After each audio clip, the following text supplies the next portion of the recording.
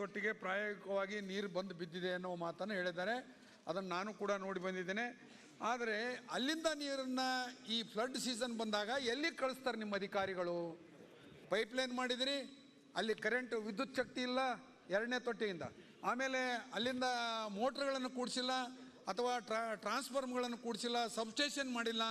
ಇವೆಲ್ಲ ಮುಂದಾಲೋಚನೆ ಮಾಡಿ ಅಧಿಕಾರಿಗಳು ಮಾಡಿದರೆ ಇವತ್ತು ಸುಮಾರು 50 ಕೆರೆಗಳನ್ನು ನೀರು ತುಂಬಿಸ್ತಕ್ಕಂಥ ಕೆಲಸ ಆಗ್ತಿತ್ತು.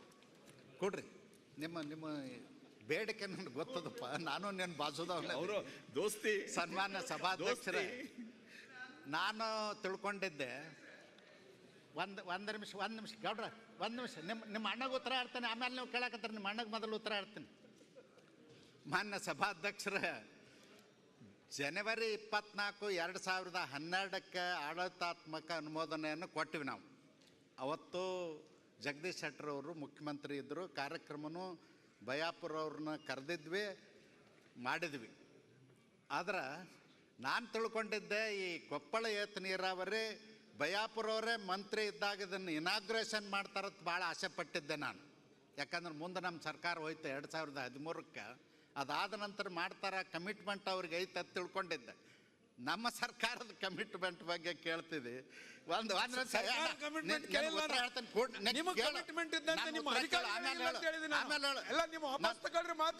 ನಾನು ಸರ್ಕಾರಕ್ಕೆ ನಿಮಗಿರ್ತಕ್ಕಂಥ ಕಮಿಟ್ಮೆಂಟ್ ನಾನು ಪ್ರಶ್ನೆ ಮಾಡಿಲ್ಲ. ನಿಮ್ಮ ಅಧಿಕಾರಿಗಳಿಗೆ ಮುಂದಾಲೋಚನೆ ಇಲ್ಲ ಅಂತ ಹೇಳಿದ್ದೇನೆ ಸರ್. ಅದನ್ನ ನಾನು ಹೇಳ್ತೇನೆ, ನಿಮ್ಮ ಮಾತು ಸರಿಯಾಗಿ ಕೇಳಿಸ್ಕೊಂಡೇನೆ. ನಾನು ಕೇಳಿಸ್ಕೊಂಡೇನೆ. ಕಡತ ತೆಗಿರಿ ಸರ್. ನಾನು ಧನ್ಯವಾದಗಳನ್ನು ಹೇಳಿದ್ದೇನೆ. ಸನ್ಮಾನ್ಯ ಅಧ್ಯಕ್ಷರೇ, ಈಗ ಕೊಪ್ಪಳ ಏತ ನೀರಾವರಿ ಹೆಡ್ ವರ್ಕ್ ನಮ್ಮ ಪಿರಣ್ಯಾಗ ಆಗಿದ್ದು ಏನ್ರಿ ಡಿಸ್ಟ್ರಿಬ್ಯೂಷನ್ ನೆಟ್ವರ್ಕ್ ಏನು ಪೈಪ್ಲೈನ್ ಇತ್ತಲ್ಲ, ಅದು ಕಡೆಗೆ ಇದು ಪೈಪ್ಲೈನ್ ಇದೆ. ಅದು ಮೇನ್ ಕೆನಾಲು ಪೈಪ್ಲೈನ್ ಇದೆ, ಡಿಸ್ಟ್ರಿಬ್ಯೂಟರ್ಸ್ನು ಪೈಪ್ಲೈನ್ ಇದೆ. ಆ ಸಂದರ್ಭದಲ್ಲಿ ನಾವು ಮುಖ್ಯಮಂತ್ರಿಗಳ ಜೊತೆ ಚರ್ಚೆ ಮಾಡಿ ಈಗ ಅದು ಪೈಪ್ಲೈನ್ದು ಇದು ಮಾಡೋದು ಬೇಡ, ಯಾಕಂದ್ರೆ ನೀರಿಂದು ಇನ್ನೂ ಕೂಡ ನಮಗೆ ಕ್ಲಿಯರ್ ಆಗಿಲ್ಲ ಅಂತೇಳಿ ಉತ್ತರಿಸ್ಬಿಟ್ಟಿದ್ದೀವಿ. ಅದು ಹೊರತ ನಮ್ಮದು ಕಮಿಟ್ಮೆಂಟ್ ಇತ್ತು. ಅದು ಒಂದು ನಿಮಿಷ, ನಾನು ಅದಕ್ಕಾಗಿ ಸೂಕ್ಷ್ಮವಾಗಿ ಅವ್ರಿಗೆ ಉತ್ತರ ಹೇಳ್ತೀನಿ. ಎಂ ಬಿ ಪಾಟೀಲ್ರ ಏನಂದ್ರೆ 77 ಕೆರೆಗಳನ್ನ ತುಂಬಬೇಕಾದಂಥದ್ದು ಆ ಯೋಜನೆ ಒಳಗೆ ಯೋಜನೆ ವ್ಯಾಪ್ತಿಯೊಳಗೆ ಇರ್ತಕ್ಕಂಥದ್ದು. ಅವ್ರು ಹೇಳೋದು 50 ಕೆರೆಗಳನ್ನ ತುಂಬೋದಾಗಿತ್ತು ಅಂತೇಳಿ. ಒಂದು ನಿಮಿಷ ಅಣ್ಣ ಕೂಡಪ್ಪ, ನೀ ಕೊತ್ತು ಕೇಳಿದೆ ಅಂದ್ರೆ ನಿನಗಿದು ಹಾಕದ ಸರ್. ಈಗ 2 ಹೆಡ್ ವರ್ಕ್ಸ್ ಬರ್ತದೆ. Head works number 1, number 2 2 head ವರ್ಕ್ಸ್ಗಳು ಕಂಪ್ಲೀಟ್ ಆಗಿದೆ. ಟ್ರಯಲ್ ರನ್ ಕೂಡ ನಾವು ಮಾರ್ಚ್ 7ನೇ ತಾರೀಕಿನಿಂದ ಪ್ರಾರಂಭ ಮಾಡಿದ್ದೀವಿ. ಅಲ್ಲೇನಾಗಿದೆ, ಮಧ್ಯದಲ್ಲಿ ಲೀಕೇಜ್ ಶೋಧ ಬರ್ತಾ ಇದೆ. ಯಾಕಂದರೆ ಟ್ರಯಲ್ ರನ್ ಮಾಡೋ ಉದ್ದೇಶನೇ ಅದ, ಡಿಫೆಕ್ಟನ್ನು ಸರಿ ಮಾಡ್ತಕ್ಕಂಥದ್ದೇ ಟ್ರಯಲ್ ರನ್. ಅದಕ್ಕಾಗಿ ಇನ್ನು ಮುಂದೆ ಅಂತ ಅವ್ರು ಹೇಳ್ತಾ ಇದ್ದೀರಿ, ಇನ್ನೂ ಪಂಪಿಂಗ್ ಮೆಷಿನರಿಗಳನ್ನೂ ಕೂಡಿಸ್ಬೇಕಾಗ್ಯದ. ಮತ್ತು ಕಾಮಗಾರಿ 8,869 ಕೋಟಿ ರೂಪಾಯಿ ಕಾಮಗಾರಿ. ಅದು ಈಗಾಗಲೇ 2,754 ಕೋಟಿ ರೂಪಾಯಿ ಖರ್ಚು ಮಾಡಿದ್ದೀವಿ. ಅದನ್ನು ಹಂತವಾಗಿ ನಾವು ಮಾಡ್ತಾಯಿದ್ದೀವಿ. ಕಾಮಗಾರಿ ಪೂರ್ಣ ಆಗಿಲ್ಲ. ಎಂ ಬಿ ಪಾಟೀಲ್ ಹೇಳದಂತೆ ಸೂಕ್ಷ್ಮತೆ ಏನಂದ್ರೆ ಈ ಕೃಷ್ಣಾ ಟ್ರಿಬ್ಯುನಲ್ ಸೆಕೆಂಡ್ರಲ್ಲಿ ಅದು ಇನ್ಕ್ಲೂಡ್ ಆದಂಥದ್ದು 9 ಉಪಯೋಜನೆಗಳಲ್ಲಿ ಅದು ಒಂದು ಇರ್ತಕ್ಕಂಥದ್ದು. ಅದಕ್ಕಾಗಿ ನಿನಗೆ ಸೂಕ್ಷ್ಮವಾಗಿ ಉತ್ತರ ಕೊಟ್ಟಿದ್ದೀನಿ. ಅದ್ರ ಜೊತೆಗೆ ಸನ್ಮಾನ್ಯ ಅಧ್ಯಕ್ಷರೇ, ಅಲ್ಲಿವರೆಗೆ ತುಂಬುದು ಆಗ್ಬೋದು, ಅಲ್ಲಿ ಕೆರೆ ತುಂಬುದಕ್ಕೆ ಅಡ್ಡಿ ಇಲ್ಲ. ಕೆರೆ ತುಂಬುದು ನಾವು ಮಾಡ್ಬೋದು. ಆಮೇಲೆ ಬಯಾಪುರ್ ಸರ್ ಈಗ ಇಲ್ಲ ಸರ್, ಇದು ಭಾಳ ಸ್ವಲ್ಪ ದೊಡ್ಡ ಸಮಸ್ಯೆ. ಮತ್ತು ನಮ್ಮ 5-6 ತಾಲೂಕು ಭಾಳ ನೀರಾವರಿ ಇರಲಾರ್ದಂಥವು, ಅವ್ರದ್ದು ಅದರಲ್ಲೇ ಬರ್ತದೆ. ಹುನಗುಂದ, ರೋಣ, ಗದಗ ಮತ್ತೆ ನಮ್ಮದು ಕನಕಗಿರಿ, ಈ ರೀತಿ 6 ರಿಂದ 7 ತಾಲೂಕುಗಳಿಗೆ ಉಪಯೋಗ ಆಗ್ತಕ್ಕಂಥ ಒಂದು ಕಾರ್ಯಕ್ರಮ. ಈಗ ಅವರು ಉತ್ತರ ಕೊಟ್ಟಿದ್ದಾರೆ, 524 ಮೀಟ್ರಿಗೆ ಏರಿಸಿದಾಗ ಮಾತ್ರ ಇದ್ರ ಬಗ್ಗೆ ಹೆಚ್ಚಿನ ಕ್ರಮ ತಗೋಬಹುದು ಅಂತ. ಅದಕ್ಕೆ ಸರ್ಕಾರ ಈಗ ಆ 24ಕ್ಕೆ ಏರಿಸಲಿಕ್ಕೆ ಏನು ಕ್ರಮ ತಗೊಂಡಿದೆ? ಮುಂದಾಲೋಚನವಾಗಿ ಗೆಜೆಟ್ ನೋಟಿಫಿಕೇಶನ್ ಏನಾಗಿದೆ? ಮತ್ತೆ ಅದಕ್ಕೆ ದುಡ್ಡು ಏನಾದರೂ ಇಟ್ಟಿದ್ದೀರಾ ಅಥವಾ ಲ್ಯಾಂಡ್ ಅಕ್ವಿಸಿಷನ್ ಮಾಡಿದಿರಾ ಅಥವಾ ರಿಹಾಬಿಲಿಟೇಷನ್ ಏನಾದರೂ ಪ್ಲಾನ್ ಮಾಡಿದಿರಾ? ಮುಂದಾಲೋಚನೆ ಅಲ್ಲ, ತಾವು ಸೀನಿಯರ್ ಅದಿರಿ, ಅದ್ರ ಬಗ್ಗೆ ನಾವು ಹೆಚ್ಚಿಗೆ ಏನು ಹೇಳೋದಿಲ್ಲ. ಎಲ್ಲ ತಾವು ಮಾಡಲಿಕ್ಕೆ ಸಾಧ್ಯ ಇದೆ. ಸಚಿವರು ಒಂದೇ ನಿಮಿಷ ಸನ್ಮಾನ್ಯ ಅಧ್ಯಕ್ಷರೇ, 2 ಹೆಡ್ ವರ್ಕ್ಸ್ ನನ್ನ ಕ್ಷೇತ್ರದಲ್ಲೇ ಬರ್ತಾವ. ಈಗ ಎಲ್ಲ ಕ್ಷೇತ್ರದಲ್ಲಿ ಬಂದವರೆಲ್ಲ ಇದ್ನಿಲ್ರಿ. ಈಗ ಅದಾದ್ಮೇಲೆ ಕಳಕಪ್ಪ ಬರ್ತದೆ, ಅದಾದ್ಮೇಲೆ ಗದಗ್ ಬರ್ತದೆ, ಅದಾದ್ಮೇಲೆ ಮತ್ತೊಂದು ಸುತ್ತಲೂ ಅದು ಯಾವ್ದು ಐತಿ ಎಲ್ಲ ಬರ್ತಿತ್ತು. ಇಲ್ಲ ಹೆಡ್ ವರ್ಕ್ಸ್ ನಮ್ಮಲ್ಲೇ ಬರ್ತದ. ಈಗ ಹೆಡ್ ವರ್ಕ್ಸ್ ಕಂಪ್ಲೀಟ್ ಆಗಿದ್ದಾವೆ. ಪೈಪ್ಲೈನ್ ಕಂಪ್ಲೀಟ್ ಆಗಿದೆ, ಟ್ರಯಲ್ ರನ್ ನಡೀತಾ ಇದೆ, ಆದರೆ ಇನ್ನೂ ಪಂಪಿಂಗ್ ಎರಡನೇ ಹೆಡ್ ವರ್ಕ್ಸಲ್ಲಿ ಪಂಪ್ಸ್ ಕೂಡಿಸ್ಬೇಕಾಗಿದೆ, ಮೋಟರ್ಸ್ ಕೂಡಬೇಕಾಗಿದೆ. ಆದರೆ ನಾನು ಹೇಳ್ತಕ್ಕಂಥದ್ದು ಏನಂದ್ರೆ 1.12 ಲಕ್ಷ ಹೆಕ್ಟರ್ಗೆ ಹನಿ ನೀರಾವರಿ ಅಂತ ಹೇಳ್ತಾರೆ. ಈ ಹನಿ ನೀರಾವರಿ ಸಂಪೂರ್ಣವಾಗಿ ಈಗಾಗಲೇ ನಮ್ಮ ಮರೋಳ ಏತ್ ನೀರಾವರಿ ಯೋಜನೆಯಲ್ಲಿ 2ನೇ ಹಂತದಲ್ಲಿ ಸಂಪೂರ್ಣವಾಗಿ ಫೇಲ್ಯೂರ್ ಆಗಿದೆ.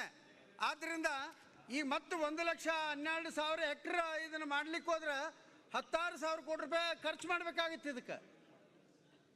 ಹಾಗಾಗಿ ಸರ್ಕಾರದ ಹಣ ಪೋಲಾಗುತ್ತೆ, ಅದು ಯಶಸ್ವಿನಾಗಲ್ಲ. ಆಮೇಲೆ ರೈತರು ನನಗೆ ನೀರು ಬರುತ್ತೆ ಅಂತ ಹೇಳಿ ಅವರು ಮೇಲಿಂದ ಮೇಲೆ ನಮ್ಮಲ್ಲೇನೆ ಕಿರಿಕಿರಿ ಆಗ್ತದೆ.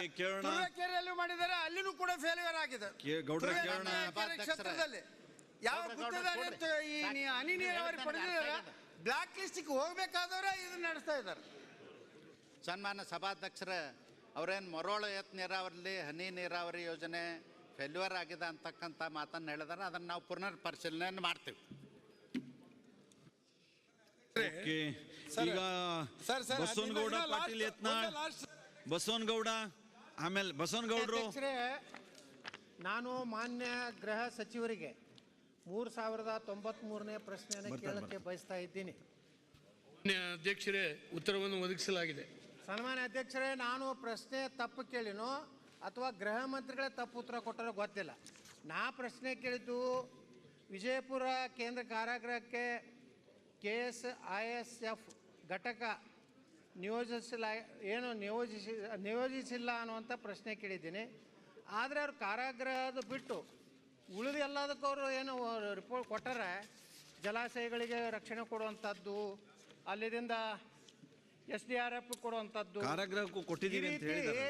ಒಂದು ರೀತಿ ಗೊಂದಲಕರವಾದ ನಾನು ಸ್ಪಷ್ಟವಾಗಿ ತಮ್ಮ ಮೂಲಕ ಮಾನ್ಯ ಗೃಹ ಸಚಿವರಿಗೆ ಕೇಳುವುದೇನೆಂದರೆ, ಇವತ್ತು ಕಾರಾಗೃಹಗಳಲ್ಲಿ ಬಾರ್ಗಳು ನಡೀತವೆ, ಎಲ್ಲ ರೀತಿಯ ಮಾದಕ ದ್ರವ್ಯಗಳು ಹೋಗ್ತವೆ, ಮೊಬೈಲ್ ಫೋನ್ಗಳು ನಡೀತವೆ.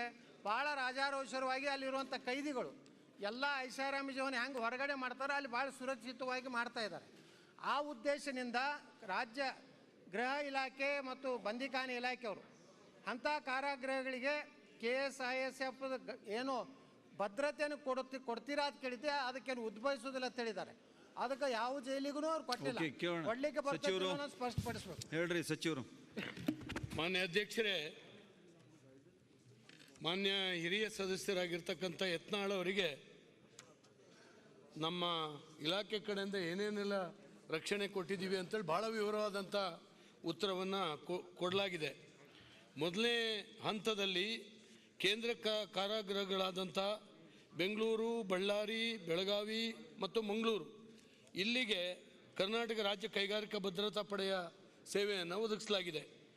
ಆಮೇಲೆ ಎರಡನೇ ಹಂತದಲ್ಲಿ 28/2/2022 ಆದೇಶದ ಪ್ರಕಾರ ಈ ಮೈಸೂರು, ಧಾರವಾಡ, ವಿಜಯಪುರ, ಕಲಬುರಗಿ, ಶಿವಮೊಗ್ಗ ಮಹಿಳಾ ಕಾರಾಗೃಹ ಸೇರಿ ಒಟ್ಟು ಎಲ್ಲ ಕಾರಾಗೃಹಗಳಿಗೆ ಒಟ್ಟಾರೆ ಕರ್ನಾಟಕ ರಾಜ್ಯ ಕೈಗಾರಿಕಾ ಭದ್ರತಾ ಪಡೆಯ ಸೇವೆಯನ್ನು ಒದಗಿಸಲಾಗಿದೆ. ಮಾನ್ಯ ಸದಸ್ಯರು ಹೇಳಿದಾಗೇ ಏನು ಕಾರಾಗೃಹದ ಒಳಗಡೆ ಕಾನೂನು ಬಾಹಿರವಾಗಿ ಕೆಲವು ಮಾದಕ ವಸ್ತುಗಳು ಸಿಗ್ತದೆ, ಟೆಲಿಫೋನ್ಗಳು ಒಳಗೆ ಹೋಗ್ತದೆ, ಇದರಿಂದ ಭಾಳ ಅನಾಹುತಗಳು ಆಗ್ತಾ ಇದೆ ಅನ್ನೋ ಕಾರಣಕ್ಕಾಗಿಯೇ ಜೈಲು ಸಿಬ್ಬಂದಿಗೆ ಆ ತಪಾಸಣೆಯ ಕಾರ್ಯವನ್ನು ಕೈಬಿಡಿಸಿ ಕೈಗಾರಿಕಾ ಭದ್ರತಾ ಪಡೆಯನ್ನು ಎಲ್ಲ ಜೈಲುಗಳಿಗೂ ವಿಸ್ತರಿಸಲಾಗಿದೆ. ಈಗ ಅದನ್ನು ಕಂಟ್ರೋಲ್ಗೆ ಬರ್ತಾ ಇದೆ. Okay, very good. ಮಾನ್ಯ ಅಧ್ಯಕ್ಷ ಸುಬ್ಬಾರೆಡ್ಡಿ, SN ಸುಬ್ಬಾರೆಡ್ಡಿ, ಮಾನ್ಯ ಸಭಾಧ್ಯಕ್ಷ ಸುಬ್ಬಾರೆಡ್ಡಿ, ಸನ್ಮಾನ್ಯ ಸಭಾಧ್ಯಕ್ಷರು 3125ನೇ ಪ್ರಶ್ನೆ ಮಾನ್ಯ ಮುಖ್ಯಮಂತ್ರಿ ಕೇಳಿದ್ರು ಅವರು.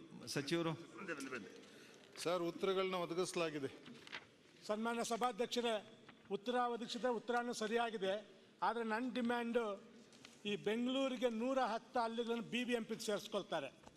ಆಗ ನೀರಿನ ಸಂಪರ್ಕ ಇರುತ್ತೆ ಅವ್ರಿಗೆ. ಆದರೆ BBMPಗೆ ಸೇರಿಸ್ಕೊಂಡ ತಕ್ಷಣ ಪ್ರೋಟಾ ಚಾರ್ಜಸ್ ಕಟ್ಸಿ ಅಂತೇಳಿ ಆ ನೀರಿನ ಸಂಪರ್ಕ ಕಟ್ ಮಾಡಿರ್ತಾರೆ. ಆದರೆ ರೀಸನಬಲ್ ಆಗಿರಬೇಕು ಅಂತ ನನ್ನ ಆಸೆ. ಎರಡನೇದು, ಈ ಕೋವಿಡ್ ಬಂದು ಹೋಟೆಲ್ ಉದ್ಯಮ ಸಂಕಷ್ಟದಲ್ಲಿದೆ. 100/100 ಹೋಟೆಲ್ ಇರೋದಕ್ಕೆ ಪ್ರೋಟಾ ಚಾರ್ಜಸ್ ಈಗ 50 ರಿಂದ 60 ಲಕ್ಷ ಬರುತ್ತೆ. ಅದನ್ನು ಇನ್ಸ್ಟಾಲ್ಮೆಂಟ್ ಕೊಡಬೇಕು ಅಂತ ನಾನು ಮನವಿ ಮಾಡ್ತೀನಿ ಸಭಾಧ್ಯಕ್ಷ. ಪ್ರೋ ರೇಟ ಫಿಕ್ಸ್ ಮಾಡಿರೋದು ಹೌಸಿಂಗ್ನವ್ರಿಗೆ 400 rupees per square metre, commercial ಅವ್ರಿಗೆಲ್ಲ 600 rupees per square metre. Subbareddy ಅವ್ರಿಗೆ ಗೊತ್ತು, ಫಿಕ್ಸ್ ಆಗಿದೆ. ಅವರೇ ಆನ್ಲೈನಲ್ಲಿ ಅಪ್ಲೋಡ್ ಮಾಡ್ಕೋಬೇಕು. 100 ರುಪೀಸ್ ಕಟ್ಟಿ 90 ಡೇಸ್ ಒಳಗೆ ಕಟ್ಟಬೇಕು. 90 ಡೇಸ್ ಒಳಗೆ ಚಾರ್ಜಸ್ ಕಟ್ತಾ ಇದ್ರೆ ನಿಮ್ಗೆ ವಾಟರ್ ಕನೆಕ್ಷನನ್ನು ಕಾರ್ಪೊರೇಷನ್ ನ್ಯಾಚುರಲ್ ಆಗಿ ಕಟ್ ಮಾಡ್ತಾರೆ. ನೀವೇನು ಹೇಳಿರಿ, ಕೋವಿಡ್ ಇದೆ, ನಮ್ಗೆ ಇನ್ನೊಂದಷ್ಟು ಟೈಮ್ ಎಕ್ಸ್ಟೆನ್ಷನ್ ಕೊಡಿಸಿ ಅಂತ ಕೇಳಿರಿ. ಕೋವಿಡ್ ಇದ್ದಿದ್ದರಿಂದ ನಾವು 1 ಮಂತ್ ಎಕ್ಸ್ಟ್ರಾ ಟೈಮ್ ಎಕ್ಸ್ಟೆನ್ಷನ್ ಕೊಟ್ಟಿದ್ವಿ. ಅದಾದರೂ ಕಟ್ಟಲಿಲ್ಲ ಅಂದರೆ ಏನು ಮಾಡಬೇಕು ಅನ್ನೋದು ಕಾರ್ಪೊರೇಷನ್ ವಾದ. ಈಗಲೂ ನಾವು ಏನೇನು ಹೇಳ್ತಾ ಇದ್ದಾರೆ ಅವರು, ಈಗ ಮತ್ತೆ ಕಟ್ಟಲಿ ಸರ್, ಮತ್ತೆ ಅಪ್ಲೋಡ್ ಮಾಡಲಿ, ಮತ್ತೆ 90 ಡೇಸ್ ಒಳಗೆ ಅವರು ದುಡ್ಡು ಕಟ್ಟಿದ್ರೆ ನಾವು ಕನೆಕ್ಟ್ ಮಾಡಿಕೊಡ್ತೀವಿ. ನಾವೇನು ಅವ್ರಿಗೆ ಪೆನಾಲ್ಟಿ ಹಾಕಲ್ಲ, ಮತ್ತೊಂದು ಹಾಕೋದಿಲ್ಲ. ವೆನೆವರ್ ಈ ಅಪ್ಲೋಡ್ಸ್ 90 ಡೇಸ್ ಇರುತ್ತೆ. ಆ 90 ಡೇಸ್ ಒಳಗೆ ದುಡ್ಡು ಕಟ್ಟಿದ ತಕ್ಷಣ ಕನೆಕ್ಟ್ ಮಾಡಿಕೊಡ್ತೀವಿ ಅಂತಾರೆ. ನಿಮಗೆ ಏನು ರೆಮಿಡಿ ಬೇಕು? ನೀವು ಕಟ್ಟಿ, ಈಗ ದುಡ್ಡು ಕಟ್ಟಿ 100 ರೂಪಾಯಿ ಕೊಟ್ಟು ಅಪ್ಲೋಡ್ ಮಾಡಿಬಿಟ್ರೆ 90 ಡೇಸ್ ಒಳಗೆ ನೀವು ಪ್ರೋರೇಟ್ ಆಫ್ ಫಂಡ್ ದುಡ್ಡು ಕಟ್ಬಿಟ್ರೆ ನಿಮಗೆ ಕನೆಕ್ಷನ್ಸ್ ವಿಲ್ ಬಿ ರೆಸ್ಟೋರ್ಡ್. ನಿಮಗೆ ಕೊಡ್ತೀವಲ್ಲ ಕನೆಕ್ಷನು. ಅಧ್ಯಕ್ಷ, ತಾವೆಲ್ಲದು ಕರೆಕ್ಟ್. ನಾನು ವಿನಂತಿ ನಿಮ್ಮಲ್ಲಿ, ಈ ಕೋವಿಡ್ ಇರೋದ್ರಿಂದ ಅದನ್ನು ಇನ್ಸ್ಟಾಲ್ಮೆಂಟ್ ಬೇಸಿಸ್ ಕೊಡಿ ಅಂತ ನಾನು ನಿಮ್ಮನ್ನು ರಿಕ್ವೆಸ್ಟ್ ಮಾಡ್ತಾ ಇರೋದು. ಈ ಕಮರ್ಷಿಯಲ್ಗೆ ಒಂದೊಂದು ಬಿಲ್ಡಿಂಗ್ 100/100 ಇರೋದಕ್ಕೆ 50-60 ಲಕ್ಷ ಬರುತ್ತೆ. ಅದನ್ನು ಇನ್ಸ್ಟಾಲ್ಮೆಂಟ್ ಬೇಸಿ ಕೋವಿಡ್ಗೋಸ್ಕರ ಕೊಡಿ ಅಂತ ರಿಕ್ವೆಸ್ಟ್ ಮಾಡ್ತಾ ಇರೋದು ಸಭಾಧ್ಯಕ್ಷ ತಮಗೆ. ಅಲ್ಲೇ ಇದು ಬೆಂಗಳೂರು ಸಿಟಿ ಕಾರ್ಪೊರೇಷನ್ ಫಂಕ್ಷನ್ ಮಾಡೋದು ಭಾಳ ಕಷ್ಟ ಆಗುತ್ತೆ. ರಾಮಲಿಂಗ ರೆಡ್ಡಿ ಅವರು ಹೇಳ್ಬೋದು, 90 ಡೇಸ್ ಟೈಮ್ ಕೊಟ್ಟು ಪ್ರೋರೇಟ ದುಡ್ಡು ಕಟ್ಟಿ ವಾಟರ್ ಕನೆಕ್ಷನ್ಗೆ ಅಂದರೆ ಕಟ್ಟೋದಕ್ಕೂ ಇನ್ಸ್ಟಾಲ್ಮೆಂಟ್ ಕೇಳಿದ್ರೆ ಹೆಂಗೆ ಸರ್ ನೀವು? ಇನ್ಸ್ಟಾಲ್ಮೆಂಟ್ ಕೊಟ್ಟಾಗಿದೆ, 30 ಡೇಸ್ ಎಕ್ಸ್ಟ್ರಾ ಕೊಟ್ಟಾಗಿದೆ, ಗ್ರೇಸು ಕೋವಿಡ್ ಅಂತ. ವೆನೆವರ್ ಈ uploads and pays within 90 days ಅದನ್ನು ರೆಸ್ಟೋರ್ ಮಾಡಿಕೊಡ್ತೀವಿ ಅಂತ ಪ್ರಾವಿಷನ್ನು ಮಾಡಾಗಿದೆ. ನೀವು ಕಟ್ಟಬೇಕು ಸರ್. ಈ ಕಮರ್ಷಿಯಲಲ್ಲಿ ಯಾರ್ಯಾರು ಇದ್ದೀರಿ, ಹೋಟೆಲ್ ಮಾಡೋರು, ಮತ್ತೊಂದು ಮಾಡೋರು, ದುಡ್ಡು ಕೊಡದೇ ಇದ್ರೆ ನೀವು ವಾಟರ್ ಸಪ್ಲೈ ಮತ್ತೊಂದೆಲ್ಲ ನೋಡ್ಕೊಳೋದು ಹೇಗೆ?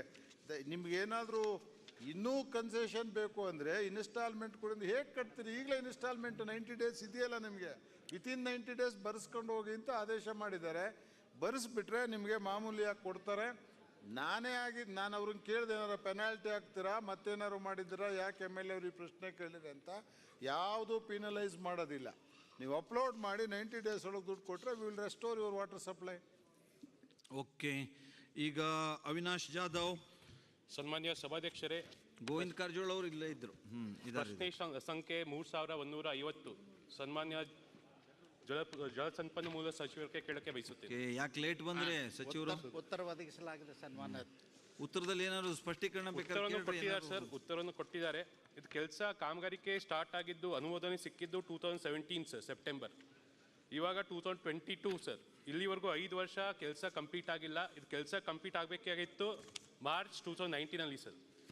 ಮಾನ್ಯ ಸಚಿವರು, ನಮ್ಮ ಉಸ್ತುವಾರಿ ಸಚಿವರು ಇರಬೇಕಿದ್ರು. KDP ಮೀಟಿಂಗಲ್ಲೂ ಚರ್ಚೆ ಆಗಿದೆ ಸರ್. ಮಧ್ಯ ಇದು ಕಳಪೆ ಕಾಮಗಾರಿಕೆ ಅಂತ ಒಂದು ಕಂಪ್ಲೇಂಟ್ಸ್ ಇತ್ತು ಸರ್. ಅವಾಗ ಮಾನ್ಯ ಸಚಿವರು ಅಧಿಕಾರಿ ಕರೆಸಿಬಿಟ್ಟು ಮೀಟಿಂಗ್ ಮಾಡಿ ಇವಾಗ ಕ್ವಾಲಿಟಿ ಕೆಲಸ ಆಗ್ತಾ ಇದೆ. ಆದರೂ ಕೂಡ ತುಂಬ ಡಿಲೇ ಆಗ್ತಾ ಇದೆ ಸರ್. 5 ವರ್ಷ ಇದು ಕೆಲಸ 1.5 ಇಯರ್ಸ್ ಕಂಪ್ಲೀಟ್ ಆಗಬೇಕಾಗಿತ್ತು. ಇಲ್ಲಿವರೆಗೂ ಕಂಪ್ಲೀಟ್ ಆಗಿಲ್ಲ. ಇವಾಗ ಉತ್ತರದಲ್ಲಿ ಕೊಟ್ಟಿದ್ದಾರೆ ಜುಲೈ 2022 ಕಂಪ್ಲೀಟ್ ಆಗುತ್ತೆ ಅಂತ. ಅದಕ್ಕೆ ನಾವು ತಮ್ಮ ಮುಖಾಂತರ ಸಚಿವರಿಗೆ ಇನ್ನೊಂದ್ಸರಿ ರಿಕ್ವೆಸ್ಟ್ ಮಾಡ್ತೀನಿ, ಆದಷ್ಟು ಬೇಗ ಕೆಲಸ ಕಂಪ್ಲೀಟ್ ಆಗಬೇಕು ಅಂತ ಸರ್. ಓಕೆ, ನಾನು ಸಭಾಧ್ಯಕ್ಷರೇ, ಅವ್ರು ಕೇಳಿದಂತೆ ಜುಲೈ 2022ಕ್ಕೆ ಕಂಪ್ಲೀಟ್ ಮಾಡಿಕೊಡ್ತೀವಿ. ಅದು ಅವ್ರು ಹೇಳಿದ್ದು ಸರಿ ಅದ. 2018ರಲ್ಲಿ ವರ್ಕ್ ಆರ್ಡರ್ ಕೊಟ್ಟಿದ್ದೀವಿ. 12 ಮಂತ್ಸಲ್ಲಿ ಆಗಬೇಕಾಗಿತ್ತು. ಮಾರ್ಚ್ 2019ಗೆ ಆಗಬೇಕಾಗಿತ್ತು, ಆಗಿಲ್ಲ. ಅದನ್ನು ಮತ್ತು ಕಾಂಟ್ರಾಕ್ಟರ್ ವಿಳಂಬ ಮಾಡಿದ್ದಕ್ಕೆ ಪರ್ ಡೇ 750 ರುಪೀಸ್ ಪೆನಾಲ್ಟಿ ಹಾಕಲಿಕ್ಕೆ ಇದು ಮಾಡಿದ್ವಿ. ನಿಸರ್ಗ ನಾರಾಯಣ ಸ್ವಾಮಿ ಇಲ್ಲ. ಅಪ್ಪಚ್ಚು ರಂಜನ್ ಲೇಟ್ ಬಂದಿದ್ದಾರೆ. ಅಧ್ಯಕ್ಷರೇ, 3115 ಪ್ರಶ್ನೆಯನ್ನು ಸನ್ಮಾನ್ಯ ಅಬಕಾರಿ ಮಂತ್ರಿಗಳನ್ನ ಕೇಳಲಿಚ್ಛಿಸ್ತೇನೆ. ಸಚಿವರು ಗೋಪಾಲಯ್ಯನವರು. ಸನ್ಮಾನ್ಯ ಸಭಾಧ್ಯಕ್ಷರೇ, ಉತ್ತರ ಒದಗಿಸಿದೆ. ಸನ್ಮಾನ್ಯ ಅಧ್ಯಕ್ಷರೇ, ಉತ್ತರವನ್ನು ಒದಗಿಸಿದ್ದಾರೆ. ಭಾಳಷ್ಟು ರಿಮೋಟ್ ಹಳ್ಳಿಗಳಲ್ಲಿ ಭಾಳಷ್ಟು ಬಟ್ಟಿ ಸರಾಯ ದಂಧೆಗಳು ನಡೀತಾ ಇದೆ. ಅದರ ಜೊತೆಗೆ ಭಾಳ ಕೂಲಿ ಕಾರ್ಮಿಕರು ಇದರಿಂದ ಭಾಳಷ್ಟು ತೊಂದರೆಗೆ ಈಡಾಗಿದ್ದಾರೆ. ಅದನ್ನು ತಡೆಯಲಿಕ್ಕೆ ಕ್ರಮ ಏನಾದ್ರು ಕೈಗೊಂಡಿದ್ದೀರಿ ಅಂತ ಹೇಳೋದು ಉತ್ತರವನ್ನು ಕೂಡ ಕೊಟ್ಟಿದ್ದಾರೆ. ಆದರೆ ಅದು ಎಫೆಕ್ಟಿವ್ ಆಗಿ ಆಗಬೇಕು, ಅದನ್ನು ತಡೆಗಟ್ಟುವಂಥ ಕೆಲಸನ ಮಾಡಬೇಕು ಅಂತ ತಮ್ಮ ಮುಖಾಂತರ ಒತ್ತಾಯ ಆಗ್ತೇನೆ. ಅದರ ಜೊತೆಗೆ ಅಧ್ಯಕ್ಷರೇ, ಈ ಬ್ರ್ಯಾಂಡಿ ಶಾಪಿಂದ ಬಿಟ್ಟು ಎಲ್ಲ ಶಾಪ್ಗಳಲ್ಲಿ ಕೂಡ ಮಾರಾಟ ಆಗ್ತದೆ. ಅದನ್ನು ತಡೆಗಟ್ಟಲಿಕ್ಕೆ ಏನಾದರೂ ಕ್ರಮ ಕೈಗೊಳ್ತಾರಂತ ಹೇಳಬೇಕು ಅಂತ ಮಂತ್ರಿಗಳನ್ನ ಕೇಳಿ ಇಚ್ಛಿಸ್ತೇನೆ. ಸನ್ಮಾನ್ಯ ಸಭಾಧ್ಯಕ್ಷ, ಹಿರಿಯ ಸದಸ್ಯರು ಕೇಳಿರ್ತಕ್ಕಂಥ ಪ್ರಶ್ನೆಗೆ ಉತ್ತರವನ್ನು ಕೊಟ್ಟಿದ್ದೇನೆ. പക്ഷേ ಮಡಿಕೇರಿ ಸಂಪೂರ್ಣವಾಗಿ ಕಾಪಿ ಎಸ್ಟೇಟಿಂದ ಇರ್ತಕ್ಕಂಥದ್ದು, ಅಲ್ಲಿ ಬಡ ಕೂಲಿ ಕಾರ್ಮಿಕರು ಎಸ್ಟೇಟ್ ಒಳಗಡೆ ಮಾಡ್ತಾ ಇರ್ತಕ್ಕಂಥ ಇದನ್ನು ಕಡಿವಾಣ ಆಗ್ತಕ್ಕಂಥ ನಿಟ್ಟಿನಲ್ಲಿ ಗ್ರಾಮ ಮಟ್ಟದಲ್ಲಿ ಸಭೆಗಳನ್ನು ಕರೆದು ಈಗಾಗಲೇ ಹಲವಾರು ಪ್ರಕರಣಗಳನ್ನು ದಾಖಲೆ ಮಾಡ್ಕೊಂಡಿದ್ದೇವೆ. ಈ ವಿಧಾನಸಭೆ ಮುಗಿದಾದ ಮೇಲೆ ಮತ್ತೆ ಅಲ್ಲೊಂದು ಸಭೆಯನ್ನು ಕರೆದು ಅಲ್ಲಿ ಹಿರಿಯ ಶಾಸಕರ ಜೊತೆ ಏನೇನು ಕ್ರಮವನ್ನು ವಹಿಸ್ಬೋದು ಆ ಕ್ರಮವನ್ನು ತಾಂತೇನೆ ಸಭಾಧ್ಯಕ್ಷ. ಓಕೆ, ಪ್ರಶ್ನೋತ್ತರ ಮುಕ್ತಾಯವಾಯಿತು. ಲಿಖಿತ ಮೂಲಕ ಉತ್ತರಿಸುವ ಪ್ರಶ್ನೆಯನ್ನು ಮಂಡಿಸುವುದು. ಮಾನ್ಯ ಅಧ್ಯಕ್ಷರೇ, ಶೂನ್ಯ ವೇಳೆಯಲ್ಲಿ ತೊಗೊಳ್ಳಿ ಸರ್. ತಡೀರಿ ಸರ್, ಸಮಾಧಾನದಲ್ಲಿ ಒಂದು ಸ್ವಲ್ಪ ಕುತ್ಕೊಳ್ರಿ. ಒಂದು ನಿಮಿಷ ಒಂದಾದ್ಮೇಲೆ ಒಂದು 16ನೇ ಪಟ್ಟಿಯಿಂದ ಸದನದಲ್ಲಿ ಲಿಖಿತ ಮೂಲಕ ಉತ್ತರಿಸುವ 153 ಪ್ರಶ್ನೆಗಳ ಪೈಕಿ 84 ಪ್ರಶ್ನೆಗಳ ಉತ್ತರವನ್ನು ಮಂಡಿಸುತ್ತಿದ್ದೇನೆ. ಓಕೆ, ವರದಿಯನ್ನು ಒಪ್ಪಿಸುವುದು ಸಾರಾ ಮಹೇಶ್. ಮಾನ್ಯ ಸಭಾಧ್ಯಕ್ಷ, ವಿಧಾನಮಂಡಲದ ಸಭೆಯ ಮುಂದಿಡಲಾದ ಕಾಗದ ಪತ್ರಗಳ ಸಮಿತಿ ಅಧ್ಯಕ್ಷನಾದ ನಾನು 2021ನೇ ಸಾಲಿನ 37ನೇ ವರದಿಯನ್ನು ಮಂಡಿಸುತ್ತಿದ್ದೇನೆ. ಮಂಡಿಸಲಾಯಿತು. ಈಗ ಒಂದು ಮಧ್ಯಾಹ್ನ ಊಟಕ್ಕೆ ಇವತ್ತು ಮುರುಗೇಶ್ ಆರ್ ನಿರಾಣಿಯವರು ಬ್ಯಾಂಕ್ವೆಟ್ ಹಾಲಿಗೆ ನಮ್ಮೆಲ್ಲರನ್ನ ಕರೆದಿದ್ದಾರೆ. ಎಲ್ಲರೂ ಬರಬೇಕು ಅನ್ನುವಂಥ ಅಪೇಕ್ಷೆಯನ್ನು ವ್ಯಕ್ತಪಡಿಸಿದ್ದಾರೆ. ಮಾನ್ಯ ಅಧ್ಯಕ್ಷ, ಅದನ್ನು ಹೇಳ್ತಾ ಈಗ ಶೂನ್ಯ ವೇಳೆ ಈಶ್ವರ್ ಖಂಡ್ರೆ. ಮಾನ್ಯ ಅಧ್ಯಕ್ಷ, ಸನ್ಮಾನ್ಯ ಸಭಾಧ್ಯಕ್ಷರೇ, ಒಂದು ನಿಮಿಷ ಈಶ್ವರ್ ಖಂಡ್ರೆ. ಮಹೇಶ್ ಏನು ಹೇಳ್ತಾರೆ? ಮೊನ್ನೆ ತಾವು ಈ ವರದಿಯನ್ನು ಒಪ್ಪಿಸುವಾಗ ಸ್ವಲ್ಪ ಸಮಯ ಕೊಡ್ತೀನಿ ಅಂತ ಹೇಳಿದ್ದೀನಿ. ಅದಕ್ಕೆ ಯಾವಾಗಾದ್ರೂ ಒಂದು ಸ್ವಲ್ಪ ಸಮಯ ಮಾಡಿಕೊಡಿ ದಯಮಾಡಿ. ನಾನು ಯೋಚನೆ ಮಾಡಿ ನಿಮ್ಗೆ ಹೇಳ್ತೀನಿ. ನಾನು ಅಂದರೆ ಕೊಡಬೇಕು ಅನ್ನೋದು ಇಷ್ಟೇ ಇದೆ ನನಗೆ, ಜೋಡಿಸೋದು ಹೇಗೆ ಅನ್ನೋದು ಅಷ್ಟೇ. ಈಗ ನಾನು ಸರಿ ಇದೆ. ಓಕೆ, ಖಂಡ್ರೆ ಅವರು, ಈಶ್ವರ್ ಖಂಡ್ರೆ ಅವರು ಶೂನ್ಯ ವೇಳೆ. ಮಾನ್ಯ ಸಭಾಧ್ಯಕ್ಷರೇ, ಕಲ್ಯಾಣ ಕರ್ನಾಟಕದಲ್ಲಿ ನನ್ನ ಜಿಲ್ಲೆಯಲ್ಲಿ ನನ್ನ ತಾಲೂಕದಲ್ಲಿ ಸುಮಾರು ಒಂದು ತಿಂಗಳಿಂದ ನಾನು ನೋಡ್ತಾ ಇದ್ದೇನೆ, ಸರಣಿ ಪ್ರಕರಣದಂತೆ ರಾಶಿ ಯಂತ್ರಕ್ಕೆ ಸಿಲುಕಿ. ಅದಲ್ರಿ ನೀವು ಕೊಟ್ಟಿರೋದು ಗ್ಯಾಸ್ ಸಿಲಿಂಡರ್ ಕೊಟ್ಟಿದ್ದೀರಿ. ಅದು ಕೊಟ್ಟಿದ್ದೀನಿ, ಅದು ಇಲ್ಲ ಇವತ್ತು. ಅದು ಕೊಟ್ಟಿಲ್ಲ ಸರ್. ಇದು ಇವತ್ತು ನೀವು ನಿನ್ನೆ ಕೊಟ್ಟಿರೋದು ನನ್ನ ಹತ್ರ ಗ್ಯಾಸ್ ಸಿಲಿಂಡರಿಂದು. ಗ್ಯಾಸ್ ಸಿಲಿಂಡರ್ 15 ಜನ ಆಗಿ ದೋರ್ನಹಳ್ಳಿ ಶಾಪುರ್ ತಾಲೂಕಿನಲ್ಲಿ 15 ಜನ ಮೃತಪಟ್ಟಿದ್ದಾರೆ. ಅದನ್ನ ಹೇಳ್ರಿ. 15 ಜನ ಮೃತಪಟ್ಟು ಇನ್ನೂ ಕೆಲವು ಜನ ಆಸ್ಪತ್ರೆಯಲ್ಲಿ ಚಿಕಿತ್ಸೆ ಪಡಿತಾ ಇದ್ದಾರೆ. ಆ 15 ಜನರಿಗೆ ಯಾವುದೇ ರೀತಿಯ ಪರಿಹಾರನೂ ಇಲ್ಲ, ಆಗಿಲ್ಲ. ಇಲ್ಲಿವರೆಗೆ ಸರ್ಕಾರದ ವತಿಯಿಂದ ಸ್ಪಂದನೆ ಮಾಡಿಲ್ಲ. ಕಲ್ಯಾಣ ಕರ್ನಾಟಕ ಭಾಗದಲ್ಲಿ ಬರುತ್ತೆ. ಮತ್ತೀಗ ಯಾರ್ಯಾರು ದಿನ ಒಬ್ರು ಇಬ್ರು ಮೂವರು ಅಲ್ಲಿ ಮೃತಪಡ್ತಾ ಇದ್ದಾರೆ. ಅಲ್ಲೇನು ಸರ್ಕಾರಿ ಆಸ್ಪತ್ರೆಯಲ್ಲಿ ಬರ್ನ್ ಸೆಂಟರ್ ಇದೆ, ಅವರಿಗೆ ಇವತ್ತು ಚಿಕಿತ್ಸೆ ಕೊಡುವಂಥ ಒಂದು ವ್ಯವಸ್ಥೆನೂ ಸರಿಯಾಗಿ ಆಗ್ತಾ ಇಲ್ಲ.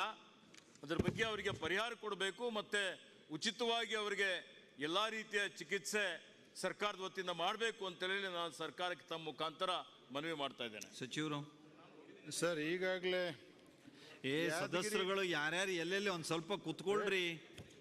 ಹೋಗ್ರಿ, ಬೈತಾವ್ರಿ ಸರ್. ಇದು ಸರ್ಕಾರದ ಗಮನಕ್ಕೆ ಬಂದಿದೆ.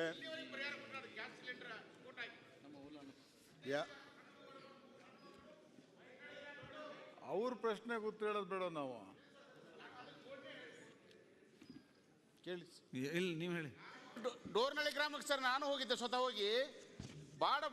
ಎರಡು ಎಕರೆಯಿಂದ ಬಡ ಕೂಲಿಕಾರರು ಅವರು 3 ಜನ ಸಣ್ಣ ಮಕ್ಕಳು, 12 ಜನ ದೊಡ್ಡವರು ಗ್ಯಾಸ್ ಸಿಲಿಂಡರ್ ಆಗಿ ಸ್ಫೋಟ ಆಗಿ ಸತ್ತಿದ್ದಾರೆ. ಅವ್ರಿಗೆ ಇಲ್ಲಿವರೆಗೂ ಪರಿಹಾರಧನ ಕೊಟ್ಟಿಲ್ಲ.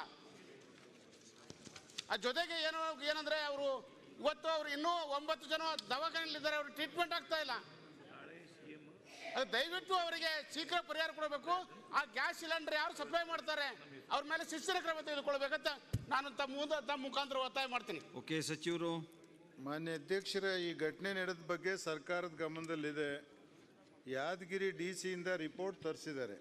ಒಂದು ಟೆಕ್ನಿಕಲ್ ಸಮಸ್ಯೆ ಇದೆ ಕಂಡ್ರೆ ಅವರೇನಾರು ಪ್ಲೀಸ್, ಗ್ಯಾಸ್ ಕಂಪ್ನಿಯವರು ನ್ಯಾಚುರಲ್ ಆಗಿ ಇನ್ಶೂರ್ ಮಾಡಿಸಿರ್ತಾರೆ. ಅದಕ್ಕೆ ಅವ್ರ ಇನ್ಶೂರೆನ್ಸ್ ಏನಾರು ಅಲ್ಲಿಗೆ ಇದೆಯಾ, ಅವ್ರು ಕ್ಲೈಮ್ ಮಾಡಲಿಕ್ಕೆ ಇದೆಯಾ ಇಲ್ಲ ಅನ್ನೋ ವರದಿನ ಅವ್ರು ಕೊಟ್ಟಿಲ್ಲ. ಅವ್ರ ಇನ್ಶೂರೆನ್ಸ್ ಏನಾರು ಕ್ಲೈಮ್ ಮಾಡ್ಬೋದು, ಇನ್ಶೂರೆನ್ಸ್ ಅವ್ರು ರಿಲೀಸ್. ನಂಗೆ ಗೊತ್ತಿರೋ ಮಟ್ಟಿಗೆ 2 ಲಕ್ಷ ರೂಪಾಯಿ ಇನ್ಶೂರೆನ್ಸ್ ಇರುತ್ತೆ ಸರ್ ಪ್ರತಿ ಗ್ಯಾಸ್ ಕಂಪ್ನಿಲಿ. ಅದು ಇಲ್ಲ ಅಂದರೆ ಸರ್ಕಾರ ಪರಿಶೀಲನೆ ಮಾಡಿ ಅದಕ್ಕೆ ನ್ಯಾಯ ದೊರಕಿಸ್ಕೊಡ್ಬೇಕೋ ಮಾಡ್ತೀವಿ. DC ಇನ್ನೊಂದು ರಿಪೋರ್ಟ್ ಕಳಿಸ್ತೀವಿ. ಮಧ್ಯೆ ನಮ್ಮ ಉಸ್ತುವಾರಿ ಸಚಿವರು ಹೇಳ್ತಿದ್ದಾರೆ, ನಾಳೆ ನಾನು ಹೋಗ್ತಾ ಇದ್ದೀನಿ, CM ಅವರು ಬರೋದು ಲಕ್ಷಣಗಳಿದೆ, ವಿ ವಿಲ್ ಗೋ ದೇರ್, ಅಲ್ಲೇ ಸ್ಪಾಟ್ಗೆ ಹೋಗೋ ಒಂದು ತೀರ್ಮಾನ ತಗೋತೀವಿ ಅಂತ. ನಾನು ಇವತ್ತು CMಗೆ ಮಾತಾಡಿ ಏನು ಅವ್ರಿಗೆ ಪರಿಹಾರ ಕೊಡಬೇಕಾಗಿದೆ ಅಲ್ಲಿ ಕಂಪ್ನಿಯಿಂದ ಸಿಕ್ಕಲಿಲ್ಲ ಅಂದರೆ ಸರ್ಕಾರದಿಂದ ಕೊಡಲಿಕ್ಕೆ ವ್ಯವಸ್ಥೆ ಮಾಡ್ತೀವಿ. ಸನ್ಮಾನ್ಯ ಸಭಾಧ್ಯಕ್ಷರೇ, 15 ಜನ ಮೃತಪಟ್ಟಿದ್ದಾರೆ. ಇದಕ್ಕೆ ಏನು ಕಾರಣಗಳು? ಇವತ್ತು ಯಾರು ಜಿಲ್ಲಾಡಳಿತ ಆ ಕಾರ್ಯಕ್ರಮ ಮಾಡಲಿಕ್ಕೆ ಅನುಮತಿ ಕೊಟ್ಟಿತ್ತ? ಯಾರು ಬೇಜವಾಬ್ದಾರಿತನ ಇದೆ? ಯಾರು ನಿರ್ಲಕ್ಷ್ಯ ವಹಿಸಿದ್ದಾರೆ? ಮನುಷ್ಯನ ಜೀವಕ್ಕೆ ಬೆಲೆನೇ ಇಲ್ಲ. ಅದರ ಜೊತೆಯಲ್ಲಿ ಮಾನ್ಯ ಮಂತ್ರಿಗಳು ಉತ್ತರ ಕೊಟ್ಟಿದ್ದಾರೆ, ಖಚಿತವಾಗಿ ಅವರಿಗೆ ಪರಿಹಾರ ಸರ್ಕಾರದ ವತಿಯಿಂದ ತಕ್ಷಣವೇ ಕೊಡುವಂತ ವ್ಯವಸ್ಥೆ ಅದಕ್ಕೆ ಕೊಡಬೇಕು ಅಂತ ಹೇಳಿ ನಮ್ಮ ಮುಖಾಂತರ ಒತ್ತಾಯ ಮಾಡ್ತೇನೆ. ಓಕೆ, ಹೇಳಾಯ್ತು. ಕಾಯ್ತಾ ಕುಳಿತರೆ ಇವತ್ತು ಯಾವ ರೀತಿಯಲ್ಲಿ ಅವರಿಗೆ ಜೀವ ಅಂತೂ ಹೋಯ್ತು, ಅವರಿಗೆ ಕನಿಷ್ಠ ಸಾಂತ್ವನ ಆದ್ರೂ ಹೇಳ್ಬೇಕಲ್ಲ. ಬರೀ ಉಸ್ತುವಾರಿ ಸಚಿವರು ಸುಮ್ಮನೆ ಕಾಟಾಚಾರಕ್ಕೆ ಹೋಗಿ ಬಂದಿದ್ದಾರೆ ಅಷ್ಟೇ. ಏನೊಂದು ಪರಿಹಾರನೂ ಕೊಟ್ಟಿಲ್ಲ, ಏನು ಘೋಷಣೆ ಮಾಡಿಲ್ಲ. ಒಂದು ಘಟನೆ ಆದ್ರೆ ವಿಶೇಷವಾಗಿ 25 ಲಕ್ಷ ರೂಪಾಯಿ ಪರಿಹಾರ ಕೊಡ್ರಿ. ಯಾವುದೇ ಮನುಷ್ಯನ ಜೀವಕ್ಕೆ ಬೆಲೆ ಕಟ್ಲಿಕ್ಕೆ ಆಗೋದಿಲ್ಲ. 1 ಕೋಟಿ ಕೊಡ್ರಿ. ಆದ್ರೆ ಇಲ್ಲಿ 15 ಜನ ಮೃತಪಟ್ಟರು, ನೋಡ್ಲಿಕ್ಕೂ ತಯಾರಿಲ್ಲ, ಹೋಗ್ಲಿಕ್ಕೂ ತಯಾರಿಲ್ಲ. ಪ್ರಶ್ನೆ ಕೇಳಿದ್ರೆ ಪರಿಹಾರ ಕೊಡ್ತೀವಿ ಅಂತ ಹೇಳಲಿಕ್ಕೂ ತಯಾರಿಲ್ಲ. ಇದು ನ್ಯಾಯನಾ? ಇದು ಉತ್ತರನಾ? ಸನ್ಮಾನ್ಯ ಸಭಾಧ್ಯಕ್ಷರೇ, ಸದಸ್ಯರು ಪೇಪರ್ ಓದಿಲ್ಲ. ನಾವು ಹಾಸ್ಪಿಟಲ್ ಹೋಗಿದ್ದೀನಿ, ಊರಿನಲ್ಲಿ ಹೋಗಿದ್ದೀನಿ, 5 ಲಕ್ಷ ಡಿಕ್ಲೇರ್ CM ಜೊತೆ ಮಾತಾಡಿ ಡಿಕ್ಲೇರ್ ಮಾಡಿದ್ದೀನಿ. ನಿನ್ನೆ 19 ತಾರೀಕಿಗೆ CM ತಗೊಂಡು ಹೋಗ್ತೀವಿ, ಪರಿಹಾರ ಕೊಡ್ತೀವಿ. ಆಯ್ತು, ಓಕೆ. ಶೂನ್ಯ ವೇಳೆ ಮುಕ್ತಾಯ ಆಯಿತು. ಈಗ 2022-23ನೇ ಸಾಲಿನ ಬಜೆಟ್ ಮೇಲೆ ಸಾಮಾನ್ಯ ಚರ್ಚೆ. ಈಶ್ವರ್ ಖಂಡ್ರೆ 20 ನಿಮಿಷ. ಸನ್ಮಾನ್ಯ ಸಭಾಧ್ಯಕ್ಷರೇ, ಕೊಡ್ತೀನಿ. ಇವತ್ತು ಎಲ್ಲರಿಗೂ ಕೊಡ್ತೀನಿ, ಯಾರ್ಯಾರಿಗೆ ಆದ್ಮೇಲೆ ಯಾರ್ಯಾರಿಗೆ ಅಂತ ಕೊಡ್ತೀನಿ. ನೋಡ್ರಿ, 2000 ಕೊಡಿ ನಿಮಗೆಲ್ಲ ಅವಕಾಶ ಮಾಡಬೇಕು ಅಂತಲೇ ಕೊಟ್ಟಿದ್ದೀನಿ. ಇಷ್ಟೆಲ್ಲ ಮಾಡ್ತಾ ಇದ್ದೀನಿ ಅಧ್ಯಕ್ಷರೇ. ಪದೇ ಕೇಳಿ ತಗೊಂಡ್ಬಂದ್ರಿ. ಆಯ್ತು, ಮತ್ತೆ ಆಯ್ತು. ಅವ್ರಿಗೆ 20 ನಿಮಿಷ ಮಾತಾಡಿಲ್ಲ, ನಾವೇ ಮಾತಾಡಿಲ್ಲಲ್ಲ. ಓಕೆ, ಸನ್ಮಾನ್ಯ ಸಭಾಧ್ಯಕ್ಷರ ಈಶ್ವರ್ ಖಂಡ್ರೆ ಅವರೇ ಒಂದೇ ಸೆಕೆಂಡ್. ಸನ್ಮಾನ್ಯ ಸಭಾಧ್ಯಕ್ಷರೇ, ಬಿಜೆಪಿ ಕಡೆಯಿಂದ ಇಬ್ರು ಆಯ್ತಣ್ಣ ಕೊಡ್ತೀವಿ ಅಂತ ಹೇಳಿದ್ದೀನಿ. ಮತ್ತೆ ಅದ್ರೊಳಗೆ ಸಮಯ ತಗೋಬೇಡ್ರಿ. ಈಗ ಈಶ್ವರ್ ಖಂಡ್ರೆ ಹೇಳ್ರಿ. ಸನ್ಮಾನ್ಯ ಸಭಾಧ್ಯಕ್ಷರೇ, ನನಗೆ ತಾವು ಆಯವ್ಯಯದ ಮೇಲೆ ಮಾತನಾಡಲಿಕ್ಕೆ ಅವಕಾಶ ಕೊಟ್ಟಿದ್ದಕ್ಕಾಗಿ ತಮಗೆ ಧನ್ಯವಾದಗಳನ್ನು ಹೇಳುತ್ತಾ, ಇವತ್ತು ರಾಜ್ಯ ಸರ್ಕಾರ 2,65,720 ಕೋಟಿಗಳ ಒಂದು ಬೃಹತ್ ಗಾತ್ರದ ಬಜೆಟ್ ಅನ್ನು ಮಂಡಿಸಿದೆ. ಈ ಹಿಂದೆ ಮಾನ್ಯ ಯಡಿಯೂರಪ್ಪನವರು 2,46,207 ಕೋಟಿ ರೂಪಾಯಿಗೆ ಮಂಡಿಸಿದ್ರು. ಹಿಂದೆ ರಾಜ್ಯದ ಒಟ್ಟಾರೆ ಸಾಲ 4,57,899 ಕೋಟಿ ಇತ್ತು. ಈಗ 5,18,000 ಆಗಿದೆ. ಆಗಲಿ ಮಾನ್ಯ ಸಭಾಧ್ಯಕ್ಷರೇ, ಇವತ್ತು ಬಜೆಟ್ ನೋಡಿದರೆ ಗಾಬರಿ ಆಗುತ್ತೆ. ಯಾಕೆಂದರೆ ಇನ್ನು 5,18,000 ಅಂತ ಹೇಳಿದ್ರೆ ಇದು 2 ವರ್ಷದ ಬಜೆಟ್ ಗಾತ್ರವನ್ನು ಮೀರ್ತದೆ. ನಮ್ದು ಒಟ್ಟು ಜನಸಂಖ್ಯೆ 6.5 ಕೋಟಿ. ಈ 6.5 ಕೋಟಿ ಜನರ ಮೇಲೆ 5,18,000 ಕೋಟಿ ಸಾಲ ಏನಿದೆಯಲ್ಲ, ಇದು ಸಮಾನವಾಗಿ ನಾವೇನಾದರೂ ಹಂಚಿಕೆ ಮಾಡಿದರೆ ಪ್ರತಿಯೊಬ್ಬರ ತಲೆ ಮೇಲೆ 78,500 ರೂಪಾಯಿ ಸಾಲ ಆಗುತ್ತೆ. ಅಂದರೆ ಇವತ್ತು ಪ್ರತಿಯೊಬ್ಬ ಹುಟ್ಟುವ ಮಗುವಿನ ಮೇಲೇನು ನಾವೆಲ್ಲ ಕೂಡಿ 78,500 ರೂಪಾಯಿ ಇವತ್ತು ಸಾಲ ಅವ್ರ ತಲೆ ಮೇಲೆ ಹಾಕ್ತಾ ಇದ್ದೀವಿ. ಇದರ ಅರ್ಥ ಏನಪ್ಪ ಅಂತ ಹೇಳಿದ್ರೆ, ಇದು ಸಾಲದ ಬಜೆಟ್.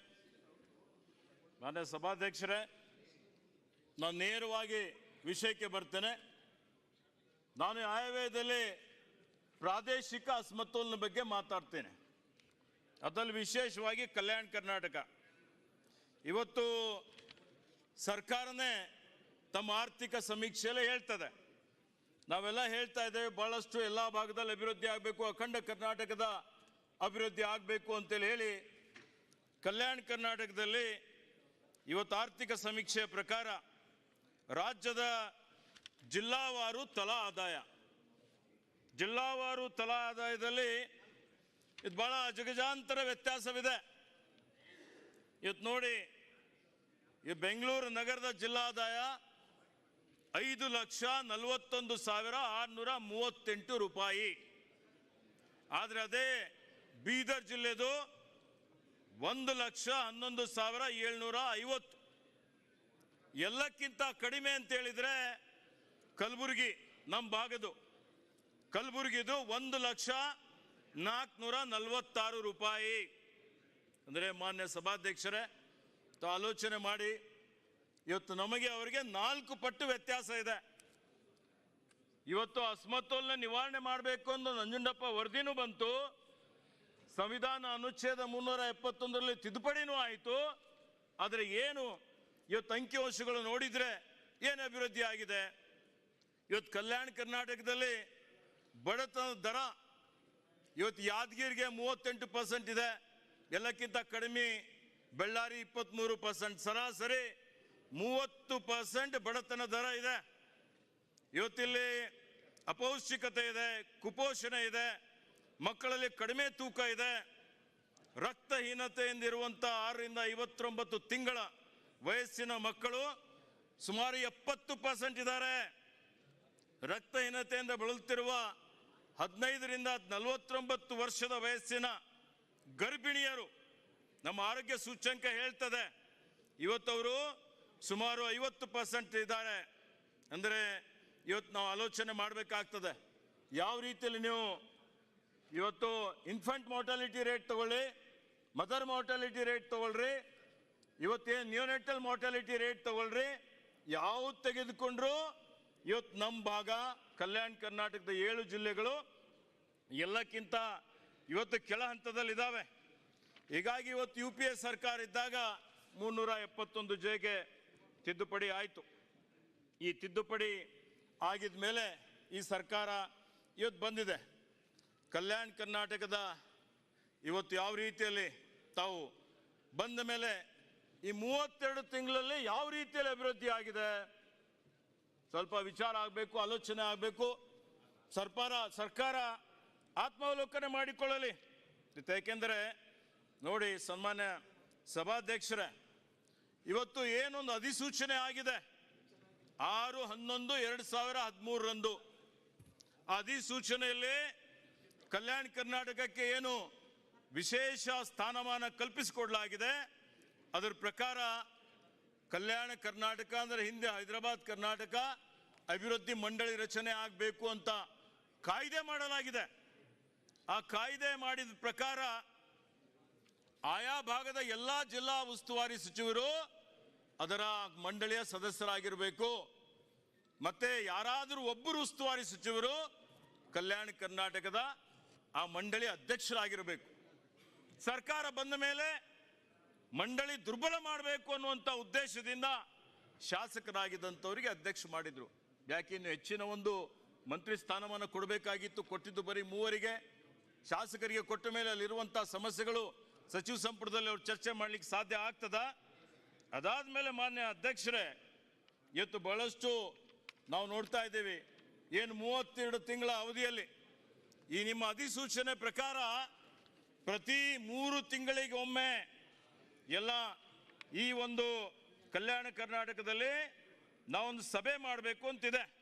ಈಗ ಮಾನ್ಯ ಸರ್ಕಾರ ಉತ್ತರ ಕೊಡ್ಲಿ, 32 ತಿಂಗಳಲ್ಲಿ ಎಷ್ಟು ಸಭೆ ಮಾಡಿದಿರಿ?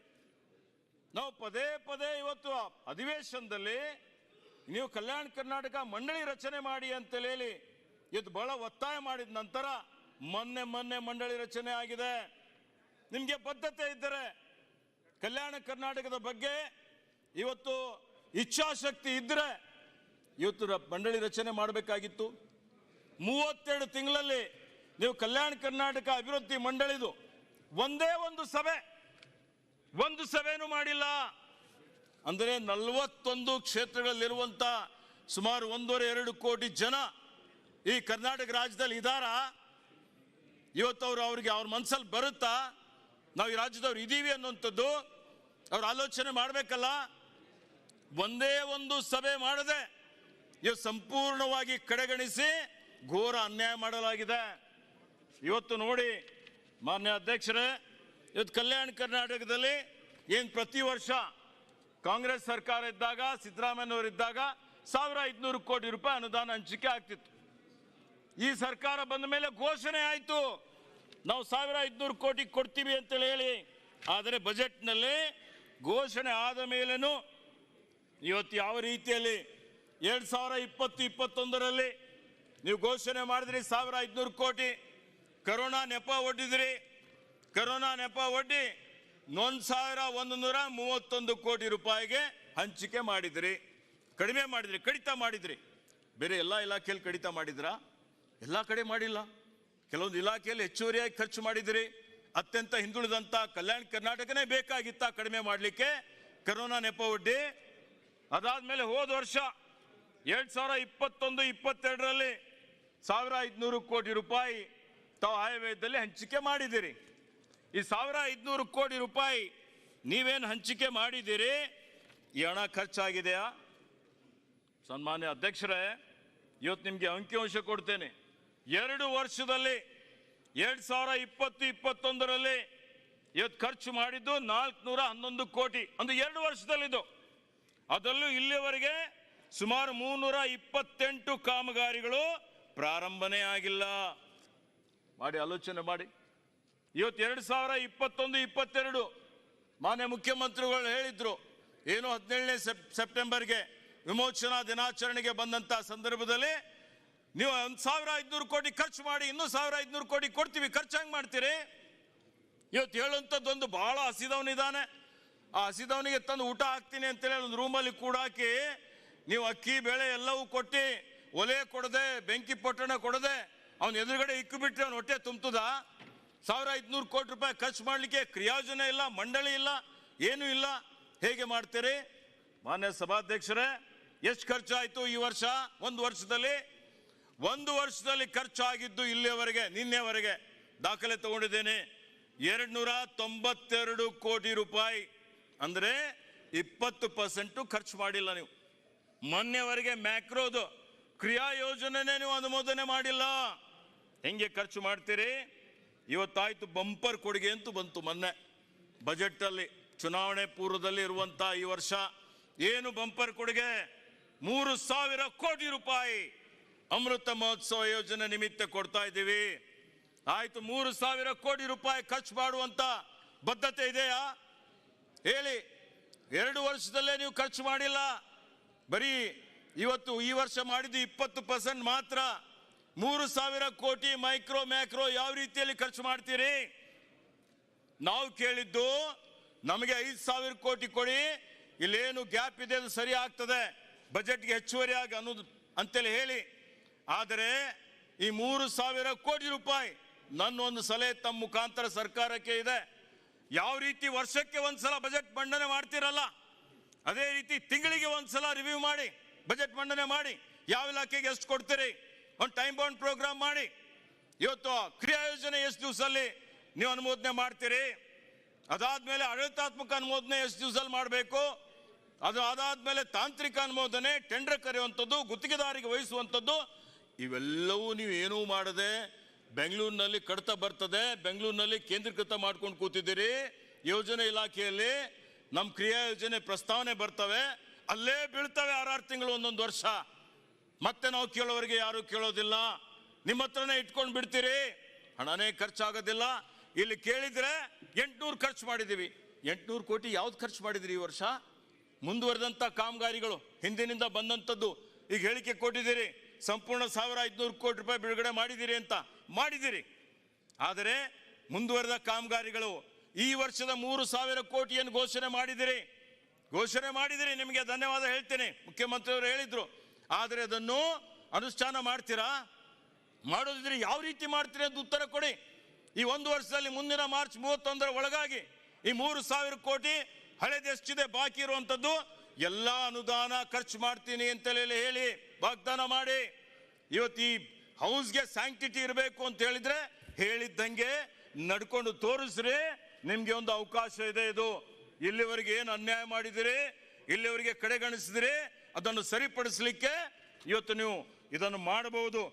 ಆ ರೀತಿಯಲ್ಲಿ ಇವತ್ತು ತಾವು ತೀರ್ಮಾನ ತೆಗೆದುಕೊಳ್ಳಬೇಕು ಅಂತೇಳಿ ನಾನು ಒತ್ತಾಯ ಮಾಡ್ತಾ ಇದ್ದೀನಿ. ಮಾನ್ಯ ಸಭಾಧ್ಯಕ್ಷರೇ, ನಿರುದ್ಯೋಗದ ಸಮಸ್ಯೆ ಕಡಿಮೆ ಮಾಡ್ತೀವಿ ಅಂತ ಹೇಳಿದಿರಿ, ನಿರುದ್ಯೋಗದ ಬಗ್ಗೆ ಚಿಂತನೆ ಮಾಡಿದ್ದೀರಾ?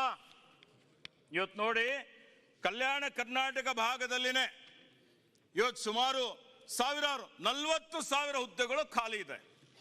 ಇವತ್ತು ಸಂವಿಧಾನ ಏನು ಅನುಚ್ಛೇದ 371 ತಿದ್ದುಪಡಿ ತಂದಿದ್ದ ಉದ್ದೇಶ ಏನಿತ್ತು? ಈ ಉದ್ದೇಶ ಎಲ್ಲ ಹುದ್ದೆಗಳು ಭರ್ತಿ ಆಗಬೇಕು, ನಿರುದ್ಯೋಗಿ ಯುವಕರಿಗೆ ಉದ್ಯೋಗ ಸಿಗಬೇಕು. ಎಷ್ಟು ಜನರಿಗೆ ಉದ್ಯೋಗ ಕೊಟ್ಟಿದ್ದೀರಿ?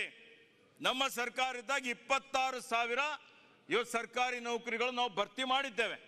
ಕರೋನಾ ನೆಪ ಒಡ್ಡಿದ್ರಿ, ಕರೋನಾ ನೆಪ ಒಡ್ಡಿ ಇವತ್ತು ಆರ್ಥಿಕ ಇಲಾಖೆ ಮಿತವೇ ಅಂತೇಳಿ ಹೇಳಿ ಬೇರೆ ಬೇರೆ ಕಡೆ ನಿಯುಕ್ತಿಗಳಾದು.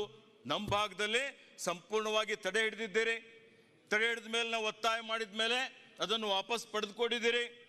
ಇವತ್ತು ನೋಡಿ, ಒಂದು ಉದಾಹರಣೆ ಕೊಡ್ತೇನೆ. ಶಿಕ್ಷಣ ಇಲಾಖೆಯಲ್ಲಿನೇ 7 ಜಿಲ್ಲೆಗಳು, ಕಲ್ಯಾಣ ಕರ್ನಾಟಕದ ಏನು 7 ಜಿಲ್ಲೆಗಳಲ್ಲಿ ಪ್ರಾಥಮಿಕ ಶಿಕ್ಷಕರ ಹುದ್ದೆಗಳಲ್ಲೂ 14,042 ಹುದ್ದೆಗಳು ಖಾಲಿ ಇದೆ. ಇದು ಸರ್ಕಾರ ಕೊಟ್ಟಂತ ಅಂಕಿಅಂಶ, ನಾನೊಂದು ತಯಾರು ಮಾಡಿದ್ದಲ್ಲ. ಪ್ರಾಥಮಿಕ ಶಿಕ್ಷಕರ ಹುದ್ದೆ, ಪ್ರೌಢ ಶಿಕ್ಷಕರ ಹುದ್ದೆ 1980, ಎಲ್ಲ ಕೂಡಿ 16,022 ಶಿಕ್ಷಕರ ಹುದ್ದೆಗಳು ಖಾಲಿ ಇದೆ. ಇದು ಪ್ರಾಥಮಿಕ ಮತ್ತು ಪ್ರೌಢಶಾಲೆ ಮಾತ್ರ. ಪದವಿ ಕಾಲೇಜಿನಲ್ಲಿ, ಪದವಿ ಪೂರ್ವ ಕಾಲೇಜಿನಲ್ಲಿ, ವಿಶ್ವವಿದ್ಯಾಲಯದಲ್ಲಿ ಇವತ್ತು ಅನೇಕ ಸಾವಿರಾರು ಹಿಡಿದ್ರೆ ಒಂದೇ ಒಂದು ವಿಶ್ವವಿದ್ಯಾಲಯ ಉದಾಹರಣೆ ಕೊಡ್ತೀನಿ, ಬೇರೆದಲ್ಲ. ಯಾಕೆಂದ್ರೆ ಸಮಯ ಕಡಿಮೆನೆ ಕೊಟ್ಟಿದ್ದೀರಿ. ಸಮಯ ಕೊಡೋದು ಕಷ್ಟ ನಮಗೆ, ಅದಕ್ಕೂ ಹೋರಾಟ ಮಾಡಬೇಕು. ಕಲ್ಯಾಣ ಕರ್ನಾಟಕ ಭಾಗದ ಶಾಸಕರು ಅದಕ್ಕೆ ಒಂದೇ ಕಲಬುರಗಿ ಯೂನಿವರ್ಸಿಟಿಯಲ್ಲಿ 963 ಮಂಜೂರಾತಿ ಆದಂತಹ ಹುದ್ದೆಗಳಲ್ಲಿ ಇವತ್ತು ಭರ್ತಿ ಆಗಿದೆ 273, 72% ಹುದ್ದೆಗಳು ಖಾಲಿ ಇದೆ. 36 ಪ್ರೊಫೆಸರ್ ಅಲ್ಲಿ 32 ಖಾಲಿ, 4 ಮಂದಿ ಮಾತ್ರ ಪ್ರೊಫೆಸರ್ ಇದ್ದಾರೆ. ಅದೇ ಈ ಭಾಗದಲ್ಲಿ 50% ಇಲ್ಲೂ ಖಾಲಿ ಇದೆ. ಇಲ್ಲಿ 50%, ನಮ್ಮಲ್ಲಿ 80% ಖಾಲಿ. ಯಾವ ರೀತಿಯಲ್ಲಿ ಪ್ರಾದೇಶಿಕ ಅಸಮತೋಲನ ನೀವು ನಿವಾರಣೆ ಮಾಡ್ತೀರಿ?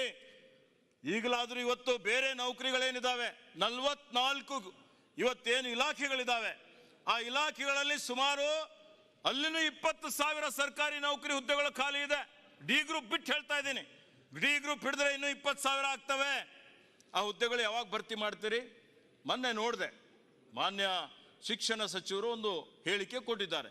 15,000 ಶಿಕ್ಷಕರ ಹುದ್ದೆಗಳು ನಾವು ಭರ್ತಿ ಮಾಡ್ತೀವಿ. ಆಯ್ತು, ವೆಲ್ಕಮ್ ಮಾಡ್ತೀನಿ. ಆದ್ರೆ 15,000 ಯಾವು? ಅದ್ರಲ್ಲಿ 5,000 ಹುದ್ದೆಗಳು ನಾನು ಕಲ್ಯಾಣ ಕರ್ನಾಟಕ ಕೊಡ್ತೀವಿ. 5,000 ಹುದ್ದೆಗಳು ಇನ್ನೂ ಭರ್ತಿ ಪ್ರಕ್ರಿಯೆ ನಡೀತಾ ಇದೆ.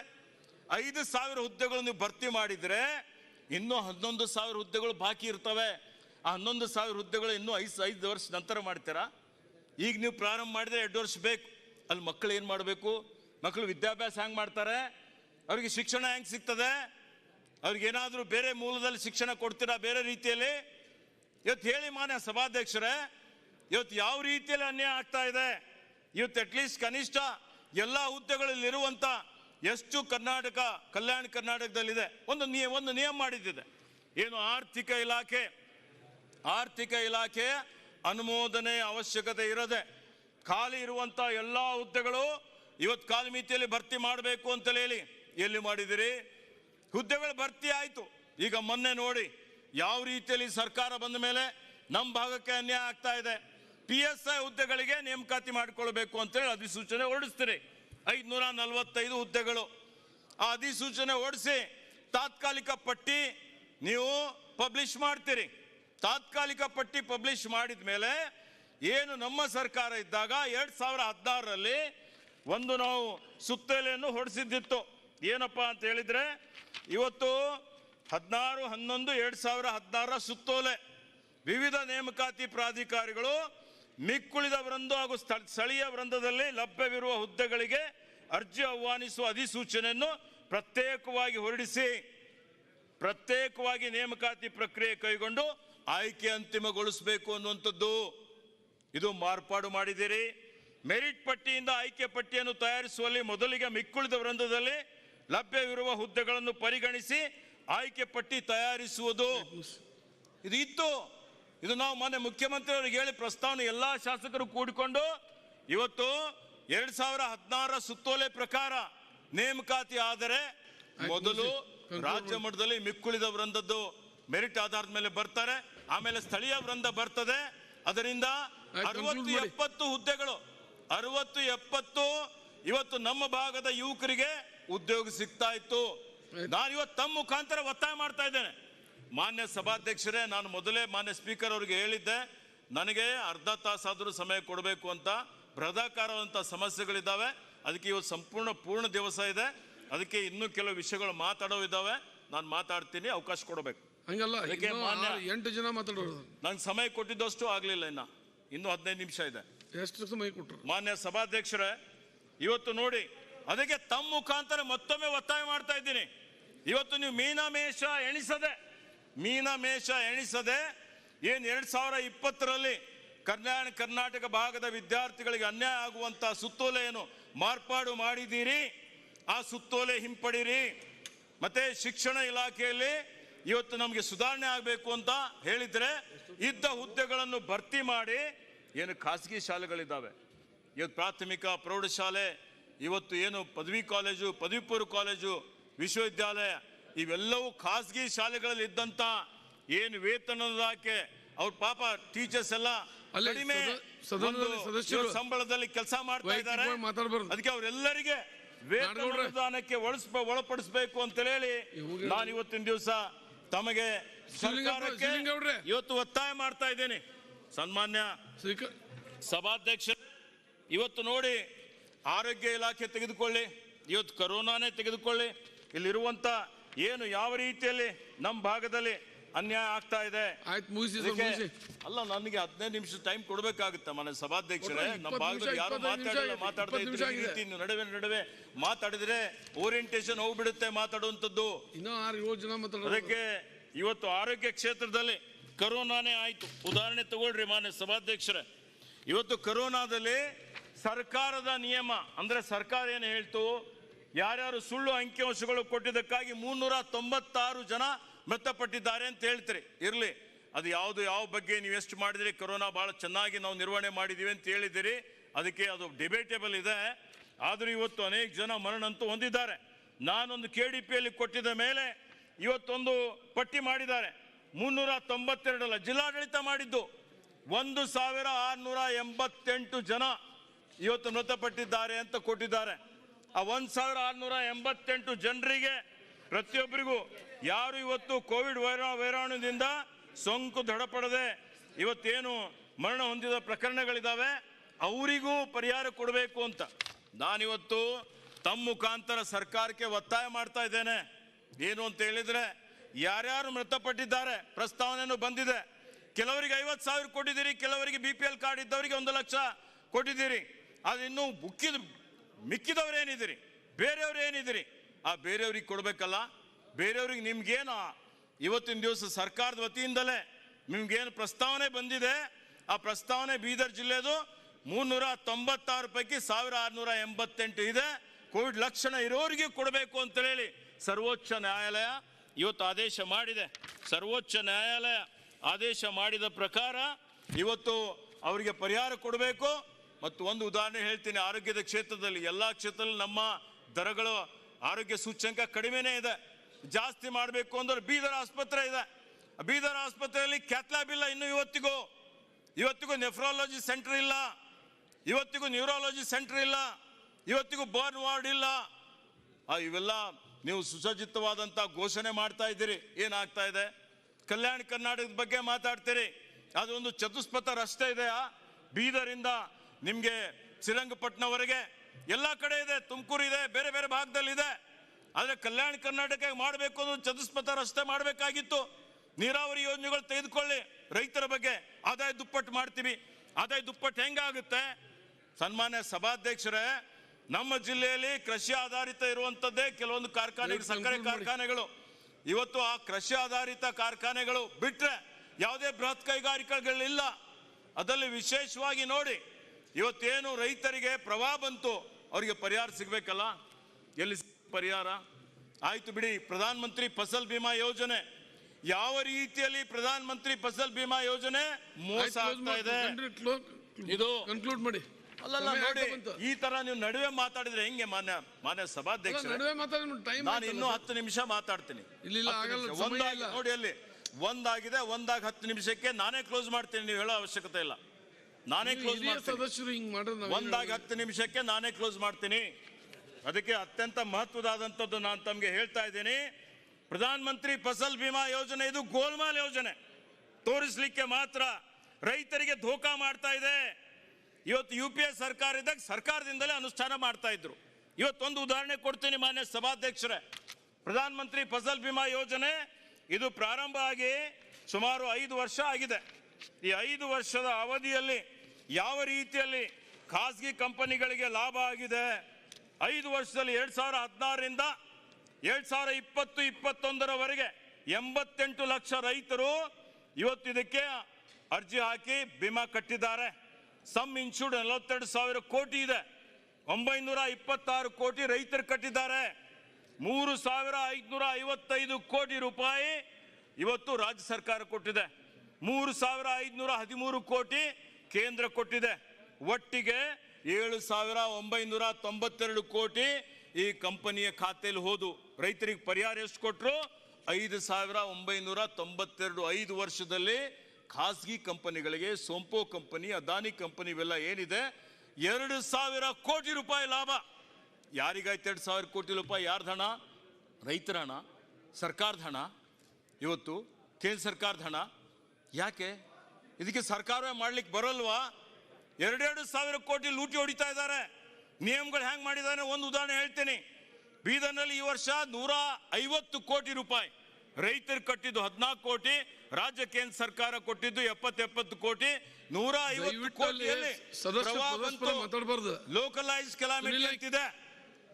ಆ ಲೋಕಲೈಸ್ ಕೆಲಾಮಿಟಿ ಇನ್ವೋಕ್ ಮಾಡದೆ ಅವ್ರೇನ್ ಮಾಡ್ತಾರೆ, ಅವ್ರೇನ್ ನಿಯಮಗಳಿದೆ ಅದರಲ್ಲಿ ಇವತ್ತು ಅವರಿಗೆ ಲಾಭ ಆಗುವ ರೀತಿಯಲ್ಲಿ ಕೇವಲ 3 ದಿವಸದಲ್ಲಿ ಅವರಿಗೆ ನಾವು ದೂರು ಕೊಡಬೇಕು ಅಂತ 3 ದಿವಸದಲ್ಲಿ ಕೊಡ್ಲಿಕ್ಕೆ ಟೋಲ್ ಫ್ರೀ ನಂಬರ್ ಬಂದ್,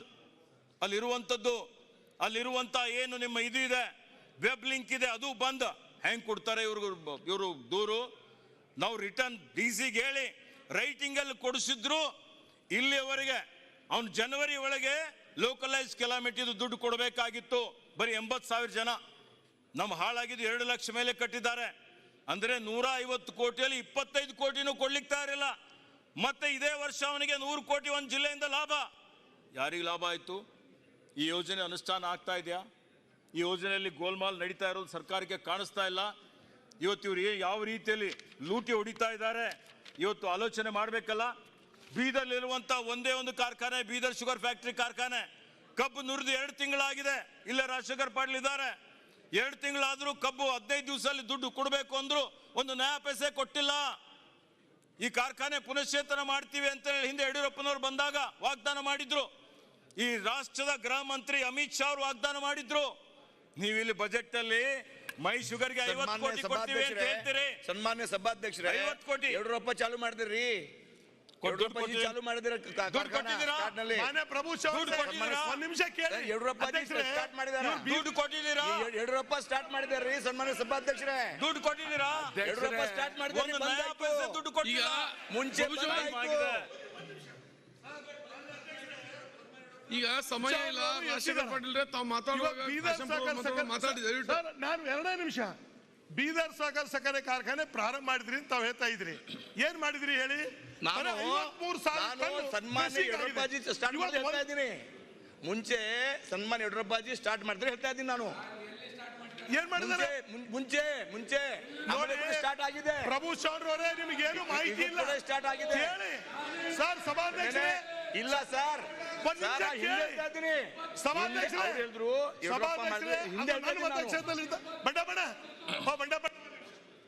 ಇವತ್ತು ಕೂಡ 5 ನಿಮಿಷ ಜಾಸ್ತಿ ಕೊಡೋರು ಅದೆಲ್ಲ ಆಗಲ್ಲ. ನೀವ್ಯಾರು ಕೊಡೋಕೆ? ನನ್ನ ಮತಕ್ಷೇತ್ರದಲ್ಲಿ ಇರ್ತಕ್ಕಂಥ ಕಾರ್ಖಾನೆ ಪಾಪ ಪ್ರಭು ಚೌಡ್ರವರಿಗೆ ಮಾಹಿತಿ ಕೊರತೆ ಇದೆ. ಚಾಲು ಆಗಿದೆ. ನೀವು 1 ನಿಮಿಷ ಸಚಿವರಿದ್ರೆ ಕೇಳಿಸ್ಕೊಳ್ಳಿ. ಕೇಳ್ತಾ ಇದ್ದೀನಿ. ತಮ್ಮ ಸರ್ಕಾರ ಬಂದು 3 ವರ್ಷ ಆಗಿದೆ. ಇವತ್ತಿನವರೆಗೆ ಸಕ್ಕರೆ ಕಾರ್ಖಾನೆ ಪ್ರಾರಂಭ ಮಾಡ್ತಕ್ಕಂಥದ್ದು ಆಗ್ಲಿಲ್ಲ. ಮಾನ್ಯ ಯಡಿಯೂರಪ್ಪ ಸಾಹೇಬರು ಚುನಾವಣೆ ಸಂದರ್ಭದಲ್ಲಿ ಬಂದಾಗ ಬೀದರ್ ಸಕ್ಕರೆ ಕಾರ್ಖಾನೆ ಪುನಶ್ಚೇತನ ಮಾಡೋ ಸಲುವಾಗಿ 100 ಕೋಟಿ ಕೊಡ್ತೀನಿ ಅಂತ ಭರವಸೆ ಕೊಟ್ಟಿದ್ರು. ಅದೇನೋ ಆಗ್ಲಿಲ್ಲ. ಇವತ್ತಲ್ಲಿ ಬೀದರ್ ಸಕ್ಕರೆ ಕಾರ್ಖಾನೆ ಬೀದರ್ ಜಿಲ್ಲೆಯಲ್ಲಿ ಹಳೆ ಕಾರ್ಖಾನೆ. ಪ್ರಭು ಚೌಡ್ರ ಬಗ್ಗೆ ಹೇಳ್ಬೇಕಾಗಿತ್ತು ಅಂದ್ರೆ ಇವ್ರು ಉಸ್ತುವಾರಿ ಸಚಿವರಿದ್ದರು. ಒಂದೆಲ್ಲ ಸಕ್ಕರೆ ಕಾರ್ಖಾನೆ ಮೀಟಿಂಗ್ ಕರೆದ್ರು. ಮೀಟಿಂಗ್ ಕರೆದಿ ಒಂದು ರೇಟ್ ಫಿಕ್ಸ್ ಮಾಡಿದ್ರು. 2,450 ರೂಪಾಯಿ ರೈತರಿಗೆ ಕೊಡಿಸ್ತೀವಿ ಅಂತೇಳಿ ಇವತ್ತು ಕೊಡ್ಸಿದ್ರ ನೀವು? ಬರ್ರಿ, ಇದಾರ, ಈಶ್ವರ್ ಖಂಡ್ರೆ ಅವರು ಇದಾರ, ನಾನಿದ್ದೀನಿ. 4 ಸಲ ಮೀಟಿಂಗ್ ಮಾಡಿದ್ರು, ಇವತ್ತಿನವರೆಗೆ ಕೊಡಕ್ ಆಗ್ಲಿಲ್ಲ. ಇವತ್ತು ಬೀದರ್ ಸಹಕಾರ ಸಕ್ಕರೆ ಕಾರ್ಖಾನೆ ಈ ವರ್ಷ ನೀವು ಪ್ರಾರಂಭ ಮಾಡಿದ್ರಿ, ನಾನು ನಿಮ್ಗೆ ಅಭಿನಂದಿಸ್ತೀನಿ. ಎಲ್ಲಿದೆ ಹೇಳಿ? ಬರೇ ಸರ್ 53,000 ಮೆಟ್ರಿಕ್ ಟನ್ ಕ್ರಸಿಂಗ್ ಮಾಡಿದಾರ, 6% ರಿಕವರಿ ಬಂದಿದೆ. ಇವತ್ತು ಅಲ್ಲಿರ್ತಕ್ಕಂಥ ರೈತರು ಇವತ್ತು ಅವ್ರ ಪರಿಸ್ಥಿತಿ ಏನಿದೆ ಅಂದ್ರೆ 1 ಪೈಸಾನು ಪೇಮೆಂಟ್ ಮಾಡಿಲ್ಲ. ನಮ್ಮ ಉಸ್ತುವಾರಿ ಸಚಿವರು ಸಕ್ಕರೆ ಸಚಿವರೇ ಇದ್ದಾರೆ ಸರ್. ಒಂದೇ ಸಚಿವರಿದ್ದಾರೆ,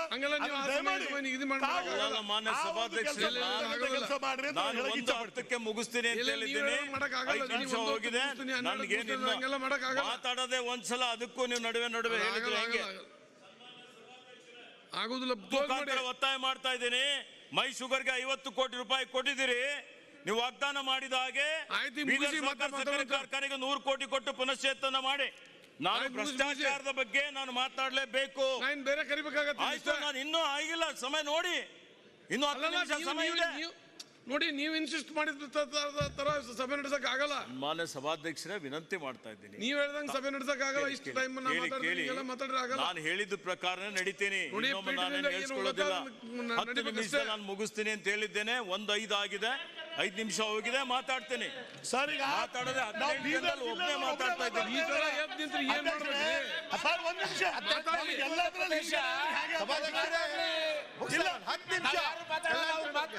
10 ನಿಮಿಷ ಅಲ್ಲ, ಈಗ ಮಾಡ್ರೆ ಮುಂದೆ ಇನ್ನ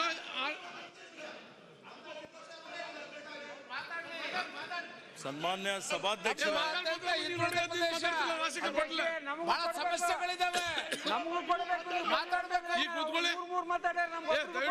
ಸನ್ಮಾನ್ಯ ಸಭಾಧ್ಯಕ್ಷರೇ, ಪರಮೇಶ್ವರ್ ನಾಯ್ಕರೇ, ಇವತ್ತು ಮಾನ್ಯ ಮುಖ್ಯಮಂತ್ರಿಗಳು ಬಹಳಷ್ಟು ನೀರಾವರಿ ಯೋಜನೆಗಳು ಘೋಷಣೆ ಮಾಡಿದ್ದಾರೆ. ಕಲ್ಯಾಣ ಕರ್ನಾಟಕದಲ್ಲಿ ಭಾಗದಲ್ಲಿರುವಂಥ ಕಾರಂಜ ಇರ್ಬೋದು, ಮುಲ್ಲಾಮರಿ ಇರ್ಬೋದು, ಅಮರ್ಜಾ ಇರ್ಬೋದು, ಇವೇನು ನಾರಾಯಣಪುರಲ್ಲಿ ಡ್ಯಾಮ್ ಇರ್ಬೋದು, ಅದಕ್ಕೆ ಏನಾದರೂ ಘೋಷಣೆ ಮಾಡಿದಾರಾ? ಯಾವುದು ಆಯವ್ಯಯದಲ್ಲಿ ಮನ್ನಣೆ ಆಗಿದ್ದಂಥದ್ದು. ನಮ್ದೇನು ಏತ ನೀರಾವರಿ ಯೋಜನೆ, ನಮಗೆ ನೀರು ಬಳಕೆ ಮಾಡಿಕೊಳ್ಳುವಂಥದ್ದು. ನೀರಿಲ್ಲದೆ ಕಾಲುವೆಗಳು ಆಗ್ತವೆ, ಆದರೆ ನೀರು ನಾವು ಬಳಕೆ ಮಾಡಿಕೊಳ್ಳುವಂಥದ್ದು, ನಮಗೆ ಅಧಿಕಾರ ಇದ್ದಂಥದ್ದು. ನೀರು ಮಾಂಜಾದ ಉಪಯೋಗ ಮಾಡಿಕೊಳ್ಳಿಕ್ಕೆ ಇವತ್ತು ಆಡಳಿತಾತ್ಮಕ ಅನುಮೋದನೆ ಮೇಕರ್ ಲಿಫ್ಟ್ ಇರ್ಬೋದು ಅಥವಾ ಬಸವಕಲ್ಯಾಣ್ ಲಿಫ್ಟ್ ಇರ್ಬೋದು. ಬೀದರಲ್ಲಿ 300 ಕೋಟಿ ರೂಪಾಯಿ ಕೆರೆ ತುಂಬೋ ಯೋಜನೆ 2018-19 ಆಯವ್ಯಯದಲ್ಲಿ ಘೋಷಣೆ ಆಗಿದೆ. ಈ ಘೋಷಣೆ ಆಗಿದ್ರು ಇವತ್ತು ನೀವು ಮಾಡಿಲ್ಲ ಅಂತ ಹೇಳಿದ್ರೆ, ಇವತ್ತೇನು ನಿಮ್ಮ ಈ ಬಜೆಟ್ ಬುಕ್ ಇದೆ ಸನ್ಮಾನ್ಯ ಸಭಾಧ್ಯಕ್ಷರೇ, ಈ ಬಜೆಟ್ ಬುಕ್ಗೆ ಸ್ಯಾಂಕ್ಟಿಟಿ ಇದೆಯಾ? ಇದರ ಪಾವಿತ್ರ್ಯತೆ ಇದೆಯಾ? ಇಷ್ಟೆಲ್ಲ ಘೋಷಣೆ ಮಾಡಿದ್ರಿ, 30 ದಿವಸ ನಾವೆಲ್ಲ ಚರ್ಚೆ ಮಾಡ್ತಾ ಇದ್ದೇವೆ. ಅನುಷ್ಠಾನ ಮಾಡದೇ ಇದ್ದರೆ ಒಂದರ ಮಾಡಿದ್ದೀರಾ? ಇವತ್ತು ಘೋಷಣೆ ಮಾಡಿದ್ದು ಆಗುತ್ತಾ? 3,000 ಕೋಟಿ ರೂಪಾಯಿ ಕೊಟ್ಟಿದ್ದೀರಿ, ಆಹ್ವಾನ ಮಾಡಿದ ಜನ ಕಾಯ್ತಾ ಇದ್ದಾರೆ. ಅನುಷ್ಠಾನ ಮಾಡ್ತೀವಿ ಅಂತ ಹೇಳಬೇಕಲ್ಲ. ನೀರಾವರಿ ಯೋಜನೆ ನೀವು ಏನು ಕಲ್ಯಾಣ ಕರ್ನಾಟಕಕ್ಕೆ ಏನೇನು ಹೇಳಿದ್ದೀರಿ, ಹುದ್ದೆಗಳು ಭರ್ತಿ ಮಾಡುವಂಥದ್ದು ಇದೆಲ್ಲವೂ ಮಾಡ್ತೀವಿ ಅಂತ ಹೇಳಬೇಕಲ್ಲ. ಜನ ನೋಡಿ, ಇವತ್ತು 15 ಜನ ಸತ್ರು, 1 ರೂಪಾಯಿ ಪರಿಹಾರ ಇಲ್ಲ. ಬ್ಲಾಸ್ಟ್ ಆಗಿ ಬೇರೆ ಕಡೆ 5 ನಿಮಿಷ ಹೋಗಿ 100 ಜನ ಭೇಟಿ ಆಗ್ತಾರೆ ಎಲ್ಲ ಪಕ್ಷದವರು. ಆದರೆ ಇಲ್ಲಿ ಏನಾಗ್ತಾ ಇದೆ? ಅವ್ರಿಗೆ ಯಾಕೆ ಪರಿಹಾರ ಕೊಡ್ತೀವಿ ಅಂತ ಹೇಳಿ ಕೊಡ್ಲಿಲ್ಲ ಯಾಕೆ? 1 ತಿಂಗಳಾದ್ರು ಅವ್ರಿಗೆ ಏನು ಪರಿಸ್ಥಿತಿ ಆಗಿರ್ಬೋದು ಅವ್ರದ್ದು? ಇವತ್ತು ನೋಡಿ, ವಸತಿ ಯೋಜನೆ ನೋಡಿ ಯಾವ ರೀತಿಯಲ್ಲಿ ವಸತಿ ಸಚಿವರು ಇಲ್ಲ ಹೇಳಿದ್ರು. 2,96,000 ಕಟ್ಟಿದ್ದೀವಿ. ಒಂದಾದ್ರೂ ಒಂದು ಮನೆ ಇವತ್ತು ನೀವು ಸ್ಲಮ್ ಭಾಗದಲ್ಲಾಗಲಿ, ಇವತ್ತೇನು ಮುಖ್ಯಮಂತ್ರಿಗಳ 1,00,000 ಮನೆ ಬೆಂಗಳೂರ್ದು ಆ ಮನೆ ಹೇಳಿದ್ರು. ಸಾಮಾನ್ಯ ಸೋಮಣ್ಣನವ್ರು ಹೇಳಿದ್ರು. ಏನು ಹೇಳಿದ್ರು? ಇವತ್ತು ನಾನು ಒಂದು ವೇಳೆ ಜೂನ್ ಒಳಗಾಗಿ, ಅವರು ಹೇಳಿಕೆ ಇದೆ ಇಲ್ಲಿ, ವರ್ಷದೊಳಗಾಗಿ 30 ಸಾವಿರ ಮನೆ ಮೊದಲ ಹಂತದಲ್ಲಿ, ನಾನು ಒಂದು ವೇಳೆ 21 ಜೂನ್ ಒಳಗಾಗಿ 30 ಸಾವಿರ ಮನೆಗಳ ಹಂಚಿಕೆ ಆಗದಿದ್ದರೆ ಸಚಿವ ಸ್ಥಾನಕ್ಕೆ ರಾಜೀನಾಮೆ ನೀಡುತ್ತೇನೆ. ನೋಡಿ, ಪತ್ರಿಕೆಯಲ್ಲಿದೆ. ಎಲ್ಲಿದೆ ನಿಮ್ಮ ರಾಜೀನಾಮೆ? ಇವತ್ತು 30 ಸಾವಿರ ಮನೆ ಬಿಟ್ಟು 1 ಮನೆ ಹಸ್ತಾಂತರ ಮಾಡಿದ್ದೀರಾ, 1 ಮನೆ ಕೊಟ್ಟಿದ್ದೀರಾ. ಉದ್ದೇಶಪೂರ್ವಕವಾಗಿ ನಮ್ಮ ಜಿಲ್ಲೆಯಲ್ಲಿ ಒಂದು ಸುಳ್ಳು ದೂರನ್ನು ತೆಗೆದುಕೊಂಡು ನನ್ನ ಕ್ಷೇತ್ರದಲ್ಲಿ ಇವತ್ತು ತನಿಖೆ ಮಾಡಿಸಿ, ಈ ಮನೆ ಸಣ್ಣದಿದೆ ಅಂತೆ ಕಟ್ಕೊಂಡಿದ್ದು ಬಡವರು, ಅವನು ಏರಿಯಾನೇ ಸಣ್ಣದಿದೆ, 10 ಇದೆ ಕಟ್ಕೊಂಡಿದ್ದಾನೆ ಅವನು. ಇದು ಸಣ್ಣಿದೆ, ಅದಕ್ಕೆ ಇವನು ವಾಪಸ್ ಮಾಡಬೇಕು, ಇನ್ನು ಕಂತು ಬಿಡುಗಡೆ ಮಾಡಬೇಡಿ. ಈ ಮನೆ ದೊಡ್ಡದಿದೆ ಅಂತೆ. ಇಲ್ಲಿ ನೀವು ಬೆಂಗಳೂರಲ್ಲಿ ಲಕ್ಷಾಂತರ ಮನೆ ಅಕ್ರಮ ಸಕ್ರಮ ಮಾಡ್ತೀರಿ. ಇವತ್ತು ಯಾವ ರೀತಿಯಲ್ಲಿ ನಿಮ್ಗೆ ಏನಾದರೂ ಮಾನ ಮರ್ಯಾದೆ ಇರಬೇಕಲ್ಲ. ಇವ್ ರೀತಿಯಲ್ಲಿ ಇಷ್ಟು ಅನ್ಯಾಯ, ಸಾವಿರಾರು ಜನ 1ನೇ ಕಂತು ಅವರು ಅಡಿಪಾಯ ಹಾಕಿದ್ದಾರೆ. ಯಾರು ಲಿಂಟಲ್ಗೆ ಬಂದಿದ್ದಾರೆ, ಯಾರು ಚಾವಣಿಗೆ ಬಂದಿದ್ದಾರೆ, ಅವ್ರು ಯಾರಿಗೂ ಕೊಟ್ಟಿಲ್ಲ. ಅನ್ಯಾಯ, ಘೋರ ಅನ್ಯಾಯ. ಯಡಿಯೂರಪ್ಪನವ್ರು ಬರೆದ್ರು ನ್ಯಾಯಸಮ್ಮತವಾಗಿ ಕೊಡಿ ಅಂತ. ಏನಾಯ್ತು? ಏನು ಕಾರ್ಯರೂಪಕ್ಕೆ ಬರಲಿಲ್ಲ. ವಸತಿ ಸಚಿವರಿಗೆ ನೈತಿಕತೆ ಇದ್ರೆ ಒಂದು ಮನೆ ಕೊಟ್ಟಿಲ್ಲ. ಅವರು ರಾಜೀನಾಮೆ ಕೊಟ್ಟು ಹೋಗ್ಲಿ. ಇವತ್ತು ವಸತಿ ಇಲಾಖೆ ಆದ್ರೂ ಸುಧಾರಣೆ ಆಗ್ತದೆ. ಮಾನ್ಯ ಸಭಾಧ್ಯಕ್ಷರೇ, ಕೊನೆಯದು ಭ್ರಷ್ಟಾಚಾರದ ಬಗ್ಗೆ ಮಾತಾಡಲೇಬೇಕು. ಇವತ್ತು ಭ್ರಷ್ಟಾಚಾರ ಈ ಬುಕ್ ಇದೆ, ಬುಕ್ಕಲ್ಲಿ ಎಲ್ಲಾ ಕಡೆ ಮಾತಾಡ್ತಾ ಇದ್ದಾರೆ. 40% ಭ್ರಷ್ಟಾಚಾರ ಕರ್ನಾಟಕದಲ್ಲಿ. ಬೇರೆ ರಾಜ್ಯಕ್ಕೆ ಹೋದ್ರೆ ಮುಜುಗರ ಆಗ್ತದೆ. ಅದೇ ಬುಕ್ಕಲ್ಲಿ ಭ್ರಷ್ಟಾಚಾರ ನಿಗ್ರಹ ಮಾಡ್ತೀವಿ ಅಂತ ಒಂದೇ ಒಂದು ಶಬ್ದ ಇದೆಯಾ? ಇವತ್ತು ನೋಡಿ, ಬೆಂಗಳೂರು ಮಹಾನಗರದಲ್ಲೇ ನೋಡಿ ಇವತ್ತು ಯಾವ ರೀತಿಯಲ್ಲಿ ನಾವು ಪ್ರಶ್ನೆ ಮಾಡಿದ್ರೆ ನೀವಿದ್ದಾಗಿಲ್ಲ ಅಂತೀರಿ. ನಾವಿದ್ದಾಗೂ ಇತ್ತು, ಹಿಂದೇನು ಇತ್ತು, ಇಲ್ಲ ಅಂತ ನಾನು ಹೇಳ್ತಾ ಇಲ್ಲ. ಯಾರು ಹರಿಶ್ಚಂದ್ರ ಮಕ್ಕಳಿಲ್ಲ. ಸನ್ಮಾನ್ಯ ಸಭಾಧ್ಯಕ್ಷರೇ,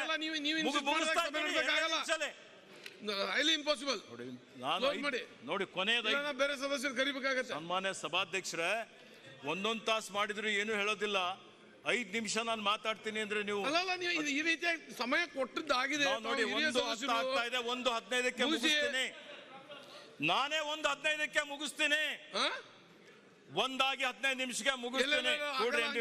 ಟೈಮ್ ಎಕ್ಸ್ಟೆಂಡ್ ಮಾಡ್ಕೊಂಡು ಹೊಂಟ್ರೆ ಆಗಲ್ಲ. ಎಕ್ಸ್ಟೆಂಡ್ ಮಾಡ್ತಾ ಇಲ್ಲ. 1:10 ಹೇಳಿದ್ದೀನಿ. ನಡುವೆ ನೀವು ಬಂದ್ರಿ, ನಡುವೆ 5 ನಿಮಿಷ ಹೋಗಿದೆ.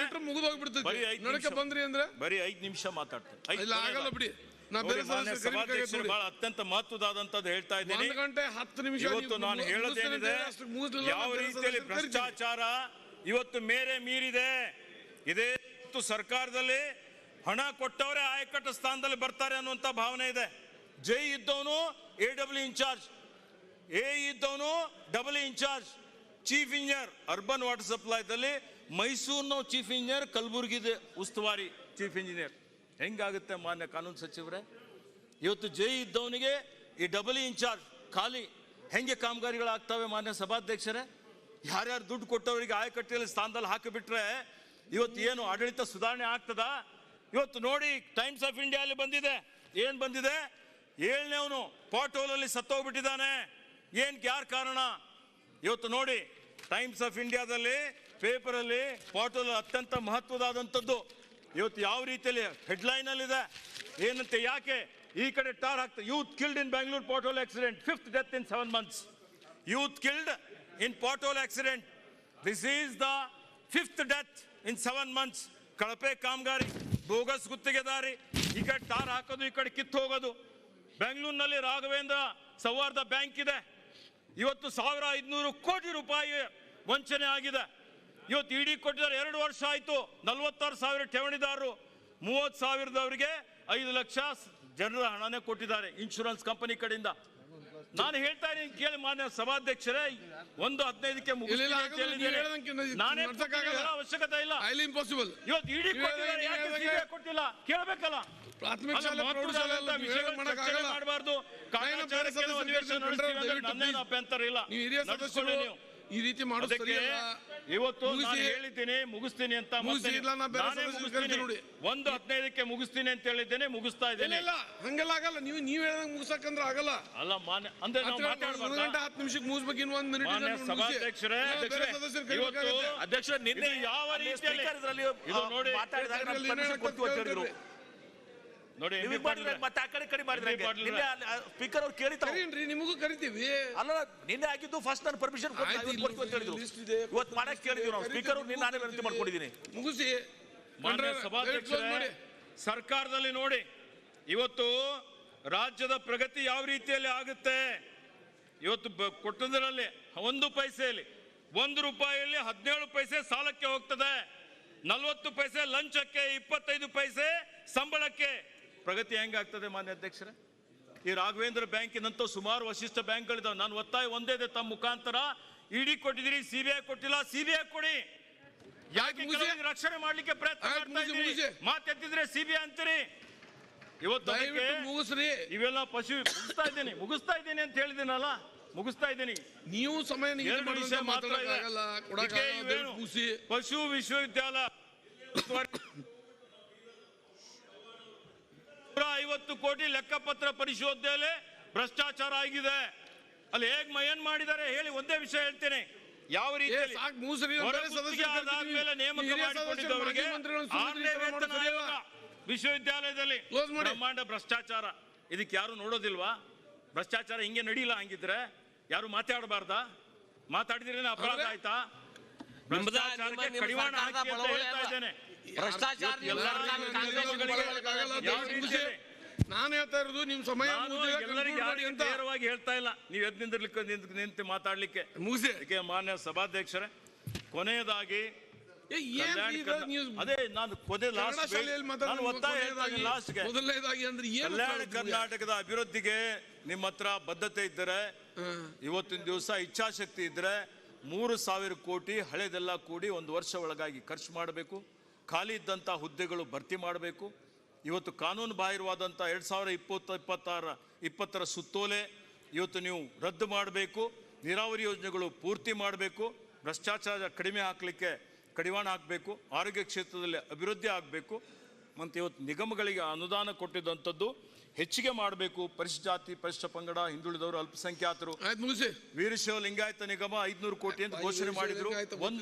ಒಂದು ಕೆಲಸ ಆಗಲಿಲ್ಲ ಇಲ್ಲಿವರೆಗೆ. 1 ರೂಪಾಯಿ ಖರ್ಚಾಗಿಲ್ಲ. ಮರಾಠ ನಿಗಮ ಘೋಷಣೆ ಆಯ್ತು, 1 ರೂಪಾಯಿ ಖರ್ಚಾಗಿಲ್ಲ. ನೋಡಿ, ಎಲ್ಲಾ ನಿಗಮಗಳ ಪರಿಸ್ಥಿತಿ ಈ ರೀತಿ ಇದೆ. ಅದಕ್ಕೆ ಇವೆಲ್ಲವೂ ಇವತ್ತು ಸರ್ಕಾರ ಮಾಡಬೇಕು ಅಂತ ಹೇಳಿ ಇಷ್ಟೆಲ್ಲ ಇದರಲ್ಲೂ ನಿಮ್ಮೆಲ್ಲ ಒತ್ತಡದಲ್ಲೂ ಬಹಳ ನಡುವೆ ನೀವೆಲ್ಲ ಬಂದು ಇವತ್ತು ಹೇಳಿದ್ರು. ನಾನೇನು ಹೇಳಬೇಕು ಹೇಳಿದ್ದೇನೆ. ಅದಕ್ಕೆ ನಿಮಗೂ ಧನ್ಯವಾದಗಳು ಹೇಳಿ ಬಂಡಪ್ಪ ಕಾಶಂಪುರ ಸರ್ಕಾರ ಮಾಡಲಿ ಅಂತೇಳಿ ನಾನು ಮಾತು ಮುಗಿಸ್ತೇನೆ. ನಿಮ್ದು ಕೊಡ್ತೀವಿ, ಈಗ ಹೇಳಿದೆ ನಿಮಗೂ ಕೊಡ್ತೀವಿ. ಕ್ಲೋಸಿಂಗ್ ಬಾಲ್ ಕೊಡ್ತೀವಿ. 1:30 ಮಟ್ಟ ಮಾತಾಡ್ತಾರೆ, 1:30 ಅವ್ರು ಕೊಡ್ತೀವಿ. ಕೊಡ್ತೇನೆ ಅದೆಲ್ಲ ಕೊಡ್ತೀವಿ. ಈಗ ಅವ್ರು ಮುಗಿಲಿ, ಅವ್ರು ಟೈಮ್ ವೇಸ್ಟ್ ಮಾಡೋದು ದಯವಿಟ್ಟು ಎಂ ಪಿ ಪಂಡ್ರೆ ನಾ ಕೊಡ್ತೇನೆ. ಅದಕ್ಕೆ ನಿಮ್ಗೆ ಕೊಟ್ಟೇನ್ರಿ. ಈಗ ಅಲ್ಲ ಅಜಯ್ ಕೇಳಿ, ಡಾಕ್ಟರ್ ಅಜಯ್ ಕೊಡ್ತೀನಿ ಅವ್ರಿಗೆ. ನೋಡಿ ಅಧ್ಯಕ್ಷರೇ, 1:30 ಮಟ್ಟ ಮಾಡ್ಲಿ, ಅವ್ರು 1:30 ನೀವು ಮಾಡಂತ ಅಲ್ಲಲ್ಲ.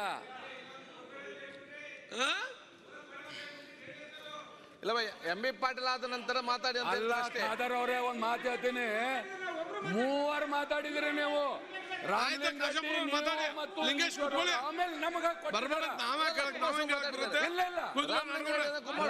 ಕುಮಾರಸ್ವಾಮಿ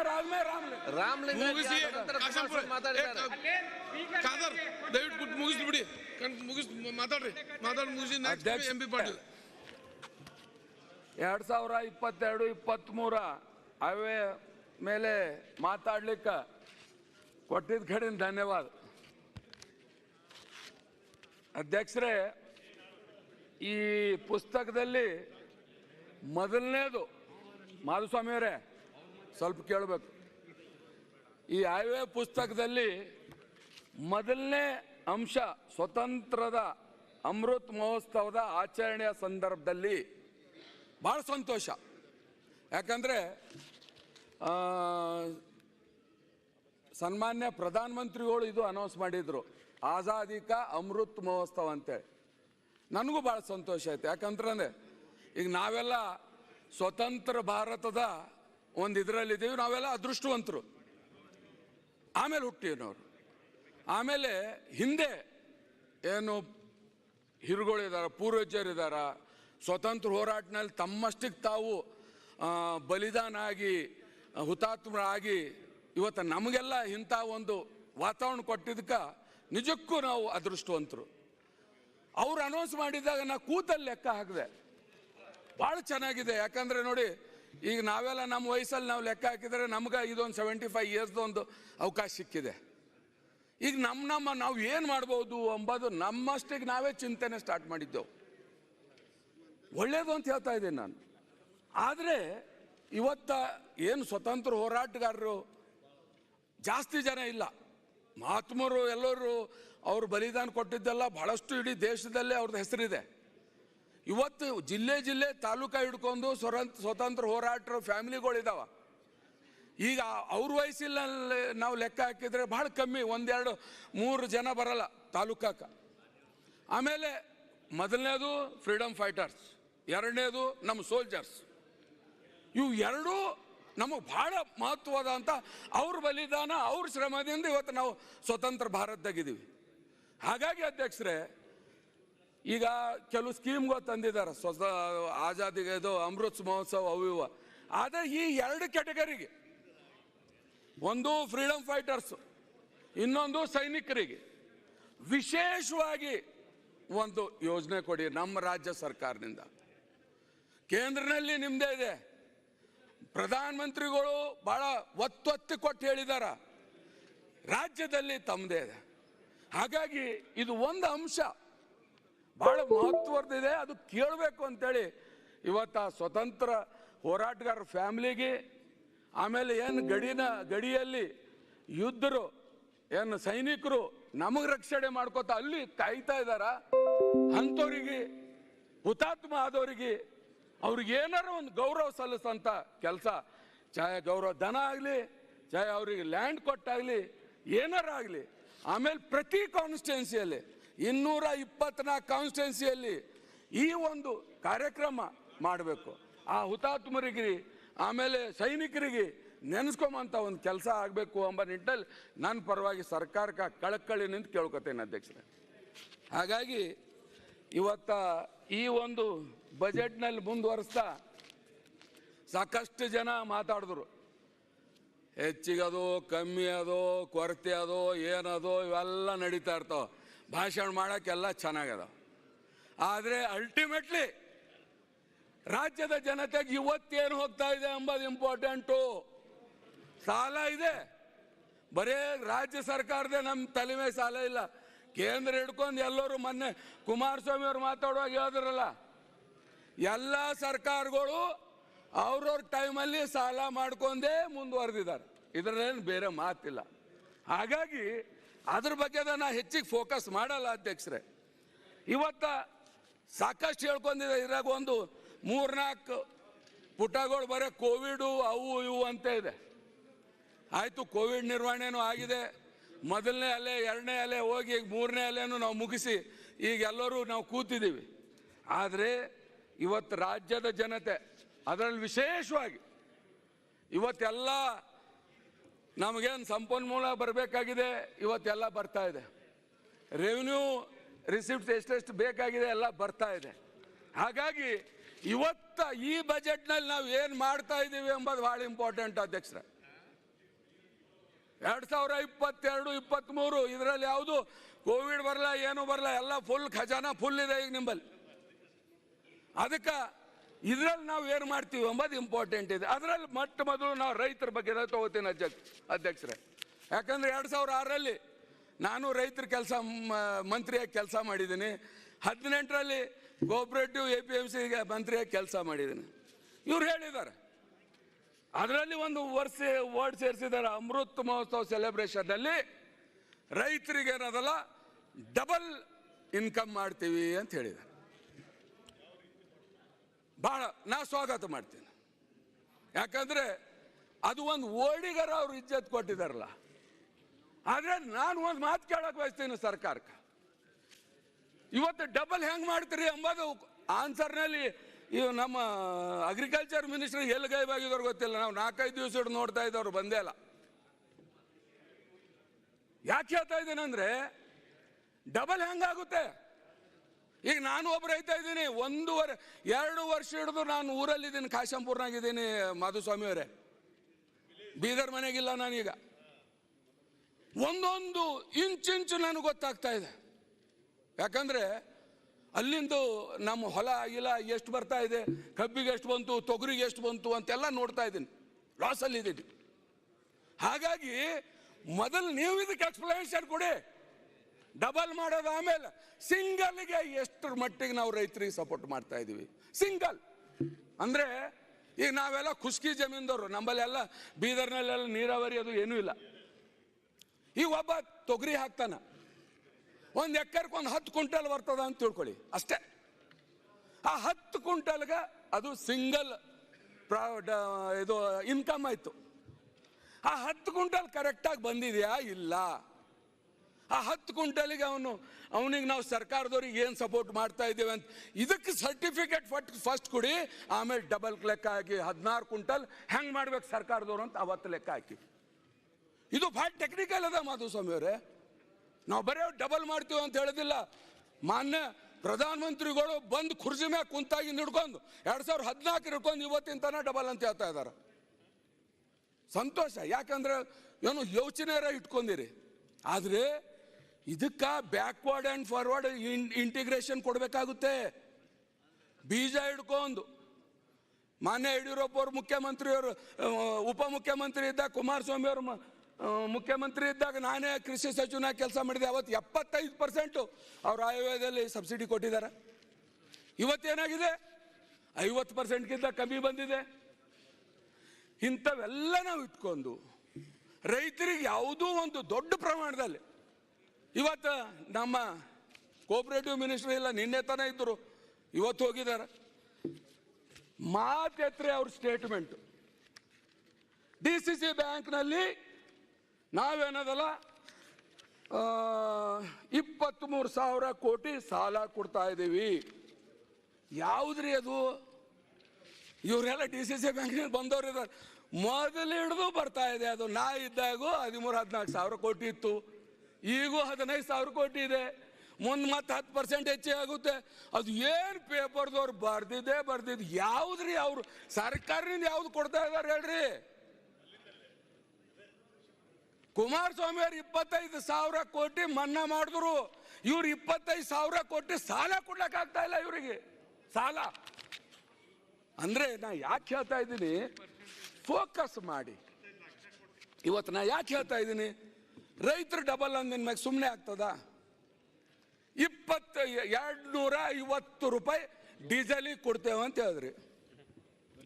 ಯಾವ ಮೂಲೆಗೆ ಆಗ್ತದ ಅಧ್ಯಕ್ಷರೇ? ತೆಲಂಗಾಣಲ್ಲಿ ಎಕರೆಗೆ 10,000 ರೂಪಾಯಿ ಕೊಡ್ತಾ ಇದ್ದಾರೆ.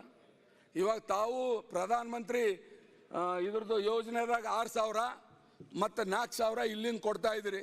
ಅದು ಸಾಕಾಗಲ್ಲ. ಯಾಕಂದ್ರೆ ಒಂದು ಬಯಲು ಜಮೀನು 1 ಎಕರೆ ಉಳುಮೆ ಹಿಡ್ಕೊಂಡು ರಾಶಿತನ ಸುಮಾರು 22,000 ರೂಪಾಯಿ ಖರ್ಚಾಗುತ್ತೆ. 22,000 ನಾ ಎಲ್ಲ ಲೆಕ್ಕ ಹಾಕಿ ಬರ್ಕೊಂಡು ಬಂದಿದ್ದೀನಿ. ಆದರೆ ಅವನಿಗೆ ಫಸಲ್ ಸರಿಯಾಗಿ ಬಂತು ಅಂತಂದ್ರೆ ಅದರಲ್ಲಿ ಏನೋ ಒಂದು 10% ಮಿಕ್ಕಲ್ಲ.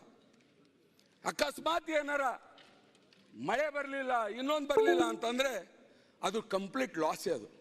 ಹಾಗಾಗಿ ನಾ ಸರ್ಕಾರಕ್ಕೆ ವಿನಂತಿ ಮಾಡ್ಕೋತೀನಿ, 2 ಬಗ್ಗೆ ಲೆಕ್ಕ ಹಾಕಿ. ಒಂದನೇದು, ರೈತ ಬೆಳೆದಿದ್ರೆ ಬೆಳೆ ಏನು ಬರುತ್ತೆ ಅದಕ್ಕೆ ವೈಜ್ಞಾನಿಕವಾಗಿ ಒಂದು ಬೆಲೆ ನಿಗದಿ ಮಾಡಿ. ಆಗುತ್ತೆ, ಯಾಕಂದ್ರೆ ನಾವು ಮಾಡಿದ್ದೀವಿ ಹಿಂದೆ 2019-20 ಬಜೆಟ್ ಅಗರ್ ತೆಗೆದು ನೋಡಿದ್ರೆ ಅದರಲ್ಲಿ ಸಾಕಷ್ಟು ಸ್ಕೀಮ್ಗಳು ನಾವು ತಂದಿದ್ದೀವಿ. ವೈಜ್ಞಾನಿಕವಾಗಿ ಬೆಲೆ ಕೊಡಿ.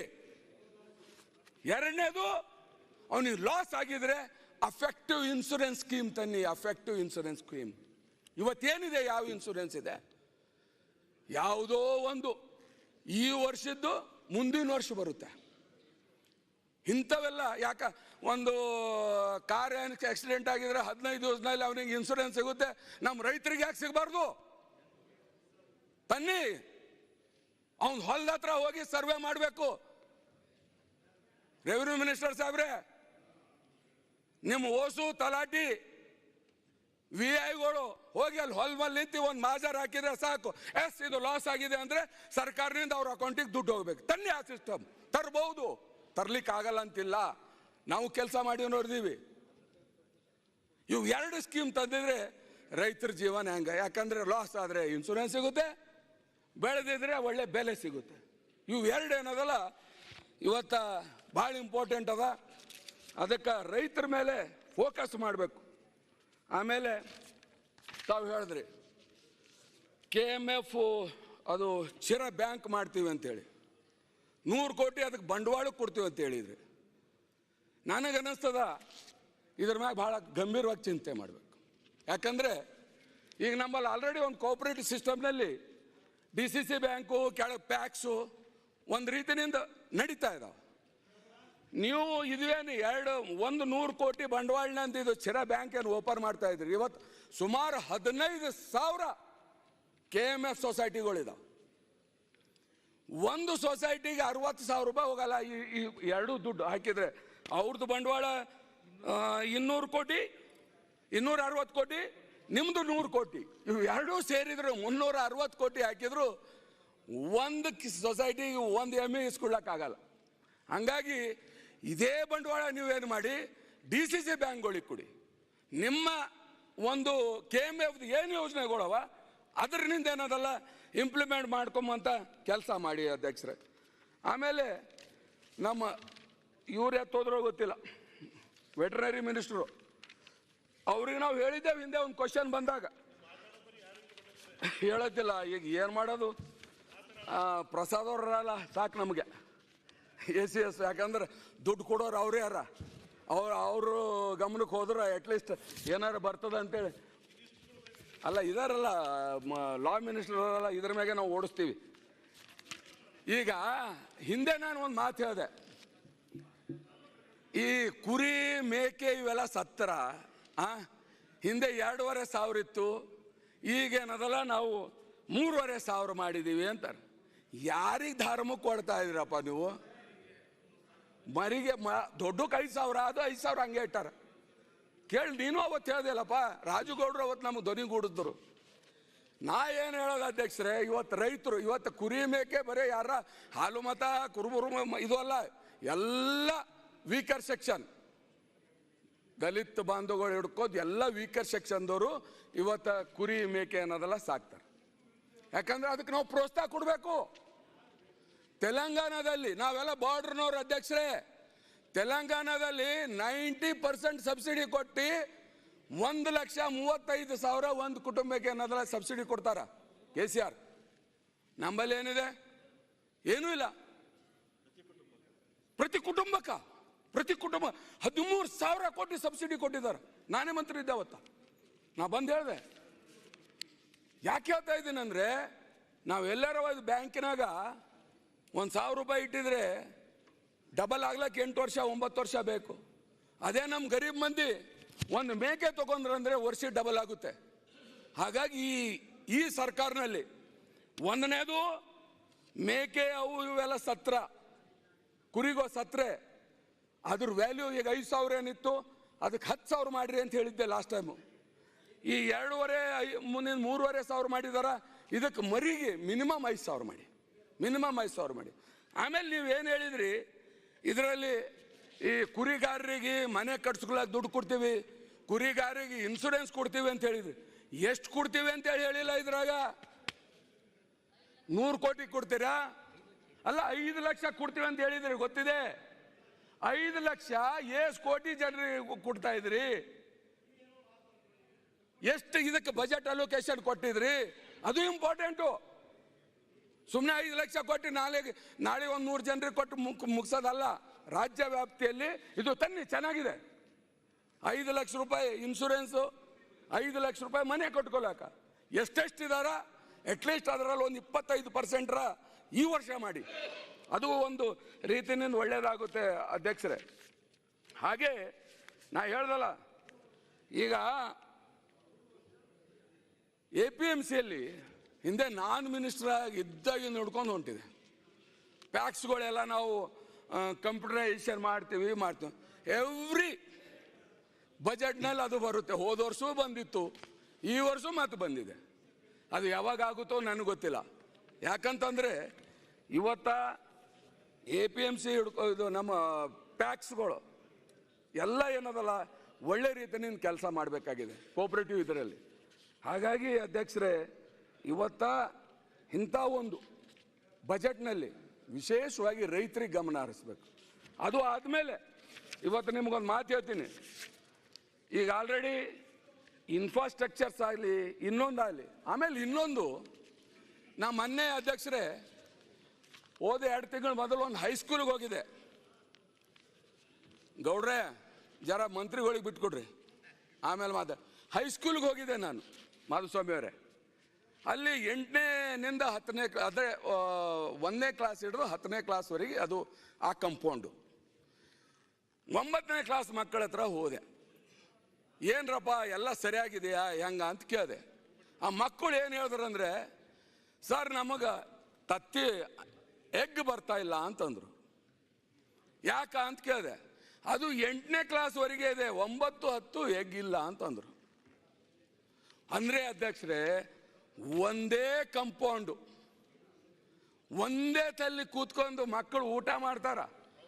ಅವ್ರಿಗೆ ನೋಡಿ ಇವ 8ನೇ ಕ್ಲಾಸ್ ಇವನಿಗೆ ಮೊಟ್ಟೆ ಕೊಡ್ತೀನಿ, ಇವನಿಗೆ ಬಾಳೆಹಣ್ಣು ಕೊಡ್ತೀನಿ, 9ನೇ ಕ್ಲಾಸ್ ನಿನಗೆ ಇಲ್ಲ, ಯಾಕಂದ್ರೆ ಸರ್ಕಾರ ಕೊಟ್ಟಿಲ್ಲ. ಏನಪ್ಪ ಇದು?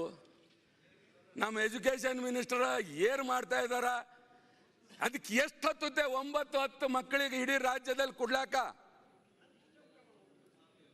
ಮೊಟ್ಟೆ ಮತ್ತು ಬಾಳೆಹಣ್ಣು ಕೊಡ್ಲಾಕ ಮಾನ್ಯ ಮುಖ್ಯಮಂತ್ರಿಗಳು ಬಂದಾರ, ಭಾಳ ಒಳ್ಳೆ ಟೈಮಿಗೆ ಬಂದಾರ ಅವರು. ಇದ್ರ ಮ್ಯಾಗ ಗಮನ ಹರಿಸ್ಬೇಕು, ಯಾಕಂದ್ರೆ ನಮ್ಗೆ ಭಾಳ ನೋವಾಯ್ತು ಅದು ಇದು ಮಾಡ್ಲಾಕ. ಹಾಗಾಗಿ ಅಧ್ಯಕ್ಷರೇ, ಮತ್ತಲ್ಲಿ ನಾವು ನೋಡ್ತೀವಿ, ಮುಖ್ಯಮಂತ್ರಿಗಳು ಒಂದು ಇಂಪಾರ್ಟೆಂಟ್ ಹೇಳಿದೆ. ಈಗ 8 ಹಿಡ್ಕೊಂಡು 9, 10 ಅಂದರೆ ಹೈಸ್ಕೂಲ್ನಲ್ಲಿ ಈ 8ನೇ ಕ್ಲಾಸ್ವರೆಗೆ ಮೊಟ್ಟೆ ಕೊಡ್ತಾ ಇದ್ದಾರೆ, ಬಾಳೆಹಣ್ಣು ಕೊಡ್ತಾ ಇದ್ದಾರೆ. 9, 10ಕ್ಕಿಲ್ಲ. ನಾವು ಮೊನ್ನೆ ಒಂದು ತಿಂಗಳ ಮೊದಲು ಅಲ್ಲಿ ಹೈಸ್ಕೂಲಿಗೆ ಹೋದರೆ ಮಕ್ಕಳು ಹೇಳಿದ್ರು ನಮಗೆ ಸಿಗ್ತಾ ಇಲ್ಲ ಅಂತೇಳಿ. ಒಂದೇ ಕ್ಲಾಸಲ್ಲಿ ಒಂದೇ ಕಾರಿಡಾರಲ್ಲಿ ಅವರೆಲ್ಲ ಕೂಡ್ತಾರ. ಅದಕ್ಕೆ 9, 10ಕ್ಕೂ ನಾವೇನದಲ್ಲ ಇದಕ್ಕೆ ಎಕ್ಸ್ಟೆಂಡ್ ಮಾಡಬೇಕು, ಇಲ್ಲಾಂದರೆ ಅಲ್ಲಿ ಅದರಲ್ಲಿ ಮಕ್ಕಳಿಗೆ ತಾರತಮ್ಯ ಆಗ್ತದೆ ಅಂತೇಳಿ ನಾ ಈ ಸಂದರ್ಭದಲ್ಲಿ ಹೇಳಕ್ಕೆ ಬಯಸ್ತೀನಿ. ಆಮೇಲೆ ತಾವು ಮೊನ್ನೆ ಎಲ್ಲ ಕೆಲವು ಜನರಿಗೀಗ ಅಡುಗೆ ಮಾಡೋರಿಗೆ, ಅವ್ರಿಗೆ ಸಹಾಯಕರಿಗೆ, ಇವತ್ತು ನಮಗನ್ನಿಸ್ತದ ಪಾಪ ಅವ್ರು ಪಾಪ ಮಾಡಿ ಬಂದವರೋ ಗೊತ್ತಿಲ್ಲ, ಯಾಕಂದ್ರೆ ಅವ್ರ ಸ್ಯಾಲ್ರಿ ಏನು 2,500 ರೂಪಾಯಿ, ಮೊನ್ನೆ 1,000 ರೂಪಾಯಿ ಏನೋ ಹೆಚ್ಚಿಗೆ ಮಾಡ್ತೀನಿ ಅಂತ ಹೇಳಿದ್ರಿ. ಅಟ್ಲೀಸ್ಟ್ ಅವ್ರು ಎಟ್ ಪಾರ್ ವಿತ್ ಬೇರೆ ವೇಜಸ್ ಅವ್ರ ಲೆವೆಲ್ದಾಗ ತೊಗೊಂಡು ಬನ್ನಿ, ಯಾಕಂದ್ರೆ ಅವ್ರ ಸಮ ಭಾಳಿದೆ. ಒಂದೊಂದು ಸ್ಕೂಲ್ದಾಗ ದಿವಸ ಒಂದೊಂದು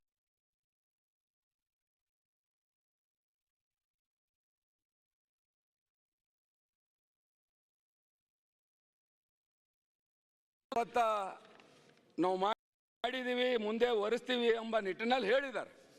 ಹಾಗಾಗಿ ಇವತ್ತ ಈ ಮೆಡಿಕಲ್ ಇದರಲ್ಲಿ ತಮಗೆ ಹೇಳಬೇಕಾದ್ರೆ, ಇವತ್ತ ಜಿಲ್ಲಾ ಮಟ್ಟದಲ್ಲಿ ಸುಧಾಕರ್ ಅವರೇ ನಾವು ಅನುಭವಿಸ್ತಾ ಇರೋದು ಇವತ್ತ ಸೂಪರ್ ಸ್ಪೆಷಾಲಿಸ್ಟ್ ತಾವು ಬಂದಾಗೂ ನಾವು ಹೇಳಿದ್ದೀವಿ. ಇವತ್ತು ನೋಡಿ, ಬಡವರು ಗೌರ್ಮೆಂಟ್ ಹಾಸ್ಪಿಟಲ್ಗೆ ಬಂದಾಗ ಒಂದು ಸೂಪರ್ ಸ್ಪೆಷಾಲಿಟಿ ಡಾಕ್ಟ್ರಲ್ಲಿ ಇಲ್ಲ ಅಂದರೆ ಅವನು ಏನು ಮಾಡಬೇಕು? ಜಿಲ್ಲಾಕ್ಕೆ ಒಂದೇ ಒಂದು ಹಾಸ್ಪಿಟಲ್, ಅದ್ರ ಜೊತೆಲಿ ಮೆಡಿಕಲ್ ಕಾಲೇಜ್ ಇದೆ ನಮ್ಮ ಬೀದರ್ನಲ್ಲಿ. ಆದರೆ ಯಾವುದು ಸೂಪರ್ ಸ್ಪೆಷಾಲಿಟಿ ಡಾಕ್ಟರ್ಸು ಅಲ್ಲಿ ನೋಡಲ್ಲ. ಅಂದಿನ ಮ್ಯಾಗ ಅವ್ನು ನೇರವಾಗಿ ಎಲ್ಲಿಗೆ ಹೋಗ್ಬೇಕು? ಪ್ರೈವೇಟ್ಗೆ ಹೋಗ್ಬೇಕು. ಹಾಗಾಗಿ ನಾ ಮಾನ್ಯ ಆರೋಗ್ಯ ಸಚಿವರಲ್ಲಿ ಮುಖ್ಯಮಂತ್ರಿ ಬಲ್ಲಿ ನಾ ಕೇಳ್ಕೊತೀನಿ, ಅಟ್ಲೀಸ್ಟ್ ಜಿಲ್ಲಾ ಹಾಸ್ಪಿಟಲ್ನಲ್ಲಿ ನೀವು ಫುಲ್ ಫ್ಲೆಜ್ ಮಾಡಿ. ಒಂದು ಬ್ರೇನ್ ಒಂದು ಸುಮ್ಮನೆ ಒಂದು ಸಣ್ಣ ಆಕ್ಸಿಡೆಂಟ್ ಆಗಿದ್ರೆ ಅಲ್ಲಿ ನೋಡ್ಲಿಕ್ಕೆ ಯಾರೂ ಇಲ್ಲ, ಮತ್ತೆ ಅವ್ರನ್ನ ಪ್ರೈವೇಟ್ ಹತ್ರ ಹೋಗಬೇಕು, ಅಲ್ಲಿ ನ್ಯೂರೋ ಸರ್ಜನ್ ನೋಡಿದ ಮೇಲೆ ಟ್ರೀಟ್ಮೆಂಟ್ ಸ್ಟಾರ್ಟ್ ಆಗಬೇಕು. ಅದಕ್ಕೆ ತಮ್ಮ ಹತ್ರ ಹೇಳ್ತೀನಿ ಈ ಬಜೆಟ್ನಲ್ಲೇ, ಯಾಕಂದ್ರೆ ಇದರಲ್ಲಿ ಸಾಕಷ್ಟು ಕೇಂದ್ರ ಸರ್ಕಾರದಿಂದ ಏನೇನು ಬಂದಿದೆ ಯೋಜನೆಗಳು ಮಿಕ್ಸಪ್ ಮಾಡಿ ಬಜೆಟ್ನಲ್ಲಿ ಹೇಳಿದ್ರ. ಆದರೆ ರಾಜ್ಯ ಸರ್ಕಾರದಿಂದ ಪ್ರತ್ಯಕ್ಷವಾಗಿ ಇದು ಆರೋಗ್ಯಕ್ಕೆ ನಾವು ಏನು ಕೊಡ್ತೀವಿ ಎಂಬುದು ಭಾಳ ಸ್ಪಷ್ಟತೆ ಇಲ್ಲ. ಹಾಗಾಗಿ ನಾ ಹೇಳೋದೇನೆಂದರೆ, ಈ ಪ್ರತಿ ಜಿಲ್ಲೆ, ಬರೀ ನಾ ಬೀದರ್ ಒಂದೇ ಹೇಳಲ್ಲ, ಎಲ್ಲ ಜಿಲ್ಲೆ, ಯಾಕಂದ್ರೆ ನಮ್ಮ ಬೀದರ್ನಲ್ಲಿ ಏನೋ ಒಂದು ಸ್ವಲ್ಪ ಏನಾರು ಹೆಚ್ಚು ಕಮ್ಮಿ ಆದರೆ ಅಲ್ಲಿ ಸೋಲಾಪುರ ಹೋಗ್ತಾರ, ಎಲ್ಲರೂ ಹೈದರಾಬಾದ್ ಹೋಗ್ತಾರೆ. ಇವೆಲ್ಲ ಹೋಗೋದು ಜನರು ಬಂದ್ ಮಾಡಬೇಕು ಸುಧಾಕರ್ ಅವರೇ, ಇಲ್ಲ ಅಂತಂದರೆ ಜನರಿಗೆ ಮತ್ತೆ ತೊಂದರೆ ಆಗುತ್ತೆ. ಹಾಗಾಗಿ ಶಿಕ್ಷಣದ ಮೇಲೆ ಮತ್ತು ಆರೋಗ್ಯದ ಮೇಲೆ ಸಾಕಷ್ಟು ಏನದಲ್ಲ ತಾವು ಫೋಕಸ್ ಮಾಡಬೇಕು ಎಂಬ ನಿಟ್ಟಿನಲ್ಲಿ ನಾ ಹೇಳಕ್ಕೆ ಬಯಸ್ತೀನಿ ಅಧ್ಯಕ್ಷರೇ. ಅದೇ ರೀತಿ ಇವತ್ತ ಏನು ಒಂದು ಅಂಗನವಾಡಿ ಕಾರ್ಯಕರ್ತರು, ಆಮೇಲೆ ಆಶಾ ವರ್ಕರ್ಸು, ನಾವು ಮೊನ್ನೆ ನೋಡಿದ್ದೀವಿ ಕೋವಿಡಲ್ಲಿ ಡಾಕ್ಟರ್ಸ್ಗಿಂತ ಹೆಚ್ಚಿಗೆ ಕೆಲಸ ಮಾಡಿದ್ದಾರೆ ಅವರು, ಡಾಕ್ಟರ್ಸ್ಗಿಂತ ಹೆಚ್ಚಿಗೆ. ಯಾವುದೇ ಹಂಗಿಲ್ಲದೆ ಇವತ್ತ ಮನೆ ಮನೆಗೆ ಹೋಗಿ ಕೋವಿಡ್ ಪೇಷಂಟ್ಗಳಿಗೆಲ್ಲ ಒಳ್ಳೆ ರೀತಿಯಲ್ಲಿ ನಿರ್ವಹಣೆ ಮಾಡಿದ್ದಾರೆ. 1,000 ರೂಪಾಯಿ ಹೆಚ್ಚಿಗೆ ಮಾಡಿದ್ರಿ, ಅದು ಯಾವ ಮೂಲೆಗೂ ಆಗಲ್ಲ. ಅದಕ್ಕೆ ಸ್ವಲ್ಪ ಅವ್ರಿಗೆ ಹೆಚ್ಚಿಗೆ ಮಾಡಬೇಕು. ಯಾಕಂದ್ರೆ ಅವ್ರಿಗೆ ಸ್ಯಾಲ್ರಿ ಇಲ್ಲ, ಬರೀ ಗೌರವಧನ ಅಂತ ಕೊಡ್ತೀವಿ. ಬೇರೆಯವ್ರಿಗೆ ಯಾವ ರೀತಿ ಸ್ಯಾಲ್ರಿ ಕೊಡ್ತೀವಿ ಆ ಒಂದು ಮಟ್ಟಕ್ಕೆ ಒಯ್ಬೇಕು ಎಂಬ ನಿಟ್ಟಿನಲ್ಲಿ ನಾ ಹೇಳಕ್ಕೆ ಬಯಸ್ತೀನಿ ಅಧ್ಯಕ್ಷರೇ. ಅದೇ ರೀತಿ ಇವತ್ತ ನಮ್ಮ ಭಾಗದಲ್ಲಿ ನಾವು ನೋಡಬೇಕಾದ್ರೆ ಇವತ್ತ ಕಲ್ಯಾಣ ಕರ್ನಾಟಕ ಅಂತೇನೋ ಮಾಡಿರಿ, ಕಲ್ಯಾಣ ಇಲ್ಲದ ಕರ್ನಾಟಕ ಕಲ್ಯಾಣ ಕರ್ನಾಟಕ ಆಗಿಬಿಟ್ಟಿದೆ ಅಧ್ಯಕ್ಷರೇ. ಕಲ್ಯಾಣ ಇಲ್ಲದ ಕಲ್ಯಾಣ ಕರ್ನಾಟಕ ಆಯಿತು. ಮುಖ್ಯಮಂತ್ರಿಗಳು ಬಂದ ತಕ್ಷಣ ಈಗ 3,000 ಕೋಟಿ ಅನೌನ್ಸ್ ಮಾಡಿದ್ದಾರೆ.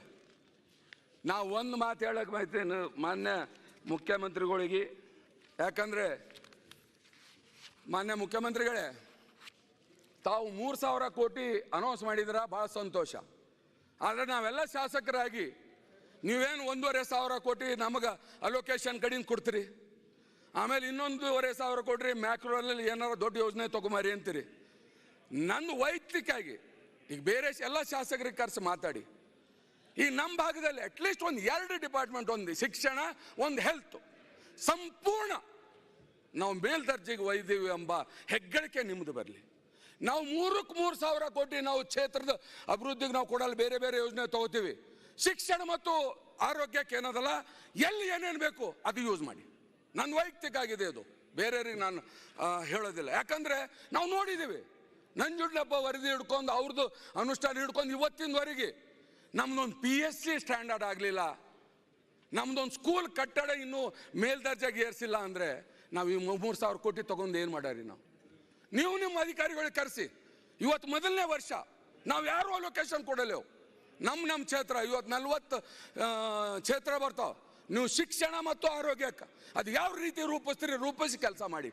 ಇವತ್ತು ನಂದು 41 ಈ ಯಾಕಂದ್ರೆ ನಮ್ಮ ಅನಿಸಿಕೆ ಇದೆ. ಆಮೇಲೆ ಇವತ್ತು ನಮ್ಮ ಭಾಗದಲ್ಲಿ ಎಂಪ್ಲಾಯ್ಮೆಂಟ್ ಇಲ್ಲ. ಈಗ ನೀವು ಇದು ದುಡ್ಡು ನಾನು ಹಿಂದೆನೂ ಹೇಳಿದ್ದೆ, ಈ ದುಡ್ಡು ಕೆಲವು ಎಂಟರ್ಪ್ರೈನರ್ಸ್ ಡೆವಲಪ್ಮೆಂಟ್ ಕಡೆನೂ ಸ್ವಲ್ಪ ಇಡ್ರಿ. KKDB will be the funding means equity holders. ಮುಖ್ಯಮಂತ್ರಿಗಳೇ, KKDB ಬೋರ್ಡ್ ಇದೆ. ಇವತ್ತು ಯಾರೋ ಒಬ್ಬರು ಹೈದರಾಬಾದ್ನಿಂದ ಆಗಲಿ ನಮ್ಮ ಬೀದರ್ನಲ್ಲಿ ಆಗಲಿ ಒಮ್ಮೆ ಇಂಡಸ್ಟ್ರಿ ಹಾಕ್ಲಕ್ಕೆ ಒಂದು 10 ಕೋಟಿದು ಬರ್ತಾರ. ಅವ 25% ಬಂಡವಾಳ ಹಾಕ್ತಾನ. 25% ಬಂಡವಾಳ ಅಂದರೆ ಆ್ಯಸ್ ಎ ಈಕ್ವಿಟಿ ಅಂತೇಳಿ KKDB ನಿಂತ್ಕೊಡಿ. ಅಲ್ಲ ಇದೆ, ಬರುತ್ತೆ, ಪ್ರಾವಿಷನ್ ಇದೆ, ಮಾಡ್ಕೋಬಹುದು ಸರ್ಕಾರ. ಯಾಕಂದ್ರೆ ಹಿಂದೆ ಶುಗರ್ ಫ್ಯಾಕ್ಟ್ರಿಗೆಲ್ಲ ಕೊಟ್ಟಿದ್ದಿದೆ. ಆಮೇಲೆ 50% ಅಂದರೆ ಅವನಿಗೂ ಸ್ವಲ್ಪ ಭಾರ ಕಮ್ಮಿ ಆಗುತ್ತೆ. ಯೋಚನೆ ಮಾಡಿ ಅಧ್ಯಕ್ಷರೇ, ಮುಖ್ಯಮಂತ್ರಿಗಳೇ, ನಾ ಇದಕ್ಕೆ ಹೇಳ್ತಾ ಇಲ್ಲ. ಯಾಕಂದರೆ ನಾವು ಎಂಪ್ಲಾಯ್ಮೆಂಟ್ ಜನರೇಷನ್ ಎಷ್ಟಂತೇಳಿ ಸರ್ಕಾರನಲ್ಲಿ ಕೊಡ್ಲಿಕ್ಕಾಗುತ್ತೆ? ಪ್ರೈವೇಟ್ ಫ್ಯಾಕ್ಟ್ರಿಗಳು ಅವು ಇವೆಲ್ಲ ಬಂದಾಗ ಒಂದು ಸ್ವಲ್ಪ. ಮನೆ ಸಭಾಧ್ಯಕ್ಷರೇ, ಈಗ ಇಂಡಸ್ಟ್ರೀಸ್ಗೆ ಇಂಡಸ್ಟ್ರಿಯಲ್ ಪಾಲಿಸಿ ಇದೆ. ಆ ಇಂಡಸ್ಟ್ರಿಯಲ್ ಪಾಲಿಸಿಯಲ್ಲಿ ವಿಶೇಷವಾಗಿ ಕಲ್ಯಾಣ ಕರ್ನಾಟಕ ಸಬ್ಸಿಡಿ ಜಾಸ್ತಿ ಮಾಡಿದ್ದೀವಿ ನಾವು. ಇಲ್ಲಿಕ್ಕಿಂತ ಸಬ್ಸಿಡಿ ಸಿಗ್ತದೆ ಮತ್ತು ಬ್ಯಾಂಕ್ ಲೋನ್ಸು ಸಿಗ್ತದೆ, ಎಲ್ಲ ಸಿಗ್ತದೆ. ಅದಕ್ಕಾಗಿ ಇದೆ. ನಾವು ಈ ದುಡ್ಡನ್ನು ಬೇಸಿಕ್ ಇನ್ಫ್ರಾಸ್ಟ್ರಕ್ಚರ್, ನೀವಾಗಲೇ ಹೇಳಿದ್ರಿ, ಹೆಲ್ತು, ಎಜುಕೇಷನ್ನು, ಅಲ್ಲಿ ನಮ್ಮ ಮಾರ್ಟಾಲಿಟಿ ರೇಟ್ ಜಾಸ್ತಿ ಇದೆ, ಅಪೌಷ್ಟಿಕತೆ ಇದೆ. ಇವುಗಳ ಫಂಡಮೆಂಟಲ್ಗೆ ಏನು ಬೇಕೋ ಹ್ಯೂಮನ್ ಡೆವಲಪ್ಮೆಂಟ್ಗೆ ಮತ್ತು ಇನ್ಫ್ರಾಸ್ಟ್ರಕ್ಚರ್ಗೆ, ಅಲ್ಲಿ ರೋಡ್ಸ್ ಇರ್ಬೋದು, ಕೆಲವು ಇಂಪಾರ್ಟೆಂಟ್ ಬ್ರಿಡ್ಜಸ್ ಇರ್ಬೋದು, ಕಮ್ಯುನಿಕೇಷನ್ ಇರ್ಬೋದು, ಇವಕ್ಕೆ ಮಾಡೋಣ. ಪ್ರೈವೇಟ್ ಎಂಟರ್ಪ್ರಿನರ್ಸ್ ಬಂದವ್ರಿಗೆ ಹೆಂಗೆ ರೀತಿ ಸಹಾಯ ಮಾಡಬೇಕು ಅದಕ್ಕೊಂದು ಬೇರೆ ಪಾಲಿಸಿ ಇದೆ, ಇಂಡಸ್ಟ್ರಿಯಲ್ ಪಾಲಿಸಿ, ಅದಕ್ಕೆ ಮಾಡೋಣ. ಈ ದುಡ್ಡು ಅದಕ್ಕೆ ಖರ್ಚು ಮಾಡೋದ್ರಲ್ಲಿ ಅರ್ಥ ಇಲ್ಲ. ಅಲ್ಲ, ಮುಖ್ಯಮಂತ್ರಿಗಳ ಚಿಂತೆನೂ ಇದೆ. ಆದರೆ ನಂದೇನಿತ್ತು, ಸ್ವಲ್ಪ ಇಂಡಸ್ಟ್ರಿಯಲೈಸೇಷನ್ನು, ಸ್ವಲ್ಪ ಎಂಟರ್ಪ್ರೈನರ್ಶಿಪ್ಪಿಗೆ ಸಪೋರ್ಟ್ ಮಾಡಿದರೆ ಲೋಕಲ್ ಎಂಪ್ಲಾಯ್ಮೆಂಟ್ ಜನ್ರೇಷನ್ ಆಗುತ್ತೆ ಎಂಬ ನಿಟ್ಟಿನಲ್ಲಿ ನಮ್ಮ ಕಳಕಳಿ ಇತ್ತು ಅಧ್ಯಕ್ಷರೇ. ಹಾಗಾಗಿ ಇವತ್ತ ನಮ್ಮ ಬೀದರ್ನಲ್ಲಿ ಯಾವುದೇ ಒಂದು ನೀರಾವರಿ ಯೋಜನೆ ನಂಬಲಿಲ್ಲ. ನಮಗೆ ನೋವಾಗುತ್ತೆ. ಒಂದೊಂದ್ಸಲ ಸನ್ಮಾನ್ಯ ದೇವೇಗೌಡರಿಗೆ ನಾ ಕೇಳೀನಿ, ಅಪ್ಪಾಜಿ ನೀವು ಗುಲ್ಬರ್ಗ ತನಕ ಬಂದಿರಿ, ಬೀದರ್ ತನಕ ಬಂದಿಲ್ಲ ಅಂತೇಳಿ ನಾ ಕೇಳಿದ್ದೀನಿ. ಇವತ್ತ ಹಿಂದೆ 1920ರಲ್ಲಿ ಆಯೋಗದಲ್ಲಿ ಕೆರೆ ತುಂಬಿಸ 33 ಕೆರೆ ತುಂಬಿಸ ಯೋಜನೆ ಇದೇ ಬಜೆಟ್ ಬುಕ್ಕಲ್ಲಿ 375 ಕೋಟಿ ಅನೌನ್ಸ್ ಆಗಿತ್ತು. ಅದು 3 ಕ್ಷೇತ್ರದಲ್ಲಿಂದ ಬರುತ್ತೆ ಅದು. ಆಮೇಲೆ ಮೈನರ್ ಇರಿಗೇಷನ್ 300 ಕೋಟಿ ಅದೇ ಒಂದು ಬಜೆಟ್ನಲ್ಲಿ ಅಲೋಕೇಶನ್ ಆಗಿತ್ತು. ಇವತ್ತಿನವರೆಗೆ ಅದು ಟೇಕಪ್ ಆಗಿಲ್ಲ ಅಧ್ಯಕ್ಷರೇ. ನಮ್ಮ ವಿಶೇಷವಾಗಿ ನಮ್ಮ ಬೀದರು ನೀರಾವರಿಯಲ್ಲಿ ಭಾಳ ಹಿಂದಿದೆ. ಏನು ಕಾರಂಜ ಒಂದಿದೆ, ಅದು ಬರೀ ಕುಡಿಯೋ ನೀರಿಗೆ ಅಷ್ಟಕ್ಕೆ ಆಗಿದೆ ಸೀಮಿತವಿನ, ಬೇರೆ ಯಾವುದಕ್ಕೂ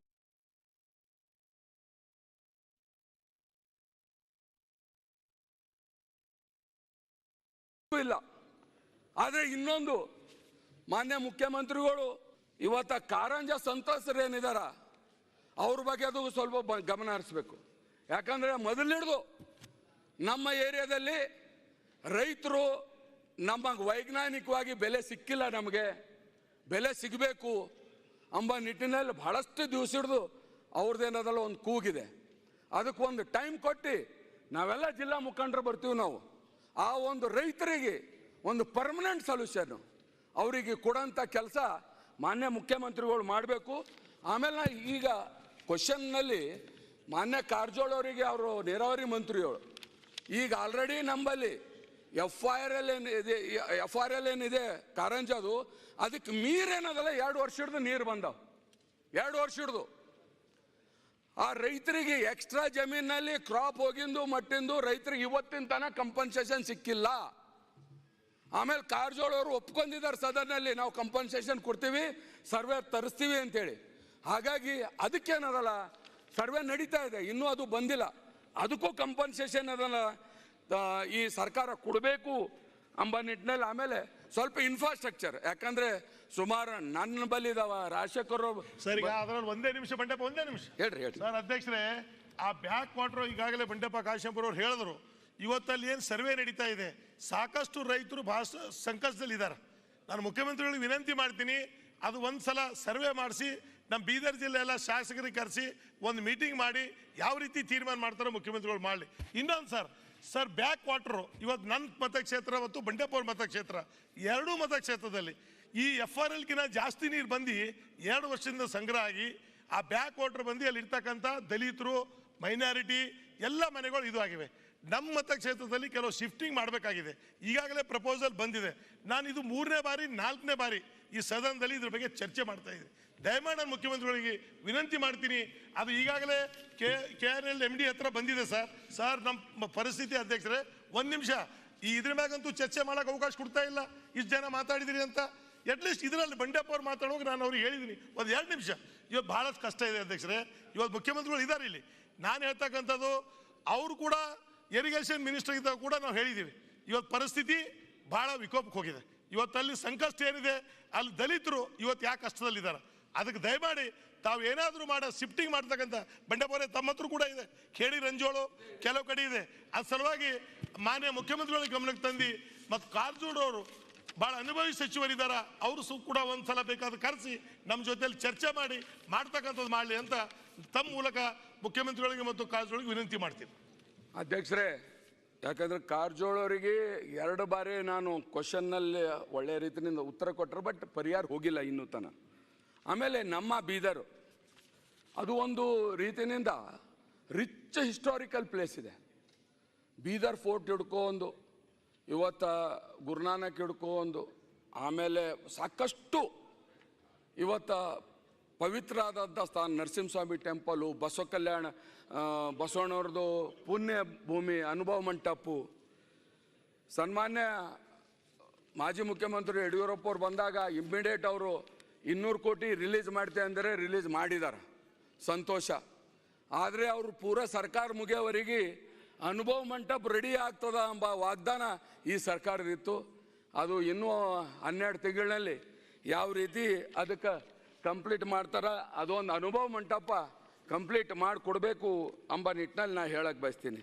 ಅದೇ ರೀತಿ ನಾ ಹೇಳ್ದಲ್ಲ, ಟೂರಿಸಮ್ಗೆ ಇವೆಲ್ಲ ಪೂರಕವಾಗಿ ಇವತ್ತು ನಮ್ಮದು ಅಕ್ಕಪಕ್ಕ ಇವತ್ತು ಒಂದು ಕಡೆ ಪುಣೆ ಇದೆ, ಮುಂಬೈ ಇದೆ, ಇನ್ನೊಂದು ಕಡೆ ಹೈದರಾಬಾದ್, ಸಿಕಿಂದ್ರಾಬಾದ್, ಅವರಿಗೆಲ್ಲ ನಾವು ಅಟ್ರಾಕ್ಷನ್ ಮಾಡೋದಕ್ಕೆ ನಮ್ಮ ಟೂರಿಸಮ್ ಫೆಸಿಲಿಟೀಸ್ ಇವು ಅಲ್ಲೆಲ್ಲ ನಾವು ಹೆಚ್ಚಿಗೆ ಕೊಟ್ಟಿದ್ರೆ ನಿಜಕ್ಕೂ ಮತ್ತೆ ನಮ್ಮ ಬೀದರು ಒಂದು ರೆವಿನ್ಯೂ ಫೆಚಿಂಗ್ ಜಿಲ್ಲೆ ಆಗುತ್ತೆ ಎಂಬ ನಿಟ್ಟಲ್ಲಿ ನಾನು ಹೇಳಕ್ಕೆ ಬಯಸ್ತೀನಿ ಅಧ್ಯಕ್ಷರೇ. ಮತ್ತು ಹಾಗೆ ಮೊನ್ನೆ ಒಂದು 2-3 ತಿಂಗಳ ಮೊದಲ ಈ ನೌಕರರು ಸಂಘದವ್ರು ಎಲ್ಲರೂ ಬಂದು ನನಗೆ ಹೆಚ್ಚು ಕಮ್ಮಿ ಎಲ್ಲ ಶಾಸಕರಿಗೆ ಭೇಟಿಯಾಗಿದ್ದಾರೆ. ಈಗ ಲಾಸ್ಟ್ ಮೀಟಿಂಗ್ ಬಜೆಟ್ನಲ್ಲಿ ಅಧಿವೇಶನಲ್ಲಿ ನಮ್ಮ ಶಾಸಕರದು, ಆಮೇಲೆ ಮಂತ್ರಿಗೋದು, ವಿಧಾನ ಪರಿಷತ್ ಸದಸ್ಯರದೆಲ್ಲ ಪೇಮೆಂಟು ಸ್ಯಾಲ್ರಿ ಎಲ್ಲ ಹೆಚ್ಚಿಗೆ ಮಾಡಿರಿ. ಹಾಗಾಗಿ ಅವ್ರದ್ದು ನಮ್ಮ ರಾಜ್ಯದ ನೌಕರ ಸಂಘದವ್ರದ್ದು ಒಂದು ಬೇಡಿಕೆ ಇದೆ. 7th ಪೇ ಕಮಿಷನ್ ಏನದಲ್ಲ, ಭಾಳಷ್ಟು ರಾಜ್ಯಗಳಲ್ಲಿ ಇದು ಅಪ್ರೂವ್ ಮಾಡಿ ಅದಕ್ಕೆ ಅನುಷ್ಠಾನ ತಂದಿದ್ದಾರೆ. ಅದಕ್ಕೆ ನಮ್ಮ ರಾಜ್ಯದಲ್ಲಿ ಇದಕ್ಕೆ ಮಾಡಬೇಕು ಎಂಬ ನಿಟ್ಟಿನಲ್ಲಿ ನಾ ಮಾನ್ಯ ಮುಖ್ಯಮಂತ್ರಿಗಳಿಗೆ ಕೇಳಕ್ಕೆ ಬಯಸ್ತೀನಿ ಅಧ್ಯಕ್ಷರೇ. ಮತ್ತು ಕೊನೆಯದಾಗಿ ಇವತ್ತು ನಾವು MLA ಲಾಡ್ಗಳ ಮೇಲೆ ನಮಗಿರೋದೇ ಅದು ಒಂದೇ, ಎಲ್ಲ MLAಗಳಿಗೆ MLA ಲಾಡ್ ಬಿಟ್ಟರೆ ನಮ್ಮ ಕೈದಾಗ ಏನೂ ಇಲ್ಲ. ಎಲ್ಲಾರ ಒಂದು ಕಡೆ ಕೊಡಬೇಕಾದ್ರೆ ಮಾನ್ಯ ಮುಖ್ಯಮಂತ್ರಿಗಳೇ, ನಮಗಿರೋದೇ ನಿಮಗೂ ಹಿಡ್ಕೊಂಡು ನಮ್ಗೆ ಹಿಡ್ಕೊಂಡು ಒಂದು MLA ಲಾಡ್ ಅಷ್ಟೇ ನಮ್ಮ ಕೈದಾಗ ಇರೋದು. ಎಲ್ಲಾರು ಹೋದ್ರೆ ಒಂದು ಸಮುದಾಯ ಭವನ ಆಗಲಿ ಇನ್ನೊಂದಾಗಲಿ. ಅದರಲ್ಲಿ ಕೋವಿಡ್ ಬಂದಾಗ ನಮ್ಮ ಎಲ್ಲ ಒಬ್ಬೊಬ್ಬರ ಬಳಿ ಒಂದೊಂದು ಕೋಟಿ, ಹೆಚ್ಚು ಕಮ್ಮಿ ಎಷ್ಟು ರೀ? 1 ಕೋಟಿ ಅಲ್ಲ, 1 ಕೋಟಿ ವಾಪಸ್ ಹೋಗಿದೆ. 1 ಕೋಟಿ ವಾಪಸ್ ಹೋಗಿದೆ. ಆಮೇಲೆ ಇವತ್ತ ಎಲ್ರಿಗೂ ಉದಾರತೆ ತೋರಿಸ್ತಾ ಇದ್ರಿ. ಆ 1 ಕೋಟಿ ವಾಪಸ್ ಕೊಡಿ. ಆಮೇಲೆ ಏನದ, ಈಗೇನು 2 ಕೋಟಿ ಇದೆ ನಮ್ಗೆ, ಅದಕ್ಕೆ ಅಟ್ಲೀಸ್ಟ್ ಒಂದು 4 ಕೋಟಿ ಮಾಡಿ ಮುಖ್ಯಮಂತ್ರಿಗಳೇ. ಯಾಕಂದರೆ ಇದು ಒಂದು ರೀತಿನಿಂದ ಏನಂತಾರಪ್ಪ, ಎಲ್ಲರೂ ಬೇಕಾಗಿಲ್ವಾ? ಈಗ ನೋಡ್ರಿ, ನಾವೇನೋ ಮುಖ್ಯಮಂತ್ರಿಗಳೇ ನಾವು ಅಂಜಿ ಹೇಳತ್ತಿದ್ದೇವೆ, ಮುಖ್ಯಮಂತ್ರಿ ಮಾತು ಬೈದವರು ಅಂತ. ನಿಮ್ಮ ಪಾರ್ಟಿದವರೇ 4 ಬೇಡ 5 ಅಂತ ಕೇಳ್ತಾ ಇದ್ದಾರೆ. 5 ಅಂತ ಕೇಳ್ತಾ ಇದ್ದಾರೆ. ಬೇಡಪ್ಪ 4 ಕೊಡ್ಲಿ, ಈ ವರ್ಷ ಸಾಕು. ಇನ್ನೊಂದಾಗಿದೆ ಸರ್, 2018-19 ಖರ್ಚಾಗಿಲ್ಲ ಅಂತೇಳಿ ಒಂದು ಮೀಟಿಂಗ್ ಮಾಡಿ ಆ ದುಡ್ಡೆಲ್ಲ ವಾಪಸ್ ತಗೊಂಡ್ಬಿಟ್ಟಾರೆ. ಹಂಗ್ ಮಾಡಬಾರ್ದು. ಇರೋದು ಅದು ಒಂದು, ಅದ್ರಾಗ ಮತ್ತೆ ಖರ್ಚಾಗಿಲ್ಲ ಅಂತ ಒಂದು ಅವಕಾಶ ಕೊಡಿ. ಹಿಂದಿನ ಶಾಸಕರು ಮಾಡಿಲ್ಲ. ಮುಖ್ಯಮಂತ್ರಿಗಳೇ ಸರ್, ಕೆಲವು ಗ್ರಾಂಟ್ಗಳು ಕೇವಲ ಸನ್ಮಾನ್ಯ ಮುಖ್ಯಮಂತ್ರಿಗಳೇ ಕೆಲವು ಗ್ರಾಂಟ್ಗಳು ತಕರಾರು ಮಾಡಿದ್ ನೀವು ನಾಡಗೌಡ ಇಬ್ರೇ, ನೀವಿಬ್ರೇ ಮಾಡಿದವರು. ನೆಕ್ಸ್ಟ್ ಬಿಲ್ ನಾವು ತರ್ತಾ ಇದ್ರ ನಮ್ಗೆಲ್ಲ ಹೇಳಿರಿ? ನಮ್ಗೆ ಹೇಳಲ್ಲ. ಒಪ್ಸಿ ಬಿಲ್ ಭಾರಿ ದೊಡ್ಡವರು ಇದ್ಬಿಟ್ಟು ವಿರೋಧ ಮಾಡ್ತಾರೆ. ನೀವ್ ಹಿಂಗ್ ಮತ್ತೆ ಬೈಯಕ್ ಹಚ್ಚಬೇಡ್ರಿ. ನಾವು ಕೈಯಾಗ ಒಂದು ಬಿಲ್ ಕೊಟ್ಟಿದ್ರಿ, ಮಂತ್ರಿಗಳ ಬಿಲ್ ಒಂದೇ ಕೊಟ್ರಿ, ಆಮೇಲೆ ಮಾಡಿ ಅಂದ್ಮೇಲೆ 2ನೇ ಬಿಲ್ ಕೊಟ್ರು. ನೀವು ದಯವಿಟ್ಟು ನಮ್ಮನ್ನು ಬೇಸ್ ಮಾಡ್ರಿ. ಈಗ ಧನ್ಯವಾದ ಅಂದ್ರೆ ಹೆಂಗ್ ಸರ್? ಬಿಲ್ ತಂದಾಗ ವಿರೋಧ ಮಾಡಿ. ಬಡಪ್ಪನವ್ರ 1 ನಿಮಿಷ ಸರ್. ಈಗ ಎಲ್ಲಾ ಇಲಾಖೆದ ಗ್ರಾಂಟ್ಗಳು ಅವ್ರವ್ರ ಪಾರ್ಟಿಗೆ ಮಾತ್ರ ಸಿಗ್ತಾ ಇದೆ. ಕನಿಷ್ಠ ಪಕ್ಷ ಈ ಗ್ರಾಂಟ್ ಆದ್ರೂ ಇದ್ರೆ ನಮ್ಗಾದ್ರೂ ಸಿಗ್ತದ, ಅದು ಅದ್ರ ಮೇಲಾದ್ರೂ ಡಿಪೆಂಡ್ ಆಗ್ತೀವಿ. ಬೇರೆ ಅಂತೂ ಯಾವ್ದು ಸಿಗ್ತಾ ಇಲ್ಲ ನಮಗೆ. 19-21 ಖರ್ಚಾಗಿಲ್ಲ ಅಂತ ಹೇಳಿ ವಾಪಸ್ ತಗೊಂಡಿದ್ದಾರೆ. ಲಾಸ್ಟ್ ಟೈಮ್ ವಿಶ್ವೇಶ್ವರಯ್ಯ ಅಧ್ಯಕ್ಷರು 19-20 ಸರ್, 18-19 ಇಶ್ಯೂಡ್ ಆರ್ಡರ್ಸ್. ಅದು ವಾಪಸ್ ಹಾಕಕ್ಕೆ MLA ಹೊರಗೆ ಬರ್ಕೊಡ್ಲಿ ಅಂತ ಆಮೇಲೆ ಅದನ್ನ ವಾಪಸ್ ಕೊಡಕ್ಕೆ ಹೇಳಿ ಸರ್. ಓಕೆ, ಧನ್ಯವಾದ. ಯಾಕಂದ್ರೆ ಎಲ್ಲ MLAs ಎಲ್ಲ ಆತಂಕನಲ್ಲಿದ್ದರು. ಅದಕ್ಕೆ ಕೊನೆಯದಾಗಿ ತಾವು ರಿಕಮೆಂಡ್ ಮಾಡ್ಬೇಕು ಮುಖ್ಯಮಂತ್ರಿಗಳಲ್ಲಿ. ಆಮೇಲೆ ನಮ್ಮ ಲಾ ಮಿನಿಸ್ಟ್ರು ಬೇರೆ ಮಂತ್ರಿಗಳಿಗೂ ಹೇಳಕ್ಕೆ ಬಯಸ್ತೀನಿ, ಅಟ್ಲೀಸ್ಟ್ 4 ಕೋಟಿ ಮಾಡಿದರೆ ಒಂದು ಸ್ವಲ್ಪ ಲಿಬರಲ್ ಆಗುತ್ತೆ. ಅದ್ರ ಮೇಲೆ ಗಮನ ಹರಿಸ್ಬೇಕು ಅಂತ ನಾನು ಹೇಳಕ್ಕೆ ಬಯಸ್ತೀನಿ ಅಧ್ಯಕ್ಷರೇ. ಹಾಗಾಗಿ ಓವರಾಲ್ ಇವತ್ತು ತಮಗೆ ಹೇಳಬೇಕಾದ್ರೆ, ಅವ್ರ ಕೈಯಲ್ಲಿ ದೇವ್ರೇನೋ ಅಧಿಕಾರ ಕೊಟ್ಟಿದ್ದಾರೆ. ಇವತ್ತು ಮ್ಯಾಗೂ ನಿಮ್ಮ ಸರ್ಕಾರ ಇದೆ, ಇಲ್ಲಿ ನಿಮ್ಮ ಸರ್ಕಾರ ಇದೆ. ಡಬಲ್ ಅಂತಿರೋ, ಟ್ರಿಬಲ್ ಅಂತಿರೋ, ಚೌಬಲ್ ಅಂತಿರೋ ಅನ್ರಿ. ಈಗ ಕೇಳ್ರಿ, ಆದ್ರೆ ಡಬಲ್ ಇಡ್ರಿ ಸಾಕು. ಈಗ ನಮ್ಮ ರಾಜಶೇಖರ್ ಪಾಟೀಲ್ ಸರ್ಕಾರ ಇದ್ರೆ ನಿಮ್ಮ ಕೈಲೂ ಇದ್ದಂಗೆ ಆಯ್ತು, ಒಳ್ಳೇದು. ಇಲ್ಲ ಈಗ ರಾಜಶೇಖರ್ ಪಾಟೀಲ್ ಹೇಳಿದ್ರೆ ಮುಗಿಸ್ಬಿಡ್ತೇನೆ. ಡಬಲ್ ಅಲ್ಲಣ್ಣ, ಯಡಿಯೂರಪ್ಪರ ಆಶೀರ್ವಾದನೂ ಇದೆ, ತ್ರಿಬಲ್ ಈಗ ಆಯ್ತು, ಒಳ್ಳೇದು. ಈಗ ರಾಜಶೇಖರ್ ಗೌಡ್ರು ಹೇಳಿದ್ರು BSSಗೆ ಅವ್ರ ಕಾನ್ಸ್ಟಿಟ್ಯೂನ್ಸಿಯಲ್ಲಿ ಬರುತ್ತೆ. ಈಗ ಅದು ಲೆಕ್ಕ ಹಾಕಿರೋದು ಟ್ರಿಬಲ್ ಇಂಜಿನ್. ಯಾಕಂತಂದ್ರೆ ಅಲ್ಲಿಂದ ಅಧ್ಯಕ್ಷರು ಅವರೆಲ್ಲ ನಿಮ್ಮ ಪಾರ್ಟಿನೇ, ಇಲ್ಲಿ ಸರ್ಕಾರ ನಿಮ್ದೆ, ಮ್ಯಾಗಿನ್ ನಿಮ್ದೆ. ನಾವು ಅದಕ್ಕೆ ಅವರು ಅದೊಂದು ಕನೆಕ್ಷನ್ ಇದೆ ಒಂದ್ ಜರ, ಅದಕ್ಕೆ ಒಂದ್ ಸ್ವಲ್ಪ ಇದು ಮಾಧವ ಸ್ವಾಮಿ ಅವರು ಇದು ಎಲ್ಲ ಗುರ್ತಿದೆ ಸರ್. ಇವತ್ತು ನೀವು ಹೇಳ್ತಾ ಇದ್ರಿ ಅಲ್ಲ ಚುನಾವಣೆ ನಿಂತ್ಕೊಂಡು ಗೆದ್ದಿದ್ದಾರೆ ಮತ್ತೆ ನಿಮ್ಮ ಪಕ್ಷದಲ್ಲಿ. ಅಧ್ಯಕ್ಷರ ಗೌಡ್ರೆ ಮುಗಿಸ್ಬಿಡ್ತೀನಿ. ಈಗ ಹಾಗಾಗಿ ಏನಾಗಿದೆ, ನಮ್ಮ ಕಾಲ ದಲ್ಲಿ. ಈಗ ನಾವು ಹಿಂದೆ ನಾನು ಮಂತ್ರಿ ಇದ್ದೆ, ರಾಜಶೇಖರ ಗೌಡರು ಇದ್ರು, 20 ಕೋಟಿ ಕೊಟ್ಟೆ ನಾವು ಫ್ಯಾಕ್ಟ್ರಿಗೆ ಚಾಲೂ ಮಾಡಿದೆವು. ಆಮೇಲೆ ಈಗೇನದಲ್ಲ ಅದು ಮತ್ತೆ ಬಂದಾಗ ಪರಿಸ್ಥಿತಿ ಬಂದ, ಹಿಂದೆ ನಾವು ಕೊಟ್ಟಿದ್ದೇವೆ ಅಷ್ಟೇ, ಮತ್ತೆ ದುಡ್ಡು ಸಿಗಲಿಲ್ಲ BSSKಗೆ. ಹಾಗಾಗಿ ಓವರಾಲ್ ನಾ ಹೇಳಬೇಕಾದ್ರೆ ಈ ಡಬಲ್ ಇಂಜಿನ್ ಸರ್ಕಾರ ಜರ ಸ್ಪೀಡ್ ಒಯ್ರಿ. ನೀವು ಏನೇನು ಹೇಳಿರಿ ಅಟ್ಲೀಸ್ಟ್ ಇದಕ್ಕಾರ ಬದ್ಧತೆ ಇಡ್ರಿ. ಹಿಂದೆ ಹೇಳಿನು ಈ ಬಜೆಟ್ ಬುಕ್ಕಿಗೆ ಒಂದು ಸ್ಯಾಂಟಿಟಿ ಬರಬೇಕಾಯ್ತು ಅಂದರೆ ಈಗ 2019-20 ಯೋಜನೆಗಳು ಅನುಷ್ಠಾನ ಮಾಡ್ಲಿಕ್ಕೆ ಏನೇನು ಬಂದಿವು, 21-22 ಏನು ಬಂತು, ಈಗೇನು ಬಂತು, ಎಲ್ಲ ಒಂದು ರಾಜ್ಯದ ಮತ್ತು ಆ ಭಾಗದ ಹಿತದೃಷ್ಟಿನಿಂದ ಇವತ್ತು ನೀವು ಕರೆಸಿ ನಿರ್ಣಯ ಮಾಡಿ ಮುಂದುವರಿಸಬೇಕು ಎಂಬ ನಿಟ್ಟಿನಲ್ಲಿ ಹೇಳಿ ತಾವು ಅವಕಾಶ ಕೊಟ್ಟಿದ್ದಕ್ಕೆ ಧನ್ಯವಾದ ಹೇಳಿ 2 ಮಾತು ಮುಗಿಸ್ತೇನೆ ಅಧ್ಯಕ್ಷ. ಅಲ್ಲ ಅಧ್ಯಕ್ಷರೇ, ಈ ಕಡೆ ಕೊಟ್ಟಿಲ್ಲ, ನಾನು ಶುರು ಮಾಡ್ತೀನಿ, ಆಮೇಲೆ ಊಟದ ನಂತರ ಇದು ಮಾಡ್ಬೋದು. ಊಟ ಮಾಡಿ ಬಂದ ಸ್ಟಾರ್ಟ್ ಮಾಡೋದು. ಊಟ ಮಾಡಿ ಸದನವನ್ನು 3 ಗಂಟೆಗೆ ಸೇರುವಂತೆ ಮುಂದೂಡಲಾಯಿತು.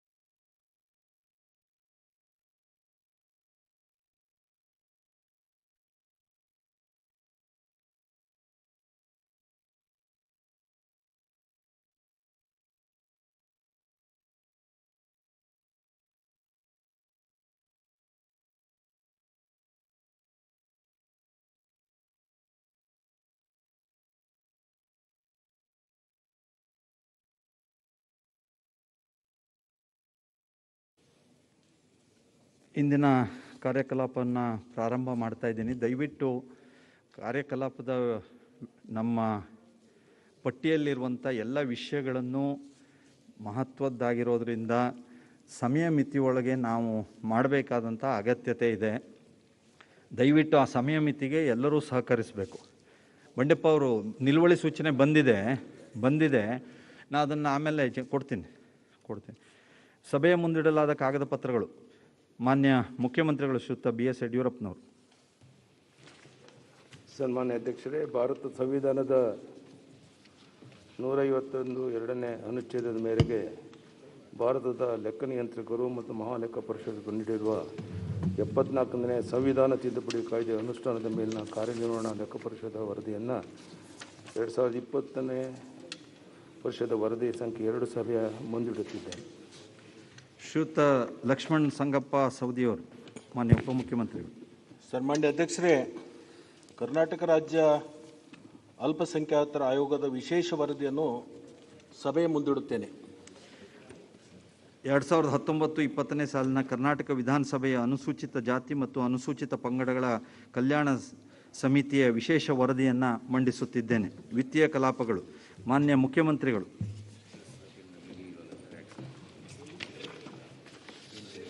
ಮಾನ್ಯ ಮುಖ್ಯಮಂತ್ರಿಗಳು 2020-21ನೇ ಸಾಲಿನ ಪೂರಕ ಅಂದಾಜುಗಳ ಮೊದಲನೇ ಕಂತು ಬೇಡಿಕೆಗಳ ಪ್ರಸ್ತಾವವನ್ನು ಮಂಡಿಸುವುದು.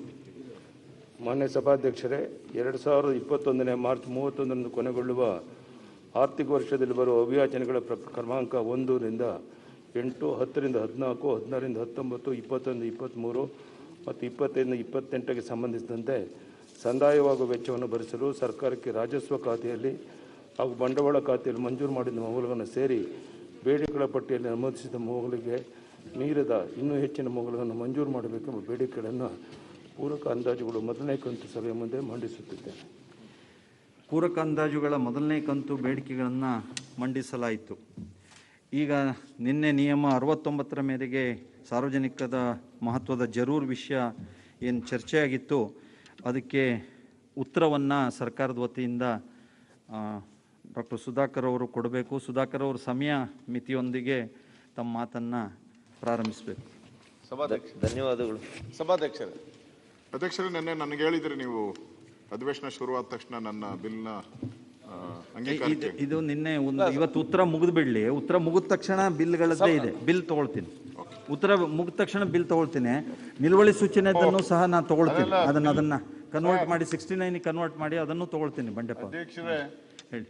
ಬಿಲ್ಗಳಿಗೆ ಆದ್ಯತೆ ಕೊಟ್ಟು ಇಲ್ಲಿ ಪಾಸ್ ಆಗಿ ಆ ಮನೆಗೆ ಹೋಗಿ ಪಾಸ್ ಮಾಡಕ್ಕೆ ಏನಾದ್ರು ತಾವು ಸಹಕಾರ ಮಾಡದೆ ಹೋದ್ರೆ ಈ ಅಧಿವೇಶನದ ಪ್ರಯೋಜನ ಏನಾಗುತ್ತೆ ಅಂತ ತಾವೇ ಅರ್ಥ ಮಾಡ್ಕೋಬೇಕು. ಅದಕ್ಕಿಂತ ಹೆಚ್ಚಾಗಿ ನಾನು ಹೇಳಲ್ಲ. ಸಭಾಧ್ಯಕ್ಷರು, ನಮ್ಮ ನಾಯಕರು ಯಾರು ಕೂಡ ಬರ್ಲಿಲ್ಲ ಅಂದ್ರೆ ಅವ್ರು ಬೇರೆ ನಾಯಕರು ಬರಲಿಲ್ಲ. ಈಗ ಅವ್ರು ಉತ್ತರ ಶುರು ಮಾಡ್ತಾರೆ. ಅಲ್ಲ, ಉತ್ತರ ಅವ್ರು ಇಲ್ಲದಿದ್ರೆ ಉತ್ತರ ಕೊಟ್ಟರು ಕೂಡ ಏನ್ ಪ್ರಯೋಜನ? ಅಲ್ರಿ, ಈಗ ಮತ್ತೆ ಬಿಲ್ ತಗೊಂಡ್ರೆ ಅದಕ್ಕೆ ಪ್ರಯೋಜನ ಇದೆಯಾ? ಅದಕ್ಕೆ ಅವ್ರು ಉತ್ತರ ಶುರು ಮಾಡಿ. ಇಲ್ಲಿ ಸುಧಾಕರ್ ಅವ್ರು ಉತ್ತರ ಶುರು ಮಾಡಿ. ಸಮಯ ವ್ಯರ್ಥ ಆಗೋದೇ ಬೇಡ ರೀ, ಸಮಯ ವ್ಯರ್ಥ ಆಗೋದು ಬೇಡ. ಕೂತ್ಕೊಳ್ಳಿ, ನೀವೆಲ್ಲ ಇದ್ದೀರಲ್ಲ. ಓಕೆ, ಶುರು ಮಾಡಿ. ಸುಧಾಕರ್ ನೀವು ನನ್ನನ್ನು ನೋಡಿ ಶುರು ಮಾಡಿ. ಬಹಳ ಧನ್ಯವಾದಗಳು. ಅಸೆಂಬ್ಲಿ ಅಜೆಂಡಾ ಓದ್ಬೇಕಲ್ವಾ ಸರ್? ಆಗ್ತದೆ, ಏನು ಅರ್ಜೆಂಟ್ ಆಗಿ ಬಾಕಿ ನಿನ್ನೆ ಆದ್ರೂ ನಾವು ಬರಲ್ಲ, ಲೇಟ್ ಆಗಿ ತಗೊಳ್ಳಿ ಅಂತ ಕೇಳಿದ್ರೆ ಅನುಕೂಲ ಆಗಿರೋದಲ್ವಾ? ನಾವು ಇಷ್ಟೊತ್ತವರೆಗೂ ಕೇಳಿದ್ರು ಬಿಲ್ ತಗೊಳ್ಳಿ ಅಂತ ಹೇಳಿ, ಅಜೆಂಡಾ ಇದೆ ನನ್ ಮೀರಕ್ಕಾಗಲ್ಲ ಅಂತಾರ ಅವರು. ನಿಮ್ಮ ಅಭಿಪ್ರಾಯ ನಮ್ಮ ಇದೆ ಸಭೆ ಇದೆ, ತಪ್ಪಂತ ನಾವು ಹೇಳುದಿಲ್ಲ. ಮತ್ತೆ ಇವತ್ತು ಸಡನ್ ಆಗಿ ನಮ್ಮ ಡೆಲ್ಲಿ ನಾಯಕರು ಬಂದ ಕಾರಣ ಅವರು ಸುಧಾಕರ್ ಅವರು 10:20 ಶುರು ಮಾಡಬೇಕು. ಇವತ್ತು COVID-19 ಸಾಂಕ್ರಾಮಿಕ ಅಲ್ಲ, ಇಂಪಾರ್ಟೆಂಟ್ ಸಬ್ಜೆಕ್ಟ್ ಡಿಸ್ಕಷನ್ ಮಾಡೋ ಬರ್ತಾರೆ ದಯವಿಟ್ಟು. ಇವತ್ತು COVID-19 ಸಾಂಕ್ರಾಮಿಕ ರೋಗದ ಬಗ್ಗೆ ಬಹಳ ಸುದೀರ್ಘವಾಗಿ ನಿನ್ನೆ ಇಡೀ ದಿವಸ ಸುಮಾರು 6.5 ಗಂಟೆ ಕಾಲ ಅನೇಕರು ಮಾತನಾಡಿದ್ದಾರೆ ಮಾನ್ಯ ಅಧ್ಯಕ್ಷರೇ. ಅದರಲ್ಲಿ ವಿಶೇಷವಾಗಿ ವಿರೋಧ ಪಕ್ಷದ ನಾಯಕರು, KPCC ಅಧ್ಯಕ್ಷರು, ಹಿರಿಯರಾದಂಥ RV ದೇಶಪಾಂಡೆ ಅವರು, HK ಪಾಟೀಲ್ ರವರು, ಮಾನ್ಯ ಸುಧಾಕರ್, ಹೀಗೆ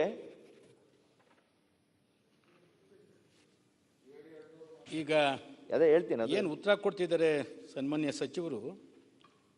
ಆರೋಗ್ಯ ಸಚಿವರು ಕೊಡ್ಬೇಕಾಗಿತ್ತಾ ಅಥವಾ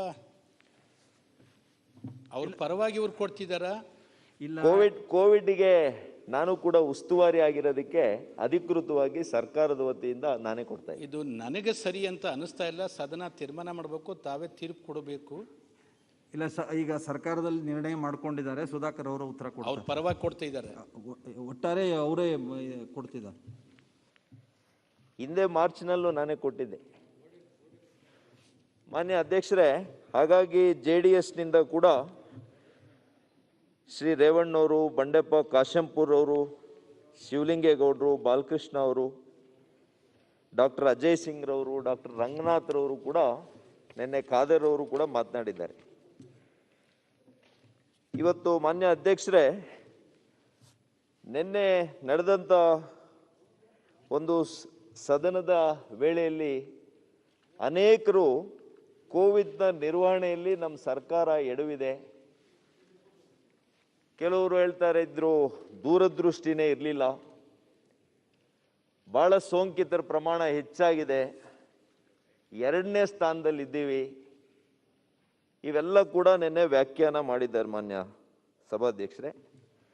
ಉತ್ತರ ಕೊಡೋಕ್ಕಿಂತ ಮುಂಚೆ ಮಾನ್ಯ ಸಭಾಧ್ಯಕ್ಷರೇ, ಮೊದಲು ನಾನು ಕಳೆದ 7 ತಿಂಗಳಿಂದ ಅವಿರತವಾಗಿ ಕೋವಿಡ್ನ ನಿರ್ವಹಣೆಯಲ್ಲಿ ಇವತ್ತು ಯೋಧರ ರೀತಿಯಲ್ಲಿ ಇವತ್ತು ವೈದ್ಯರು, ವೈದ್ಯಕೀಯ ಸಿಬ್ಬಂದಿ, ಪೊಲೀಸ್ನವರು, ಪೌರ ಕಾರ್ಮಿಕರು, ಅಧಿಕಾರಿ ವೃಂದದವರು, ಚುನಾಯಿತ ಪ್ರತಿನಿಧಿಗಳು, ವಿವಿಧ ಸಂಘ ಸಂಸ್ಥೆ ಪ್ರತಿನಿಧಿಗಳು, ಎಲ್ರಿಗೂ ಕೂಡ ಸರ್ಕಾರದ ಪರವಾಗಿ ಮೊದಲು ಕೃತಜ್ಞತೆಯನ್ನು ಅರ್ಪಿಸ್ತೀನಿ ಮಾನ್ಯ ಸಭಾಧ್ಯಕ್ಷರೇ. ಬಹುಶಃ ಇವರೆಲ್ಲರ ಸಮರ್ಪಕ ಭಾವದಿಂದ ಕೆಲಸ ಆಗದೇ ಇದ್ದಿದ್ರೆ ಈ ರಾಜ್ಯದಲ್ಲಿ ಸಾವಿನ ಪ್ರಮಾಣ 1.54ಕ್ಕೆ ನಿಗ್ರಹ ಮಾಡಲಿಕ್ಕೆ ಆಗ್ತಾ ಇರಲಿಲ್ಲ ಅಂತ ನಾನು ಅಭಿಪ್ರಾಯ ಪಡ್ತೇನೆ ಮಾನ್ಯ ಅಧ್ಯಕ್ಷರೇ. ಹಾಗಾಗಿ ಇವತ್ತು ಎಲ್ಲಿಂದ ಬಂತು, ಎಲ್ಲದರಿಂದ ಕೂಡ ಚರ್ಚೆ ಆಯಿತು. ನೆನೆ ಮಾನ್ಯ ಅಧ್ಯಕ್ಷರೇ, ಮಾರ್ಚ್ನಲ್ಲಿ ಕೂಡ ಇಲ್ಲಿ ಸ್ವಯಂ ಪ್ರೇರಿತವಾದಂಥ ಹೇಳಿಕೆಯನ್ನು ಸರ್ಕಾರದ ವತಿಯಿಂದ ಕೊಟ್ಟಿದ್ವು. ಈ ಬಾರಿ ಕೂಡ ಸುಮೋಟೋ ಸ್ಟೇಟ್ಮೆಂಟನ್ನು ಕೊಡಬೇಕು ಅಂತಿದ್ವು. ಆದರೆ ನಿನ್ನೆ ತಂದಂಥ ನಿಲುವಳಿ ಸೂಚನೆಗೆ ತಾವು 69ಕ್ಕೆ ಏನು ಕನ್ವರ್ಟ್ ಮಾಡಿದ್ರಿ, ಆ ಕಾರಣಕ್ಕೆ ಇವತ್ತು ನಾವು ಉತ್ತರಿಸುವಂಥ ಕೆಲಸ ಆಗಿದೆ ಮಾನ್ಯ ಅಧ್ಯಕ್ಷರೇ. ವಿಶೇಷವಾಗಿ ಇವತ್ತು ನವೆಂಬರ್ನಲ್ಲಿ ಯುಹಾನ್ ಅನ್ನುವಂಥ ಪ್ರಾಂತ್ಯದಲ್ಲಿ, ಚೈನಾದಲ್ಲಿ ವೆಟ್ ಮಾರ್ಕೆಟ್ನಲ್ಲಿ ಬಾವಲಿ ಸಂತಾನದಿಂದ ಬಂದಿರತಕ್ಕಂತಹ ಕಾಯಿಲೆ ಅಂತೇಳಿ ಬಹಳಷ್ಟು ಜನ ನಂಬಿದ್ದೇವೆ.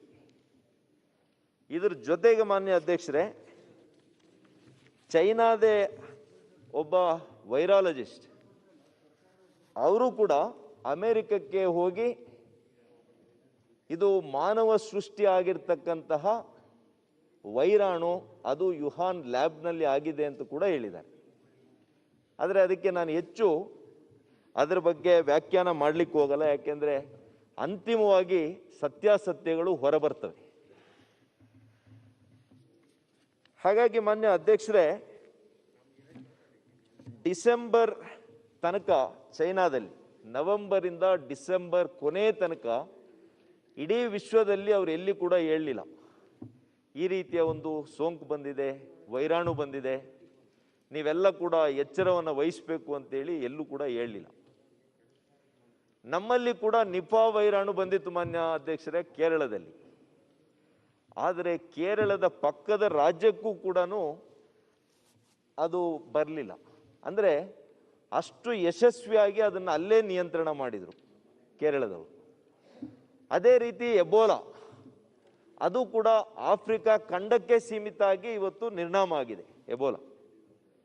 ಅದು ಕೂಡ ಇದಕ್ಕಿನ್ನ ಕೂಡ ಬಹಳ ಭಯಾನಕವಾದಂತಹ ಕಾಯಿಲೆ ಆಗಿತ್ತು, ವ್ಯಾಧಿ ಆಗಿತ್ತು. 10-15% ಅಷ್ಟು ಸಾವಿನ ಪ್ರಮಾಣ ಮಾನ್ಯಂತಹ ಒಂದು ಭಯಾನಕವಾದಂತಹ ವ್ಯಾಧಿ. ಹಾಗಾಗಿ ಇವತ್ತು ಕರ್ನಾಟಕದಲ್ಲಿ ಬಿಡಿ, ಬೇರೆ ಬೇರೆ ದೇಶಗಳು ಯಾರಿಗೂ ಕೂಡ ಚೈನಾ ಬಹಿರಂಗ ಪಡಿಸಲಿಲ್ಲ. ಅದರ ಫಲಶ್ರುತಿ ಏನಾಯಿತು ಮಾನ್ಯ ಅಧ್ಯಕ್ಷರೇ, ಜನವರಿ ಮೊದಲನೇ ವಾರದಲ್ಲಿ ಪಕ್ಕದ ಥೈಲ್ಯಾಂಡ್ನಲ್ಲಿ ಮೊದಲ ಸೋಂಕು ಹೊರದೇಶಗಳಲ್ಲಿ ಕಂಡುಬಂತು. ಥೈಲ್ಯಾಂಡ್ ಆದಮೇಲೆ ಇವತ್ತು prawns, Spain, Iran, Dubai, UAE ಈ ಎಲ್ಲ ದೇಶಗಳಲ್ಲಿ ಕೂಡ ಹೆಚ್ಚು ಕಾಣಿಸ್ಕೊಂತು. ಯಾರ್ಯಾರು ಚೈನಾದಿಂದ ಅಲ್ಲಿ ಪ್ರವಾಸಿಗರಲ್ಲಿ ಹೋಗಿದ್ರು ಆ ದೇಶಗಳಲ್ಲಿ ಸೋಂಕು ಬಂತು.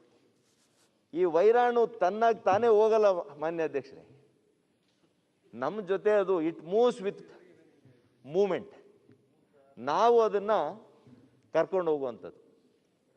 ಹಾಗಾಗಿ ಇವತ್ತು ವಿಶ್ವದಲ್ಲಿ ಚೈನಾ ಪ್ರಾರಂಭದಲ್ಲಿ ಅವರೇನಾದರೂ ನಿಗ್ರಹ ಬಾಧೆಯನ್ನು ಕೊಡ್ತಾ ಇರಲಿಲ್ಲ. ಇವತ್ತು 228 ದೇಶಗಳಲ್ಲಿ ಇವತ್ತು ಈ ಸೋಂಕು ಕಾಣಿಸ್ಕೊಂಡಿದೆ. 3 ಕೋಟಿ ಜನಕ್ಕೆ, 3 ಕೋಟಿಗೂ ಹೆಚ್ಚು ಜನರಿಗೆ ಇವತ್ತು ಈ ಸೋಂಕು ತಗಲಿದೆ ಮಾನ್ಯ ಅಧ್ಯಕ್ಷ. ಹಾಗಾಗಿ ಇವತ್ತು ಯಾವ ದೇಶವನ್ನು ಕೂಡ ಬಿಟ್ಟಿಲ್ಲ, ಮುಂದುವರೆದಿರ್ತಕ್ಕಂಥ ದೇಶಗಳನ್ನು ಬಿಟ್ಟಿಲ್ಲ. ಆರೋಗ್ಯ ಕ್ಷೇತ್ರದಲ್ಲಿ ಬಹಳಷ್ಟು ಪ್ರಗತಿಯನ್ನ ಮಾಡಿರ್ತಕ್ಕಂಥದ್ದು, ಅತ್ಯಾಧುನಿಕವಾದಂತಹ ಆರೋಗ್ಯ ವ್ಯವಸ್ಥೆಯನ್ನು ಇಟ್ಕೊಂಡಿರ್ತಕ್ಕಂಥ ದೇಶಗಳಲ್ಲಿ ಕೂಡ ಇದು ಇವತ್ತು ನರಕ ನರ್ತನೆ ಮಾಡಿದೆ ಅಂತ ಹೇಳ್ಬೇಕಾಗ್ತದೆ. ಹಾಗಾಗಿ ಮಾನ್ಯ ಅಧ್ಯಕ್ಷರೇ, ಇವತ್ತು ಬಹಳ ಹೇಳಿದ್ರು, ಭಾರತ ದೇಶದಲ್ಲಿ ಮಾನ್ಯ ಪ್ರಧಾನ ಸರಿಯಾದಂಥ ನಿರ್ಧಾರ ತೆಗೆದುಕೊಳ್ಳಿಲ್ಲ. ಅದರ ಫಲಶ್ರುತಿ ಇವತ್ತು ಇಡೀ ವಿಶ್ವದಲ್ಲಿ 2ನೇ ಸ್ಥಾನ ಅಂತ ಹೇಳಿದ್ರು ಮಾನ್ಯ. ಆದರೆ WHO ಅವ್ರ ಮಾನ್ಯ ಅಧ್ಯಕ್ಷರೇ, world health organisation it comments India's timely and tough actions to stop COVID-19. It may be early to talk about results in numbers, but a 6-week nationwide lockdown to facilitate effective physical distancing, coupled with expansion of core public health measures such as detention, isolation, and tracing contact of COVID-19 positive people would go a long way in arresting the virus spread anteli regional director of WHO ಅವರು ಹೇಳಿದ್ದಾರೆ ಮೊನ್ನೆ. ಅದೇ ರೀತಿ ನಮ್ಮ East Asia regional director ಅವರು ಕೂಡ ಹೇಳ್ತಾರೆ, April ಮೇಯಲ್ಲಿ ಹೇಳಿದಂಥ ಒಂದು ಮಾತು, despite huge and multiple challenges, India has been demonstrating unwavering commitment in its fight against the pandemic under the vibrant leadership of Shri Mr. Narendra Modi ಅಂತ ಹೇಳ್ತೇನೆ. ಹಾಗಾಗಿ ಪಾಪ ಅವರು ಸರ್ಟಿಫಿಕೇಟ್ಸ್ ಏನು ಕೊಟ್ಟರು ನಿನ್ನೆ ವಿರೋಧ ಪಕ್ಷದವರು, ಇದು ಮಾನ್ಯ ಪ್ರಧಾನಮಂತ್ರಿಗಳಿಗೆ, ನಮ್ಮ ಮಾನ್ಯ ಮುಖ್ಯಮಂತ್ರಿಗಳು ಕರ್ನಾಟಕದಲ್ಲಿ ಅವರ ದಿಟ್ಟ ನಾಯಕತ್ವದಲ್ಲಿ ಭಾಳ ಹೆಮ್ಮೆ ಆಗ್ತದೆ ಅಂತವ್ರ ಜೊತೆ ಕೆಲಸ ಮಾಡಲಿಕ್ಕೆ. ಫೆಬ್ರವರಿ ತಿಂಗಳಲ್ಲಿ ಮಾನ್ಯ ಅಧ್ಯಕ್ಷರೇ, ಕರ್ನಾಟಕ ಭಾಳ ನಿಧಾನವಾಗಿ, ಮುಂದಾಲೋಚನೆ ಇರಲಿಲ್ಲ, ದೂರದೃಷ್ಟಿ ಇರಲಿಲ್ಲ ಅಂತ ಹೇಳಿದರು. ಆ ದೂರದೃಷ್ಟಿ ಇಲ್ಲದೇ ಇದ್ದಿದ್ರೆ ಇಡೀ ದೇಶದಲ್ಲಿ ಮೊಟ್ಟ ಮೊದಲನೇ ರಾಜ್ಯ ಕರ್ನಾಟಕ ರಾಜ್ಯ ಫೆಬ್ರವರಿ 3ನೇ ವಾರದಿಂದಾನೇ ಅಂತಾರಾಷ್ಟ್ರೀಯ ವಿಮಾನ ನಿಲ್ದಾಣಗಳಲ್ಲಿ, ಬಂದರುಗಳಲ್ಲಿ, ಇವತ್ತು ಶಿಕ್ಷಣ ಸಂಸ್ಥೆಗಳಲ್ಲಿ ಇದೆಲ್ಲ ಕೂಡ ಇವತ್ತು ನಾವು ಬಂದ್ ಮಾಡಿ ಅಂತಾರಾಷ್ಟ್ರೀಯ ವಿಮಾನ ನಿಲ್ದಾಣಗಳಲ್ಲಿ ಸ್ಕ್ರೀನಿಂಗ್ ಅನ್ನು ಪ್ರಾರಂಭ ಮಾಡಿದ್ವಿ. ಮಂಗಳೂರಿನಲ್ಲಿ ಮಾಡಿದ್ವಿ, ಬೆಂಗಳೂರಿನಲ್ಲಿ ಕೂಡ ಪ್ರಾರಂಭ ಮಾಡಿದ್ವಿ. ಆದರೆ ಪ್ರಾರಂಭದಲ್ಲಿ ಯಾವ ದೇಶಗಳನ್ನು WHO ಅವರು ನೋಟಿಫೈ ಮಾಡಿದರು, ದುಬೈ ಇರ್ಬೋದು, ಇಟಲಿ ಇರ್ಬೋದು, ಫ್ರಾನ್ಸ್ ಇರ್ಬೋದು, ಇರಾನ್ ಇರ್ಬೋದು, ಇಂಥ ದೇಶಗಳನ್ನು ಮಾತ್ರ ನಾವು, ಅಲ್ಲಿಂದ ಬರ್ತಕ್ಕ ಪ್ರಯಾಣಿಕರನ್ನು ಮಾತ್ರ ನಾವು ಸ್ಕ್ರೀನಿಂಗನ್ನು ಮಾಡ್ತಾ ಇದ್ವಿ. ಕೆಲವರು ಹೇಳಿದ್ರು ಎಲ್ಲರನ್ನೂ ಕೂಡ ಮಾಡಬೇಕಾಗಿತ್ತು ಅಂತ ಮಾನ್ಯ ಜಾರ್ಜ್ ಅವರು ಹೇಳಿದರು. ಬಹುಶಃ ಎಲ್ಲ ದೇಶಗಳಿಂದ ಬಂದಿರತಕ್ಕಂಥ ಪ್ರಯಾಣಿಕರನ್ನ ಅವತ್ತೇ ಮಾಡಿದ್ದಿದ್ರೆ ಬಹುಶಃ ಒಂದು ರೀತಿಯಲ್ಲಿ ಸ್ವಲ್ಪ ಕಂಟ್ರೋಲ್ ಆಗ್ಬೋದಿತ್ತನೋ ಗೊತ್ತಿಲ್ಲ. ಆದರೆ ಮಾನ್ಯ ಅಧ್ಯಕ್ಷರೇ, ನಾವು ಯಾವ ರೀತಿ ಅಳತೆಗೋಲನ್ನು ಮಾಡಬೇಕು, ಇವತ್ತು ನಮಗೆ ಮತ್ತು ಜರ್ಮನಿಗೆ, ಸ್ಪೇನಿಗೆ, ಅಮೇರಿಕಕ್ಕೆ ಹೋಲಿಕೆ ಮಾಡಿದರು ನಿನ್ನೆ. ಇವತ್ತು ಭಾರತ ದೇಶದಲ್ಲಿ ಮಾನ್ಯ ಅಧ್ಯಕ್ಷರೇ, ನಾವು ಸಾಂದ್ರತೆಯನ್ನು, ಅಂದರೆ ಜನಸಂಖ್ಯೆಯ ಸಾಂದ್ರತೆಯನ್ನು ಇವತ್ತು ನಾವು ಮನಸ್ಸಿನಲ್ಲಿ ಇಟ್ಕೊಂಡು ಹೋಲಿಕೆ ಮಾಡಬೇಕಾಗ್ತದೆ. ಇವತ್ತು ಇಡೀ ವಿಶ್ವದಲ್ಲಿ ಮಾನ್ಯ ಅಧ್ಯಕ್ಷರೇ ಅತಿ ಹೆಚ್ಚು ಸಾಂದ್ರತೆ ಇರತಕ್ಕಂಥದ್ದು ಭಾರತ ದೇಶ.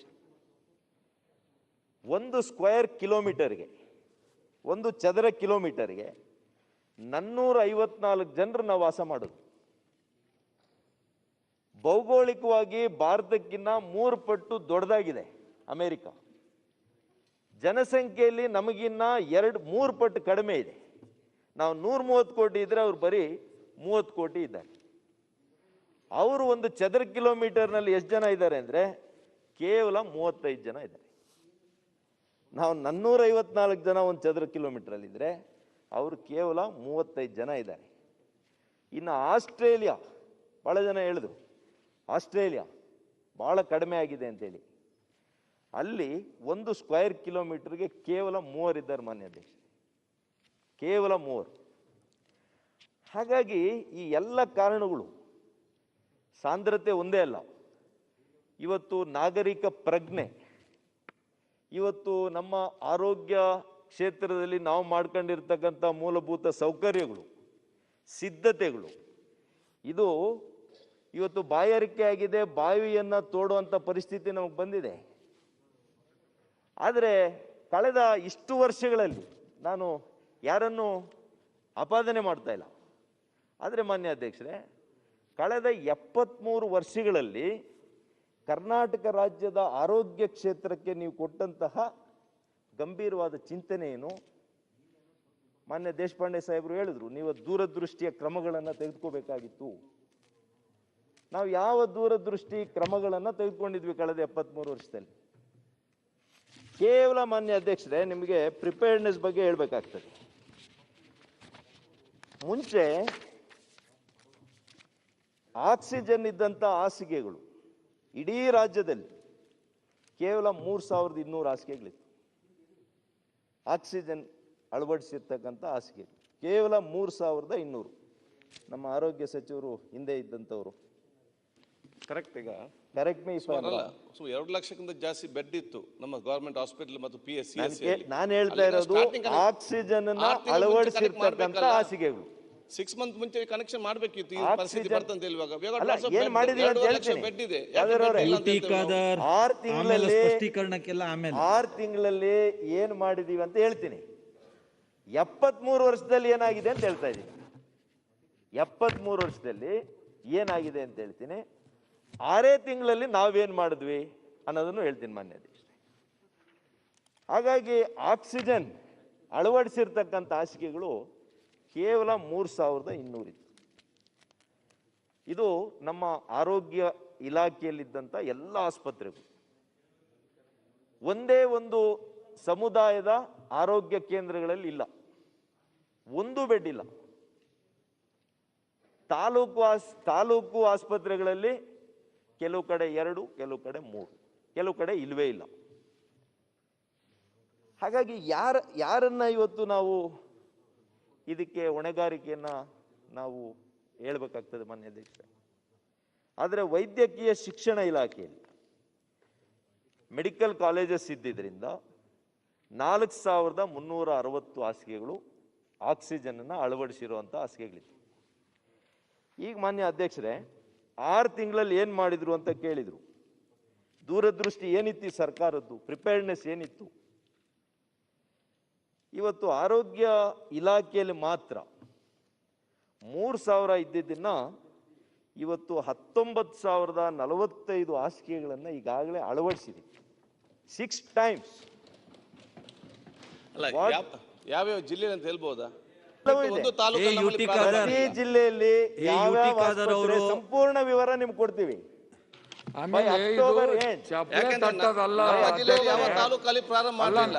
ನಾವು ಇದ್ರ ಮೇಲೆ ಆದ್ಯತೆ ಕೊಡ್ತೀವಿ. ಚಪ್ಲೆ ತಟ್ಟೋದಲ್ಲ. 2 ಲಕ್ಷ ಬೆಡ್ ಅಲ್ಲಿ 19,000 ಮಾಡಿದೀವಿ ಅಂತ ಹೇಳಿದ್ರಿ. ಅಲ್ಲ, 6.5 ಗಂಟೆ ಮಾತಾಡಿದ್ದೀರಿ. ಅಲ್ಲ, ಒಪ್ಪಂದೆ ಹೇಳ್ತಾ ಇದ್ದೀನಿ. ಪ್ರಶ್ನೆ ಮಾಡಿದ್ದೀರಿ, ಗಂಭೀರತೆ ಇದೆ ಇದು. ಚುಚ್ಚಿದಿರಿ, ಪ್ರಶ್ನೆ ಮಾಡಿದಿರಿ, ನೋವು ಉತ್ತರ ಹೇಳಿ ಆಮೇಲೆ ಚಪ್ಲೆ ತಟ್ಟೋದಲ್ಲ. ಒಂದೇ ಒಂದು ಸ್ಪಷ್ಟೀಕರಣ ಇದ್ರೆ ಆಮೇಲೆ ಕೇಳ್ರಿ. ನಿನ್ನೆ ಒಬ್ಬರಾರು ಮಾತಾಡಿದಾರೇನೋ ಅವರು. ಇಲ್ಲ ದೇಶಪಾಂಡೆ ಅವರು, ನಾನು ನಿಮ್ಮಲ್ಲೂ ವಿನಂತಿ ಮಾಡ್ಕೊಳ್ತೀನಿ. ಅಲ್ರಿ, ಇಂಟರ್ಫಿಯರ್ ಮಾಡುದಿಲ್ಲ ಸರ್. ನೀವು ಉತ್ತರ ಕೊಡ್ತಾ ಇದ್ರಿ, ಚೆನ್ನಾಗಿ ಒಂದ್ ಮಾತು ಹೇಳ್ತೀನಿ. ನಾ ಹೇಳಿದ್ದು you should have visualise this in March. No ನೀವು ಅಕ್ಷಯ ಮಾಡೋದು ಈಗ ಆಗಸ್ಟ್ ಸೆಪ್ಟೆಂಬರ್ ಡೇಟ್ಸ್ ಕೊಡ್ರಿ ಯಾವ ಮಾಡಿದ್ರೆ. That is more important. Vision is should have in March, April, not in August September. ದಯವಿಟ್ಟು ನಾನು ಪ್ರತಿಪಕ್ಷದವರಿಗೆ ಕೇಳ್ಕೊಳ್ತೀನಿ.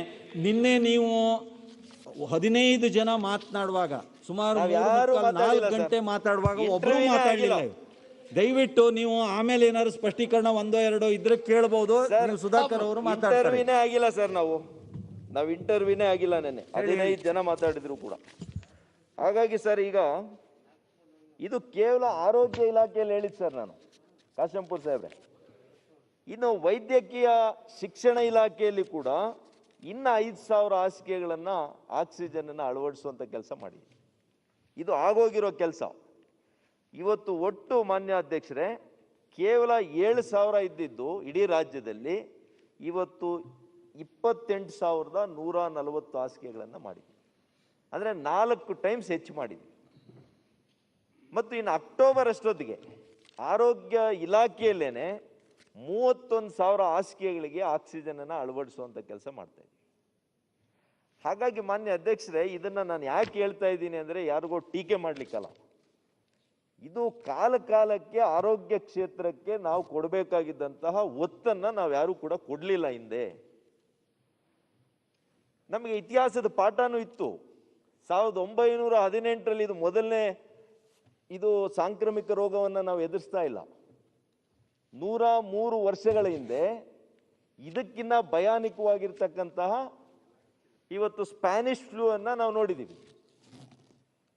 ಆ ಸ್ಪ್ಯಾನಿಷ್ ಫ್ಲೂ ಕರ್ನಾಟಕಕ್ಕೂ ಕೂಡ ಬಂದಿತ್ತು ಮಾನ್ಯ ಅಧ್ಯಕ್ಷರೇ.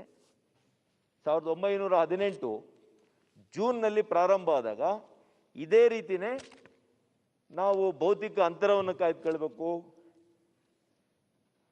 ಹಿರಿಯರನ್ನು ಕೂಡ ಕಾಪಾಡಬೇಕು, ಈ ರೀತಿಯ ಎಲ್ಲ ಮಾರ್ಗಸೂಚಿಗಳನ್ನು ಕೊಟ್ಟು ಪತ್ರಿಕೆಗಳಲ್ಲಿ ಅವತ್ತು ಎಲ್ಲ ಕೂಡ ಪ್ರಿಂಟ್ ಮಾಡಿ ಕರಪತ್ರಗಳನ್ನು ಹಂಚಿದ್ರು. ಆದರೆ ಜೂನ್ ಜುಲೈಯಲ್ಲಿ ಕಡಿಮೆ ಇತ್ತು ಅಂತೇಳಿ ಅಲ್ಲಿ ಕೂಡ ಅನ್ಲಾಕ್ ಆಯಿತು. ಎಲ್ಲರೂ ಕೂಡ ಮತ್ತೆ ಸಹಜ ಜೀವನದ ಸ್ಥಿತಿಗೆ ಅಳವಡಿಸ್ಕೊಂಡ್ರು. ನವೆಂಬರ್ನಲ್ಲಿ ಭಾಳ ಏರಿಕೆ ಆಗೋಯ್ತು.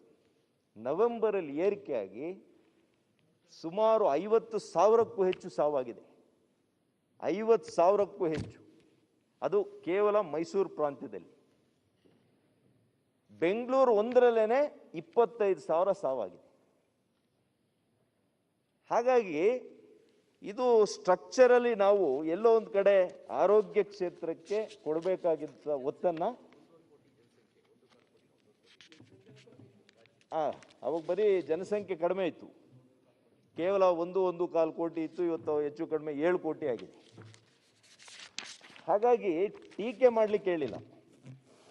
ಹಿಂದೆ ಆರೋಗ್ಯ ಕ್ಷೇತ್ರಕ್ಕೆ ನಾವು ಹೆಚ್ಚಿನ ಒತ್ತನ್ನು ಕೊಟ್ಟು ಎಲ್ಲ ರೀತಿಯಲ್ಲಿ, ಕೇವಲ ನಾವು ಇವತ್ತು ವೆಂಟಿಲೇಟ್ರು ಆಕ್ಸಿಜನ್ ಮಾಡಿದ ಕೂಡಲೇ ಅಲ್ಲಿ ತಯಾರಾಯಿತು ಅಂತ ನಾನು ಒಪ್ಕೊಳ್ಳಲ್ಲ. ಇವತ್ತು ಅದಕ್ಕೆ ಬೇಕಾದಂಥ ವೈದ್ಯಕೀಯ ಸಿಬ್ಬಂದಿ ಬೇಕು, ಅರೆವೈದ್ಯಕೀಯ ಸಿಬ್ಬಂದಿ ಬೇಕು, ಡಿ ಗ್ರೂಪ್ನವ್ರು ಬೇಕು, ನರ್ಸಿಂಗ್ ಬೇಕು, ಪ್ಯಾರಾಮೆಡಿಕಲ್ ಸ್ಟಾಫ್ ಬೇಕು. ಇದೆಲ್ಲವೂ ಕೂಡ ನಾವು ಮಾಡಿದ್ದೀವಿ ಮಾನ್ಯ ಅಧ್ಯಕ್ಷರೇ. ಇವತ್ತು ಕಳೆದ 6 ತಿಂಗಳಲ್ಲಿ ಇದನ್ನೆಲ್ಲವನ್ನು ಕೂಡ ಮಾಡಿದ್ದೀವಿ. ಎಷ್ಟು ಅನ್ನೋದನ್ನೆಲ್ಲ ಹೇಳ್ತಾ ಹೋಗ್ತೀನಿ. ಹಾಗಾಗಿ ಪ್ರಾರಂಭದಲ್ಲಿ ನಿಯಂತ್ರಣದಲ್ಲಿದ್ದಂಥ ಕರ್ನಾಟಕ ಬೈ ಓವರ್ ಕಾನ್ಫಿಡೆನ್ಸ್, ಹಿರಿಯ ಸದಸ್ಯರು ಹೇಳಿದಂಥ ಮಾತು, ಬೈ ಓವರ್ ಕಾನ್ಫಿಡೆನ್ಸ್, ಭಾಳ ಅತಿಯಾದಂಥ ವಿಶ್ವಾಸ ಬಂದು ನಿಮಗೆ ಎಲ್ಲೋ ಮೈ ಮರೆತ್ರಿ, ಅದರಿಂದ ಇವತ್ತು ಕರ್ನಾಟಕ ಹೆಚ್ಚು ಸಂಖ್ಯೆ ಆಗೋಯ್ತು ಅಂತ ಹೇಳಿ ಆ ಅರ್ಥದಲ್ಲಿ ಹೇಳಿ. ಆದರೆ ನಾವು ಯಾವ ಮೈ ಮರ್ತಿಲ್ಲ. ಕಳೆದ 7 ತಿಂಗಳಿಂದ ಮಾನ್ಯ ಅಧ್ಯಕ್ಷರೇ ಅನೇಕ ಅಧಿಕಾರಿಗಳಲ್ಲಿ, ಅನೇಕ ವೈದ್ಯರು ಒಂದು ದಿವಸ ರಜಾ ತಗೊಂಡಿಲ್ಲ ಇವತ್ತಿಗೂ ಕೂಡ. ನಮ್ಮ ಚುನಾಯಿತ ಪ್ರತಿನಿಧಿಗಳು ಕೂಡ ಭಾಳಷ್ಟು ಕಷ್ಟಪಟ್ಟಿದ್ದಾರೆ. ಅದಕ್ಕೇನೆ ಮಾನ್ಯ ಅಧ್ಯಕ್ಷರೇ ಇವತ್ತು ಯಾರಿಗಾದರೂ ಇವತ್ತು ಕೋವಿಡ್ನಿಂದ ಇವತ್ತು ಸಾವಾಗಿದೆ ಅಂತಂದರೆ ಇವತ್ತು ನಮ್ಮ ಮಾಜಿ ರಾಷ್ಟ್ರಪತಿಗಳಿಗಾಗಿದೆ. ಇವತ್ತು ಈ ದೇಶದಲ್ಲಿ 2 ಕ್ಯಾಬಿನೆಟ್ ದರ್ಜೆ ಸಚಿವರು ಉತ್ತರ ಪ್ರದೇಶದಲ್ಲಿ ತೀರ್ಕೊಂಡ್ರು. ಇಲ್ಲಿ ಅನೇಕ ನಮ್ಮ ಮಾನ್ಯ ಮುಖ್ಯಮಂತ್ರಿಗಳ ಆದಿಯಾಗಿ ಅನೇಕ ಮಂತ್ರಿಗಳಿಗೆ ಇಲ್ಲಿ ಬಂದು ಹೋಗಿದೆ. ಇನ್ನೂ ಕೆಲವರು ಆಸ್ಪತ್ರೆಗಳಲ್ಲಿದ್ದಾರೆ. ಅನೇಕ ಶಾಸಕ ಮಿತ್ರಗಳಿಗೆ ಬಂದಿದೆ, ವಿರೋಧ ಪಕ್ಷದ ನಾಯಕರಿಗೆ ಬಂದಿತ್ತು, ಮತ್ತು ಒಬ್ಬ ರಾಜ್ಯಸಭಾ ಸದಸ್ಯರನ್ನು ಕೂಡ ಇತ್ತೀಚೆಗೆ ನಾವು ಕಳ್ಕೊಂಡ್ವಿ. ಹಾಗಾಗಿ ನಮ್ಮ ಯುದ್ಧ ಈ ಕೋವಿಡ್ನ ವಿರುದ್ಧ ಇರಬೇಕು. ಇದು ಯುದ್ಧದ ಸಮಯ ಮಾನ್ಯ ಅಧ್ಯಕ್ಷರೇ. This war is not over. This is not the end of the war. We are in the middle of the war, amidst the war. ನಾವೇನು ತಿಳ್ಕೊಂಡಿದ್ದೀವಿ, ಆಗೋಗಿದೆ ಅಂತ ತಿಳ್ಕೊಂಡಿದ್ದೀವಿ. ಇದಕ್ಕೆ ಸ್ಪಷ್ಟವಾದಂಥ ಚಿಕಿತ್ಸೆ ಇನ್ನೂ ಇಲ್ಲ. ಇದರ ಸ್ವಭಾವವನ್ನು ಇನ್ನೂ ಕೂಡ ಅರ್ಥ ಮಾಡಿಕೊಂಡು ನಮ್ಮ ಹಿರಿಯ ತಂತ್ರಜ್ಞರು, ವಿಜ್ಞಾನಿಗಳು ಆಳವಾದಂಥ ಅಧ್ಯಯನ ಮಾಡೋಕ್ಕೆ ಕೇವಲ ಇದು 7 ತಿಂಗಳ ವೈರಸ್. ಇದರ ಬಿಹೇವಿಯರ್ ಪ್ಯಾಟ್ರನ್ ಅರ್ಥ ಮಾಡ್ಕೊಳ್ಳಿಕ್ಕೆ ಆಗಲ್ಲ. ನಮ್ಮ ಅನೇಕ ಡಾಕ್ಟರ್ ಸ್ನೇಹಿತರುಗಳಿದ್ದಾರೆ, ಅವ್ರಿಗೆ ಅರ್ಥ ಆಗುತ್ತೆ. ಒಂದು ವ್ಯಾಕ್ಸಿನ್ ಬರಲಿಕ್ಕೆ ಎಷ್ಟು ಕಷ್ಟ ಅಂತೇಳಿ ಡಾಕ್ಟರ್ ರಂಗನಾಥ್ ಅವರು ಹೇಳಿದ್ದಾರೆ, ನಾನು ಒಪ್ಕೊಳ್ತೀನಿ. ಹಾಗಾಗಿ ಇದರ ಹೊರತಾಗಿ ಇದರ ಮಧ್ಯೆ ನಾವು ನಿಯಂತ್ರಣದಲ್ಲಿ ತಪ್ಪಿದ್ದೀವಾ? ಯಾಕೆ ಇತ್ತೀಚೆಗೆ ನಮ್ಮದು ಹೆಚ್ಚು ಸ್ಪೈಕ್ ಆಗ್ತಾ ಇದೆ? ಬಿಹೇವಿಯರ್ ಪ್ಯಾಟ್ರನ್ ಅನ್ನು ಅರ್ಥ ಮಾಡ್ಕೋಬೇಕು ನಾವು. ಇವತ್ತು ಚೈನಾದಿಂದ ಥೈಲ್ಯಾಂಡ್ಗೆ ಹೋಯ್ತು, ಥೈಲ್ಯಾಂಡ್ನಿಂದ ಸ್ಪೇನು, ಫ್ರಾನ್ಸು, ದುಬೈ ಹೀಗೋಯ್ತು. ಅದಾದ್ಮೇಲೆ ಅಮೆರಿಕಕ್ಕೆ ಬಂತು. ಮಾರ್ಚ್ನಲ್ಲಿ ನೆನ್ನೆ ಎಲ್ಲ ನಂಬರ್ಸ್ ಹೇಳಿದ್ದಾರೆ ಮಾನ್ಯ ಅಧ್ಯಕ್ಷರೇ. ಮಾರ್ಚ್ನಲ್ಲಿ, ಏಪ್ರಿಲ್ನಲ್ಲಿ ನಾವೇನು 1.5 ತಿಂಗಳು ಲಾಕ್ಡೌನ್ ಫೇಸ್ ಇತ್ತು. ಆ ಲಾಕ್ಡೌನ್ ಫೇಸಲ್ಲಿ ಕರ್ನಾಟಕ ಇಡೀ ದೇಶಕ್ಕೆ ಮಾದರಿಯಾಗಿತ್ತು. ಆದರೆ ಫೆಬ್ರವರಿ, ಮಾರ್ಚ್, ಏಪ್ರಿಲ್ನಲ್ಲೇನೆ ಮಹಾರಾಷ್ಟ್ರ, ತಮಿಳುನಾಡು, ತೆಲಂಗಾಣ, ಡೆಲ್ಲಿ ಈ ಥರ ರಾಜ್ಯಗಳು ಸ್ಪೈಕ್ ಆಯಿತು. ಅವರು ಅರ್ಲಿ ಸ್ಪೈಕ್ ಆಯಿತು. ನಾವು 1.5 ತಿಂಗಳು ಲಾಕ್ಡೌನ್ ಆದಮೇಲೆ ನಮ್ಮಂಥ ದೇಶದಲ್ಲಿ ಶ್ರಮಿಕ ಸಮುದಾಯ ಹೆಚ್ಚಿರೋದ್ರಿಂದ, ಜನಸಂಖ್ಯೆ ಹೆಚ್ಚಿರೋದ್ರಿಂದ ಪ್ರಾರಂಭದಲ್ಲಿ ಜೀವವನ್ನ ಉಳಿಸಲಿಕ್ಕೆ ಮಾನ್ಯ ಪ್ರಧಾನಮಂತ್ರಿಗಳು, ಮಾನ್ಯ ಮುಖ್ಯಮಂತ್ರಿಗಳು ತೆಗೆದುಕೊಂಡಂತಹ ದಿಟ್ಟ ನಿರ್ಧಾರ ಲಾಕ್ಡೌನ್. ಆ ಲಾಕ್ಡೌನ್ನಿಂದ ವೈರಸ್ಸನ್ನು ನಾವು ಗುಣ ಮಾಡ್ತೀವಿ ಅಂತ ನಮಗೂ ಗೊತ್ತಿದೆ, ಆಗೋದಿಲ್ಲ ಅಂತ. ಆದರೆ ನಾವು ಆ 1.5 ತಿಂಗಳು ಲಾಕ್ಡೌನ್ ಮಾಡಿದ್ದು ಏನು ಆರೋಗ್ಯ ಇಲಾಖೆ, ಆರೋಗ್ಯ ಕ್ಷೇತ್ರದಲ್ಲಿ ಹಿಂದೆ ಮೂಲಭೂತ ಸೌಕರ್ಯಗಳು ಅಗತ್ಯವಾಗಿ ಬೇಕಾಗಿದ್ದಂಥದ್ದು ನಮ್ಮಲ್ಲಿ ಇರಲಿಲ್ಲ. ಅದನ್ನು ಹೆಚ್ಚಿಗೆ ನಾವು ಮೂಲಭೂತ ಸೌಕರ್ಯವನ್ನು ಒದಗಿಸ್ಕೋಬೇಕು, ನಮ್ಮ ಪ್ರಿಪೇರ್ಡ್ನೆಸ್ ಆಗಬೇಕಲ್ಲಿ, ಸಿದ್ಧತೆಗಳು ನಾವು ಮಾಡ್ಕೋಬೇಕು. ಈ ಕಾರಣಕ್ಕೆ ಮಾಡ್ಕೊಂಡು ಮತ್ತು ಅರಿವು ಮೂಡಿಸುವಂಥ ಕಾರ್ಯಕ್ರಮ. ಮಾನ್ಯ ಅಧ್ಯಕ್ಷರೇ, HIV ಬಂತು, ಆ ಏಡ್ಸ್ ಬಂದಂಥ ಸಂದರ್ಭದಲ್ಲಿ ಆ ಅರಿವು ಮೂಡಿಸ್ಲಿಕ್ಕೆ 2-3 ವರ್ಷ ಆಯಿತು. ಇಡೀ ಸಮುದಾಯಕ್ಕೆ ಆ ಅರಿವು ಮೂಡಿಸುವಂಥ ಕಾರ್ಯಕ್ರಮ. ಆದರೆ ಇವತ್ತು ಕೋವಿಡ್ ಬಗ್ಗೆ ಕೇವಲ 1.5 ತಿಂಗಳಲ್ಲಿ ಆಗಿದೆ ಅಂತಂದರೆ ಈ ದೇಶದಲ್ಲಿ, ಅದು ನಿಜವಾಗಿಯೂ ಕೂಡ ಆ ಒಂದು ಲಾಕ್ಡೌನ್ ತೆಗೆದುಕೊಂಡಂತಹ ನಿರ್ಧಾರ ಮತ್ತು ಇಡೀ ದೇಶದ ಜನರನ್ನು ನಮ್ಮ ಮಾನ್ಯ ಪ್ರಧಾನಮಂತ್ರಿಗಳು ಚಪ್ಪಾಳೆ ಹೊಡೆಯೋದ್ರ ಮೂಲಕ, ದೀಪವನ್ನು ಹಚ್ಚೋ ಮೂಲಕ ಈ ದೇಶದ 130 ಕೋಟಿ ಜನರನ್ನ ಒಂದು ಕಡೆಗೆ ತರುವಂಥ ಕೆಲಸ ಮಾಡಿದ್ರು. ಇದು ಅಪಹಾಸ್ಯ ಮಾಡುವಂಥದ್ದು ಏನಿಲ್ಲ ಇದರಲ್ಲಿ. ಇದರಿಂದ ಗುಣಮುಖ ಆಗ್ತದೆ ಅಂತೇಳಿ ಮಾನ್ಯ ಪ್ರಧಾನಮಂತ್ರಿಗಳಿಗೆ ಗೊತ್ತಿಲ್ವಾ? ಗೊತ್ತಿದೆ. ಆದರೆ ದೀಪ ಹಂಚೋದು ಈ ದೇಶದ ಸಂಸ್ಕಾರ, ಈ ದೇಶದ ಸಂಸ್ಕೃತಿ. ಏನು ಕತ್ತಲಿದೆ, ಈ ಕತ್ತಲ ಕಡೆಯಿಂದ ಬೆಳಕಿನ ಕಡೆ ಹೋಗ್ಬೇಕು ನಾವು. ಏನು ಅನಿಷ್ಟತೆ ಇದೆ, ಈ ಅನಿಷ್ಟ ತೊಲಗಬೇಕು. ಈ ಒಂದು ಕಾರಣಕ್ಕೆ ಮಾನ್ಯ ಪ್ರಧಾನಮಂತ್ರಿಗಳು ಸುಧಾಕರ್ ಅವರೇ, ಒಂದೇ ಅದಕ್ಕೆ ಯಾರು ಕೂಡ ವಿರೋಧ ವ್ಯಕ್ತಪಡಿಸಲಿಲ್ಲ. ನಾವು ಕೂಡ ಬಹುಶಃ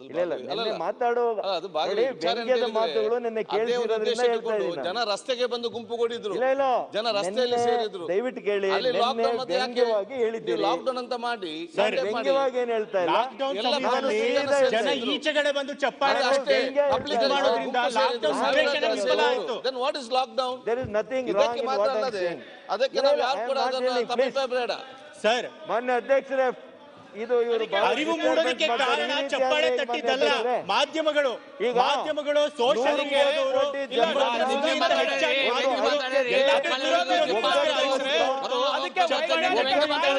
ಲಾಕ್ಡೌನ್ ಉದ್ದೇಶ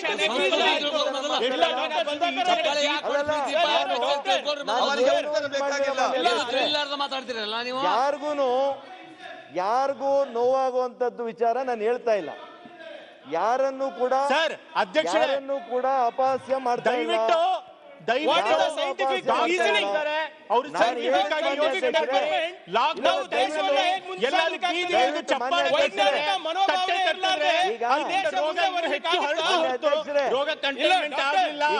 ಸುಧಾಕರ್ ಅವರೇ, ಇಲ್ಲ ಯಾರೋ ಡಾಕ್ಟರ್ ಸೈಂಟಿಫಿಕ್ ರೀಸನಿಂಗ್ ಎಕ್ಸ್ಪ್ಲೈನ್ ಮಾಡಿ.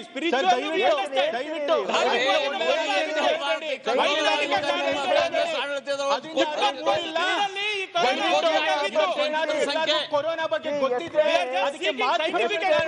ಇವತ್ತು ಮಾಧ್ಯಮಗಳು ಫಾರ್ 7 hours.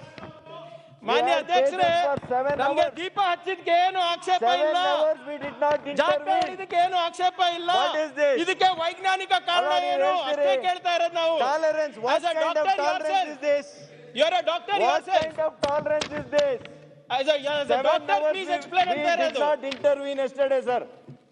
7 ಗಂಟೆಗಳ ಕಾಲ ನಾವು ಯಾರು ಮಾತಾಡೋಗೂ ಕೂಡ ಬಲವಾದಂತಹ ಅಪಾದನೆಗಳು ಮಾಡಿದ್ರು, ಗುರುತರವಾದಂತಹ ಅಪಾದನೆ ಮಾಡಿದ್ರು, ವ್ಯಂಗ್ಯ ಇತ್ತು, ಎಲ್ಲವನ್ನು ಸ್ವೀಕಾರ ಮಾಡಿದೀವಿ.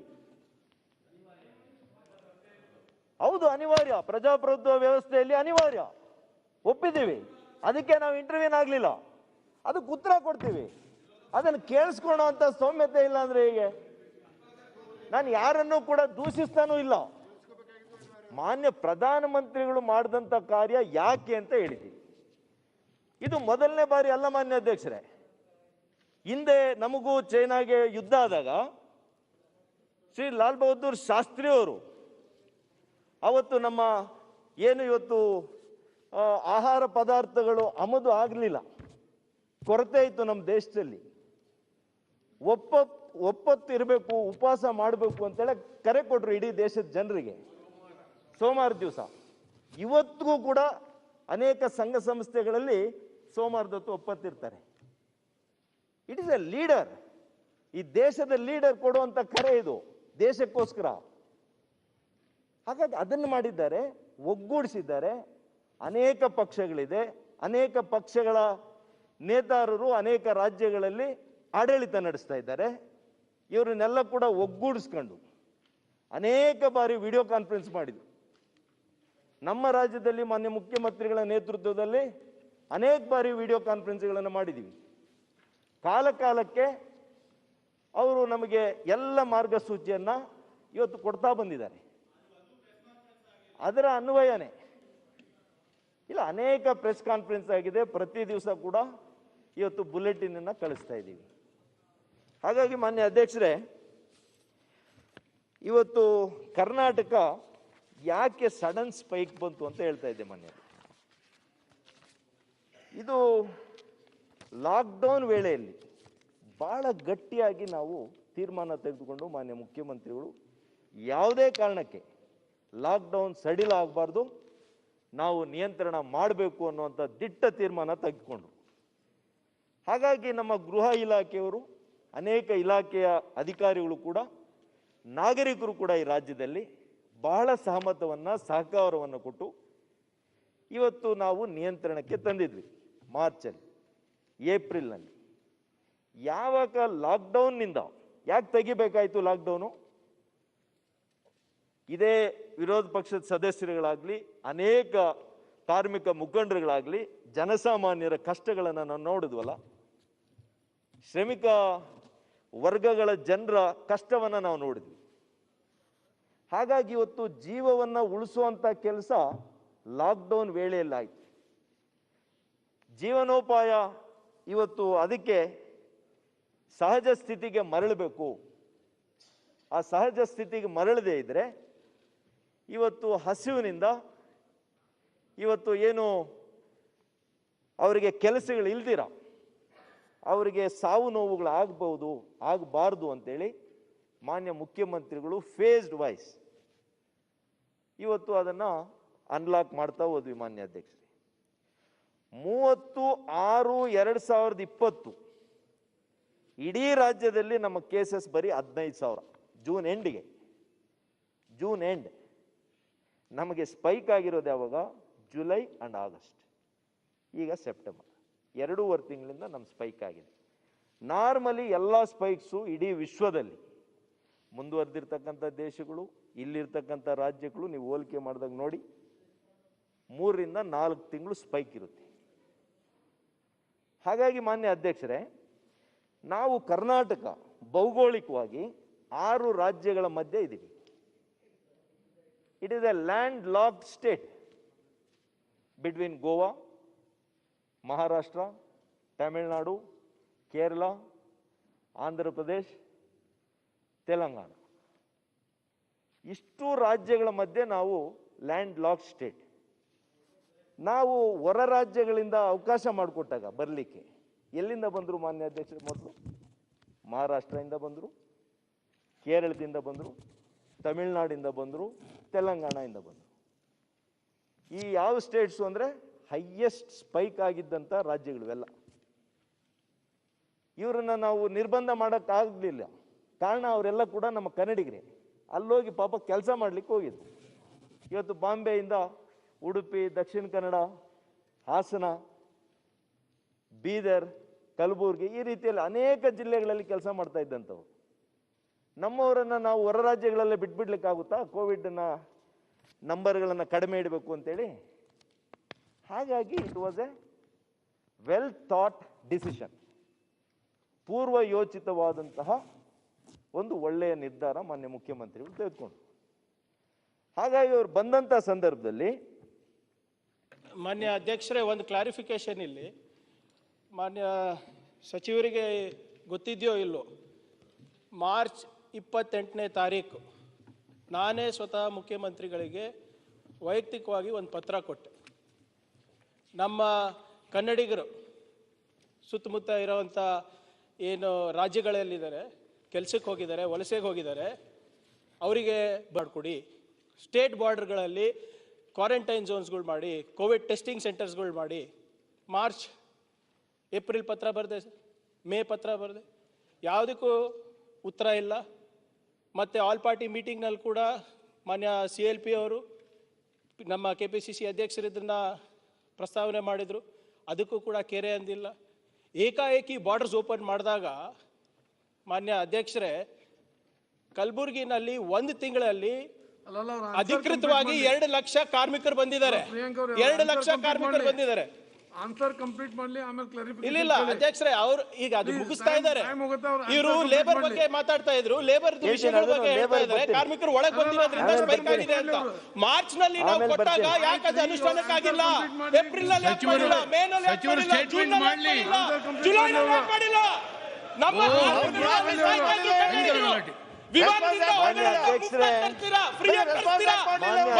ಅಧ್ಯಕ್ಷರೇ, ನಾನು ಬಸ್ ಕೊಡ್ತೀನಿ ಅಂತ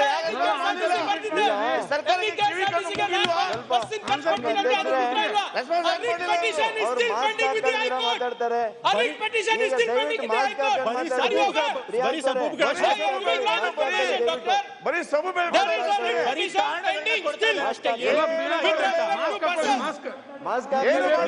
ಯೋಚನೆ ಮಾಡಿದ್ರೆ ಗಡಿನಲ್ಲಿ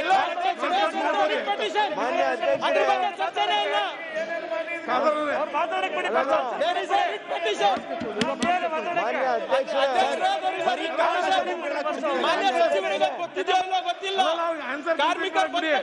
ಚೆನ್ನಾಗಿದೆ ಅಂತ ಅಲ್ಲ. ಈ ತರ ಮಾಡೋದು ಸರಿಯಲ್ಲ, ಈ ತರ ಮಾಡೋದು ಸರಿಯಲ್ಲ. ಅವ್ರ ಆನ್ಸರ್ ಕಂಪ್ಲೀಟ್ ಮಾಡ್ಲಿ.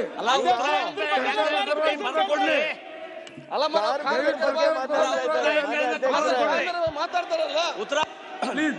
ಕಾರ್ಮಿಕರು ಹೇಳಿ, ಆನ್ಸರ್ ಮಾಡ್ಲಿ ಅವರು. ಮಾನ್ಯ ಅಧ್ಯಕ್ಷರೇ, ಈ ತರ ಇಂಟರ್ವ್ಯೂ ಆದ್ರೆ ಹೇಗೆ ಮಾನ್ಯ ಅಧ್ಯಕ್ಷರೇ? ಡಾಕ್ಟರ್ ಗೊತ್ತಿರ್ಬೇಕಿತ್ತು. Doctor please forgive me. ನಾವು ಡಾಕ್ಟರ್ ಪ್ಲೀಸ್ ಫಾರ್ಗಿವ್ ಮೀ. ನಾವೇ ವೈಯಕ್ತಿಕವಾಗಿ ಹೇಳ್ತಾ ಇಲ್ಲ. ಲಕ್ಷಾಂತರ ಕೋಟ್ಯಾಂತರ ಕಾರ್ಮಿಕರು ಅಲ್ಲಿದ್ದಾಗ ನಾವು ಕೇಳಿದಾಗ ಯಾಕೆ ಕೊಟ್ಟಿಲ್ಲ? ರಾಜ್ಯದಿಂದ ಹೊರಗಡೆ ಹೋಗಿದ್ದಾರೆ ಅಂತ ಎಲ್ಲರಿಗೂ ಗೊತ್ತಿದೆ. ರಿಪೆಟಿಷನ್ ಬಗ್ಗೆ ಟೆಸ್ಟ್ ಮಾಡಿ ಸರ್ಕಾರಕ್ಕೆ ಕಾರ್ಮಿಕರ ಬಗ್ಗೆ ಕಾಳಜಿ ವಹಿಸಲಿಕ್ಕೆ ನೀವು ಲೆಟರ್ ಕೊಟ್ಟುಕೊಳ್ಳೋಣ.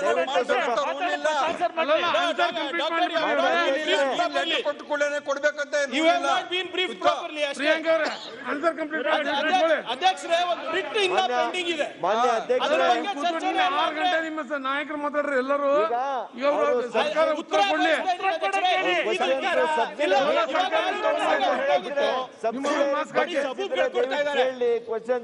ಅದಕ್ಕೆ ಉತ್ತರ ಕೊಡೋಣ. ಉತ್ತರ ಕೊಡ್ಲಿ, ಆಮೇಲೆ ಕ್ಲಾರಿಫಿಕೇಶನ್ ಕೇಳಿ.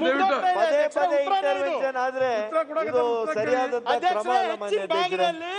ಹೈದರಾಬಾದ್ ಕರ್ನಾಟಕ ಜನರ ವಲಸಿಗರು ಹೋಗೋದು. ₹1,600 ಚಾರ್ಜ್ ಮಾಡಿದ್ರು. ಯಾವ ವಿಭಾಗ ಇಡೀ ಕರ್ನಾಟಕದ ಉತ್ತರ ಕೊಡ್ತಾರ? ಇದೆ ಮಾನ್ಯ ಅಧ್ಯಕ್ಷರೇ, ಕೇಳಿ ಮಾನ್ಯ ಅಧ್ಯಕ್ಷರೇ. ಇಲ್ಲ, ಇದ್ರ ಬಗ್ಗೆ ಕ್ಲಾರಿಫಿಕೇಶನ್ ಕೊಡ್ಲಿ. ಕರ್ನಾಟಕ ಸರ್ಕಾರ, ಮಾನ್ಯ ಮುಖ್ಯಮಂತ್ರಿಗಳು. ಇಲ್ಲ ಇಲ್ಲ, ಈಗ ಮಾನ್ಯ ಅಧ್ಯಕ್ಷರೇ, ಇವತ್ತು ಮಾನ್ಯ ಅಧ್ಯಕ್ಷರೇ, ಇದ್ರ ಬಗ್ಗೆ ಸ್ಪೆಸಿಫಿಕ್ ಪಾಯಿಂಟ್ ಎತ್ತಿದ್ದಾರೆ, ಅದ್ರ ಬಗ್ಗೆ ಕೇಳ್ತಾರೆ ಕ್ಲಾರಿಫಿಕೇಶನ್. ಕಾರ್ಮಿಕರ ಬಗ್ಗೆ ಹೇಳಿದ್ದಾರೆ, ಕಾರ್ಮಿಕರ ಬಗ್ಗೆ ಹೇಳ್ತಾ ಇದ್ದಾರೆ. ಇವತ್ತು ಕಾರ್ಮಿಕರ ಬಗ್ಗೆ, ಇವತ್ತು ರೈತರ ಬಗ್ಗೆ, ಅವರು ಬೆಳೆದಿರ್ತಕ್ಕಂಥ ಬೆಳೆಗಳ ನಷ್ಟ ಪರಿಹಾರದ ಬಗ್ಗೆ ಇಡೀ ದೇಶದಲ್ಲಿ ವಿ ಆರ್ ಪ್ರೌಡ್. ನನಗೆ ಬಹಳ ಹೆಮ್ಮೆ ಆಗ್ತದೆ. ನಮ್ಮ ಮಾನ್ಯ ಮುಖ್ಯಮಂತ್ರಿಗಳು 2,300 ಕೋಟಿ ಕೇಂದ್ರ ಸರ್ಕಾರದ ಬಿಟ್ಟು ಈ ರಾಜ್ಯ ಸರ್ಕಾರದಿಂದ ಕೊಟ್ಟಿದ್ದಾರೆ.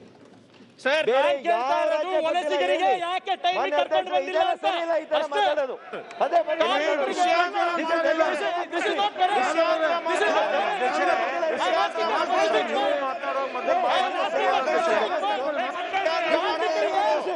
ನಮ್ಮ ಜನರಿಗೆ ಯಾಕೆ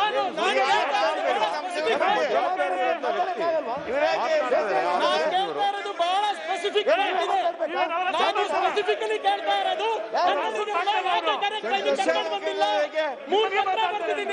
ಒಂದು ರಿಟ್ ಪಿಟಿಷನ್ ನಾನು ಹೈಕೋರ್ಟ್ ನಲ್ಲಿದೆ. ಒಳ್ಳೆ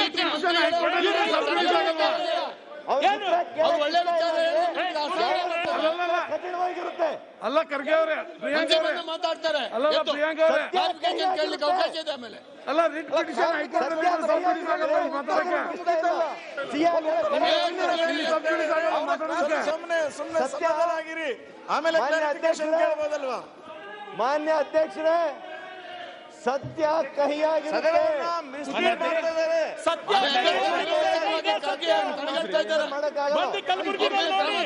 ಪ್ರಿಯಾಂಕ ಅವರು ಈ ತರ ಮಾತಾಡೋದು ಸರಿಯಲ್ಲ. ಇದು ಮಿನಿಸ್ಟರ್ ಒಳ್ಳೆ ರೀತಿಯಿಂದ ಉತ್ತರ ಕೊಡ್ತಾ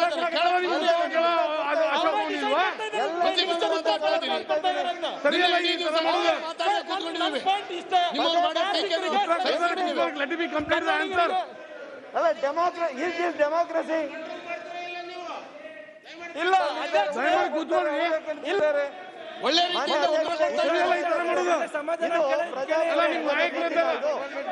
ಹಿರಿಯ ಸದಸ್ಯರಿದ್ದಾರೆ. ಸಚಿವರಿಗೆ ಉತ್ತರ ಕೊಡಿ ಕೇಳಿದ್ರೆ ಉತ್ತರ ಕೊಡ್ತಾ ಇದ್ದಾರೆ.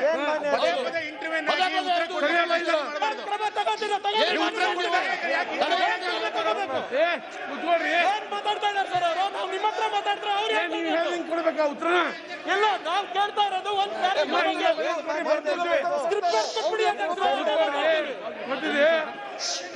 ಮಂತ್ರಿಗಳು ಕೊಡುವಾಗ ಇದು ಈ ರೀತಿಯ ನಡತೆ ಪ್ರಜಾಪ್ರಭುತ್ವಕ್ಕೆ ಮಾರಕ. ಈ ರೀತಿಯ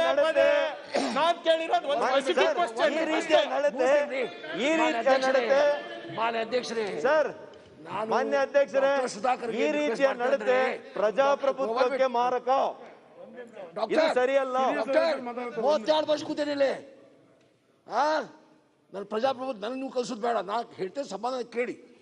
ಸರ್, ನಾ BJP ಶಾಸಕರಿಗೂ ಹೇಳ್ತೀನಿ, ತಾವು ಯಾರು ಇನ್ವಾಲ್ವ್ ಇಯರ್. ನೀವು ನಿಮ್ಮ ಕ್ಷೇತ್ರದಲ್ಲಿ ಪ್ರಾಮಾಣಿಕವಾಗಿ ಕೆಲಸ ಮಾಡಿದ್ದೀರಿ. ಇದು ಯಾವುದು ಪಕ್ಷದ ಪ್ರಶ್ನೆ ಇಲ್ಲ. ನಮ್ಮ ಜವಾಬ್ದಾರಿ ಸಂಪೂರ್ಣ ಬೆಂಬಲ ಸರ್ಕಾರ ಕೊಡೋದು ನಮ್ಮ ಜವಾಬ್ದಾರಿ ಅದೇ. ಇಂಥ ಪರಿಸ್ಥಿತಿಯಲ್ಲಿ ಇವತ್ತು ನಾನು ರಾತ್ರಿ ನ್ಯೂಸ್ ಕೇಳಿದೆ, prime minister is going to speak to chief minister today. 7 ರಾಜ್ಯಗಳು ಹೈಯೆಸ್ಟ್ ಕೊರೋನಾ ಕೇಸಸ್ ಆಗುವ ರಾಜ್ಯ ನಮ್ಮದು. ಹಾಗಾಗಿ ಪರಸ್ಪರ ವಾದ ವಿವಾದ ಮಾಡೋಕ್ಕಿಂತ ಸ್ವಲ್ಪ ಗಂಭೀರವಾಗಿ ಇದ್ರ ಬಗ್ಗೆ ಚಿಂತನೆ ಮಾಡಿ. ಉತ್ತರ ಕೇಳಿ ತಾಳ್ಮೆ ಬೇಕಲ್ಲ, ಉತ್ತರ ಕೊಡ್ತಾರೆ ತಾಳ್ಮೆ ಬೇಕಲ್ಲ, ಉತ್ತರ ಕೇಳ್ಕೋಬೇಕಲ್ಲ. ನಾನು ವಲಸಿಗರ ಬಗ್ಗೆ ಕೇಳಿದೆ ಅಷ್ಟೇ ಸರ್.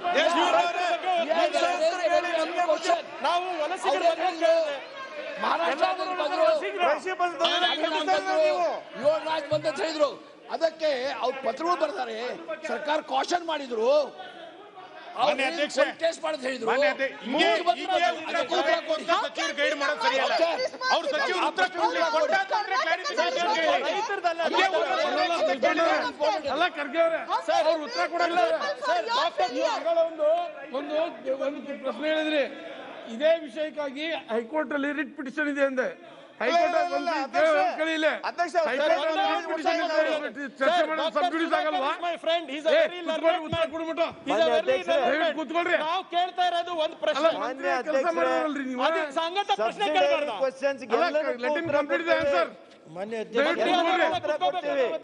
ನಿನ್ನೆ ಮುಖ್ಯವಾಗಿ ಇಶ್ಯೂಸ್ ನ ರೈಸ್ ಮಾಡಿದಿರಿ, ಅದಕ್ಕೆ ಮಂತ್ರಿಗಳು ಉತ್ತರ ಕೊಡ್ಲಿ, ಆಮೇಲೆ ಬೇಕಾದ್ರೆ ನಾವು ಅದನ್ನ ಹೇಳಕ್ತೇವೆ ರೇವಣ್ಣವ್ರೆ, ನಾವು ಅದನ್ನ ಹೇಳ್ತಾ ಇದ್ದೀವಿ. ಮಂತ್ರಿಗಳು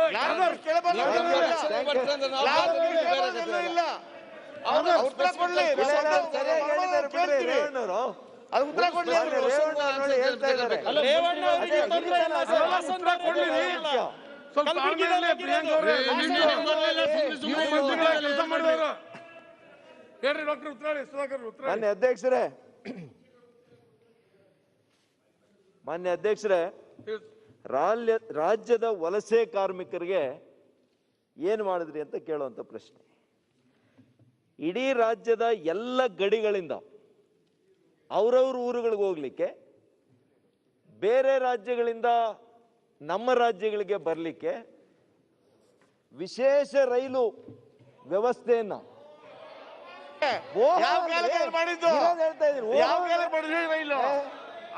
ಏನು ಅಂದ್ರೆ ಅಲ್ಲ ನಿಮಗೆ ಆನ್ಸರ್ ಕೇಳು ಉತ್ತರ ಕೇಳು ತಾಳ್ಮೆಯಿಂದ ಕೇಳು ವಿಚಾರ ಇಲ್ವಾ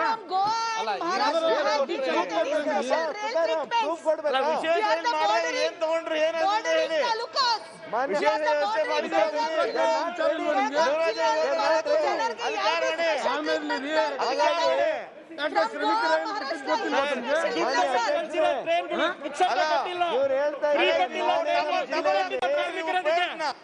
ಕೇಳಿ ಸ್ವಲ್ಪ ಕೇಳಿಸ್ಕೊಳ ಸೌಮ್ಯತೆಯನ್ನು ಇಟ್ಕೊಳ್ಳಿ ಸಮಾಧಾನ ಸಮಾಧಾನ ಟಾಲರೆನ್ಸ್ ಬಗ್ಗೆ ದೊಡ್ಡದಾಗ ಭಾಷಣ ಮಾಡ್ತೀರಿ ಹೌಸ್ ಅಲ್ಲಿ ಸತ್ಯನ್ ಕೇಳಿಸ್ಕೊಳೋಷ್ಟು ಟಾಲರೆನ್ಸ್ ಇಲ್ಲ ಅಂದ್ರೆ ಏನು ವಿ ಆರ್ ಎಕ್ಸ್ಪೋಸಿಂಗ್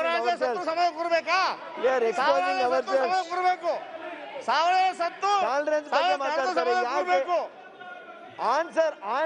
ಆನ್ಸರ್ ಹೇಳೋದಕ್ಕೆ ನೀವು 20 ವರ್ಷ ಮಾಡಿದ್ರೆ ಕಾಂಗ್ರೆಸ್ ಅಲ್ವಾ? ಆಯ್ತು ಬಿಡಪ್ಪ ತುಕಾರಾಮ್, ನೀವೇ ಈ ದೇಶಕ್ಕೆ ಸ್ವಾತಂತ್ರ್ಯ ತಂದ್ಕೊಟ್ಟೆ. ಕೂತ್ಕೋಪ್ಪ ಬಳ್ಳಾರಿಯಲ್ಲಿ, ಕೂತ್ಕೊಳ್ಳಿ ಕಡೆಯಿಂದ ಭಾಷಣದಿಂದ ಕೇಳಕ್ಕಲ್ಲ. ಕೂತ್ಕೊಳ್ರಿ.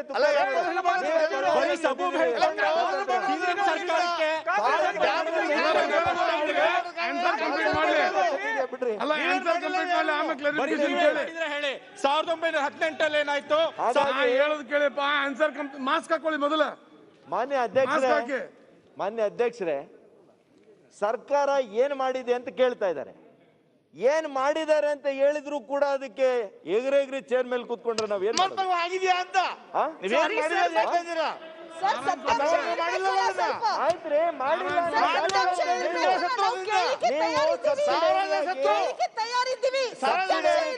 ಹೇಳುವಾಗ ಇವ್ರು ಹೇಳಿ ತಪ್ಪಿದೆ, ಮಾಹಿತಿ ತಪ್ಪಿದೆ ಅಂತ ಹೇಳಿ ನೀವು, ನಿಮ್ಗೆ ಅವಕಾಶ ಇದೆಯಲ್ಲ. ಆನ್ಸರ್ ಹೇಳೋರಿಗೂ ಕಂಪ್ಲೀಟ್ ಮಾಡಿ. ನನ್ನ ಉತ್ತರ ಕೊಟ್ಟ ಮೇಲೆ ನನ್ನ ಉತ್ತರದಲ್ಲಿ ತಪ್ಪಿದ್ರೆ ತಪ್ಪಿದೆ ಅಂತ ಹೇಳಿ ಕೊಡಿ, ನೀವು ನಿಮ್ಗೆ ಅವಕಾಶ ಇದೆಯಲ್ಲ. ಹಾಗಾಗಿ ಮಾನ್ಯ ಅಧ್ಯಕ್ಷರೇ, ಬಸ್ಸುಗಳ ವ್ಯವಸ್ಥೆ, ಸಾರಿಗೆ ವ್ಯವಸ್ಥೆಯನ್ನ ಮಾಡಿದ್ದೀವಿ, ಹೌದಾ ಅಲ್ವಾ? ಲಕ್ಷಾಂತರ ಜನಕ್ಕೆ ಅಂಕಿ ಅಂಶ ಸಮೇತ ಕೊಡ್ತೇವೆ. ಅವ್ರು ಬಂದಂತ ಸಂದರ್ಭದಲ್ಲಿ ಅವರನ್ನ ಕ್ವಾರಂಟೈನ್ ಮಾಡ್ಬೇಕಂತೇಳಿ ಅನೇಕ ಹಾಸ್ಟೆಲ್ಗಳಲ್ಲಿ, ಶಾಲೆಗಳಲ್ಲಿ ಅವ್ರಿಗೆಲ್ಲ ಉಪಚಾರವನ್ನ ಮಾಡಿ ಕ್ಷೇಮವಾಗಿ ಅವ್ರ ಊರುಗಳಿಗೆ ಕಳಿಸ್ಕೊಟ್ಟಿದ್ದೀವಿ. ನ್ಯೂನ್ಯತೆ ಇಲ್ಲ ಅಂತ ಹೇಳೋದಿಲ್ಲ ನಾನು, ಪ್ರಾರಂಭದಲ್ಲಿ ಕೆಲವು ನ್ಯೂನ್ಯತೆಗಳಿದ್ದಾವೆ, ಐ ಅಗ್ರಿ ಟು ಇಟ್. ಇದೇನು ನಮಗೆಲ್ಲ ಪೂರ್ವ ನಿಯೋಜಿತವಾದಂಥ ಒಂದು ಯೋಜನೆ ಆಗಿರಲಿಲ್ಲ. ಇದು ಎಲ್ಲ ಪೂರ್ವ ಸಿದ್ಧತೆಗಳನ್ನು ಮಾಡ್ಕೊಳ್ಳಿಕ್ಕೆ ರಾತ್ರೋರಾತ್ರಿ ಆದಂಥ ಸಾಂಕ್ರಾಮಿಕ ರೋಗ ಇದು. ಯುದ್ಧ ಬಂದಾಗ ನಾವು ಎಲ್ಲವನ್ನೂ ಕೂಡ ಸಿದ್ಧತೆಗಳನ್ನು ಮಾಡ್ಕೊಳ್ಳೋದಿಲ್ವಾ? ಹಾಗಾಗಿ ಮಾನ್ಯ ಅಧ್ಯಕ್ಷರೇ, ಇವತ್ತು ವಲಸೆ ಕಾರ್ಮಿಕರಿಗೆ ಉಚಿತ ಸಾರಿಗೆಯನ್ನ ವ್ಯವಸ್ಥೆ ಮಾಡೋದು, ಉಚಿತ ಉಪಹಾರವನ್ನ, ಅವರು ತಂಗಲಿಕ್ಕೆ ಸೂಕ್ತ ವ್ಯವಸ್ಥೆಯನ್ನ ಹಾಸ್ಟೆಲ್ಗಳಲ್ಲೆಲ್ಲ ಕೂಡ ಮಾಡಿರೋದು ನಗ್ನ ಸತ್ಯ. ಇದರಲ್ಲಿ ಯಾರೂ ಕೂಡ ಡಿಸ್ಪ್ಯೂಟ್ ಮಾಡೋಕ್ಕಾಗಲ್ಲ. ಮತ್ತು 2300 ಕೋಟಿ ರೂಪಾಯಿ ಮೇಲೆ ಯಾವುದಾದ್ರೂ ಬೇರೆ ರಾಜ್ಯದ ಮುಖ್ಯಮಂತ್ರಿ ಕೇಂದ್ರ ಸರ್ಕಾರದ ಅನುದಾನ ಬಿಟ್ಟು, ಫೈನಾನ್ಷಿಯಲ್ ಸಪೋರ್ಟ್ ಬಿಟ್ಟು ಯಾವುದಾದ್ರೂ ಒಬ್ಬ ರಾಜ್ಯದ ಮುಖ್ಯಮಂತ್ರಿ ಆ ರಾಜ್ಯಕ್ಕೆ ಘೋಷಣೆ ಮಾಡಿರೋದು ಹೇಳಿ ಮಾನ್ಯ ಅಧ್ಯಕ್ಷರೇ? 2300 ಕೋಟಿ ರೂಪಾಯಿ ಮಾನ್ಯ ಯಡಿಯೂರಪ್ಪನವ್ರು ಕೊಟ್ರಲ್ಲ, ಪಂಜಾಬಲ್ಲಿ ಯಾಕೆ ಕೊಡ್ಲಿಲ್ಲ ಅಮರೀಂದರ್ ಸಿಂಗ್ ಅವರು? ಬಿಡಿಸಿ ಹೇಳ್ಬಿಡಿ 2300 ಯಾವ್ಯಾವ ಹೆಡ್ ಅಲ್ಲಿ ಹೆಂಗ್ ಹೋಗಿದೆ ಅಷ್ಟೇ. ಮಹಾರಾಷ್ಟ್ರದಲ್ಲಿ ಯಾಕೆ ಕೊಡ್ಲಿಲ್ಲ? ರಾಜಸ್ಥಾನದಲ್ಲಿ ಯಾಕೆ ಕೊಡ್ಲಿಲ್ಲ? ಮಾನ್ಯ ಅಧ್ಯಕ್ಷರೇ, ಡೆಲ್ಲಿಯಲ್ಲಿ ಯಾಕೆ ಕೊಡ್ಲಿಲ್ಲ? ಇದು ಈ ತರ ಹೇಳ್ಬಾರ್ದು ಮಾನ್ಯ ಅಧ್ಯಕ್ಷರೇ. ಕೇಂದ್ರ ಸರ್ಕಾರದ ಅನುದಾನ ಬಿಟ್ಟು ಕೇರಳದಲ್ಲಿ 20,000 ಕೋಟಿ ಬರೀ ಕೋವಿಡ್ಗೋಸ್ಕರ ಖರ್ಚು ಮಾಡಿರ್ತಕ್ಕಂಥ ಉದಾಹರಣೆ ಇದೆ. 20,000 ಕೋಟಿ ಕೇರಳ ಕೇಂದ್ರ ಸರ್ಕಾರದ ₹1 ಕೂಡ ಅನುದಾನ ಇದ್ದಂಗೆ ಕೇರಳದಲ್ಲಿ 20,000. ದಯವಿಟ್ಟು ಹೇಳಕ್ ಬಿಡಿ, ಕೊಡ್ಲಿ ನಾವು ಬಿಡಿ. ಉತ್ತರ ಕೊಡೋರ್ಗೆ ಬಿಡಿ. ಅಲ್ಲ, ನೀವು ಹೇಳಕ್ಕೆ ಬಿಡ್ತಾ ಇಲ್ಲ ಅಂದ್ರೆ ಏನು? ಅವ್ರು ಹೇಗೆ ಹೇಳ್ತಾರೆ? 6 ಗಂಟೆಗಳ ಕಾಲ ನಿಮ್ಗೆ ಅವಕಾಶ ಕೊಟ್ಟಿದ್ದು, ಮಾತಾಡಿದ್ದೀರಾ, 7 ಗಂಟೆ ಆಯ್ತು. ಈಗ ಅವ್ರು 1 ಗಂಟೆನೂ ಇಲ್ಲ, ಇನ್ನು 10 ನಿಮಿಷ ಶುರು ಮಾಡೋರು. ಹೇಳ್ಬಿಡ್ಲಿ, ಅವ್ರು ಏನೇನ್ ಹೇಳ್ತಾರೆ ಹೇಳ್ಬಿಡ್ಲಿ. ಆಮೇಲೆ ಅದಕ್ಕೆ ಕೌಂಟರ್ ಏನ್ ಕೇಳಬೇಕು ಹೇಳಿ.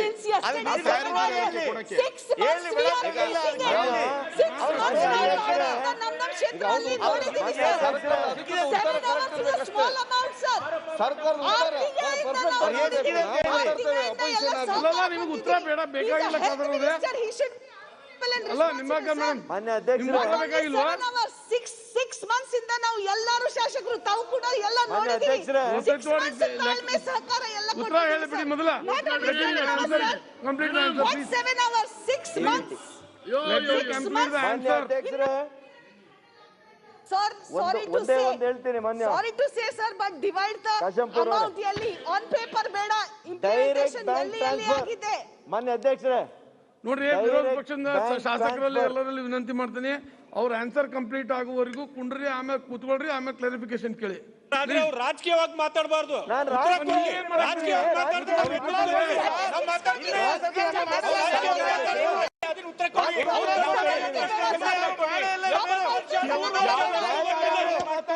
ಈ ಸರ್ಕಾರ ರಾಜಕಾರಣನೇ ಮಾತಾಡಿಲ್ರಿ. ಏನ್ ಸರ್ ಇದು? ಸರ್ ರಾಜಕಾರಣ ಮಾತಾಡೇ ಇಲ್ಲ, ರಾಜಕಾರಣ ಬೆರೆಸೋ ಉದ್ದೇಶ ಅಲ್ಲ ತುಕಾರಾಮ್ ಅವರ ಉತ್ತರ ಕೊಡ್ಲಿರಿ ಅವ್ರ ಮೊದಲ.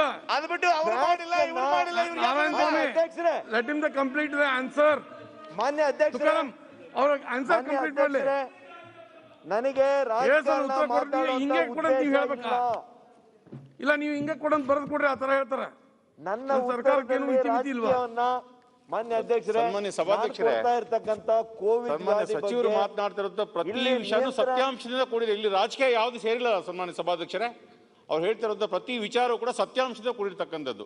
ಹಾಗಾಗಿ ಸನ್ಮಾನ್ಯ ವಿರೋಧ ಪಕ್ಷದ ಎಲ್ಲ ಸದಸ್ಯರುಗಳು ಸಹಕರಿಸಬೇಕು. ನಾವು ವಿನಂತಿ ಮಾಡ್ಕೊಂಡೇವೆ ಈಗಾಗಲೇ. ಹಾಗಾಗಿ ಮಾನ್ಯ ಅಧ್ಯಕ್ಷರೇ, ನಾನು ಯಾಕೆ ಹೋಲಿಕೆ ಮಾಡಿದ್ದೀನಿ ಅಂತಂದ್ರೆ ರಾಜಕಾರಣ ಬೆರೆಸ್ಲಿಕ್ಕಲ್ಲ. ಇವತ್ತು ಕೋವಿಡ್ ಅನ್ನ ನೀವು ಹೋಲಿಕೆ ಮಾಡುವಾಗ ಕೆಲವು ರಾಜ್ಯಗಳ ಹೆಸರು ಪ್ರಸ್ತಾಪ ಮಾಡಿದ್ರಿ. ನಾವೇನ್ ಬೇಜಾರು ಮಾಡ್ಕೊಂಡ್ವಾ? ಸತ್ಯನ ಹೇಳುವಂತ ಸಂದರ್ಭದಲ್ಲಿ ಅದನ್ನ ಸಮಾಧಾನದಿಂದ ಸ್ವೀಕಾರ ಮಾಡಿ. ಹಾಗಾಗಿ ನೋಡಿದ್ವಲ್ಲ ಸತ್ಯ. ಮಾನ್ಯ ಅಧ್ಯಕ್ಷರೇ, ನೀವು ಇವತ್ತು ಸುಳ್ಳು ಕೊಟ್ಟಿರ್ತಕ್ಕಂಥ ಅನುದಾನದ ಬಗ್ಗೆ ಹೇಳಿದ್ರೆ ತಪ್ಪ ಇದು? ಯಾವ ರಾಜ್ಯಗಳು ಕೊಟ್ಟಿಲ್ಲ ಈ ದೇಶದಲ್ಲಿ ಅಂತ ಹೇಳಿದೆ. ಯಾರ್ಯಾರು ಕೊಟ್ಟಿಲ್ಲ ಅಂತ ಕೆಲವು ರಾಜ್ಯಗಳ ಹೆಸರು ಹೇಳಿದೆ, ಅಷ್ಟೇ ನಾನು ಹೇಳಿದ್ದು. ಹಾಗಾಗಿ ಮಾನ್ಯ ಅಧ್ಯಕ್ಷರೇ, ಒಂದೇ ಒಂದು ಉದಾಹರಣೆ ಕಾಶಪ್ಪನವ್ರು ಹೇಳಿದ್ರು, ಏನೇನು ಹೆಡ್ಸು ಅಂತ. ಕೇವಲ ನಮ್ಮ ಕಾರ್ಮಿಕ ಇಲಾಖೆಯಲ್ಲೇನೆ 824 ಕೋಟಿ ರೂಪಾಯಿಗಳು ಡೈರೆಕ್ಟ್ ಬ್ಯಾಂಕ್ ಟ್ರಾನ್ಸ್ಫರ್ ಆಗಿದೆ. ಸುಮಾರು 16,48,431 ಜನರಿಗೆ. ಸರ್, ಅದು ಕಾರ್ಮಿಕರ ಕಲ್ಯಾಣ ನಿಧಿ ಹಣ, ಕಾರ್ಮಿಕರ ಹಣ, ಸರ್ಕಾರ ಕೊಟ್ಟಿರೋ ಹಣ ಅಲ್ಲ ಅದು.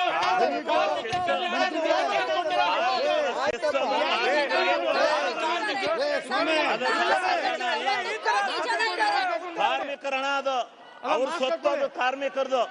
ಅವ್ರಿಗೆ ಮಾಸ್ಕ್ ಹಾಕೊಡ್ರಿ, ಯಾರು ಕೊಟ್ಟಿಲ್ಲ. ಮಾಸ್ಕ್ ಹಾಕೊಂಡು ಮಾತಾಡಿ. ಕಂದಾಯ ಇಲಾಖೆ ಸೆಸ್ ಅಮೌಂಟ್ ಇದು ನಿರ್ಣಯ ತಗೊಂಡಿದ್ದಾವು, ಇದು ನಿರ್ಣಯ ತಗೊಂಡಿದ್ದಾವು. ಮಾನ್ಯ ಮುಖ್ಯಮಂತ್ರಿ ತೆಗೆದುಕೊಂಡು ನಿರ್ಣಯ ಅಲ್ಲ, ಮಾಸ್ಕ್ ಹಾಕೊಡ್ರಿ. ಅಲ್ಲ, ನಿರ್ಣಯ ತಗೊಂಡಿದ್ದಾವು. ಈ ತರ ಮಾಡೋದು ಸರಿಯಲ್ಲ. ಅಲ್ಲ, ಇದು ನಿರ್ಣಯ ತಗೊಂಡಿದ್ದು. ತುಕಾರಾಮ್ ಕೊಟ್ಟಿಲ್ಲ.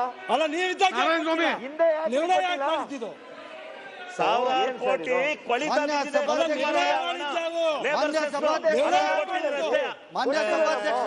ಹಿಂದೆ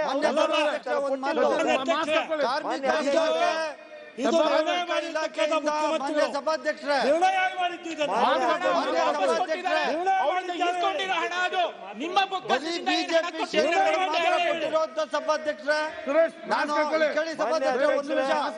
ನಾನು ಕಾರ್ಮಿಕ ಸಚಿವರಲ್ಲಿ ನಾನು ಮನವಿ ಮಾಡಿ ಬರೀ ನಾನು ಹೋದ್ಮೇಲೆ 3,000 ಮಾತ್ರ ನನಗೆ ಕೊಟ್ಟರು. ಇಲ್ಲ ಸಭಾಧ್ಯಕ್ಷರೇ, ಕಾರ್ಮಿಕ ಇಲಾಖೆಯಿಂದ ನಮ್ಮ ಕ್ಷೇತ್ರಕ್ಕೆ 80 ಜನಕ್ಕೆ ಊಟ ಕೊಟ್ಟಿದ್ದಾರೆ ಅಷ್ಟೇನೆ. 80 ಜನಕ್ಕೆ ನಾನು ಸನ್ಮಾನ್ಯ ಮುಖ್ಯಮಂತ್ರಿಗಳ ಹತ್ರನೂ ನಾನು ರಿಕ್ವೆಸ್ಟ್ ಮಾಡಿದೆ. ಅವರು ಪಾಪ ಲೆಟರ್ ಮೇಲೆ ಬರೆದ್ರು. ಯಾಕೆ ಸಚಿವರೇ, ಯಾಕೆ ಪ್ರಜಾಪ್ರಭುತ್ವದ ವ್ಯವಸ್ಥೆಯಲ್ಲಿ ಈ ರೀತಿಯಲ್ಲಿ ಇದು ಸರಿನಾ ಅಂತ ಅವರೇ ಪ್ರಶ್ನೆ ಮಾಡ್ಕೋಬೇಕಾಗ್ತದೆ. ಪದೇ ಪದೇ ಆಯ್ತಪ್ಪ, ಕಾರ್ಮಿಕ ಇಲಾಖೆಯಲ್ಲಿ ನೀವಿದ್ದಾಗ ಯಾಕೆ ಕೊಡ್ಲಿಲ್ಲ? ಒಳ್ಳೆ ಕತೆ. ಆ ಕಾರಣ ಕೊಟ್ಟಿದೀವಿ ಅಂತ ಹೇಳ್ತಾ ಇದೀವ್ರಿ, ಕೊಟ್ಟಿದೀವಿ ಅಂತ ಹೇಳ್ತಾ ಇದೀವಿ. ಒಳ್ಳೆ ಕಥೆ ಮಾನ್ಯ ಮುಖ್ಯಮಂತ್ರಿಗಳು 5,000 ಕೊಡ್ಬೇಕು ಅಂತ ಘೋಷಣೆ ಮಾಡಿರ್ತಕ್ಕಂಥದ್ದು. ಮುಖ್ಯಮಂತ್ರಿ ಘೋಷಣೆ ಮಾಡಿರ್ತಕ್ಕಂಥದ್ದು ಉಪಯೋಗ ಆಗಿಲ್ಲ. ಮುಖ್ಯಮಂತ್ರಿ ಆದೇಶ ಮಾಡಿದ್ಮೇಲೆ 5,000 ಕೊಟ್ಟಿದ್ದು.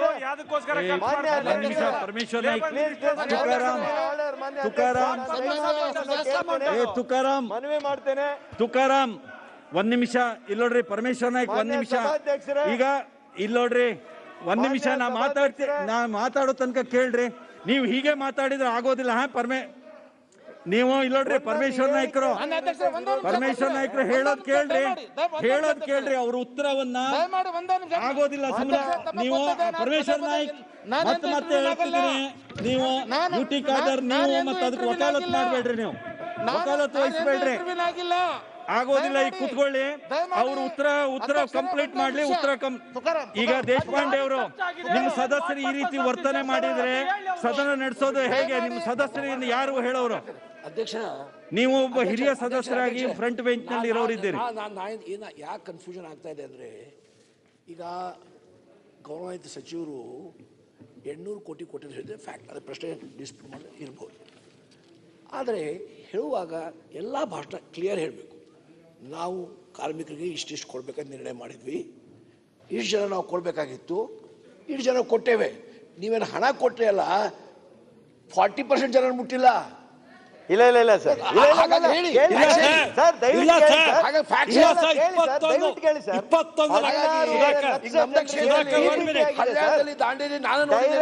ಡೈರೆಕ್ಟ್ ಬ್ಯಾಂಕ್ ಟ್ರಾನ್ಸ್ಫರ್ ತಪ್ಪಾಗುತ್ತಾ ಹೇಳಿ ಸರ್. ಡಿಬಿಟ್ ಇಸ್ ಓಕೆ ರೀ. ಟ್ರಾನ್ಸ್ಫರ್ 16 ಲಕ್ಷ ಬಹಳ ಜನ ಆಧಾರ್ ಲಿಂಕ್ ಇಲ್ಲ, ಮತ್ತೊಂದು ಲಿಂಕ್ ಬಂದಿಲ್ಲ ಸರ್. ಅದು ಹೇಳಿ ಸಚಿವರು ಹೇಳ್ತೇನೆ. ಇಷ್ಟು ಜನ ಉಳಿದಿದ್ದಾರೆ.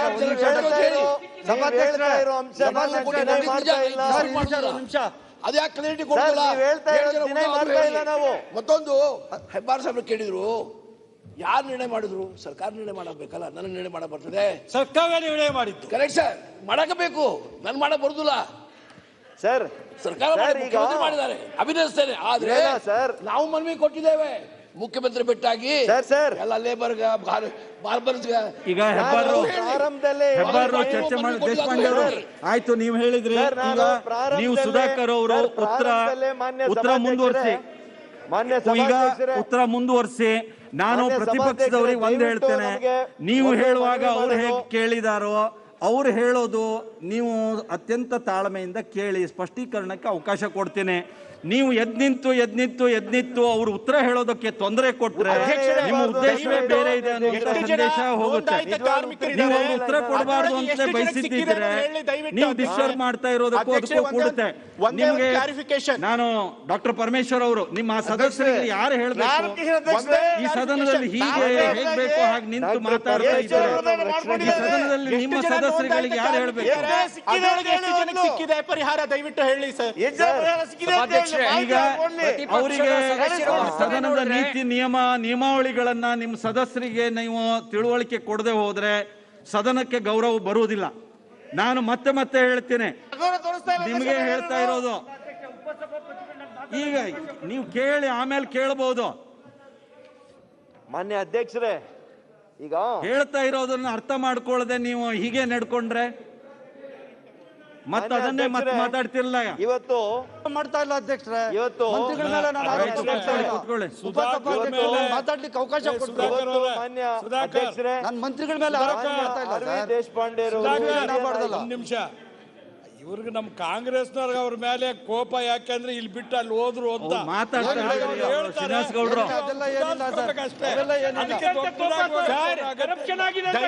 ಹೋಗಿದ್ದಾರೆ ಅಂತಲ್ಲ, ಕರಪ್ಷನ್ ಆಗಿದೆ ಅಂತ ಕೋಪ ಆಗಿದೆ.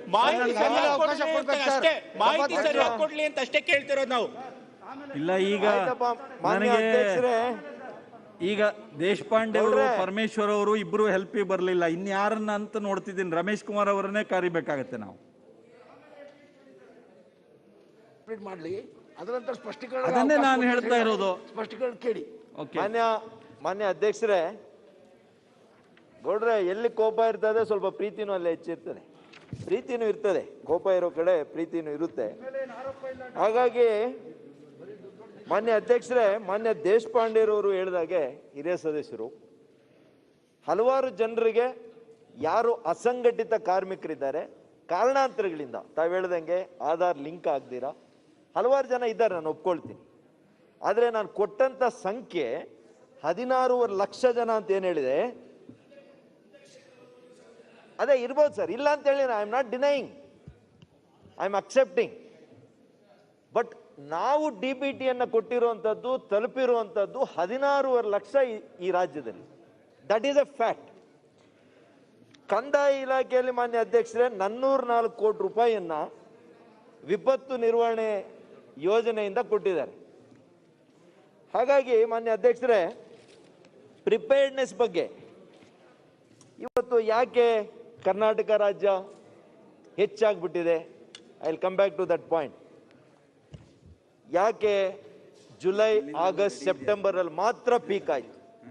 ನಾನು ಹೇಳ್ತಾ ಬಂದೆ, ಅನೇಕ ನೆರೆಯ ರಾಜ್ಯಗಳು ನಮಗಿನ್ನ ಮುಂಚೆ ಸ್ಪೈಕ್ ಆಗಿದ್ವು. ನಾವು ಸ್ಪೈಕ್ ಅನ್ನ ತಡೆದಿದ್ವು ಯಶಸ್ವಿಯಾಗಿ. ಎಲ್ಲಿ ತನಕ?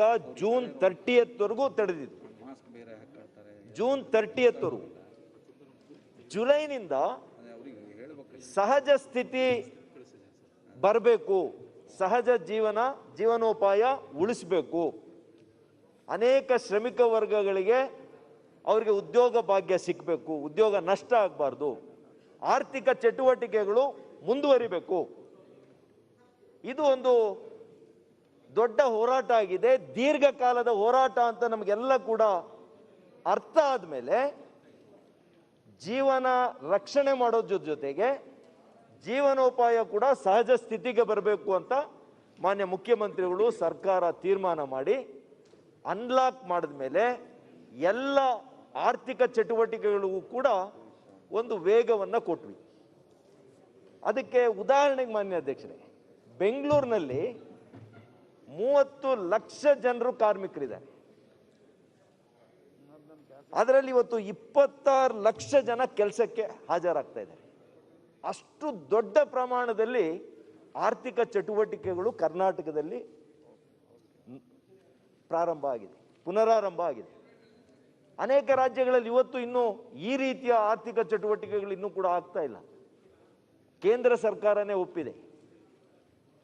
ಹಾಗಾಗಿ ಇವತ್ತು ಒಂದು ಕಡೆ ಜೀವನ ಉಳಿಸೋದಕ್ಕೆ ಆಸ್ಪತ್ರೆಗಳ ಸಿದ್ಧತೆಗಳನ್ನು ಮಾಡ್ಕೊಂಡಿದ್ದೀವಿ.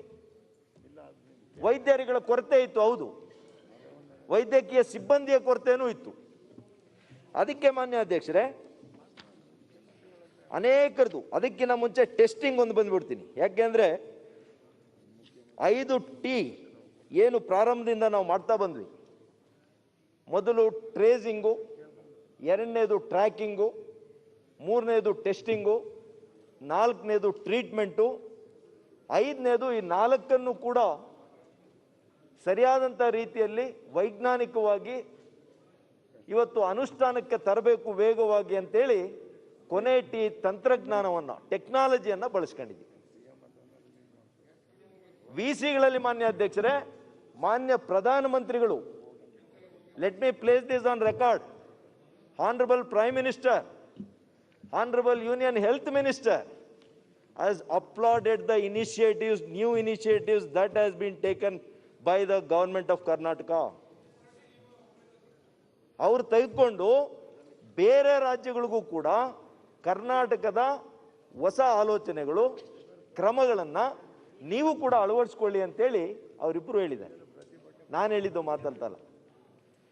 ಹಾಗಾಗಿ ಇವತ್ತು ಟ್ರೀಟ್ಮೆಂಟ್, ಇದು ಟೆಸ್ಟಿಂಗ್ ಮಾನ್ಯ ಅಧ್ಯಕ್ಷರೇ, ಟೆಸ್ಟಿಂಗು ಪ್ರಾರಂಭದಲ್ಲಿ ಫೆಬ್ರವರಿಯಲ್ಲಿ 2 ಲ್ಯಾಬ್ ಇದ್ರೂ ಕೂಡ ನಮಗೆ ಟೆಸ್ಟ್ ಮಾಡಬೇಕಾಗಿ ಅದರ ರಿಪೋರ್ಟು ಪುಣೆಯಿಂದ ಬರಬೇಕಾಗಿತ್ತು, NIV ಇಂದ. ಒಂದೇ ಒಂದು ಮಾಲಿಕ್ಯುಲರ್ ಲ್ಯಾಬು ಪರಿಪೂರ್ಣವಾಗಿ ಇಲ್ಲಿ ಕೆಲಸ ಮಾಡ್ತಾ ಇರಲಿಲ್ಲ. 6 ತಿಂಗಳಲ್ಲಿ ಇವತ್ತು 60 ವೈದ್ಯಕೀಯ ಕಾಲೇಜುಗಳಲ್ಲಿ, ಮೊನ್ನೆ ಡಾಕ್ಟರ್ ಪರಮೇಶ್ವರ್ ಜಿ ಅವ್ರದ್ದು 136ನೇ ಲ್ಯಾಬ್ ಅದು ಉದ್ಘಾಟನೆ ಮಾಡಿದ್ದು. ನಾವು ತುಮಕೂರಿಗೆ ಹೋಗಿದ್ವಿ, ನಾನು ನಮ್ಮ ಕಾನೂನು ಸಚಿವರು. ಅತ್ಯಾಧುನಿಕವಾದಂತಹ ಸುಸಜ್ಜಿತ ಕೋವಿಡ್ ಲ್ಯಾಬ್ ಅನ್ನು ಮಾಡಿದ್ದಾರೆ. ಹಾಗಾಗಿ 136 ಲ್ಯಾಬ್ಗಳನ್ನು ಇವತ್ತು ಅನುಷ್ಠಾನಕ್ಕೆ ತಂದಿದ್ದೀವಿ. ಇದು ಹೇಗಾಯ್ತು? ನಮ್ಮದು ಯಾವುದು ಪ್ರಯತ್ನಗಳೇ ಇಲ್ವಾ? 54 ಸರ್ಕಾರಿದೇ ಇದೆ, 84ರಲ್ಲಿ ನಮ್ಮ ವೈದ್ಯಕೀಯ ಕಾಲೇಜು ಇದೆ, ಖಾಸಗಿ ಸಂಸ್ಥೆಗಳದ್ದು ಇದೆ. ನಮ್ಮಲ್ಲಿ ಕೇವಲ 200 ಟೆಸ್ಟ್ ಮಾಡ್ತಾ ಇದ್ವಿ ಮಾನ್ಯ ಅಧ್ಯಕ್ಷರೇ ಪ್ರಾರಂಭದಲ್ಲಿ. ಇವತ್ತು ನಮ್ಮ ಸಾಮರ್ಥ್ಯ ಎಷ್ಟಾಗಿದೆ ಅಂದರೆ 1.5 ಲಕ್ಷ ಸಾಮರ್ಥ್ಯ ಆಗಿದೆ.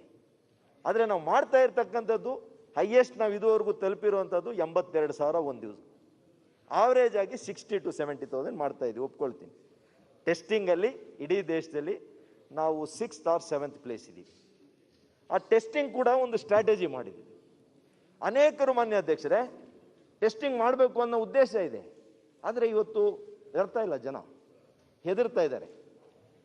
ಬಹಳ ಪ್ರಾಮಾಣಿಕತೆಯಿಂದ ನಾವು ಪ್ರಯತ್ನ ಮಾಡ್ತಾ ಇದ್ದೀವಿ, ಆದರೆ ಬಹಳಷ್ಟು ಜನ ಬರ್ತಾ ಇಲ್ಲ.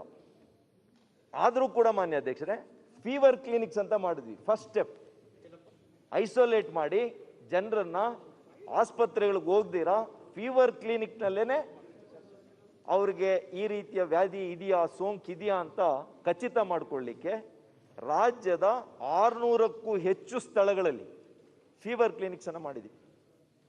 ಬೆಂಗಳೂರು ಒಂದರಲ್ಲೇನೆ 150 ಮಾಡಿದ್ವಿ. ಹಾಗಾಗಿ ಕ್ರಾಸ್ ಕಂಟ್ಯಾಮಿನೇಷನ್ ಆಗಲಿಕ್ಕೆ ಅವಕಾಶ ಇಲ್ಲ. ಈಗ ಆಸ್ಪತ್ರೆಗಳಿಗೆ ಹೋಗೋದು, ನಾನ್ ಕೋವಿಡ್ ಇರ್ತಕ್ಕಂಥವ್ರು ಹೋಗಿ ಕೋವಿಡ್ ಇರೋರು ಅಂತ ಹೋದ್ರೆ ಪಾಪ ಅವರಿಂದ ಇವರಿಗೆ ಕ್ರಾಸ್ ಕಂಟ್ಯಾಮಿನೇಷನ್ ಆಗ್ಬಿಡೋದು. ಅದನ್ನು ತಪ್ಪಿಸುವಂಥದ್ದು ಮೊದಲನೇ ಅಂತ ಫೀವರ್ ಕ್ಲಿನಿಕ್ ಅನ್ನು ಮಾಡಿದ್ವಿ. ಟೆಸ್ಟಿಂಗ್ ಕೆಪಾಸಿಟಿಯನ್ನು, ಸಾಮರ್ಥ್ಯನ ಒಂದು ಲ್ಯಾಬ್ ಇಲ್ದಿರ 136 ಲ್ಯಾಬ್ ಮಾಡಿದ್ವಿ. ಇತಿಹಾಸದಲ್ಲಿ 60 ಮೆಡಿಕಲ್ ಕಾಲೇಜಲ್ಲಿ ಎಂದೂ ಕೂಡ ಇಲ್ಲ. ಇವತ್ತು 60 ಮೆಡಿಕಲ್ ಕಾಲೇಜಲ್ಲಿ ಲ್ಯಾಬ್ಸ್ ಆಗಿದೆ.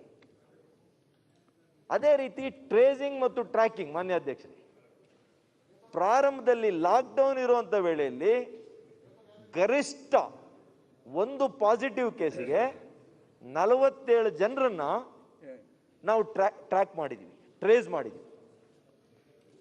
ಇದನ್ನ ನಾವು ಟೆಕ್ನಾಲಜಿಯನ್ನು ಕೂಡ ಬಳಸ್ಕೊಂಡಿದ್ವಿ. ಏನು tracing, quarantine app, tracking app, ಈ ರೀತಿಯಲ್ಲಿ 2 ಆ್ಯಪುಗಳನ್ನು ಮಾಡಿ ಕ್ವಾರಂಟೈನ್ ಮಾಡಿದಂಥ ಜನರನ್ನು ಅವ್ರು ಎಲ್ಲೂ ಕೂಡ ಬೇರೆ ಕಡೆ ಹೋಗದಂಥ ರೀತಿಯಲ್ಲಿ ಐಸೋಲೇಟ್ ಮಾಡಿ. ಅನೇಕರು ಹೇಳಿದ್ದಾರೆ ಮಾನ್ಯ ಅಧ್ಯಕ್ಷರೇ, ಅನೇಕ ರೋಗಿಗಳು ಹೊರದೇಶಗಳಿಂದ, ಹೊರ ರಾಜ್ಯಗಳಿಂದ ಬಂದಂಥವ್ರು ಹೇಳಿದ್ದಾರೆ, ಬೆಂಗಳೂರಿಗೆ ಬಂದರೆ ನಮಗಿರ್ತಕ್ಕಂತಹ ಮಾರ್ಗಸೂಚಿಗಳು ಪದೇ ಪದೇ ನಮಗೆ ಬರುವಂಥ ಫೋನ್ ಕಾಲ್ಸು, ಅನೇಕರು ಫೋನ್ ಮಾಡಿ ನಮಗೆ ನೀವೆಲ್ಲಿದ್ದೀರಿ, ನಿಮಗೆ ಯಾವ ರೀತಿ ಇದೆ ಆರೋಗ್ಯದ ಪರಿಸ್ಥಿತಿ. ಸಾವಿರಾರು ಜನರು ಇವತ್ತು ಕಾಲ್ ಸೆಂಟರ್ಗಳನ್ನು ನಾವು ಮಾಡಿದ್ದೀವಿ. ಆಪ್ತ ಮಿತ್ರ ಅನ್ನುವಂಥ ಆ್ಯಪು 10 ರಿಂದ 12 ಆ್ಯಪ್ ಇದೆ ಮಾನ್ಯ ಅಧ್ಯಕ್ಷರೇ. ಮತ್ತು ಆಂಬ್ಯುಲೆನ್ಸಸ್ಸು 800 ಇದ್ದಿದ್ದನ್ನು 2,000 ಸಾಮರ್ಥ್ಯಕ್ಕೆ ಹೆಚ್ಚು ಮಾಡಿದ್ವಿ. ಮಾನ್ಯ ಮುಖ್ಯಮಂತ್ರಿಗಳು ಪ್ರಾರಂಭದಲ್ಲಿ ಇಲ್ಲಿ ತೊಂದರೆ ಆದಾಗ ಬೆಂಗಳೂರಿನಲ್ಲಿ ಪ್ರತಿ ವಾರ್ಡ್ಗೆ 2 ರಿಂದ 3 ಆಂಬ್ಯುಲೆನ್ಸ್ ಇಡಿ ಅಂತ ಹೇಳಿದ್ರು. ಸುಮಾರು ಬೆಂಗಳೂರಿನಲ್ಲೇ 600 ಆಂಬ್ಯುಲೆನ್ಸ್ ಅನ್ನು ಇಟ್ಟಿದ್ದೀವಿ.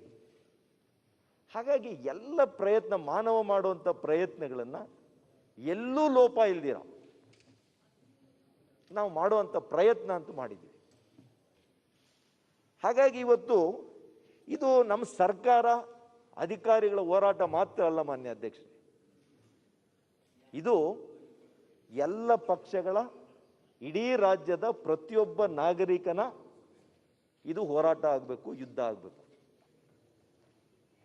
ಇದು ಕೇವಲ ಆಡಳಿತ ವ್ಯವಸ್ಥೆಯಲ್ಲಿದ್ದಂಥವರೇ ನಾವು ನಿಯಂತ್ರಣ ಮಾಡ್ತೀವಿ ಅನ್ನೋದಾದರೆ ಖಂಡಿತ ಆಗೋದಿಲ್ಲ. ಪ್ರತಿಯೊಬ್ಬ ನಾಗರಿಕನಿಗೂ ಆ ಪ್ರಜ್ಞೆ ಬರಬೇಕು. Without civic sense this pandemic cannot be combated. ಹಾಗಾಗಿ ಮುಂದುವರೆದಿರ್ತಕ್ಕಂಥ ದೇಶಗಳು ಎಲ್ಲಿ ನಾಗರಿಕ ಪ್ರಜ್ಞೆ ಹೆಚ್ಚಿದೆ, ಅರಿವು ಹೆಚ್ಚಿದೆ, ಆರೋಗ್ಯ ಕ್ಷೇತ್ರದಲ್ಲಿರ್ತಕ್ಕಂಥ ಸುಸಜ್ಜಿತ ವ್ಯವಸ್ಥೆಗಳು ಹೆಚ್ಚಿದೆ, ಅಂಥ ದೇಶಗಳಲ್ಲಿ, ಅಂಥ ಸಮಾಜಗಳಲ್ಲಿ ಇವತ್ತು ಒಂದು ರೀತಿಯಲ್ಲಿ ನಿಯಂತ್ರಣವನ್ನು ಸಾಧನೆ ಮಾಡಿದ್ದಾರೆ, ಇಲ್ಲ ಅಂತ ಹೇಳೋದಿಲ್ಲ. ಆದರೆ ಅದು ಆರ್ಥಿಕ ಹಿನ್ನೆಲೆನೂ ಅದಕ್ಕೊಂದು ಕಾರಣ, ಸಾಮಾಜಿಕ, ಶೈಕ್ಷಣಿಕ, ವೈದ್ಯಕೀಯ ಇವೆಲ್ಲ ಹಿನ್ನೆಲೆಗಳು ಕೂಡ ಅದಕ್ಕೆ ಬೇಕಾಗ್ತದೆ. ಹಾಗಾಗಿ ಇವತ್ತು ನಮಗಿರ್ತಕ್ಕಂಥ ಜನಸಂಖ್ಯೆ, ನಮಗಿರ್ತಕ್ಕಂಥ ಹಿನ್ನೆಲೆ, ನಾವು ಸ್ವಾಭಾವಿಕವಾಗಿ ಗುಂಪಲ್ಲಿರ್ತಕ್ಕಂಥ ಜನ, ಇವ್ರನ್ನೆಲ್ಲ ಕೂಡ ಐಸೋಲೇಟ್ ಮಾಡಿ ಇವತ್ತು ಮನೆಗಳಲ್ಲಿ ಬಹಳ ಕಷ್ಟ ಇದೆ ಮಾನ್ಯ ಅಧ್ಯಕ್ಷರೇ. ಅನೇಕರು ಗುಡಿಸಲುಗಳಲ್ಲಿ ವಾಸ ಮಾಡ್ತಾರೆ, ಸ್ಲಮ್ಸ್ ಅಲ್ಲಿದ್ದಾರೆ. ಹಿರಿಯರನ್ನ ಹೇಗೆ ಐಸೋಲೇಟ್ ಮಾಡೋದು? ರಿವರ್ಸ್ ಐಸೋಲೇಷನ್ ಮಾಡಲೇಬೇಕು ಅಂತಾರೆ. ಎಬೋವ್ 60 years, ದೋಸ್ ವಿತ್ ಕೋಮಾಬಿಡಿಟಿ, ಇಂಥವ್ರನ್ನ ಯಾರು ಉದ್ಯೋಗಕ್ಕೆ ಅಂತ ಅವ್ರ ಮನೆಗಳಲ್ಲಿರ್ತಕ್ಕಂಥ ಯುವಕರು ಹೊರಗಡೆ ಹೋಗ್ತಾರೆ, ಅವರಿಂದ ಬೇರ್ಪಡಿಸಬೇಕು ಅಂತಾರೆ. Is it practical? These are all the practical challenges. In spite of all these practical challenges, government is doing its best to contain this pandemic. ಹಾಗಾಗಿ ಇವತ್ತು ಟೆಸ್ಟಿಂಗ್ನಲ್ಲಿ ಒಂದು ದೊಡ್ಡ ಮೈಲಿಗಲ್ಲನ್ನು ಹಾಕ್ಕೊಂಡಿದ್ದೀವಿ. ಇನ್ನೂ ಕೂಡ ಹೆಚ್ಚು ಟೆಸ್ಟಿಂಗನ್ನು ಮಾಡಬೇಕು ಅನ್ನೋಂಥ ಆಶಯವನ್ನು ಕೂಡ ಇಟ್ಕೊಂಡಿದ್ದೀವಿ. ಆದರೆ ಅದಕ್ಕೆ ಸ್ಟ್ರಾಟಜಿಕ್ ಆಗಿ ಟೆಸ್ಟಿಂಗ್ ಮಾಡಬೇಕು. ಯಾರು ಪಾಸಿಟಿವ್ ಬರ್ತಾರೆ ಅವರ ಜೊತೆ ಇರ್ತಕ್ಕಂಥ ಸಂಪರ್ಕಿದ್ರು, ಫಸ್ಟ್ ಪ್ರೈಮರಿ ಆ್ಯಂಡ್ ಸೆಕೆಂಡ್ರಿ, ಅವರಲ್ಲಿ ಯಾರಿಗೆ ರೋಗದ ಲಕ್ಷಣ ಇದೆ ಅಂಥವರಿಗೆ ತಕ್ಷಣ RAT ಅಂತ ಕೂಡ ಬಂದಿದೆ, ರ್ಯಾಪಿಡ್ ಆ್ಯಂಟಿಜೆನ್ ಟೆಸ್ಟ್. ಅದು ಸ್ಟ್ಯಾಂಡರ್ಡ್ RT-PCR ಟೆಸ್ಟ್ ಅಷ್ಟು ನಿಖರವಾಗಿ ಫಲಿತಾಂಶ ಕೊಡದೇ ಇರ್ಬೋದು. ಆದರೆ ಯಾರಿಗೆ ರೋಗದ ಲಕ್ಷಣ ಇರ್ತದೆ ಅವರಲ್ಲಿ ಬರುವಂತಹ ಟೆಸ್ಟ್ ರಿಸಲ್ಟು ಭಾಳ ಅಕ್ಯುರೇಟ್ ಆಗಿ ಇದೆ ಮಾನ್ಯ ಅಧ್ಯಕ್ಷ. ಇದು ನಮ್ಮ ಕಳೆದ 7 ತಿಂಗಳ ಅನುಭವ. ಹಾಗಾಗಿ ಇವತ್ತು ಟ್ರೀಟ್ಮೆಂಟಲ್ಲಿ ನೆಕ್ಸ್ಟ್ ಸ್ಟೇಜು ಟ್ರೀಟ್ಮೆಂಟ್. ಈ ಟ್ರೀಟ್ಮೆಂಟಲ್ಲಿ ಮಾನ್ಯ ಅಧ್ಯಕ್ಷರೇ ಟೆಲಿಮೆಡಿಸಿನ್ ಅಂತ ಮಾಡಿದ್ವಿ, ಫೀವರ್ ಕ್ಲಿನಿಕ್ಸ್ ಅಂತ ಮಾಡಿದ್ವಿ, first of its kind tele ICU ಅಂತ ಮಾಡಿದ್ವಿ. ಅನೇಕ ವಿಷಯಗಳ ತಂತ್ರಜ್ಞರು, ಪರಿಣಿತರು, ಅವರನ್ನ ಖಾಸಗಿ ಮತ್ತು ಸರ್ಕಾರಿ ವ್ಯವಸ್ಥೆಗಳಲ್ಲಿ ಕೆಲಸ ಮಾಡುವಂಥವ್ರನ್ನ 4 ಶಿಫ್ಟ್ಸಲ್ಲಿ ಪ್ರತಿ ದಿವಸ, ಅವ್ರು ಯಾರು ಕೂಡ ನಮ್ಮ ಹತ್ರ ಸಂಬಳ ಆಗಲಿ ಅನುದಾನ ಆಗಲಿ ತಗೊಳ್ತಾ ಇಲ್ಲ, ಖಾಸಗಿಯಿಂದ ಬಂದಂತಹ ಪರಿಣಿತರು. ಕಳೆದ 7 ತಿಂಗಳಿಂದ ಅವ್ರು ಸೇವೆ ಮಾಡ್ತಾ ಇದ್ದಾರೆ. ಅನೇಕ ಪ್ರತಿಷ್ಠಿತ ಕಾರ್ಪೊರೇಟ್ ಹಾಸ್ಪಿಟ್ಲ್ಗಳಲ್ಲಿ ಕೆಲಸ ಮಾಡ್ತಾ ಇರ್ತಕ್ಕಂಥವ್ರು. ಇವತ್ತು ಪ್ರತಿ ದಿವಸ ಟೆಲಿ ICU ಯಾಕೆ ಮಾಡಿದ್ವಿ ಅಂದರೆ, ಇಡೀ ರಾಜ್ಯದ ಮೂಲೆ ಮೂಲೆಗಳಲ್ಲಿ ಇರುವಂತಹ ರೋಗಿಗಳಿಗೆ ಏಕಮಾತ್ರ ಚಿಕಿತ್ಸಾ ಪದ್ಧತಿ ಲಭಿಸಬೇಕು. Uniform treatment protocol should be maintain across the state. This is first of its kind in the country. ಇದನ್ನು ಫಾಲೋ ಮಾಡಿದ್ರು ಬೇರೆ ರಾಜ್ಯಗಳು. ಹಾಗಾಗಿ ಬೀದರಲ್ಲಿ ಒಬ್ಬ ರೋಗಿ ICU ಅಲ್ಲಿ ಇದ್ದರೆ ಅವನಿಗೆ ಯಾವ ರೀತಿ ಚಿಕಿತ್ಸೆ ಕೊಡಬೇಕು ಅಂತ ಬೆಂಗಳೂರಿನಿಂದ ಅಲ್ಲಿರ್ತಕ್ಕಂಥ ವೈದ್ಯರುಗಳ ಜೊತೆ ವಿಡಿಯೋ ಕಾನ್ಫರೆನ್ಸ್ ಮೂಲಕ ಅವ್ರಿಗೆ ತಿಳಿ ಹೇಳುವಂಥದ್ದು, ಮಾರ್ಗದರ್ಶನ ಕೊಡುವಂಥ ಕೆಲಸ ಆಗ್ತಾ ಇದೆ. This is all to contain the death rate, fatality ರೇಟ್ನ ಕಡಿಮೆ ಮಾಡಬೇಕು. ಒಂದು question, the whole exercise in combating this pandemic, the main agenda is to reduce the fatality rate. ನಾವು ಹೆಚ್ಚು ಸಂಖ್ಯೆ ಆಗಿರೋದ್ರಿಂದ ಬಹಳ ಆತಂಕ ಪಟ್ಕೋಬೇಕಾಗಿಲ್ಲ ಮಾನ್ಯ ಅಧ್ಯಕ್ಷ. ಯಾಕೆ ಅಂದರೆ ಗ್ಲೋಬಲ್ ಫೆಟಾಲಿಟಿ ರೇಟ್ ಇದಕ್ಕೆ 3.6% ಇದೆ. 3.6%. ಕೆಲವು ದೇಶಗಳು 10% ಇದೆ. ಆದರೆ ನಾನು ಗ್ಲೋಬಲ್ ಆವರೇಜ್ ತಗೊಳ್ಳುವಂಥದ್ದು 3.6% ಇದೆ. ನಮ್ಮ ದೇಶದ fatality rate, case fatality rate I am talking about, ಭಾಳ ಜನ ಪರ್ ಮಿಲಿಯನ್ಗೆ ಹೇಳಿ ಅಂತ ಹೇಳಿದರು, ಪಾಪ್ಯುಲೇಷನ್ ಮೇಲೆ ಹೇಳಬೇಕು ಅಂತ ಹೇಳಿದರು. ಅದು ಹೇಳ್ತೀನಿ ಯಾಕೆ ಹಂಗೆ ಮಾಡೋಕ್ಕಾಗಲ್ಲ ಅಂತ ಹೇಳ್ತೀನಿ. ಕೇಸ್ ಫೆಟಾಲಿಟಿ ರೇಟ್ ಮಾನ್ಯ ಅಧ್ಯಕ್ಷರೇ ನಮ್ಮದು 1.6 ದೇಶದ್ದು. ಕರ್ನಾಟಕ ರಾಜ್ಯದೆಷ್ಟು? 1.54. ಬೆಂಗಳೂರದೆಷ್ಟು? 1.36. ಹಾಗಾಗಿ ಯಾವುದರಲ್ಲಿ ಕರ್ನಾಟಕ ಸರ್ಕಾರ ವಿಫಲ ಆಗಿದೆ? ಮಿಸರಬಲಿ ಫೇಲ್ಡ್ ಅಂದ್ರು. ರಾತ್ರಿ ಸರಿಯಾಗಿ ನಿದ್ದೆನೇ ಬರಲಿಲ್ಲ ನನಗೆ. How you have failed miserably? Sir, but the healthcare system has failed. We have to accept that. that, at this point of time, we do you should not also know where take we equal find ownership. ICUs and We should all ventilators, sir. take This is collective a responsibility reality. for it. Sir, this is a We reality. should take a collective responsibility this is for a it. reality. If health systems have failed, Sorry to say, it is not just government has failed. in last 6 months that we have to build healthcare. fatality ಆದ್ರೆ ನಮ್ಮ ದೇಶದ ಜನಸಂಖ್ಯೆ ನೋಡಿ, ನಮ್ಮ ಕರ್ನಾಟಕ ರಾಜ್ಯದ ಜನಸಂಖ್ಯೆ 6 ಕೋಟಿ. Byrathi doctor Yathindra ಪ್ರಾರಂಭ ಮಾಡಿದಮ್ಮ ಡಾಕ್ಟರ್ ಯತೀಂದ್ರ ಸೌಮ್ಯ ರೆಡ್ಡಿ ನಾನು ಈಗ ರಮೇಶ್ ಕುಮಾರ್ ಅವರು ಈಗ ನಿಮ್ಮ ಸದಸ್ಯರು ಈ ರೀತಿ ಮಾಡಿದ್ರೆ ಈಗ ನಾನು ಮತ್ತೆ ನಿಮ್ಮ ಹಿರಿಯ ಸದಸ್ಯರಲ್ಲಿ ವಿನಂತಿ ಮಾಡ್ಕೊಳ್ತೇನೆ. ಅಲ್ರಿ ಅವ್ರು ಸ್ಪಷ್ಟ ನಿಮಗೆ ಸದನದ ಈಗ ನೀವು ಯುಟಿಕಾದರ್ ನೀವು ಈಗ ಹೊಸ ಸದಸ್ಯರಾಗಲ್ಲ, ನಿಮಗೆಲ್ಲ ಅನುಭವ ಇದೆ, ಮಂತ್ರಿಯಾಗಿ ಕೆಲಸ ಮಾಡಿದ್ದೀರಿ, ನೋಡಿದ್ದೀರಿ ಸದನಗಳನ್ನು. ಹೊಸ ಸದಸ್ಯರಿದ್ದಾರೆ, ಅವರಿಗೂ ನಾವು ಹೇಳಬೇಕಾಗತ್ತೆ. ಅವರಿಗೇನಾದರೂ ಕೇಳಬೇಕು ಅಂತಾದರೆ ಉತ್ತರ ಕೊಟ್ಟ ನಂತರ ಸ್ಪಷ್ಟೀಕರಣದಲ್ಲಿ ನಿಮ್ಗೆ ಕೇಳೋದಕ್ಕೆ ಕೆಲವರಿಗೆ ಅವಕಾಶಗಳು ಇರುತ್ತೆ. ಎಲ್ಲ ವಿಷಯದಲ್ಲೂ ಎಲ್ಲರಿಗೂ ಮಾತನಾಡೋದಕ್ಕೆ ದೇವ್ರ ಶಕ್ತಿ ಕೊಟ್ಟಿದ್ದಾನೆ, ನನಗೆ ಗೊತ್ತಿದೆ, ಹಾಗಾಗಿ ನಾವೆಲ್ಲ ಇಲ್ಲಿ ಆರಿಸಿ ಬಂದಿರೋದು. ಆದರೆ ಎಲ್ಲರಿಗೂ ಎಲ್ಲ ವಿಷಯದ ಮೇಲೆ ಮಾತಾಡೋದಕ್ಕೆ ಇಲ್ಲಿ ಆಗೋದಿಲ್ಲ. ಕಾಲಮಿತಿ ಇದೆ ಮತ್ತು ವಿಷಯದ ಒಂದು ಚೌಕಟ್ಟಿದೆ, ಅದರ ಆಧಾರದ ಮೇಲೆ ಈ ಸದನವನ್ನು ನಡೆಸಬೇಕಾಗತ್ತೆ. ನೀವು ಪದೇ ಪದೇ ಈ ರೀತಿ ವರ್ತನೆ ಮಾಡಿದರೆ, ಡಾಕ್ಟರ್ ಯತೀಂದ್ರ ಸೀರಿಯಸ್ ಆಗಿ ಹೇಳ್ತಿದ್ದೀನಿ, ನೀವು ಮತ್ತಲ್ಲಿ ಹರಟೆ ಹೊಡ್ಕೊಂಡು ಲಘುವಾಗಿದೆ ಈ ವಿಷಯವನ್ನು ತೆಗೆದುಕೊಂಡು ಮಾತನಾಡ್ಲಿಕ್ಕೆ ಹಂಕಿದ್ರೆ ಸರಿ ಹೋಗೋದಿಲ್ಲ ಅದು. ಅದಕ್ಕೆ ನೀವು ಆಮೇಲೆ ಏನಾದ್ರು ಸ್ಪಷ್ಟೀಕರಣ ಇದ್ರೆ ಕೇಳ್ಬೋದು, ಕುತ್ಕೊಳ್ಳಿ. ನಾನು ನೋಡ್ತಾ ಇದ್ದೀನಿ, ನಾನು ಇಲ್ಲಿ ಕುಳಿತುಕೊಂಡು ನೋಡ್ತಾ ಇದ್ದೀನಿ, ನಾನು ಲಘುವಾಗಿ ತಗೊಂಡಿಲ್ಲ. ಹಾಗಾಗಿ ಇಲ್ಲ, ನಾನು ನೋಡಿ ಇದನ್ನು ಹೇಳ್ತಾ ಇರೋದು 1 ಬಾರಿ ಅಲ್ಲ, 2 ಬಾರಿ ಅಲ್ಲ, 3 ಬಾರಿ ಅಲ್ಲ. ಸರ್ ಕ್ಷಮಿಸಿ ಸರ್, ಓಕೆ, ಮಾತನಾಡೋದು ಬೇಡ ಅಂತ ಹೇಳಿ ನಾನು ಈ ಸದನಕ್ಕೆ ಒಂದು ಗಂಭೀರತೆ ಬರಬೇಕು ಅನ್ನೋ ಹಿನ್ನೆಲೆಯಲ್ಲಿ ನಿಮ್ಮ ಹತ್ರ ಎಲ್ಲ ಇದನ್ನು ವಿನಂತಿಸ್ಕೊಳ್ತಾ ಇದ್ದೀನಿ. ನಾನು ಅವ್ರು ಉತ್ತರ ಮುಗಿಸ್ಲಿ ಅಂತ ಹೇಳ್ತಿದ್ದೀನಿ ಪದೇ. ನೀವು ಆಮೇಲೆ ಕೇಳೋದಾದ್ರೆ ಕೊಡ್ತೀನಿ ಏನೇನು ಅಂತ ಗುರ್ತಾಕೊಳ್ಳಿ. ಹೇಳಿ ಸಚಿವರು, ಹೇಳಿ ಉತ್ತರ. ಅಧ್ಯಕ್ಷರೇ, ಹಾಗಾಗಿ ಇಲ್ಲ ತಾವು ಹೇಳ್ದಂಗೆ ಈಗ ಕಲೆಕ್ಟಿವ್ ರೆಸ್ಪಾನ್ಸಿಬಿಲಿಟಿ ತಗೋಬೇಕು ಅಂತಾನೆ ಪ್ರಾರಂಭದಲ್ಲೇ ನಾನು ಹೇಳಿದೆ ಮಾನ್ಯ ಅಧ್ಯಕ್ಷರೇ. ನಮಗೆ ಇರಬೇಕಾಗಿದ್ದಂಥ ಆರೋಗ್ಯದಲ್ಲಿ ಮೂಲಭೂತ ಸೌಕರ್ಯಗಳು ಇರದೇ ಇದ್ದಿದ್ದೇ ಅದಕ್ಕೆ ಪ್ರಮುಖ ಕಾರಣ ಅಂತಾನೆ ಅಲ್ಲಿಂದಾನೇ ಪ್ರಾರಂಭ ಮಾಡಿದ್ದು ನಾನು ಉತ್ತರ ಕೊಡಲಿಕ್ಕೆ. And I have not blamed anybody on that. ವ್ಯವಸ್ಥೆ ಫೇಲ್ ಆಗಿದೆ ಅಂತ ಹೇಳಿದ್ದೀನಿ. ಕಳೆದ 73 ವರ್ಷದಲ್ಲಿ ನಾವೆಲ್ಲರೂ ಕೂಡ let us take collective responsibility ಅಂತ ಹೇಳಿದ್ದೀನಿ. I have not blamed anybody. ಹಾಗಾಗಿ ಇವತ್ತು ಟ್ರೀಟ್ಮೆಂಟಲ್ಲಿ ಮಾನ್ಯ ಅಧ್ಯಕ್ಷರೇ, ಈಗಾಗಲೇ ಆಕ್ಸಿಜನ್ ಬೆಡ್ಸ್ ಬಗ್ಗೆ ಎಲ್ಲ ಕೂಡ ಹೇಳಿದ್ದೀನಿ. ಇವತ್ತು ಎಷ್ಟು ಹಾಸಿಗೆಗಳು ಇವತ್ತು ಅಡಿಷನ್ ಮಾಡಿದ್ದೀವಿ, 28,140 ಹಾಸಿಗೆಗಳನ್ನು. ಆಕ್ಸಿಜನ್ ಇವತ್ತು ಈ ಟ್ರೀಟ್ಮೆಂಟ್ಗೆ ಭಾಳ ಮುಖ್ಯವಾಗಿ ಬೇಕಾಗಿರುವಂಥದ್ದು ಆಕ್ಸಿಜನ್, ಐ ಫ್ಲೋ ಆಕ್ಸಿಜನ್. ಹಾಗಾಗಿ ಇದನ್ನು ಹೆಚ್ಚು ಮಾಡುವಂಥ ಕೆಲಸ ಮಾಡಿದ್ದೀವಿ. ಮತ್ತು ಆಕ್ಸಿಜನ್ ಬಗ್ಗೆ, ಲಿಕ್ವಿಡ್ ಆಕ್ಸಿಜನ್ ಬಗ್ಗೆ ಭಾಳಷ್ಟು ಜನ ನಿನ್ನೆ ವಿಶೇಷವಾಗಿ ಮಾನ್ಯ HK ಪಾಟೀಲ್ರವರು ಕೂಡ ಇದರ ಬಗ್ಗೆ ಗಮನ ಸೆಳೆದರು. ಸದನದ ಮಾಹಿತಿಗೆ ಮಾನ್ಯ ಅಧ್ಯಕ್ಷರೇ, ಇವತ್ತು ನಮ್ಮಲ್ಲಿ ಹೆಚ್ಚು ಕಡಿಮೆ ಒಂದು 93,000 ಆಕ್ಟಿವ್ ಕೇಸಸ್ ಇದೆ.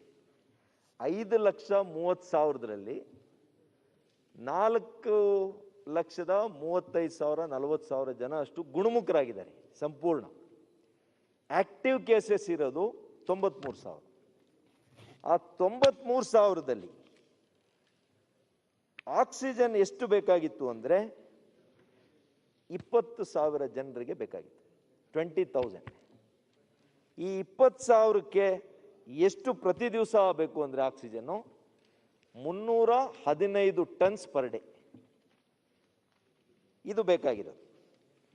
ಆದರೆ ನಮ್ಮಲ್ಲಿ ಪ್ರತಿನಿತ್ಯ ಆಕ್ಸಿಜನ್ನ ಉತ್ಪಾದನೆ ಮಾಡುವಂಥ ಸಾಮರ್ಥ್ಯ, production capacity, it is about 815 metric tons. 815. ಹಾಗಾಗಿ ಮಾನ್ಯ ಅಧ್ಯಕ್ಷರೇ, ನಮ್ಮ ಸ್ಟೋರೇಜ್ ಕೆಪಾಸಿಟಿ ಅದಕ್ಕಿಂತ ಹೆಚ್ಚಿದೆ, 840 ಮೆಟ್ರಿಕ್ ಟನ್ಸ್ ಇದೆ. ಇದಾಗಿಯೂ ಕೂಡ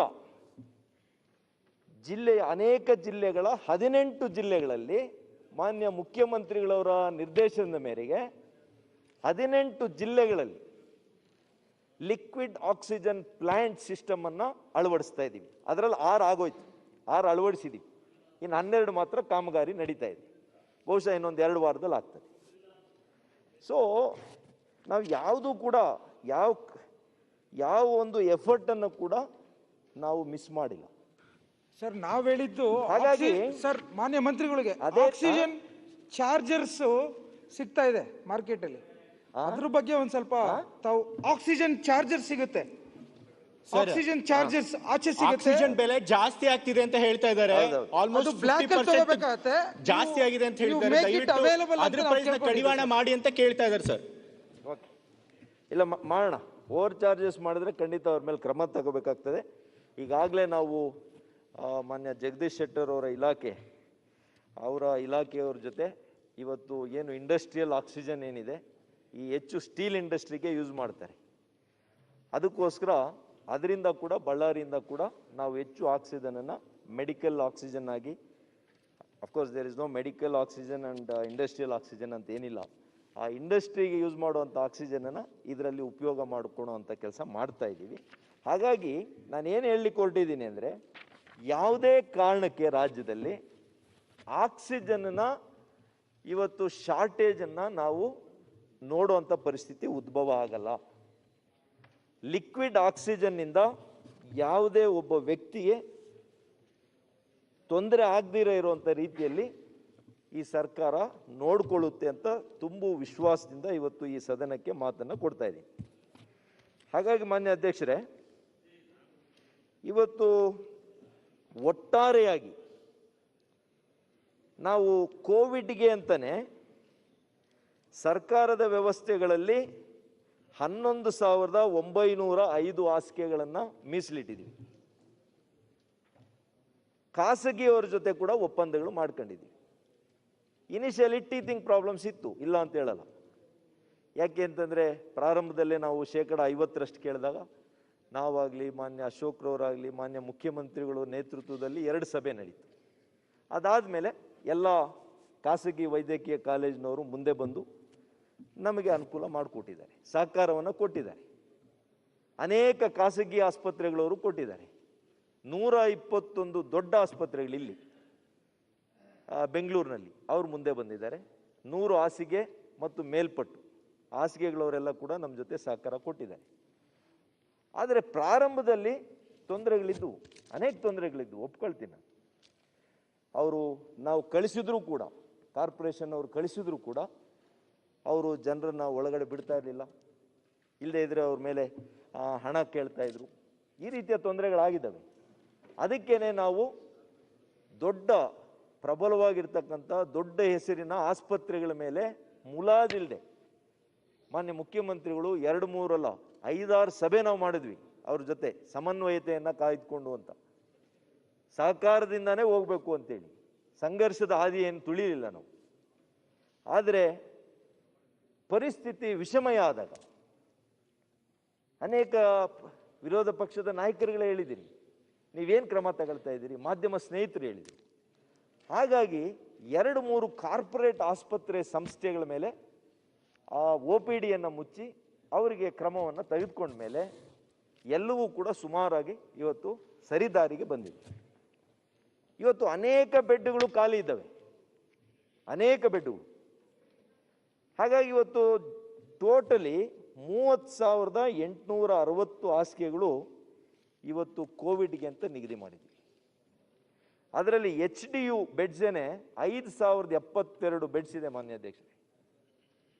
ICU 2,421, ವೆಂಟಿಲೇಟರ್ಸು 1,711, ಇನ್ನೂ 450 ವೆಂಟಿಲೇಟರ್ ನಮ್ಮ ಹತ್ರ ಇದೆ. ಕೇಂದ್ರ ಸರ್ಕಾರ ನಮಗೆ 2,000 ವೆಂಟಿಲೇಟರನ್ನು ಕಳಿಸ್ಕೊಟ್ಟಿದ್ದಾರೆ.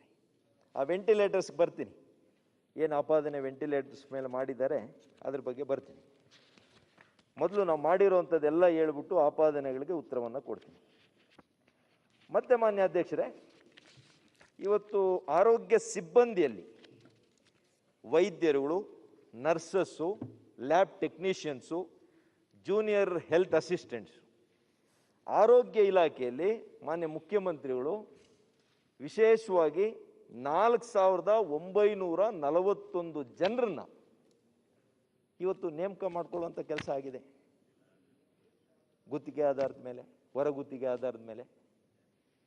ಅದೇ ರೀತಿ ವೈದ್ಯಕೀಯ ಶಿಕ್ಷಣ ಇಲಾಖೆಯಲ್ಲಿ 1730. ಸೊ ಟೋಟಲಿ 6671 ಸಿಬ್ಬಂದಿಯನ್ನು ನೇಮಕ ಮಾಡ್ಕೊಂಡಿದ್ದೀವಿ. ಯಾಕೆಂದರೆ ಬರೀ ನಾವು ಇನ್ಫ್ರಾಸ್ಟ್ರಕ್ಚರನ್ನು ರೆಡಿ ಮಾಡಿಬಿಟ್ರೆ ಅದನ್ನೆಲ್ಲ ಕೂಡ ನಿಭಾಯಿಸೋದಕ್ಕೆ ಆರೋಗ್ಯ ಸಿಬ್ಬಂದಿ ಕೂಡ ಬೇಕಾಗ್ತದೆ.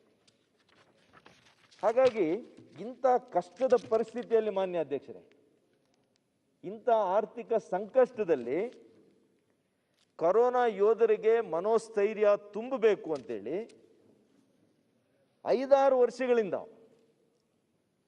ವೈದ್ಯಕೀಯ ಶಿಕ್ಷಣ ಇಲಾಖೆಯಲ್ಲಿ ಕೆಲಸ ಮಾಡ್ತಾ ಇದ್ದಂತಹ ಗೃಹ ವೈದ್ಯರು ಮತ್ತು ಸ್ನಾತಕೋತ್ತರ ವಿದ್ಯಾರ್ಥಿಗಳು, PG ಸ್ಟೂಡೆಂಟ್ಸ್, ನಿಜವಾಗಿಯೂ ಮಾನ್ಯ ಅಧ್ಯಕ್ಷರೇ ಈ ರಾಜ್ಯದಲ್ಲಿ ಅತಿ ಹೆಚ್ಚು ಕೆಲಸ ಬಹಳಷ್ಟು ಕಷ್ಟ ಬಿದ್ದಿದ್ದಾರೆ ಅಂದರೆ ಇವತ್ತು ಹೌಸ್ ಸರ್ಜನ್ಸು, ಪೋಸ್ಟ್ ಗ್ರಾಜ್ಯುಯೇಟ್ಸು, ನಮ್ಮ PHCಯಲ್ಲಿ ಸರ್ಕಾರದಲ್ಲಿ ಕೆಲಸ ಮಾಡುವಂಥ ವೈದ್ಯರು, ನರ್ಸುಗಳು ಹಗಲಿರುಳು ಶ್ರಮ ಮಾಡಿದ್ದಾರೆ. ಇವರ ಗೌರವಾರ್ಥಕ್ಕೆ, ಇವರ ಮನೋಸ್ಥೈರ್ಯವನ್ನು ಇಮ್ಮಡಿ ಮಾಡಲಿಕ್ಕೆ ಅವರಿಗೆ ಶಿಷ್ಯ ವೇತನವನ್ನು ಗೃಹ ವೈದ್ಯರಿಗೆ 30,000 ಮಾಡಿದರು. 15,000 ಇದ್ದಿದ್ದು 30,000 ಮಾಡಿದ್ರು, ಡಬಲ್. PG ಅವರಿಗೆ ಮೊದಲನೇ ಇಯರ್ಗೆ 45,000, 2ನೇ ವರ್ಷದ 50,000, 3ನೇ ವರ್ಷದವರಿಗೆ 55,000. ಅದೇ ರೀತಿ ಸೂಪರ್ ಸ್ಪೆಷಾಲಿಟಿ ಅವರಿಗೆ 55, 60, 65,000. ಸೀನಿಯರ್ ರೆಸಿಡೆಂಟ್ಸ್ಗೂ ಕೂಡ 60,000. ಇದರಿಂದ 6,000 ವಿದ್ಯಾರ್ಥಿಗಳಿಗೆ ಅನುಕೂಲ ಆಗಿದೆ. 6,000 doctors, budding doctors, house surgeons, post graduates, super specialist, fellowships, ಇಷ್ಟು ಜನರಿಗೆ ಅನುಕೂಲ ಆಗಿದೆ. 6,000. They are the people who are fighting this war. ನಮ್ಮ ಎಲ್ಲ ಟರ್ಷಿಯರಿ ಆಸ್ಪತ್ರೆಗಳಲ್ಲಿದ್ದಾರೆ, ಮೆಡಿಕಲ್ ಇನ್ಸ್ಟಿಟ್ಯೂಷನ್ಸಲ್ಲಿ ಕೆಲಸ ಮಾಡ್ತಾ ಇದ್ದಾರೆ. ಇವರಿಗೆ ಅನೇಕರಿಗೆ ಸೋಂಕು ಕೂಡ ಬಂದಿದೆ. ಸೊ ಇಂಥ ಆರ್ಥಿಕ ಸಂಕಷ್ಟದ ಸಮಯದಲ್ಲಿ ಕೂಡ ಅವ್ರ ಜೊತೆ ಇದ್ದೀವಿ ಅನ್ನುವಂಥ ಸಂದೇಶವನ್ನು ಬಹಳ ಬಲವಾಗಿ ಈ ಸರ್ಕಾರ ಕೊಟ್ಟಿದೆ. ಅದೇ ರೀತಿ ವೈದ್ಯಕೀಯ ಬೋಧಕ ಸಿಬ್ಬಂದಿಗೆ 7ನೇ ವೇತನ ACT ಏನಿತ್ತು ಅದು ಕೂಡ ಸುಮಾರು 137 ಕೋಟಿ ರೂಪಾಯಿ ಆಯ್ತದೆ ವರ್ಷಕ್ಕೆ ನಮಗೆ ಫೈನಾನ್ಷಿಯಲ್ ಇಂಪ್ಲಿಕೇಶನ್ ಎವ್ರಿ ಇಯರ್. ಆದರೂ ಕೂಡ ಅದನ್ನು ಕೂಡ ಮಾನ್ಯ ಮುಖ್ಯಮಂತ್ರಿಗಳು ನಮ್ಮ ಕ್ಯಾಬಿನೆಟ್ ಒಪ್ಪಿ ಅದನ್ನು ಕೂಡ ಮಾಡಿದ್ದಾರೆ.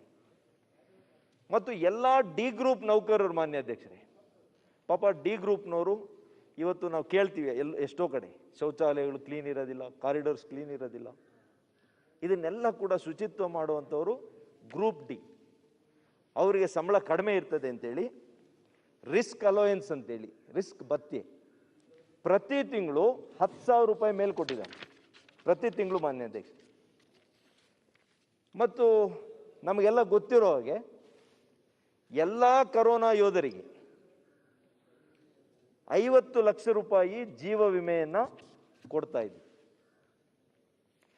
ಹಾಗಾಗಿ ಇವತ್ತು ಸಿದ್ಧತೆಗಳೊಂದು ಕಡೆ, ಆರೋಗ್ಯ ಸಿಬ್ಬಂದಿಯ ನೇಮಕಾತಿ ಇನ್ನೊಂದು ಕಡೆ, ಅವರಿಗೆ ಆರ್ಥಿಕವಾದಂತಹ ನೈತಿಕ ಸ್ಫೂರ್ತಿಯನ್ನು ಕೊಡೋದ್ರ ಒಂದು ಕಡೆಗೆ, ಇವೆಲ್ಲವೂ ಕೂಡ ಆಗಿದೆ ಮಾನ್ಯ ಅಧ್ಯಕ್ಷರೇ. ಇವತ್ತು ರಾಜ್ಯಗಳ ಹೋಲಿಕೆ ಕೂಡ ಮಾಡಿದಾಗ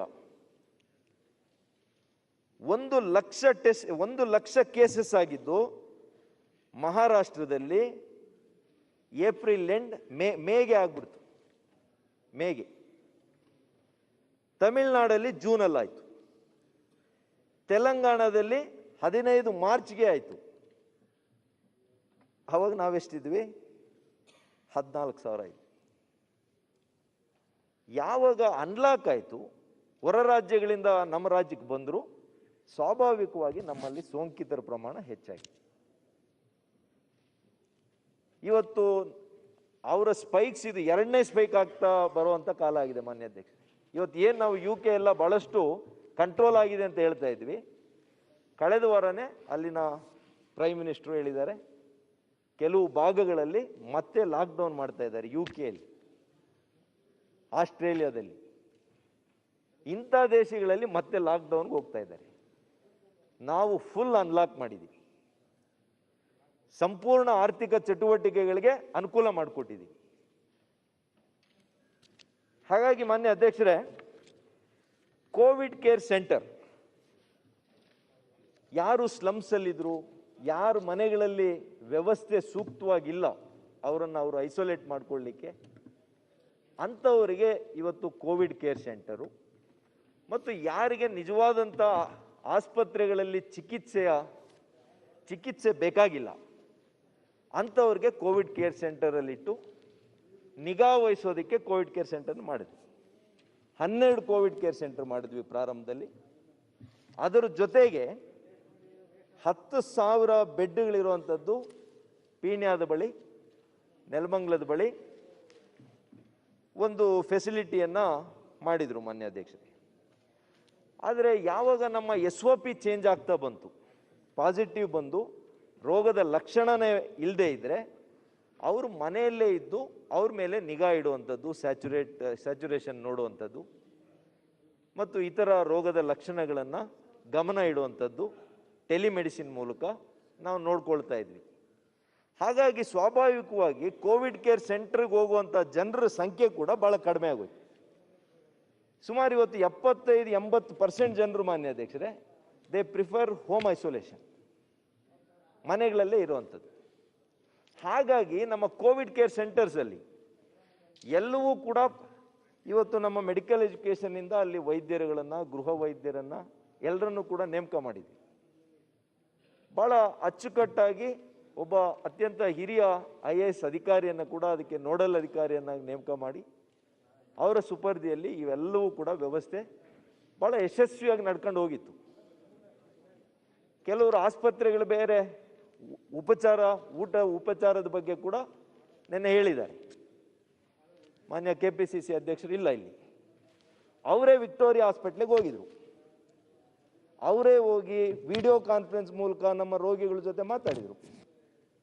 ಮಾತಾಡಿ ಅವತ್ತೇನೆ ಸ್ಟೇಟ್ಮೆಂಟು ಕೊಟ್ಟಿದ್ದಾರೆ, ವ್ಯವಸ್ಥೆ ಸರಿ ಇದೆ, ಚಿಕಿತ್ಸೆ ಸರಿ ಆಗ್ತಾ ಇದೆ, ನಮ್ಮ ವೈದ್ಯರುಗಳು ಚೆನ್ನಾಗಿ ನೋಡ್ಕೊಳ್ತಾ ಇದ್ದಾರೆ ಅನ್ನೋಂಥ ಸ್ಟೇಟ್ಮೆಂಟ್ ಅವ್ರು ಕೊಟ್ಟಿದ್ದಾರೆ, ನಾವಲ್ಲ.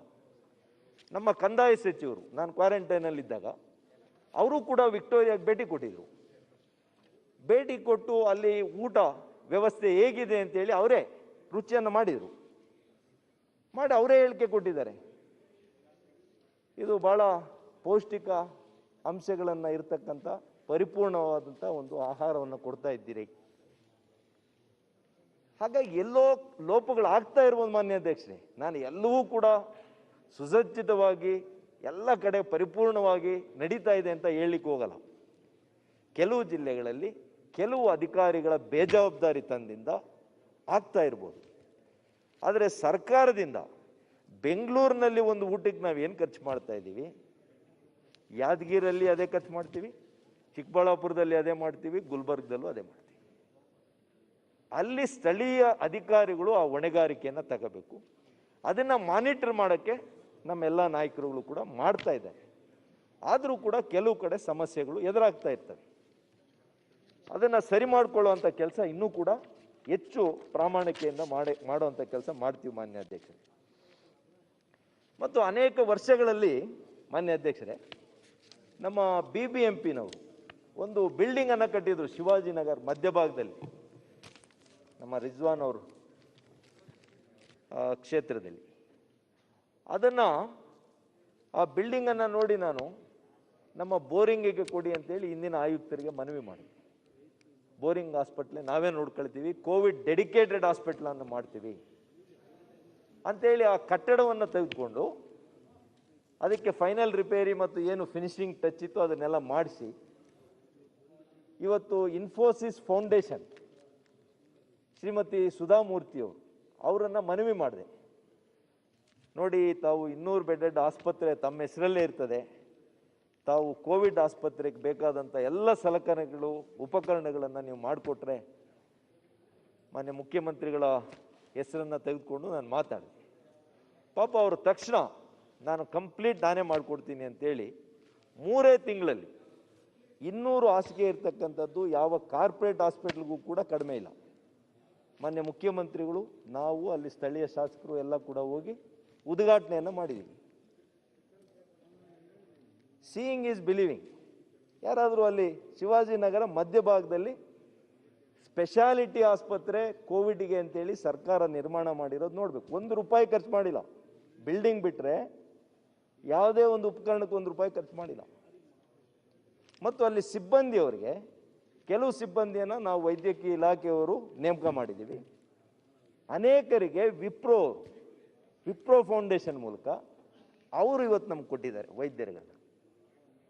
ಹೀಗೆ ಅನೇಕ ಒಂದು ಹೊಸ ಇನಿಷಿಯೇಟಿವ್ಸನ್ನು ತೆಗೆದುಕೊಳ್ಳಿಕ್ಕೆ ಪ್ರಯತ್ನವನ್ನು ಮಾಡಿದ್ದೀವಿ. ಹಾಗಾಗಿ ಇವತ್ತು ಕೋವಿಡ್ ಸಂದರ್ಭದಲ್ಲಿ ಮಾನ್ಯ ಅಧ್ಯಕ್ಷರೇ, ಇವತ್ತು ಇದು ಎಂತಹ ಒಂದು ಭಯಾನಕ ಕಾಯಿಲೆ ಅಂದರೆ ಬಹಳ ಜನ ಹೇಳ್ತಾರೆ this has made man become understand what humility is ಅಂತೇಳಿ. ಒಬ್ಬ ವ್ಯಕ್ತಿಯನ್ನು ಯಾವ ರೀತಿ ವಿನಮ್ರವಾಗಿ ಇರಬೇಕು ಅನ್ನೋದನ್ನು ಕಲಿಸ್ಕೊಟ್ಟಿದೆ ಈ ಕೋವಿಡ್ ಅನ್ನೋದನ್ನು ಹೇಳ್ತಾರೆ ಭಾಳ ಜನರು.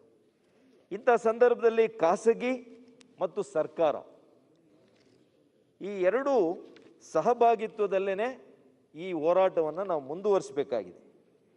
ಹಾಗಾಗಿ ಅನೇಕ ದೂರಗಾಮಿ ಇದರಿಂದ ಆಗುವಂತಹ ಅವ್ಯವಸ್ಥೆಗಳು, ದುಷ್ಪರಿಣಾಮಗಳು ಅಂದರೆ ಕೋವಿಡ್ನಿಂದ ಅನೇಕರು ಇವತ್ತು ಹೊರಗಡೆ ಬಂದಿದ್ದೀರಿ, ಇಲ್ಲಿ ಬಂದಿದ್ದೀರಿ, ಹೊರಗಡೆ ಕೂಡ 4.5 ಲಕ್ಷ ರಾಜ್ಯದಲ್ಲಿ ಬಂದಿದ್ದೀರಿ. ಆದರೆ ಒಂದೇ ಒಂದು ಕೇಸ್ನಲ್ಲಿ ಯಾವುದೋ ಒಂದು ಖಾಸಗಿ ಆಸ್ಪತ್ರೆಯಲ್ಲಿ ನಮಗೆ ಗಮನಕ್ಕೆ ಬಂತು. ಆ ಆಸ್ಪತ್ರೆ ಹೆಣ್ಮಗಳು, ಒಂದು 27 ವರ್ಷದ ಹೆಣ್ಮಗಳಿಗೆ 2 ತಿಂಗಳಲ್ಲಿ ರಿಲ್ಯಾಪ್ಸ್ ಆಗಿದೆ, ಮತ್ತೆ ರಿಲ್ಯಾಪ್ಸ್ ಆಗಿದೆ ಇನ್ಫೆಕ್ಷನ್ನು. ಹಾಗಾಗಿ ಅದನ್ನು ಸ್ಟಡಿ ಮಾಡಲಿಕ್ಕೆ, ಈ ಫಿನಾಮಿನಾನ ಸ್ಟಡಿ ಮಾಡಲಿಕ್ಕೆ ಒಂದು ವಿಶೇಷ ಪರಿಣಿತರ ಒಂದು ಸಮಿತಿಯನ್ನು ರಚನೆ ಮಾಡಿದ್ದೀವಿ ಈಗಾಗಲೇ ಸರ್ಕಾರ. 10 ವಿಭಾಗಗಳ ಮುಖ್ಯಸ್ಥರು. ಈ 10 ಭಾಗಗಳ ಮುಖ್ಯಸ್ಥರು ಯಾವ ಕಾರಣಕ್ಕೆ ಇದು ಮತ್ತೆ ಈ ವ್ಯಾಧಿ ಬರ್ತಾ ಇದೆ ಅನ್ನೋದ್ರ ಬಗ್ಗೆ ಅವರು ದೀರ್ಘವಾದಂಥ ವರದಿಯನ್ನು ಕೊಡ್ತಾರೆ. ಹಾಗಾಗಿ ದೂರದೃಷ್ಟಿಯನ್ನು ಇಟ್ಕೊಂಡು ಇದನ್ನು ಮಾಡಿದ್ದೀವಿ.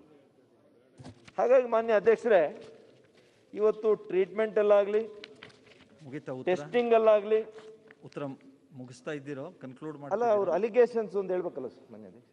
ನಾವೇನು ಮಾಡಿದ್ದೀವಿ ಅಂತ ಹೇಳಿದ್ದೀನಿ ಮಾನ್ಯ ಅಧ್ಯಕ್ಷ. ಅಲಿಗೇಷನ್ಸ್ಗೆ ಆನ್ಸರ್ ಮಾಡ್ಬೇಕು. ಕನ್ಕ್ಲೂಡ್ ಮಾಡಿ ಅಂತ. ಹಾಂ, ಕನ್ಕ್ಲೂಡ್ ಮಾಡಿ ಅಂತ. ಆಯ್ತು ಮಾನ್ಯ ಅಧ್ಯಕ್ಷ. ಕೊನೆಯದಾಗಿ ಮಾನ್ಯ ಅಧ್ಯಕ್ಷರೇ, ಈ ಸಾವಿನ ಪ್ರಮಾಣದ್ದು ಕೂಡ ಸದನದ ಗಮನಕ್ಕೆ ಇದು ಇರಬೇಕಾಗ್ತದೆ. ಎಲ್ಲ ಕಾಲದಲ್ಲಿ ಕೂಡ ಸಾವು ಸ್ವಾಭಾವಿಕ. ಇವತ್ತು communicable disease, non communicable disease, ಅದರಲ್ಲಿ ಮಾನ್ಯ ಅಧ್ಯಕ್ಷರೇ NCDಯಲ್ಲಿ non communicable disease, cardiovascular issues, ಹೃದಯಕ್ಕೆ ಸಂಬಂಧಿಸಿರುವಂತಹ ಕಾಯಿಲೆಗಳಿಂದ 20%ಕ್ಕೂ ಹೆಚ್ಚು ಇವತ್ತು ಸಾವಾಗುತ್ತೆ ಪ್ರತಿ ವರ್ಷ. This goes unnoticed. 20%. This not my figures, this is the figures of the registrar general and census commissioner of India. This is not my figures. So, cancers ಇಂದ 6% ಪ್ರತಿ ವರ್ಷ, 6% ಮ್ಯಾಲಿಗ್ನೆನ್ಸಿಯಿಂದ ಸಾಯ್ತಾ ಇದೆ. ಅದೇ ರೀತಿ ಕ್ಷಯರೋಗದಿಂದ 3.7%, ರೆಸ್ಪಿರೇಟರಿ ಇನ್ಫೆಕ್ಷನ್ಸ್ ಇಂದ 3.9%, ಮತ್ತು ಅನೇಕ ಜ್ವರಗಳಿಗೆ ಕಾರಣನೇ ಗೊತ್ತಿರಲ್ಲ, ಕಾರಣ ಗೊತ್ತಿಲ್ಲದಿರ್ತಕ್ಕಂಥ ಅನೇಕ ಥರದ ಜ್ವರಗಳಿಂದ 3.2%. ಬಹಳ ವಿಶೇಷ ಅಂದರೆ ಮಾನ್ಯ ಅಧ್ಯಕ್ಷರೇ, ಆಕ್ಸಿಡೆಂಟ್ಸ್ ಇಂದ, ಪ್ರಮಾದಗಳಿಂದ, ಅಪಘಾತಗಳಿಂದ 3%, 2.9 to 3% is the annual fatality rate. ಇದು ಯಾಕೆ ಹೇಳಿದೆ ಅಂದರೆ ಮಾನ್ಯ ಅಧ್ಯಕ್ಷರೇ, ಮಾನ್ಯ HK ಪಾಟೀಲ್ ರವರು ಕಳೆದ ವರ್ಷಕ್ಕೆ ಹೋಲಿಕೆ ಮಾಡಿದ್ರೆ ಈ ವರ್ಷದಲ್ಲಿ ನೀವು ನಾನ್ ಕೋವಿಡ್ ಡೆತ್ ಅನ್ನ ಕ್ಯಾಲ್ಕುಲೇಟ್ ಮಾಡಿದ್ದೀರಾ? ಹೆಚ್ಚಾಗಿದೆ ನೀವು ನೋಡಿ ಅಂತ ಹೇಳಿದರು. ನಾನು ಅದಕ್ಕೋಸ್ಕರ ಇದನ್ನೆಲ್ಲ ತರಿಸಿ ನೋಡಿದೆ ಮಾನ್ಯ ಅಧ್ಯಕ್ಷರೇ. ಹಾಗಾಗಿ ಇವತ್ತು ಫೆಬ್ರವರಿಯಲ್ಲಿ ಮಾನ್ಯ ಅಧ್ಯಕ್ಷರೇ, ಇವತ್ತು ಮಾರ್ಚು, ಫೆಬ್ರವರಿ, ಏಪ್ರಿಲ್ ಇದನ್ನು ತಗೊಂಡಿದ್ದೀವಿ. ಯಾಕೆ ಅಂತಂದರೆ ಲಾಕ್ಡೌನ್ ಮಾಡುವಂಥ ಸಂದರ್ಭ ಇದು. ಲಾಕ್ಡೌನ್ ಮಾಡಿದಂಥ ಸಂದರ್ಭದಲ್ಲಿ ಕಳೆದ ವರ್ಷ ಮಾರ್ಚ್ 41,644 ಜನ ಸಾವಾಗಿತ್ತು. ಅದೇ 2020ರಲ್ಲಿ ಮಾರ್ಚಲ್ಲಿ 32,794, ಅಂದರೆ -8,850 ಕಳೆದ ವರ್ಷಕ್ಕೆ ಹೋಲಿಕೆ ಮಾಡಿದರೆ. ಎಲ್ಲಿ? ಮಾರ್ಚಲ್ಲಿ. ಅಂದರೆ ಡೆತ್ ರೇಟ್ ಏನಾಗಿದೆ 5.65 ಈ ವರ್ಷದಲ್ಲಿ, ಹೋದ ವರ್ಷ 7.19% ಇತ್ತು. ಏಪ್ರಿಲ್ನಲ್ಲಿ ಅಷ್ಟೇ ಮಾನ್ಯ ಅಧ್ಯಕ್ಷರೇ 5.69 ಇತ್ತು, ಈಗ 3.38 ಆಗಿದೆ ಏಪ್ರಿಲ್ನಲ್ಲಿ. ಇದೆ ಸೇಮ್ ರಿಜಿಸ್ಟರ್. ಸೊ ಇದನ್ನು ನಿಮಗೂ ಕೊಡ್ತೀನಿ, ಕಾಪಿ ಕಳಿಸ್ಕೊಡ್ತೀನಿ. ಮೇಯಲ್ಲಿ ಅಲ್ಲ, figures can't be wrong, figures are figures. So ಮೇಯಲ್ಲಿ ಕೂಡ 7.23, 6.81 ಈ ವರ್ಷ. ಆದರೆ ಜೂನ್ ಮತ್ತು ಜುಲೈಯಲ್ಲಿ ಕಂಪ್ಲೀಟ್ ಅನ್ಲಾಕ್ ಆದಮೇಲೆ ಬದಲಾವಣೆ ನೋಡಿ. ಹೋದ ವರ್ಷ 6.46, ಈ ವರ್ಷ 7.57% ಜೂನ್ನಲ್ಲಿ. ಅದೇ ರೀತಿ ಜುಲೈಯಲ್ಲಿ 7.72, 7.54. ಹಾಗಾಗಿ ಕೋವಿಡ್ ಇಂದ non Covid diseases, non Covid deaths ಜಾಸ್ತಿ ಆಗಿದೆ ಅಂತ ಹೊರನೋಟಕ್ಕೆ ಅನಿಸಿದ್ರು ಕೂಡ based on figures it doesn't appear like that. ಆ ರೀತಿ ಅನ್ಸೋದಿಲ್ಲ ಬೇಸ್ಡ್ ಆನ್ ನಂಬರ್ಸ್. ಯಾಕೆಂದ್ರೆ ಸಾಮಾನ್ಯವಾಗಿ ಏನಾಗಿದೆ ಮಾನ್ಯ ಅಧ್ಯಕ್ಷರೇ, ಹೊರಗಡೆ ಒಂದು ಮಾತಾಗಿದೆ. ಇವತ್ತು ಅನೇಕರು ನಾನ್ ಕೋವಿಡ್ಗೆ ಅವರಿಗೆ ಚಿಕಿತ್ಸೆ ಲಭ್ಯ ಇಲ್ಲ, ಅವ್ರ ಸಾವು ಬಹಳ ಆಗ್ತಾ ಇದೆ, ಕೋವಿಡ್ಗಿನ್ನ ಸಾವು ಅದೇ ಜಾಸ್ತಿ ಆಗ್ತಾ ಇದೆ ಅಂತೇಳಿ ಇದು ಬಾಯಿ ಮಾತಾಗಿದೆ. ಹಾಗಾಗಿ this has no scientific evidence. ಇವತ್ತು ಡೆತ್ ಆಡಿಟ್ಸ್ ಬಗ್ಗೆ ಕೂಡ ಮಾನ್ಯ ಹಿರಿಯ ಸದಸ್ಯರು ಹೇಳಿದ್ರು, ಅವರೂ ಇಲ್ಲ. ನಾವು ಹಿಂದೆ ಮಾನ್ಯ ಅಧ್ಯಕ್ಷರೇ, ಇದು ನಾವೇ ಇನಿಷಿಯೇಟಿವ್ ಡೆತ್ ಆಡಿಟ್ ಆಗಬೇಕು. ಫೆಬ್ರವರಿ ತಿಂಗಳಲ್ಲಿ ಡೆತ್ ಆಡಿಟ್ ಟೆಕ್ನಿಕಲ್ ಕಮಿಟಿಯನ್ನು ರಚನೆ ಮಾಡಿದ್ದೀವಿ. Not today. Death audit technical committee headed by RGHS vice chancellor with another 7-8 experts. ಯಾವಾಗ ಹೆಚ್ಚು ಸೋಂಕಿತರ ಸಂಖ್ಯೆ ಹೆಚ್ಚಾಯಿತು, ಪ್ರಾರಂಭದಲ್ಲಿ ಬೆಂಗಳೂರಿನಲ್ಲೇ ಇದೇ ಟೀಮ್ನಿಂದ ನಾವು ಡೆತ್ ಆಡಿಟ್ ಮಾಡಿಸ್ತಾ ಇದ್ವಿ. ಹೆಚ್ಚು ಸಂಖ್ಯೆ ಯಾವಾಗ ಆದಾಗ ಎಲ್ಲ ಜಿಲ್ಲೆಗಳದ್ದು ಕೂಡ ಇಲ್ಲೇ ಡೆತ್ ಆಡಿಟ್ಟು ಕಷ್ಟ ಆಯಿತು. ಅದಕ್ಕೇನೆ ನಾವು ಅಲ್ಲಿ ಜಿಲ್ಲಾಧಿಕಾರಿಗಳ ನೇತೃತ್ವದಲ್ಲಿ ಆಸ್ ಎ ನೋಡಲ್ ಆಫೀಸರ್ ಅವ್ರ ಕೆಳಗಡೆ ಅಲ್ಲಿ ಲೋಕಲ್ ಎಕ್ಸ್ಪರ್ಟ್ಸ್ ಕಮಿಟಿಯನ್ನು ರಚನೆ ಮಾಡಿದ್ವಿ. ಈಗ ಅವರು ಡೆತ್ ಆಡಿಟ್ ಅನ್ನು ಕಳಿಸ್ಕೊಡ್ತಾರೆ. ಅದರಲ್ಲಿ ನಮಗೆ ಬಂದಿರುವಂಥ ವಿಷಯ ಏನಂದರೆ, it is very surprising. Of 8,830 deaths ಏನಾಗಿದೆ ಕೋವಿಡ್ನಿಂದ, ಅದರಲ್ಲಿ 60% they have died because of other comorbidity issues. ಇವತ್ತು ಕಿಡ್ನಿ ಪ್ರಾಬ್ಲಮ್ ಇರ್ಬೋದು. ಸರ್ ಒಂದು ನಿಮಿಷ sir. COVID is a disease which is not going to kill the patient. COVID ಇಂದ ಬಂದಿರೋಂಥದ್ರಲ್ಲಿ ನಿಜ ಬ್ರೈನ್ಗೆ ಎಮೊರೇಜ್ ಆದ್ರೆ ಬ್ರೈನ್ ಸ್ಟ್ರೋಕ್ ಆಗ್ಬೋದು, ಹಾರ್ಟ್ ಆದ್ರೆ ಹಾರ್ಟ್ ಸ್ಟ್ರೋಕ್ ಆಗ್ಬೋದು, ಕಿಡ್ನಿಗಾದ್ರೆ ಕಿಡ್ನಿ ಸ್ಟ್ರೋಕ್ ಆಗ್ಬೋದು. ಈ ತರ that is a comorbid death. That is also consider under Covid death only sir. ಹೌದು ಸರ್. ಕೋಮಾರ್ಬಿಡಿಟಿ ಇದ್ದಾಗ ಕೋವಿಡ್ ಪೇಷಂಟ್ಗಳು ಹೆಚ್ಚು ರಿಸ್ಕ್ ನಲ್ಲಿ ಇರ್ತಾರೆ. ಅವರು ಕೋಮಾಬಿಲಿಟೀಸ್ ಇಂದ ಸತ್ರು ಕೂಡ ಅದು ಕೋವಿಡ್ ಡೆತ್ ಅಂತಲೇ ಕನ್ಸಿಡರ್ ಮಾಡ್ಬೇಕಾಗತ್ತೆ. ಅದನ್ನೇ ಮಾಡಿದೀವಿ ಡಾಕ್ಟರ್ ಯತೀಂದ್ರ ಅವರೇ, ಅದನ್ನೇ ಮಾಡಿ. ಸರಿ ಸರ್. ಯಾವುದನ್ನು ಕೂಡ ಕೋವಿಡ್ ಡೆತ್ ನ ನಾನ್ ಕೋವಿಡ್ ಅಂತ ಮಾಡಿಲ್ಲ. ಕರ್ನಾಟಕದಲ್ಲಿ ನಾನು ಡಿಫೆಂಡ್ ಅಂತ ಮಾಡಿಲ್ಲ.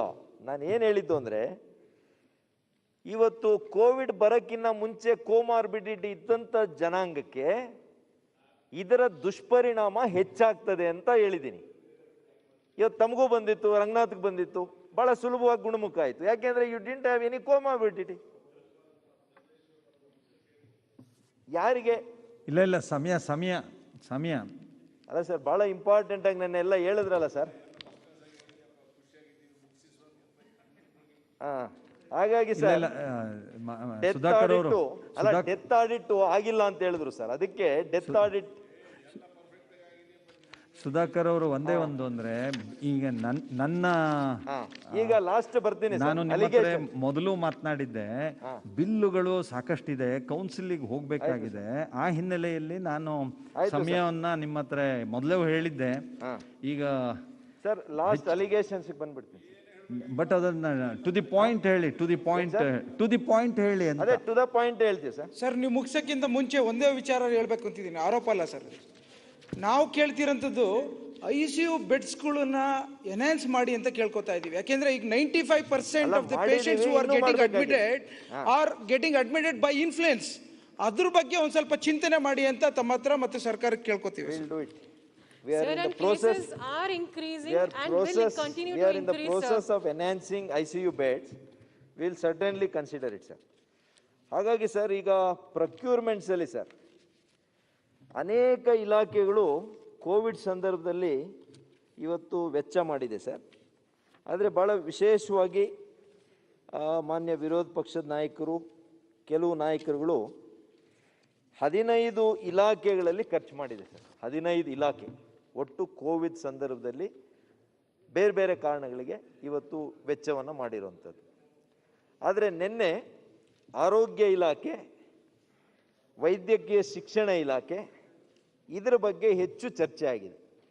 ಸ್ವಲ್ಪ ಕಾರ್ಮಿಕ ಬಗ್ಗೆ ಹೇಳಿದ್ರು, ಅದರದ್ದು ಕೂಡ ಹೇಳ್ಬೋದು.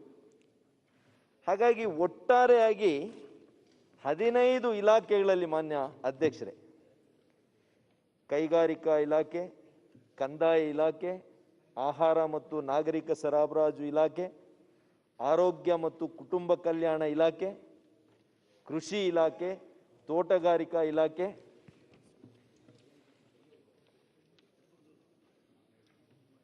ಸಾರಿಗೆ ಇಲಾಖೆ, ಕನ್ನಡ ಮತ್ತು ಸಂಸ್ಕೃತಿ, ಕಾರಾಗೃಹ, ಕಟ್ಟಡ ನಿರ್ಮಾಣ ಕಾರ್ಮಿಕರ ಸಂಘದ ಕಾರ್ಮಿಕ ಇಲಾಖೆ, ಜಿಲ್ಲಾ ಖನಿಜ ನಿಧಿ, BBMP, ರೇಷ್ಮೆ ಇಲಾಖೆ, ಇಷ್ಟು ಸೇರಿ 7 ತಿಂಗಳಲ್ಲಿ 4,200 ಕೋಟಿ ರೂಪಾಯಿ ಖರ್ಚಾಗಿದೆ. 4,200 ಕೋಟಿ ರೂಪಾಯಿ. ಇದರಲ್ಲಿ ಆರೋಗ್ಯ ಮತ್ತು ಕುಟುಂಬ ಕಲ್ಯಾಣ ಇಲಾಖೆ 1,142 ಕೋಟಿ ರೂಪಾಯಿ ಇವತ್ತು ವೆಚ್ಚ ಅಂತ ತೋರಿಸಿದ್ದಾರೆ. ಮತ್ತು ಒಟ್ಟು ಪ್ರಸ್ತಾವನೆ ಸುಮಾರು 1,900 ಕೋಟಿ ರೂಪಾಯಿ ಅಂತ ಇದೆ. ಆದರೆ ಇದುವರೆಗೂ ಆಡಳಿತ ಅನುಮೋದನೆ 1,142 ಕೋಟಿ ರೂಪಾಯಿ. ವೈದ್ಯಕೀಯ ಶಿಕ್ಷಣ ಇಲಾಖೆ ಇಲ್ಲಿವರೆಗೂ 76 ಕೋಟಿ ರೂಪಾಯಿ ಆಗಿದೆ, ವೆಚ್ಚ ಆಗಿದೆ. ಆದರೆ ಆಡಳಿತ ಅನುಮೋದನೆ 250 ಕೋಟಿಯಷ್ಟು ಆಡಳಿತ ಅನುಮೋದನೆ ಆಗಿದೆ.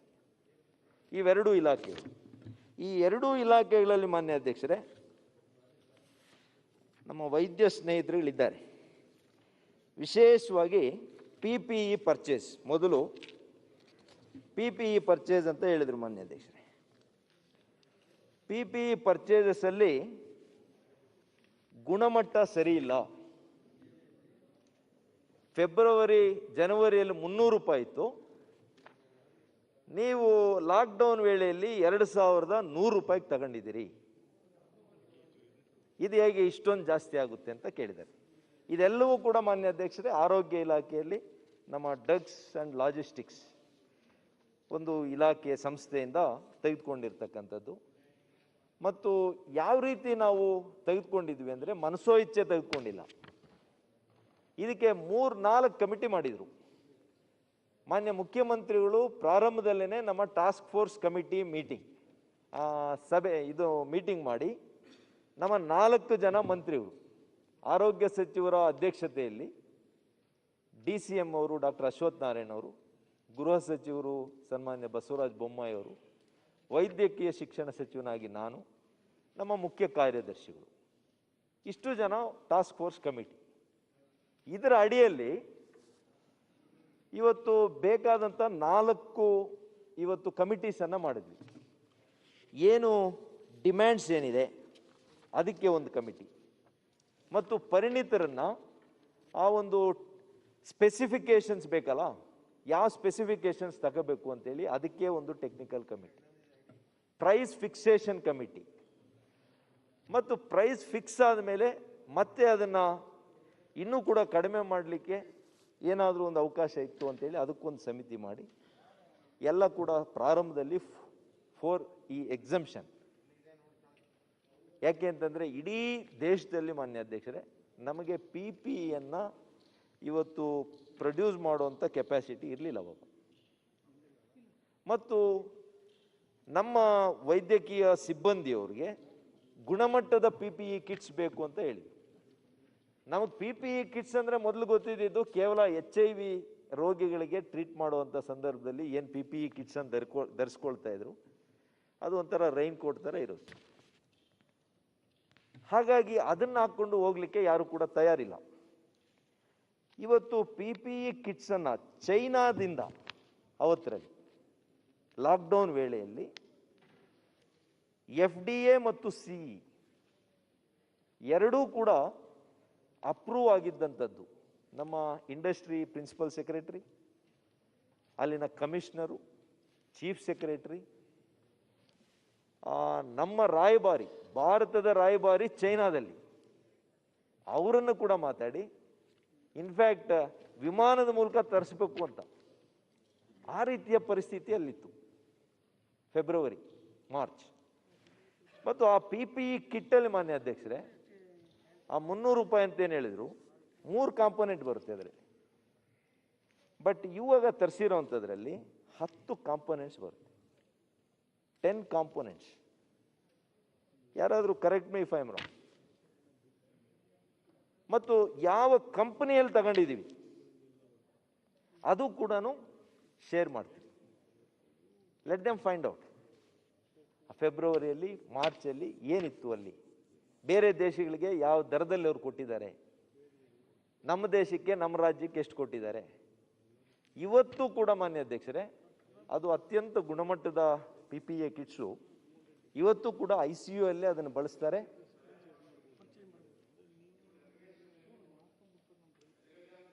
ಆಗಿದೆ ಕೆಲವೇ ತಿಂಗಳಲ್ಲಿ ಅಂತ ಅದನ್ನು ಜಸ್ಟಿಫೈ ಮಾಡ್ಕೊಳ್ತಾ ಇದ್ದಾರೆ, ಡಿನೈ ಮಾಡ್ತಾ ಇಲ್ಲ ಅವರು. ಮೊದಲು ಕೊಂಡಿದ್ದು 300, ಆಮೇಲೆ ಜಾಸ್ತಿ ಆಯಿತು, ಅದಕ್ಕೆಲ್ಲ ಕಮಿಟಿ ಇತ್ತು, ನಾವೆಲ್ಲರೂ ಇದ್ವಿ, ಎಲ್ಲ ಬಹಳ ದೊಡ್ಡ ಮನುಷ್ಯರೆಲ್ಲ ಇದ್ದು ಹಲ್ಕ ಕೆಲಸ ಮಾಡಿದ್ರೆ ಅದು ದೊಡ್ಡ ಕೆಲಸನಾ? ಕಾಸ್ಟ್ ವೇರಿಯೇಷನ್ ಇದೆಯಾ ಇಲ್ವಾ? ಇಲ್ಲ, ನೀವು ಮುಂದಕ್ಕೆ ಹೇಳಿ.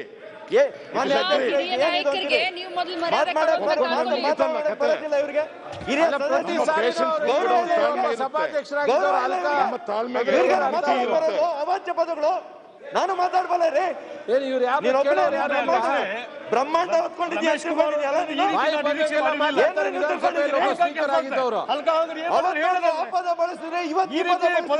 ರಮೇಶ್ ಕುಮಾರ್ ನೈತಿಕತೆ ನಿಮ್ಗೆ ಅರ್ಥ ಇದೆ, ಇದಕ್ಕೆ ನೈತಿಕತೆ ಇದೆಯಾ ನಿಮ್ಗೆ?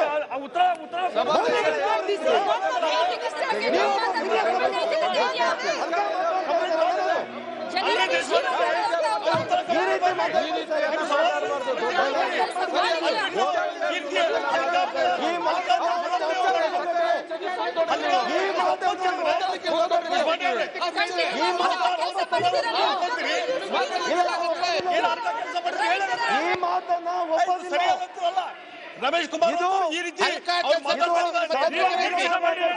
ಹೇಳವರು ಮಾನ್ಯ ಇದು ಬ್ರಹ್ಮಾಂಡ ಭ್ರಷ್ಟಾಚಾರ. ಯಾವ ಭ್ರಷ್ಟಾಚಾರ? ಮಾನ್ಯ ಅಧ್ಯಕ್ಷರೇ, ತಡ್ಕೊಳಕ್ಕಾಗ್ತಾ ಇಲ್ಲ. ಏನು ಹೇಳ್ತಾ ಇದ್ದಾರೆ, ಎಕ್ಸ್ಪ್ಲೈನ್ ಮಾಡ್ತಾ ಇದ್ದಾರೆ. ಯಾವ ರೀತಿ ಖರೀದಿ ಮಾಡಿದ್ವಿ, ಪರಿಸ್ಥಿತಿ ಏನಿತ್ತು, ಎಲ್ಲವನ್ನೂ explain ಮಾಡ್ತಾ ಇದ್ದಾರೆ. ಸ್ಪೀಕರ್ ಅವರಿಗೆ ಉತ್ತರ ಕೇಳಕ್ಕೆ ನಿಮ್ಗೆ ಸಮಾಧಾನ ಇಲ್ಲ. ತಾಳ್ಮೆ ಇಲ್ಲ ನಿಮ್ಗೆ. ಕಂಪ್ಲೀಟ್ ಮಾಡಲಿ ಅವರು. ಸರ್ಕಾರ ಕಂಪ್ಲೀಟ್ ಮಾಡಲಿ ಉತ್ತರ. ನಿಮ್ಗೆ ಸರಿ ಇಲ್ಲ ಅಂದ್ರೆ ಸಮಾಧಾನ ಇದ್ರೆ ನೀವು ನಿಮ್ಗೆ ಹಾಕಿದೆ ಸ್ಪಷ್ಟೀಕರಣ ಕೇಳಿ, ಹೆಡಕಿಲ್ಲ ಆ ಸ್ಪಷ್ಟೀಕರಣ ಕೇಳಿ, ಅವ್ರು ಕಂಪ್ಲೀಟ್ ಮಾಡ್ಲಿ, ಎಲ್ಲ ಎಕ್ಸ್ಪ್ಲೈನ್ ಮಾಡ್ಲಿ ಅವರು. ಅದು ಸಮಾಧಾನ ಇದ್ರೆ ಸ್ಪಷ್ಟೀಕರಣ ಕೇಳಿ. ಅದು ಬಿಟ್ಟು ಹಲ್ಕ ಅನ್ನುವಂತ ಪದಪ್ರಯೋಗ ಮಾಡುವಂತದ್ದು ಇದು ಸರಿಯಲ್ಲ, ಇದು ಸರಿಯಲ್ಲ. ಇದು ಪಾರ್ಲಿಮೆಂಟ್ರಿ ಆದ್ರೆ ಈಗಲೇ ಇಲ್ಲೇ ಕ್ಷಮಾಪಣೆ ಕೇಳ್ತೇನೆ. ಮಾನ್ಯ ಅಧ್ಯಕ್ಷರೇ, ಇದು ಒಪ್ಲಿಕ್ಕೆ ಸಾಧ್ಯ ಇಲ್ಲ. ಇದು ಅದಕ್ಕಿನ್ನೂ ಅದಕ್ಕೆ ಸಮಾನಾಂತರವಾದ ಪದ ಆ ಕೆಲಸ ಈ ರೀತಿಯ ನೀವು ನಮ್ಮ ರಕ್ಷಣೆಗೆ ಬರಬೇಕು ಮಾನ್ಯ ಅಧ್ಯಕ್ಷರೇ. ಏನಂತೆ ಇದು ಮೊದಲನೇ ಸಲ ಅಲ್ಲ, ಇದು ಎರಡನೇ ಸಲ ಆಗ್ತಾ ಇದೆ. ಮಾರ್ಚ್ ಆಗಿದೆ, ಇವತ್ತು ಮತ್ತೆ ಆಗ್ತಾ ಇದೆ. ಇದನ್ನ ಅವಕಾಶ ಕೊಡೋದಿಲ್ಲ ಮಾನ್ಯ ಅಧ್ಯಕ್ಷರೇ. ಕೂತ್ಕೊಳ್ಳಿ ಇದೆ. ಆದರೆ ಇವತ್ತು ಅವ್ರು ಮಾತಾಡ್ತಾ ಇರೋಂಥ ಸಂದರ್ಭದಲ್ಲಿ ಹಲ್ಕ ಅನ್ನೋಂಥ ಪದ ಬಳಸಿದ್ದಾರೆ.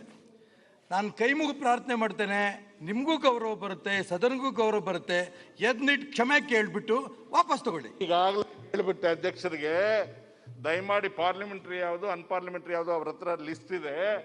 ಹಲ್ಕ ಅನ್ನೋದು ಮತ್ತು ನೀವು ಅದನ್ನ ಪ್ರೂವ್ ಮಾಡ್ತಾ ಇದ್ದೀರಾ, ಅದನ್ನ ಸಾಧನೆ ಮಾಡ್ತಿದ್ದೀರಾ. ನೀವು ಹಲ್ಕ ಒಪ್ಕೋತೀರಾ? ರಮೇಶ್ ಕುಮಾರ್ ಅವರು ಹಲ್ಕ ಅಂತ ನಾವ್ ಹೇಳಿದ್ರೆ ಒಪ್ಕೋತಾರ ಅವರು? ಅವ್ರಿಗೇನಾದ್ರು ಮಾನ ಮರ್ಯಾದೆ ಇದೆಯಾ ಅಂದ್ರೆ ಒಪ್ಕೋತಾರ ಅವರು? ಬಹಳ ಸಂತೋಷ. ಹಲ್ಕ ಅಲ್ಲ ನೀವು, ನಿಮಗೆ ಗೌರವ ಇದೆ ಅಂತ ನಾನು ಪ್ರಾರಂಭದ ಶುರು ಮಾಡಿ ಹೇಳಿದ್ದೀನಿ. ನೀವು ಹಲ್ಕ ಅಲ್ಲ. ಅದಕ್ಕೋಸ್ಕರ ಆ ಪದ ಸಮಾಜದಲ್ಲಿ ಗೂಂಡಾಗಳು ಬಳಸಂತ ಪದ. ನೀವು ದಯವಿಟ್ಟು ಇದನ್ನ ವಾಪಸ್ ತಗೋಬೇಕು, ಕ್ಷಮೆ ಕೇಳಬೇಕು. ಇಲ್ಲ, ಸನ್ಮಾನ್ಯ ಸಭಾಧ್ಯಕ್ಷರು ಯಾರಾದ್ರೂ ಸದಸ್ಯರು ಬಳಸಿದ ಪದ ಪಾರ್ಲಿಮೆಂಟ್ರಿನ ಅನ್ಪಾರ್ಲಿಮೆಂಟ್ರಿನ ಅಂತ ನಿರ್ಣಯ ಕೊಡುವ ವಿವೇಚನೆ ನಿಮ್ಮ ಮಾತುಗಳು ಮಾತಾಡಿ ನೀವು ಹೇಳಿದ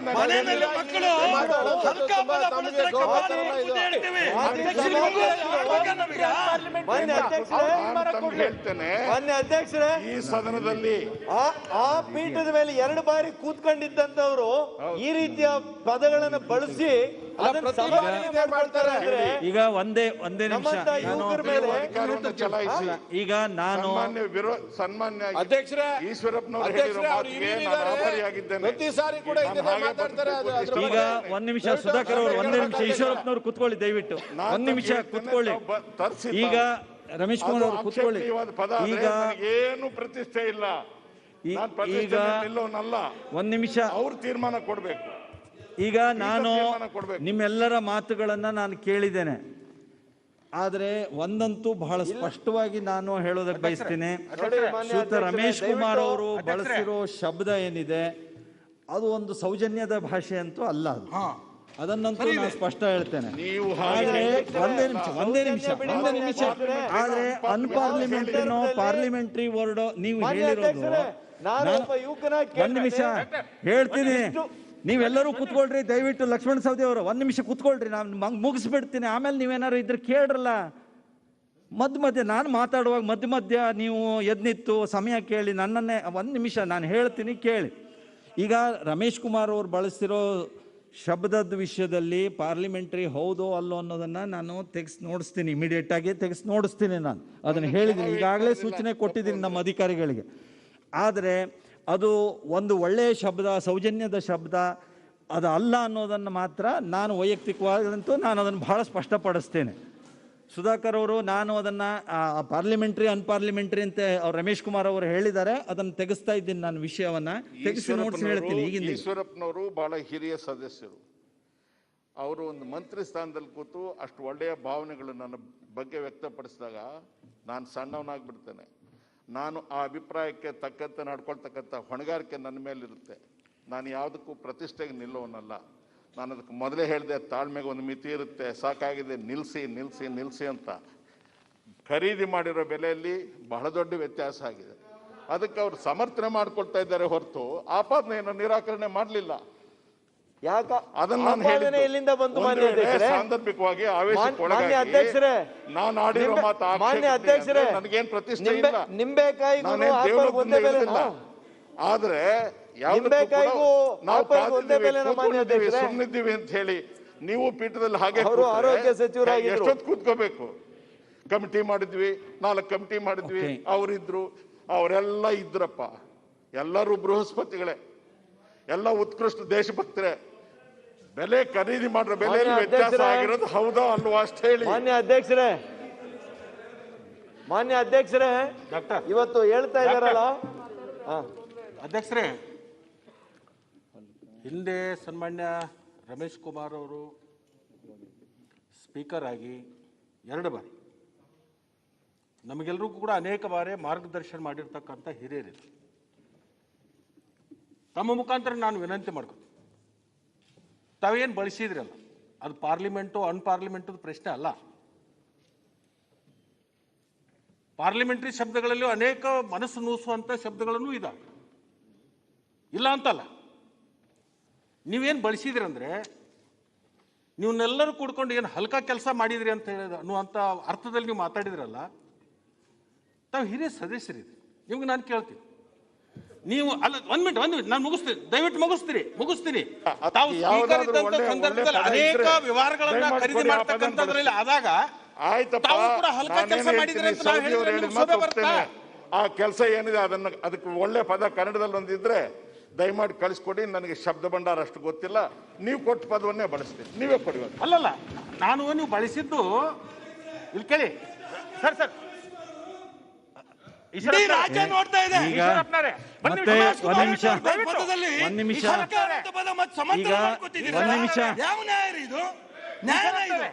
ಈಶ್ವರಪ್ಪನವರು ಒಂದ್ ನಿಮಿಷ ನೀವು ಹೇಳಿದ್ದು ಅರ್ಥ ಆಯ್ತು. ಈಗ ನಾನು ಒಂದ್ ನಿಮಿಷ ದೇಶಪಾಂಡೆ ಅವರೇ, ತಮಗೆ ಸರಿಯಾಗಿ ಕೇಳಿಸ್ತಾ ಇರೋ ನಾನು ಸಮರ್ಥನೆ ಮಾಡ್ಕೊಳ್ಳೇ ಇಲ್ಲ. ಅನೇಕ ಸಂದರ್ಭಗಳು ಸ್ಪೀಕರ್ ಇದ್ದಂತ ಸಂದರ್ಭದಲ್ಲಿ ನೀವು ಯಾವ ಸಮರ್ಥನೆ ಮಾಡಲಿಲ್ಲ. ಈಗ ಒಂದು ಈ ಸದನದಲ್ಲಿ ಈಗ ಪಾರ್ಲಿಮೆಂಟ್ರಿ ಅನ್ಪಾರ್ಲಿಮೆಂಟ್ರಿ ನಿವೇದಿಸಿಕೊಂಡು ಒಂದ್ ನಿಮಿಷ ಅಧ್ಯಕ್ಷರೇ, ಒಂದು ವೇಳೆ ಉದ್ವೇಗದಲ್ಲಿ ನಾನು ಆ ಪದವನ್ನು ಬಳಸಿದ್ದೇನೆ, ಅದು ಸರಿಯಲ್ಲ ಅಂತ ನೀವು ವಿವೇಚನೆ ಬಿಡ್ತೇನೆ ಅಂತ ಹೇಳಿದ್ದೇನೆ. ನಾನು ಪ್ರತಿಷ್ಠೆಗೆ ಕೂತ್ಕೊಳ್ಳೋ ಮನುಷ್ಯ ಅಲ್ಲ ಅಂತ ಹೇಳಿದ್ದೇನೆ. ಈಗ ನನಗೆ ಅವರು ಆಪಾದನೆಯ ನಿರಾಕರಣೆಯನ್ನ ಮಾಡದೆ ಸಮರ್ಥನೆ ಮಾಡ್ಕೊಳ್ತಾ ಹೋಗಿದ್ದಾರೆ. ಇಂತಹ ಕೆಲಸಕ್ಕೆ ಒಳ್ಳೆ ಪದ ಇದ್ರೆ ಕೊಡ್ರಪ್ಪ ಅಂತ ಕೇಳ್ತಾ ಇದ್ದೀನಿ.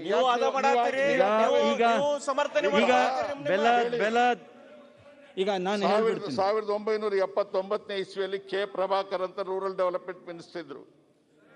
ಅವ್ರ ವರ್ಷದ ಬೇಡಿಕೆ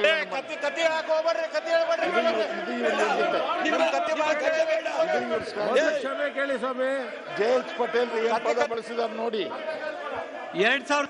ಜೆ.ಎಚ್. ಪಟೇಲ್ರು ಏನ್ ಪದ ಬಳಸಿದಾರೆ ನೋಡಿ.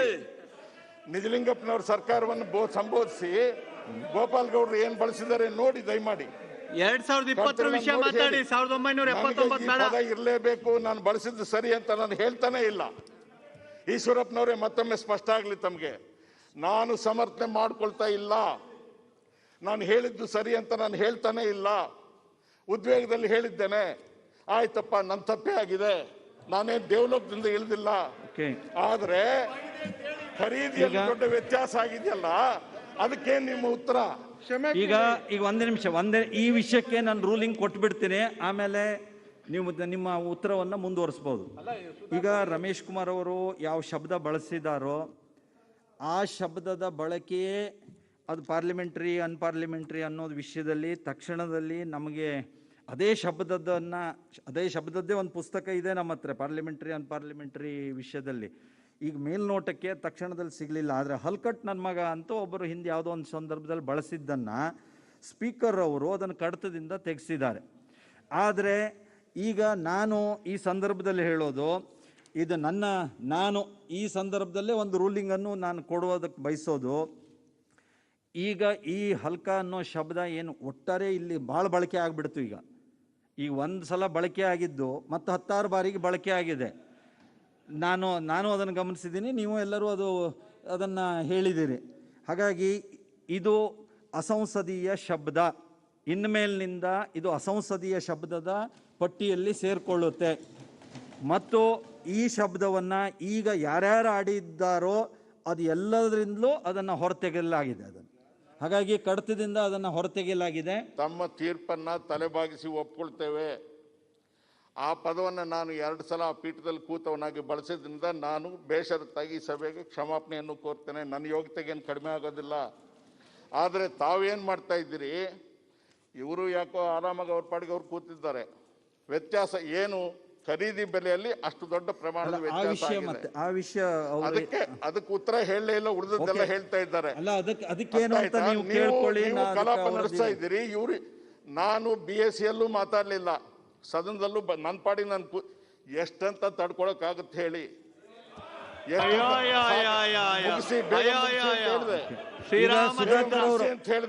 ಸುಧಾಕರ್ ಅವರು ಯಾರು ಉಪನ್ಯಾಸ ಕೇಳ್ಬೇಕು ಸಭೆಯಲ್ಲಿ? ಯಾರಿಂದ ಯಾರು ಉಪನ್ಯಾಸ ಕೇಳಬೇಕು? ಸಾಕಾಗಿದೆ. ನಿಮ್ಗೆ ನಮಸ್ಕಾರ ಮಾಡ್ತೇವೆ, ಎಲ್ಲ ಪರ್ಫೆಕ್ಟ್ ಆಗಿದೆ. ಅವ್ರು ಇದ್ದ ಮೇಲೆ ಎಲ್ಲ ಪರ್ಫೆಕ್ಟ್ ಆಗಿ ಇರ್ಲಿಲ್ಲ. ಈಗ ಸುಧಾಕರ್ ಅವರು ಅದೇ ಈಗ ರಮೇಶ್ ಕುಮಾರ್ ಅವರು ದಯವಿಟ್ಟು ಅವ್ರ ಇದ್ದ ಮೇಲೆ ನ್ಯೂನತೆ ಇರೋ ಪ್ರಶ್ನೆ ಇಲ್ಲ. ರಮೇಶ್ ಕುಮಾರ್ ಅವರು ಕೂತ್ಕೊಳ್ಳಿ. ಅವ್ರು ಏನ್ ಮಾಡಿದ್ರು ಪರ್ಫೆಕ್ಟ್ ಆಗಿ ಇಲ್ಲ, ನೀವು ಕೂತ್ಕೊಳ್ಳಿ ಒಂದೇ ನಿಮಿಷ. ಸರ್ಟಿಫಿಕೇಟ್ ಕೊಡ್ತಾ ಇದ್ವಿ. ನೀವು ಒಂದ್ ನಿಮಿಷ ಪಾಟೀಲ್ರು, ಒಂದೇ ನಿಮಿಷ. ಈಗ ಇದುವರೆಗೆ ನೋಡ್ರಿ, ನಾನು ನಿನ್ನೆ ನಮ್ಮ ಅಧಿವೇಶನ ಮತ್ತೆ ನೆನಪು ಮಾಡ್ತೀನಿ. ನಡೆಯೋದು ಶನಿವಾರ ತನಕ. ನಿನ್ನೆ 5 ಗಂಟೆ 19 ನಿಮಿಷಗಳ ಕಾಲ 15 ನಮ್ಮ ಗೌರವಾನ್ವಿತ ಸದಸ್ಯರುಗಳು ಈ ವಿಷಯದಲ್ಲಿ ಮಾತನಾಡಿದ್ದಾರೆ. ಈಗ ಸರ್ಕಾರದ ಈಗ ನಿನ್ನೆ ನಾವೆಲ್ಲ ಒಂದು ಗಮನಿಸಬೇಕಾದ್ದೇನು ಅಂದರೆ, ಮುಖ್ಯಮಂತ್ರಿಗಳ ಅಪೇಕ್ಷೆಯಂತೆ ಆಡಳಿತ ಪಕ್ಷದ ಎಲ್ಲ ಶಾಸಕರು ಅವರವರ ಅಭಿಪ್ರಾಯ ಭಾವನೆಗಳಿದ್ದರೂ ಸಹ ತಾವೇ ಹೆಚ್ಚು ಮಾತಾಡೋದಕ್ಕೆ ಈ ಭಾಗಕ್ಕೆ ಹೆಚ್ಚು ಅವಕಾಶ ಮಾಡಿಕೊಟ್ಟಿದ್ದಾರೆ. ಇದು ನಾವೆಲ್ಲ ಗುರುತಿಸ್ಬೋದಾದಂಥದ್ದು. ಇವತ್ತು ಸರ್ಕಾರದ ಪರವಾಗಿ ಉತ್ತರವನ್ನು ಸುಧಾಕರ್ ಅವರು ಕೊಡ್ತಾ ಇದ್ದಾರೆ. ಈಗ 2 ಗಂಟೆ 5 ನಿಮಿಷ ಅವ್ರ ಉತ್ತರಗಳು ಆಗಿದೆ.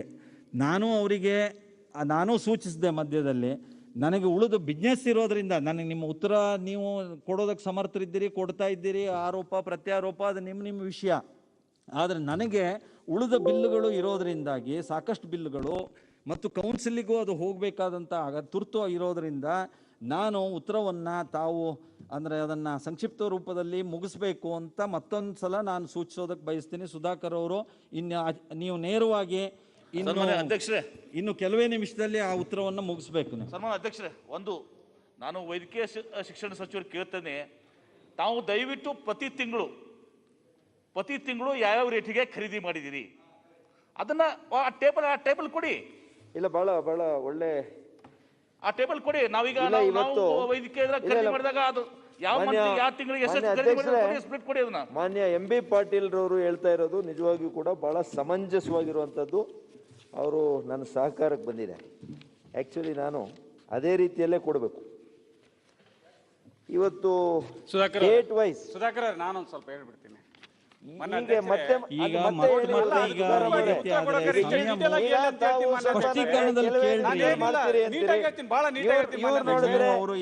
ನೋಡ್ರಿ, ನಾನು ಕೂಡ ಅದೇ ಇಲಾಖೆನೇ. ಮಾನ್ಯ ಅಧ್ಯಕ್ಷರೇ, ಈಗ ಕಾಸ್ಟ್ ಇನ್ March April May June July August ವರೆಗೂ ಮಂತ್ಲಿ ವೈಸೇ ಮಾಡಿದ್ದೀವಿ.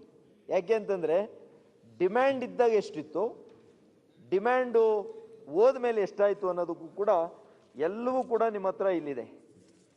ಇವತ್ತು PPE ಕಿಟ್ ಏನು ಏಪ್ರಿಲಲ್ಲಿ 1444 ಇತ್ತು, ಅದೇ PPE ಕಿಟ್ ಜುಲೈಯಲ್ಲಿ 575 ರೂಪಾಯಿ ಆಗಿದೆ. 575 ರೂಪಾಯಿ ಆಗಿದೆ ಪಾಟೀಲ್ರವ್ರು. ಅದೇ ರೀತಿ N95 ಮಾಸ್ಕ್ಸ್, N95 ಮಾರ್ಚ್ನಲ್ಲಿ 147 ರೂಪಾಯಿ ಇತ್ತು ಒಂದಕ್ಕೆ. N95 ಮಾಸ್ಕ್ ಜುಲೈಯಲ್ಲಿ 44 ರೂಪಾಯಿ ಆಗಿದೆ, 44 ರುಪೀಸ್. ಹೇಳಿ, ನಮ್ಮ ವೈದ್ಯಕೀಯ ಫ್ರೆಂಡ್ಸ್ ಇದ್ದಾರೆ, ಇದು ಇತ್ತಾ ಇಲ್ವಾ ಅನ್ನೋದು ಹೇಳಿ. ನಿಜ ಮಾತಾಡೋಣ. ಯಾಕೆಂದ್ರೆ ಅವ್ರ ಮೇಲೆ ಕೇಸ್ ಹಾಕಿ ಲೂಟ್ ಹೊಡೆದಾರೆ ಅಂತ ರಾಜ್ಯದ ಜನತೆ ನೋಡ್ತಾ ಇದ್ದಾರೆ. ಖರೀದಿ ಮಾಡಿದ್ದಾರೆ, ಖರೀದಿ ಮಾಡಿ ಮನೆ ಹಾಳು ಮಾಡ್ಕೊಂಡಿದ್ದಾರೆ. ಅವ್ರಿಗೆ ಮಾನ್ಯ ಅಧ್ಯಕ್ಷರೇ, ಅವ್ರಿಗೆ ಹಾಕ್ರಿ, ಸರ್ಕಾರ ಅಲ್ವಾ? ಇಡೀರಿ. ಅವ್ರು ಯಾವ ಡಬಲ್ ಟ್ರಿಬಲ್ ಮಾಡಿರೋರು, 1:10 ಮಾಡಿರಲ್ಲ, ಅವ್ರು ಇಡೀರಿ. ಮೊದಲು ಯಾರು ವರ್ತಕರು ಸುಧಾಕರ್ ಒಂದ್ ನಿಮಿಷ ಶಿವಲಿಂಗೇಗೌಡ್ರೆ ಅಧ್ಯಕ್ಷರೇ ನೀವು ಹೊಡೆದಿದ್ರಿ ದುಡ್ಡು ಅಂತ ವರ್ತಕ ಇಟ್ಕೋಬಲ್ಲ ಅವನ ಹಾಕಿ ಅವನ ಕೇಸ. ಹಾಗಾಗಿ ಯಾರು ಹೇಳೋರು ಕೇಳಲಿಲ್ವಾ ಈ ದೇಶದಲ್ಲಿ, ಈ ರಾಜ್ಯದಲ್ಲಿ? ಹಾಗಾಗಿ ಮಾನ್ಯ ಅಧ್ಯಕ್ಷರೇ, ಸುಧಾಕರ್ ಅವ್ರ ಒಂದ್ ನಿಮಿಷ ನಾನು ಮುಗಿಸ್ಬಿಡ್ತೇನೆ. ಹಾಗಾಗಿ ಅಧ್ಯಕ್ಷರೇ, ಅದೊಂದು ಕಾಪಿ ಕೂಡ ಕೇಳ್ಬಿಡಿ. ಕಾಪಿ ಕೊಡ್ತೀವಿ. ಇದೆಲ್ಲ open document, nothing to hide. ಎಲ್ರಿಗೂ ಎಲ್ಲೆಲ್ಲಿ ಖರೀದಿ ಆಗಿದೆ, ಎಷ್ಟಾಗಿದೆ ಎಲ್ಲವೂ ಕೂಡ ನಮ್ಮ ಆರೋಗ್ಯ ಇಲಾಖೆಯವರು ಕೊಡ್ತಾರೆ. ಹಾಗಾಗಿ ಮತ್ತು ಕೇಸು ಹಾಕಿದ್ದಾರೆ ಮಾನ್ಯ ಅಧ್ಯಕ್ಷರೇ. We are facing in the court, human rights commission. ಇನ್ನ ಎಲ್ಲೆಲ್ಲಿ ಹಾಕಿದ್ದಾರೆ ಅಕ್ಬರ್ ಅವರೇ? ಹಾಕಿದ್ದಾರೆ. We are answering, will also give you, there is nothing to hide here. ಯಾರೋ ನೆನ್ನೆ ಒಂದು ಬಹಳ ಬಲವಾದಂತ ಪದವನ್ನ ಪ್ರಯೋಗ ಮಾಡಿದ್ರು.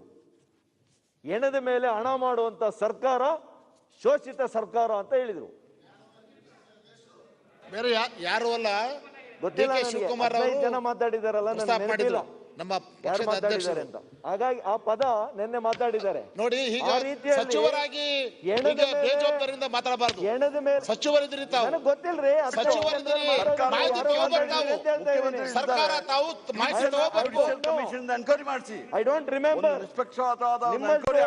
ನಿಮ್ಮಷ್ಟು ಮೆಮೊರಿ ಇಲ್ಲಪ್ಪ, ಗೊತ್ತಾಗ್ತದಲ್ಲ. ನಾನು ಮರ್ತಿದ್ದೀನಿ.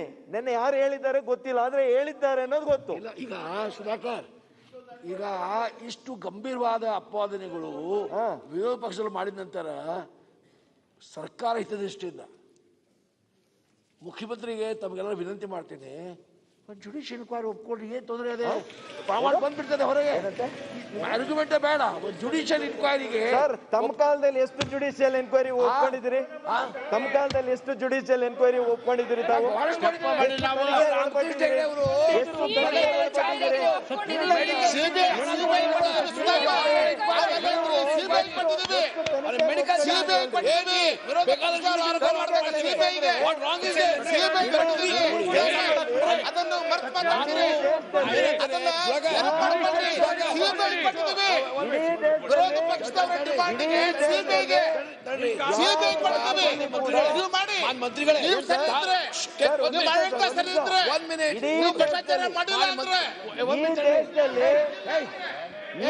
ಇಡೀ ದೇಶದಲ್ಲಿ ಸಚಿವರೇ, ತಾವು ಬಹಳ ಸ್ಪಷ್ಟವಾಗಿ ಹೇಳ್ತಾ ಇದ್ದೀರಿ. ಬಿಗಿನಿಂಗ್ದಿಂದ ಹಲವಾರು ನಾನು ಸಮಾಜದಿಂದ ಕೇಳ್ತಾ ಇದ್ದೇನೆ. ತಾವೀಗ MB ಬಡ್ಗೆ ಹೇಳಿದ್ರಿ, ಟ್ರಾನ್ಸ್ಪರೆಂಟ್ ಇದೆ, ಎಲ್ಲ ಪೇಪರ್ಸ್ ಕೊಡಕ್ಕೆ ರೆಡಿ ಇದೆ ಅಂತ ಹೇಳಿದ್ರಿ. Am I right? Then why are you afraid of inquiry? What wrong is there? The judicial inquiry is held. ಇವತ್ತು ನಾಡಿನ ಜನರಿಗೆ ಸಂಶಯ ಇದೆ. ನಾನು ನಿನ್ನ ಡೆಂಟಲ್ ಪ್ರಾಬ್ಲಮ್ ಅಂತ ಡಾಕ್ಟರ್ ಹೋಗಿದ್ದೆ. ಡಾಕ್ಟರ್ ಹೇಳ್ತಾನೆ ಮಿಸ್ ಮ್ಯಾನೇಜ್ಮೆಂಟ್ ಅಂತ ಹೇಳ್ತಾ ಡಾಕ್ಟರ್ ನಿನ್ನೆ ಹೋಗಿದ್ದೆ ನಾನು ಡೆಂಟಿಸ್ಟ್ ಕಡೆ. ಪ್ರತಿಯೊಂದಕ್ಕೂ ಪ್ರತಿಯೊಂದು ಯಾವ ಸರ್ಕಾರ ಬಂದ ನಂತರ ಮೊದಲೇ ಇನ್ಕ್ವೈರಿ ಇದು ಮಾಡಿದ್ರೆ ರಾಜ್ಯ ಸರ್ಕಾರ ಯಾವುದೇ ಒಂದು ಕ್ರಮ ತಗೊಂಡ್ರೆ ಜುಡಿಷಿಯಲ್ ಎನ್ಕ್ವೈರಿ ಆಗಬೇಕು ಅಂದ್ರೆ ವಿರೋಧ ಪಕ್ಷ ರೆಸ್ಪಾನ್ಸಿಬಲ್ ಇದೆ, ನಮಗೂ ರೆಸ್ಪಾನ್ಸಿಬಿಲಿಟಿ ಇದೆ. We are like watch dogs, ನಮ್ಮ ಮೇಲೆ ಜವಾಬ್ದಾರಿ ಇದೆ. ಇನ್ಕ್ವೈರಿ ಕೂಡ ಖರೀದಿ ಮಾಡಿಲ್ವಾ? ಮುಖ್ಯಮಂತ್ರಿ ವಿನಂತಿ ಮಾಡ್ತೇನೆ, ಇನ್ಕ್ವೈರಿ ಮಾಡಿರೋದಕ್ಕೆ ಕೂಡ ನಾವು ತನಿಖೆ ಮಾಡಿಸಬೇಕು ಅಂತ ಹೇಳಿದ್ರೆ ಮಾಡಿ ಮಾಡಿ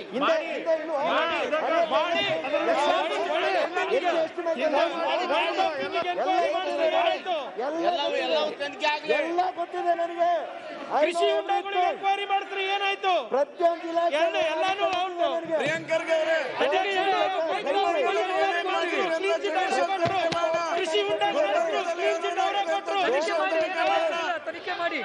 ಡೋಂಟ್ ಅಂಡರ್ ಎಸ್ಟಿಮೇಟ್. ಯಾವ್ಯಾವ ಇಲಾಖೆಯಲ್ಲಿ ನಾಯಕರೇ ನಿಮ್ಮ ಇಲಾಖೆನೂ ಗೊತ್ತಪ್ಪ.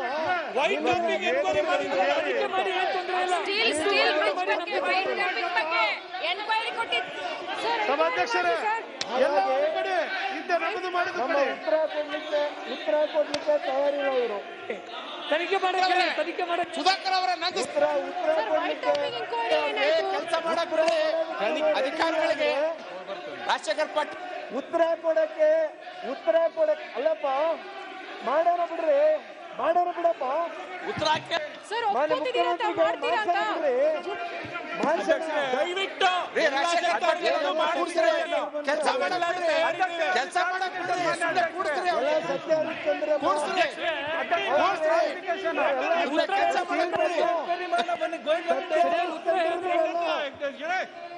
ಸನ್ಮಾನ್ಯ ಅಧ್ಯಕ್ಷರೇ, ನಿಮ್ಮನ್ನೇ ಬಿಟ್ಟಾಗಿರೋದ್ರಿ ಅಂದ್ರೆ ಬಂದು ನಿಮ್ಮನ್ನೇ ಬಿಟ್ಟಾಗಿರೋದು.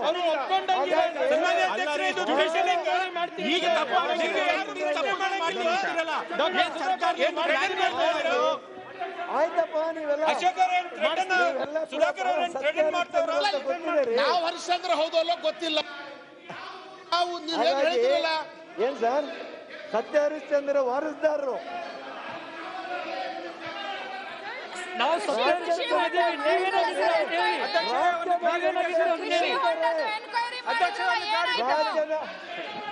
ವೈಟ್ ಟ್ಯಾಪಿಂಗ್ ಎನ್ಕ್ವೈರಿ ಮಾಡಿದ್ರಲ್ಲ,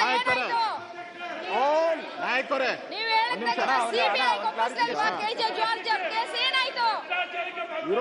ಅಧ್ಯಕ್ಷರೇ, ಒಂದು ಕ್ಲಾರಿಫಿಕೇಶನ್. ಮಾನ್ಯ ಅಧ್ಯಕ್ಷರೇ, ಎಷ್ಟು ಎನ್ಕ್ವೈರಿ ಅಧ್ಯಕ್ಷರೇ, ಸನ್ಮಾನ್ಯ ನಾಯಕರೇ, ಈಗ ನಾಯಕರೇ, ಈ ತರ ಅಧ್ಯಕ್ಷರೇ, ಈಗ ಟೋಟಲ್ 4,200 ಕೋಟಿ. ಮಾನ್ಯ ಅಧ್ಯಕ್ಷರೇ, 4,200 ಕೋಟಿ. ಸುಧಾಕರ್ ಅವರೇ, ಮಾನ್ಯ ಸಚಿವರೇ, ಒಂದು ಕ್ಲಾರಿಫಿಕೇಶನ್. ಅಣ್ಣ ಒಂದ್ ನಿಮಿಷ ಅಲ್ಲ, ನಾನು ಹೇಳ್ಬಿಡ್ತೀನಿ ಈಗ. ಮಾನ್ಯ ಅಧ್ಯಕ್ಷರೇ,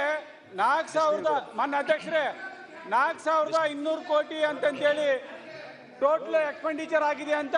ಅಣ್ಣ, ಮಾನ್ಯ ಅಧ್ಯಕ್ಷರೇ, ಒಂದು ಕ್ಲಾರಿಫಿಕೇಶನ್ ದಯಮಾಡಿ. ಮಾನ್ಯ ಅಧ್ಯಕ್ಷರೇ, ಈಗ ಅಧ್ಯಕ್ಷರೇ, ಇದು ಆಯ್ತು. ಮಾನ್ಯ ಅಧ್ಯಕ್ಷರೇ, ಈಗ ಇಲ್ಲ. ಮಾನ್ಯ ಸುಧಾಕರ್ ಅವರೇ, ಒಂದ್ ನಿಮಿಷ. ಮಾನ್ಯ ಸಚಿವರು, ಆನ್ಸರ್ ಮಾಡ್ತೇನೆ. ಮಾನ್ಯ ಅಧ್ಯಕ್ಷರೇ, ಇದರಲ್ಲಿ ಸ್ವಲ್ಪ ಕ್ಲಾರಿಫಿಕೇಶನ್ ಬೇಕಾಗಿದೆ. ನೀವು ಟೈಮ್ ಕೊಟ್ಟಿಲ್ಲ ಮಾನ್ಯ ಅಧ್ಯಕ್ಷರೇ. ಅವ್ರು ನಮಗೆ ಆನ್ಸರ್ ಮಾಡಕ್ ಬಿಡೋದಿಲ್ಲ, ಆನ್ಸರ್ ಮಾಡೋದಕ್ಕೆ ಬಿಡೋದಿಲ್ಲ ಮಾನ್ಯ ಅಧ್ಯಕ್ಷರೇ. ಇಲಾಖೆನಲ್ಲಿ total labour, DMF, social welfare, commerce and industry ಎಷ್ಟು ಟೋಟಲ್ 4,200 ಕೋಟಿನಲ್ಲಿ ಮೆಡಿಕಲ್ ಎಜುಕೇಶನ್ ಎಷ್ಟು, ಹೆಲ್ತ್ ಅಂಡ್ ಫ್ಯಾಮಿಲಿ ವೆಲ್ಫೇರ್ ಎಷ್ಟು, 15 ಇಲಾಖೆಗೆ ಎಷ್ಟು ಫ್ಯಾಬ್ರಿಕೇಶನ್ ಕೊಡಬೇಕು? ಒಂದ್ ನಿಮಿಷ. ಆಮೇಲೆ ಎಷ್ಟೆಷ್ಟು ಯಾವ ತಿಂಗಳಲ್ಲಿ ಎಷ್ಟೆಷ್ಟು ಖರೀದಿಯಾಗಿದೆ ಅದನ್ನ ಇಕ್ವಿಪ್ಮೆಂಟ್ ವೈಸು ಕೇಳಿ. ಮಾನ್ಯ ಎಲ್ಲ ವೆಂಟಿಲೇಟರ್ಸ್ ಎಷ್ಟು, PPE ಕಿಟ್ಸ್ ಎಷ್ಟು, ಥರ್ಮಾಮೀಟರ್ಸ್ ಎಷ್ಟು, ಮಾಸ್ಕ್ ಎಷ್ಟು, ಸ್ಯಾನಿಟೈಸರ್ ಎಷ್ಟು, ಕಂಪ್ಲೀಟ್ ಆಗಿ ಮಂತ್ ವೈಸ್ ಯಾವ ರೇಟಿ ಪರ್ಚೇಸ್ ಆಗಿದೆ ಅಂತ ಡೀಟೇಲ್ಸ್ ಕೊಡಬೇಕು ಮಾನ್ಯ ಅಧ್ಯಕ್ಷರೇ. ಆಮೇಲೆ 30 ಜಿಲ್ಲೆಗಳಲ್ಲಿ ಯಾವ ಜಿಲ್ಲೆಗೆ ಮೆಟೀರಿಯಲ್ ಹೋಗಿದೆ ಅಂತ ಹೇಳಿ ಇದನ್ನ ಡೀಟೇಲ್ ಕೊಡಬೇಕು ಮಾನ್ಯ ಅಧ್ಯಕ್ಷರೇ. ಇದೆಲ್ಲ ಕಂಪ್ಲೀಟ್ ಆಗಿ ನಮ್ಮ ಹತ್ರ ನಿರೀಕ್ಷೆ ಮಾಡ್ತಾ ಇಲ್ಲ. ಇನ್ನೊಂದು ಗಂಭೀರವಾದ ವಿಚಾರ ಮಾನ್ಯ ಅಧ್ಯಕ್ಷರೇ, ಅವರಿಗೆ ಮಾನ್ಯ ಸಚಿವರೇ, ಮಾಡುವಂತ ಸಂಸ್ಕೃತಿ. ಮಾನ್ಯ ಸಚಿವರೇ, ಸ್ವಲ್ಪ ಕೇಳಿ ದಯಮಾಡಿ. ಸುಧಾಕರ್ ಅವರೇ ಸ್ವಲ್ಪ ಕೇಳಿ. ಮಾನ್ಯ ಅಧ್ಯಕ್ಷರೇ, PM ಕೇರ್ ಇಂದ ಬಂದಿರತಕ್ಕಂತ ವೆಂಟಿಲೇಟರ್ಸ್, ಮಾನ್ಯ ಅಧ್ಯಕ್ಷರೇ, PM ಕೇರ್ ಇಂದ ಬಂದಿರತಕ್ಕಂತ ವೆಂಟಿಲೇಟರ್ಸ್ ಬೆಂಗಳೂರು ಮೆಡಿಕಲ್ ಕಾಲೇಜಿನಲ್ಲಿ ಕೋವಿಡ್ ಗೆ ಯೂಸ್ ಮಾಡಲ್ಲ ಅಂತ ಸರ್ಟಿಫೈ ಮಾಡಿದ್ದಾರೆ ಮಾನ್ಯ ಅಧ್ಯಕ್ಷರೇ. ಈ ವಿಷಯನ ಗಂಭೀರವಾಗಿ ಪರಿಗಣನೆ ಮಾಡ್ಬೇಕಂತ ತಮ್ಮ ಗಮನಕ್ಕೆ ತರ್ತಾ ಇದ್ದೀನಿ. ಯಾವ PPE ಕಿಟ್ಟು ಸನ್ಮಾನ್ಯ ಅಧ್ಯಕ್ಷರೇ, ಈಗಾಗಲೇ ಸುಧಾಕರ್ ಅವರು ಬಹಳ ವಿಸ್ತೃತವಾಗಿ ಕೊಡ್ತಾ ಇದ್ದಾರೆ. ಪ್ರಾರಂಭದಲ್ಲಿ ಸ್ವಲ್ಪ ಜಾಸ್ತಿ ಆದರೂ ಕೂಡ ಕರೆಕ್ಟಾಗಿ ಏನೇನು ಸ್ಟ್ಯಾಟಿಸ್ಟಿಕ್ಸ್ ಹೇಳಬೇಕು ಅದನ್ನು ಹೇಳ್ತಾ ಇದ್ದಾರೆ. ಸಾಮಾನ್ಯವಾಗಿ ಪತ್ರಿಕೆಯಲ್ಲೂ ಕೂಡ ಭಾಳಷ್ಟು ಸರಿ ಬಂದಿದೆ. ಬೆಂಗಳೂರು ಅಂತಾರಾಷ್ಟ್ರೀಯ ಒಂದು ಪ್ರದರ್ಶನ ಕೇಂದ್ರದಲ್ಲಿ ಭಾಳ ಅವ್ಯವಹಾರ ಆಗಿದೆ, ಬೆಡ್ಡು, ಮಂಚ ಈ ಥರದ್ದೆಲ್ಲ ತಗೊಳೋದರಲ್ಲಿ ನಾನು ನೋಡಿದ ಪ್ರಕಾರ 200 ಕೋಟಿ ಅಂತ ಪತ್ರಿಕೆಯಲ್ಲಿ ಬಂದಿತ್ತು. 200 ಕೋಟಿ 200 ಕೋಟಿ ಅಂತ ಬಂದಿತ್ತು ಪತ್ರಿಕೆಯಲ್ಲಿ. ಅದಾದಮೇಲೆ ಒಂದು ಪತ್ರಿಕೆಯಲ್ಲಿ 144 ಕೋಟಿ ಅಂತಲೂ ಬಂದಿತ್ತು. ಒಟ್ಟು 6 ತಿಂಗಳಿಗೆ ಅಲ್ಲಿನ ಬೆಡ್ 10,000 ಬೆಡ್ ಮಾಡಬೇಕು ಅಂತ ಒಂದು ಸರ್ಕಾರದ ಪ್ರಪೋಸ್ ಇದೆ. ಇಡೀ ದೇಶದಲ್ಲೇ ಒಂದು ಮಾದರಿ ಆಗಬೇಕು ಅನ್ನೋದು ಒಂದು ಕಾನ್ಸೆಪ್ಟನ್ನು ಮುಖ್ಯಮಂತ್ರಿಗಳು ಕೊಟ್ಟಿದ್ರು ಅವತ್ತು. ಸೊ ಅದಾದಮೇಲೆ ಪತ್ರಿಕೆಯಲ್ಲಿ ಬಂದ ಮೇಲೆ ನಾನು ಸನ್ಮಾನ್ಯ ಯಡಿಯೂರಪ್ಪನವರು ನಾವೆಲ್ಲ ಅಲ್ಲಿ ಹೋದ್ರು ಭೇಟಿ ಉದ್ಘಾಟನೆ ಮಾಡೋಕ್ಕೆ. ಯಡಿಯೂರಪ್ಪನವ್ರು ನನಗೆ ಹೇಳಿದ್ರು, ನೋಡಪ್ಪ ಇದೇನು ಪತ್ರಿಕೆಯಲ್ಲೆಲ್ಲ ಬಂದಿದೆ ಅಂತ. ನಾನು ಆದಾಗ ಚೆಕ್ ಮಾಡಿದಾಗ ನಾವು ಇನ್ನೂ ಟೆಂಡ್ರೇ ಕೊಟ್ಟಿರಲಿಲ್ಲ ಅದನ್ನು. ಸುಧಾಕರ್ ಅವರು ಟೆಂಡ್ರೇ ಕೊಟ್ಟಿಲ್ಲ, ನಾವು ಟೆಂಡ್ರೇ ಕೊಟ್ಟಿರಲಿಲ್ಲ. ಮತ್ತು ಯಾರು ಕಾಂಟ್ರಾಕ್ಟರ್ನ ಕರೆದು ಅವರಿಗೆ ದುಡ್ಡು ಕೊಟ್ಟಿಲ್ಲ, ಏನು ಒಂದು ಪೈಸಾ ಅಡ್ವಾನ್ಸು ಕೊಟ್ಟಿಲ್ಲ. ಆದ್ರೆ ದೊಡ್ಡ ಒಂದು ಇಶ್ಯೂ ಆಯಿತು. ಅದಾದ್ಮೇಲೆ ಮಾಧ್ಯಮಗಳಲ್ಲಿ ಒಂದೇ ನಿಮಿಷ, ಮಾಧ್ಯಮಕ್ಕೆ ಹೆಂಗ್ ಬಂತು ಹಂಗಾದ್ರೆ? ನೀವೇ ಬರ್ಸಿದ್ರ ಮಾಧ್ಯಮಕ್ಕೆ? ಏನು ಕೊಟ್ಟಿಲ್ಲ. ಅದರೊಳಗೆ ಭ್ರಷ್ಟಾಚಾರ ಆಗಿದೆ ಅಂತ ಯಾರು ಆರೋಪ ಮಾಡಲಿಲ್ಲ. ಅದು ಭ್ರಷ್ಟಾಚಾರ ಆಗಿದೆ ಅಂತ ಯಾರು ಆರೋಪ ಮಾಡಲಿಲ್ಲ. ತಡೆಗಟ್ಟಿದ್ರು ಅಂತ ಎಲ್ಲರೂ ಹೇಳಿದ್ರು. ನಾನು ಹೇಳಿದ್ಮೇಲೆ ಸುರೇಶ್ ಅವರೇ, ನಾನು ಹೇಳಿದ್ಮೇಲೆ ನಿಮ್ಗೇನಾದ್ರೂ ನಾನು ಹೇಳಿರೋ ಸುಳ್ಳು ಅನ್ಸಿದ್ರೆ ದಯವಿಟ್ಟು ಕೇಳಿ. ನಾನು ಕೇಳ್ತೀನಿ, ಶಾಂತವಾಗೇ ಕೇಳ್ತೀನಿ. ನನಗೇನು ಬೇಜಾರಿಲ್ಲ, ನನಗೇನು ಬೇಜಾರಿಲ್ಲ. ಡಾಕ್ಟ್ರೆ ಒಂದೇ ನಿಮಿಷ ಸುರೇಶ್, ಒಂದೇ ನಿಮಿಷ ಸುರೇಶ್, ನಾನು ಹೇಳಿದ ಮೇಲೆ ನಿನ್ಗೇನಾದ್ರೂ ಜಾಗಕ್ಕೆ ಹೋದ್ಮೇಲೆ ನೀವು ಇಂಟರ್ವ್ಯೂನ್ ಆದ್ಮೇಲೆ ಸರೋಯ್ತು, ಭ್ರಷ್ಟಾಚಾರಕ್ಕೆ ಹೊರಟಿತ್ತಲ್ಲಿ, ನೀವು ಹೋಗಿ ಅದನ್ನ ತಡೆ ಮಾಡಿದ್ರಿ. ಒಂದ್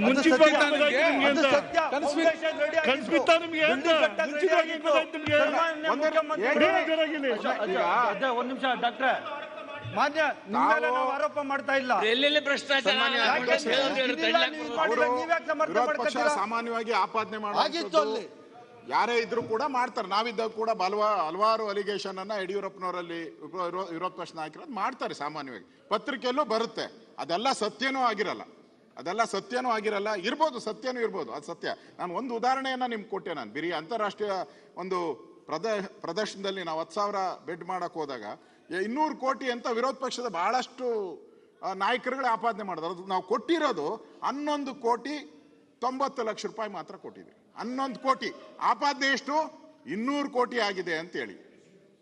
ಅದರಿಂದ ಇಲ್ಲಿ ಟ್ಯಾಲಿ ಇದೆಯಲ್ಲ, ಇದು ಆಪಾದನೆ ಅರ್ಥ ಆಗ್ತಾ ಇಲ್ಲ. ಅದರಿಂದ ತನಿಖೆ, ನ್ಯಾಯಾಂಗ ತನಿಖೆ ಮಾಡಬೇಕು, ಅದನ್ನು ಸರ್ಕಾರಕ್ಕೆ ಸೇರಿದಂತೆ ಯಾವ ತನಿಖೆ ಮಾಡಬೇಕು, ಏನ್ ಮಾಡಬೇಕು ಅಂತ ಸರ್ಕಾರಕ್ಕೆ ನೀವು ಕ್ಲೈಮ್ ಮಾಡಬಹುದಷ್ಟೇ. ಸರ್ಕಾರ ಅದನ್ನ ತೀರ್ಮಾನ ಮಾಡಬೇಕು. ಪ್ರತಿಯೊಂದಕ್ಕೂ ಕೂಡ ತನಿಖೆ ಕೊಟ್ಕೊಂಡು ಹೋದ್ರೆ ಕೋವಿಡ್ ಹೊಸ ಕಾಯಿಲೆ ಚೀಫ್ ಮಿನಿಸ್ಟರ್ ಇಂಟರ್ವ್ಯೂನ್ ಮಾಡಿ ಅದು ಬೇಡ, ಡೈರೆಕ್ಟ್ ಪರ್ಚೇಸ್ ಮಾಡಿದ ಹೇಳಿದ ನಂತರ ಆ ಲೆಕ್ಕಕ್ಕೆ ಬಂದಿದೆ. ಇದು ನಾನು ನಿನ್ನೆ ಹೇಳಿದ್ದೇನೆ.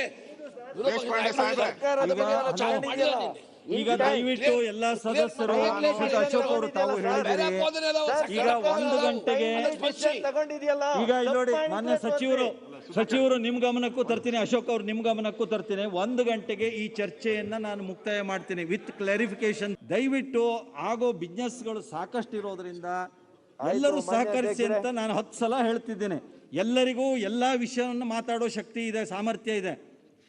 ಆದ್ರೆ ಅದ್ರ ಪ್ರದರ್ಶನ ಈ ಶನಿವಾರ ತನಕ ಅಧಿವೇಶನದಲ್ಲೇ ಮಾತ್ರ ಆಗಬೇಕು ಅಂತಿಲ್ಲ. ಹಾಗಾಗಿ ದಯವಿಟ್ಟು ಇದನ್ನು ಅರ್ಥ ಮಾಡಿಕೊಂಡು ಸುಧಾಕರ್ ಅವರು ತಾವು ಈ ಮುಕ್ತಾಯ ಮಾಡಬೇಕು. ಇನ್ನು ಭಾಳ ಅಂದ್ರೆ 2-3 ನಿಮಿಷದಲ್ಲಿ ಇಲ್ಲ, ಯಾಕಂದ್ರೆ ಕ್ಲಾರಿಫಿಕೇಶನ್ ಒಂದು 10 ನಿಮಿಷ ಅವಕಾಶ ಕೊಡ್ತೀನಿ, ಆಮೇಲೆ ನಾವು ಮುಗಿಸ್ಬೇಕಾಗತ್ತೆ. 2 ಗಂಟೆ ಆಗಿದೆ, 2.5 ಗಂಟೆ ಆಯ್ತು ಈಗ ಉತ್ತರ. ಮಾನ್ಯ ಅಧ್ಯಕ್ಷರೇ, 2-3 ನಿಮಿಷ ಬಹಳ ಕಷ್ಟ ಆಗ್ತದೆ. ಯಾಕೆಂದ್ರೆ PP ಎಲ್ಲ ಇವರು ಕೊಟ್ಟಿರ್ತಕ್ಕಂಥ ಎಲ್ಲ ಅಲ್ರಿ 2.5 ಗಂಟೆ ಆದ್ಮೇಲೆ ನಿಮಗೆ ಹೇಳ್ತಾ ಇದ್ದೀನಿ ನಾನು ಇದನ್ನ. ಮಾನ್ಯ ಅಧ್ಯಕ್ಷರೇ 15 ಜನರಿಗೆ ಉತ್ತರ ಕೊಡ್ಬೇಕಲ್ಲ ಮಾನ್ಯ ಅಧ್ಯಕ್ಷರೇ. ನನ್ನ ಪರಿಸ್ಥಿತಿನ ಅರ್ಥ ಮಾಡ್ಕೊಳ್ಳಿ ಮಾನ್ಯ ಅಧ್ಯಕ್ಷರೇ. ಅದರಲ್ಲಿ 1 ಗಂಟೆ ಅವ್ರು ಇಂಟರ್ವ್ಯೂನ್ ಆಗಿದ್ದಾರೆ ಮಾನ್ಯ ಅಧ್ಯಕ್ಷ. 1.5 ಗಂಟೆ ಮುಗಿಸ್ಬಿಡ್ತೀನಿ.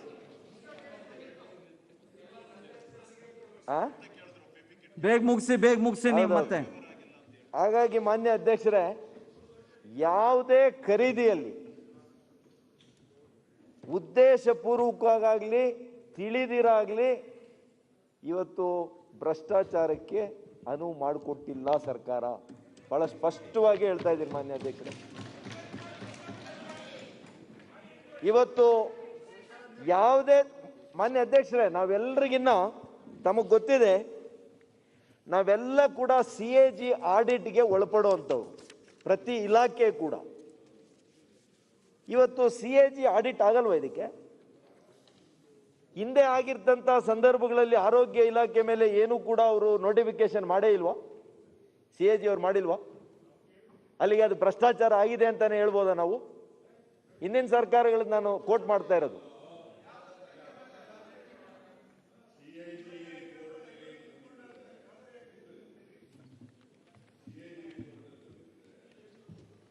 ಪಬ್ಲಿಕ್ ಅಕೌಂಟ್ಸ್ ಕಮಿಟಿಯವರು ಅದನ್ನು ಪ್ರೋಬ್ ಮಾಡ್ತಾರೆ, ವಿಚಾರಣೆ ಮಾಡ್ತಾರೆ, ಪ್ರಶ್ನೆ ಮಾಡ್ತಾರೆ.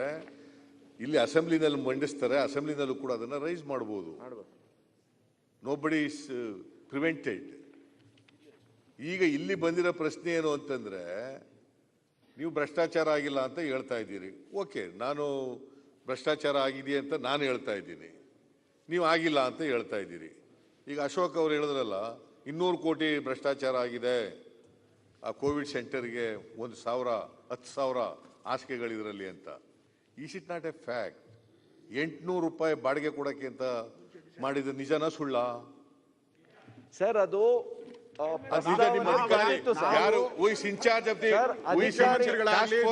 ಟಾಸ್ಕ್ ಫೋರ್ಸ್ ನಾನು ಪರ್ಸನಲ್ ಆಗಿ ವಿಸಿಟ್ ಮಾಡಿದ್ದೆ. ಅಲ್ಲಿ ಕಾಂಟ್ರಾಕ್ಟರ್ಗಳನ್ನು ಕೇಳಿದೆ. ಅಲ್ಲಿದ್ದಂತ ಯಾರೋ ಒಬ್ಬ ಆಫೀಸರು, ಟಾಸ್ಕ್ ಫೋರ್ಸ್ ನ ಆಫೀಸರು, ಅವರು 800 ರೂಪಾಯಿಗೆ ಒಪ್ಕೊಂಡಿದ್ರು. After the intervention of mister Yediyurappa ಅದನ್ನ ತಕ್ಕಬೇಕು ಅಂತ ಆಯ್ತು. ಆ ಬೇಸಿಸ್ ಮೇಲೆ 200 ಕೋಟಿ ರೂಪಾಯಿ ನಡೆದಿರಬಹುದು. 10,000 ಬೆಡ್ಗಳಿಗೆ 800 ರೂಪಾಯಿ ಅಂದ್ರೆ ಎಷ್ಟು ಕೋಟಿ ರೂಪಾಯಿ ಆಯ್ತು? ಎಷ್ಟಾಯ್ತು? ಅದ್ರಲ್ಲಿ ಆಗಿರ್ಬಹುದು ಅಂತ ಹೇಳಿದೀವಿ.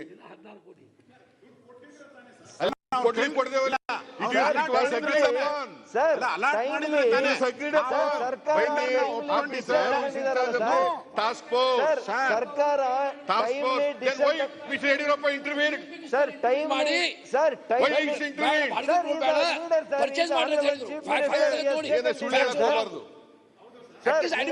ಮುಖ್ಯಮಂತ್ರಿಗಳು one Mr. Kateria was agreed to 800 rupees per bed as rent per day. ನೀವು ಯಾರೋ ಕಟೇರಿಯಾ ಹೆಸರು ಹೇಳಿದಿರೋ ಅವರೇ ಹೇಳಿದ್ದಾರೆ. ಅವ್ರು ಹೇಳಿದ ನನಗೆ 800 ರೂಪಾಯಿ ಕೊಡಕ್ಕಾಗಲ್ಲ ಅಂತ ಹೇಳಿದ್ದಾರೆ. ಕಟೇರಿಯಾನೇ ನನ್ನ ಹತ್ರ ಬಂದು 800 ರೂಪಾಯಿ ಕೊಡಕ್ಕಾಗಲ್ಲ ಅಂತ ಹೇಳಿದ್ದಾರೆ. By a sitting high court judge, let the truth comes out. Whether you say truth or I say truth or false things, falsehood ಬೆಳಕಿಗೆ ಬರ್ಲಿ ಅಂತ ನಾವು ಹೇಳ್ತಾ ಇದ್ದೀವಿ. ಸರ್ ಅಲ್ಲ ಸರ್ ಯಾರೋ ಪ್ರಪೋಸಲ್ ಮಾಡ್ತಾರೆ, ಯಾರ ಕಮಿಟಿಯಲ್ಲಿ ಏನೇನೋ ಹೇಳ್ತಾರೆ 800 ರೂಪಾಯಿ ಅಂದ್ರೆ ಸರ್ಕಾರ ಒಪ್ಬೇಕಲ್ಲ ಸರ್. ಅವಾಗ ಸರ್ಕಾರ ಒಪ್ಪಿದ್ರೆ ಸರ್ಕಾರ ತಪ್ಪಾಗ್ತೈತೆ. ನಾವು ಒಪ್ಪೇ ಇಲ್ಲಲ್ಲ. ಸರ್ಕಾರ ಒಪ್ಪಿಲ್ಲ ಅಂದಾಗ ತಪ್ಪೆಲ್ಲಿಂದ? ತಪ್ಪು ರಾಜ್ಯದ ಜನ ಒಪ್ಪೇಳೋದು ಬಿಡೋದಲ್ಲ ಪ್ರಶ್ನೆ ಇಲ್ಲಿರೋದು. The people of this state, that is the highest court in democracy. ಅವರು ಹೇಳ್ಬೇಕು. ಮಾನ್ಯ ಗೊತ್ತಾಗಿದೆಯಲ್ಲ ಆರೋಗ್ಯ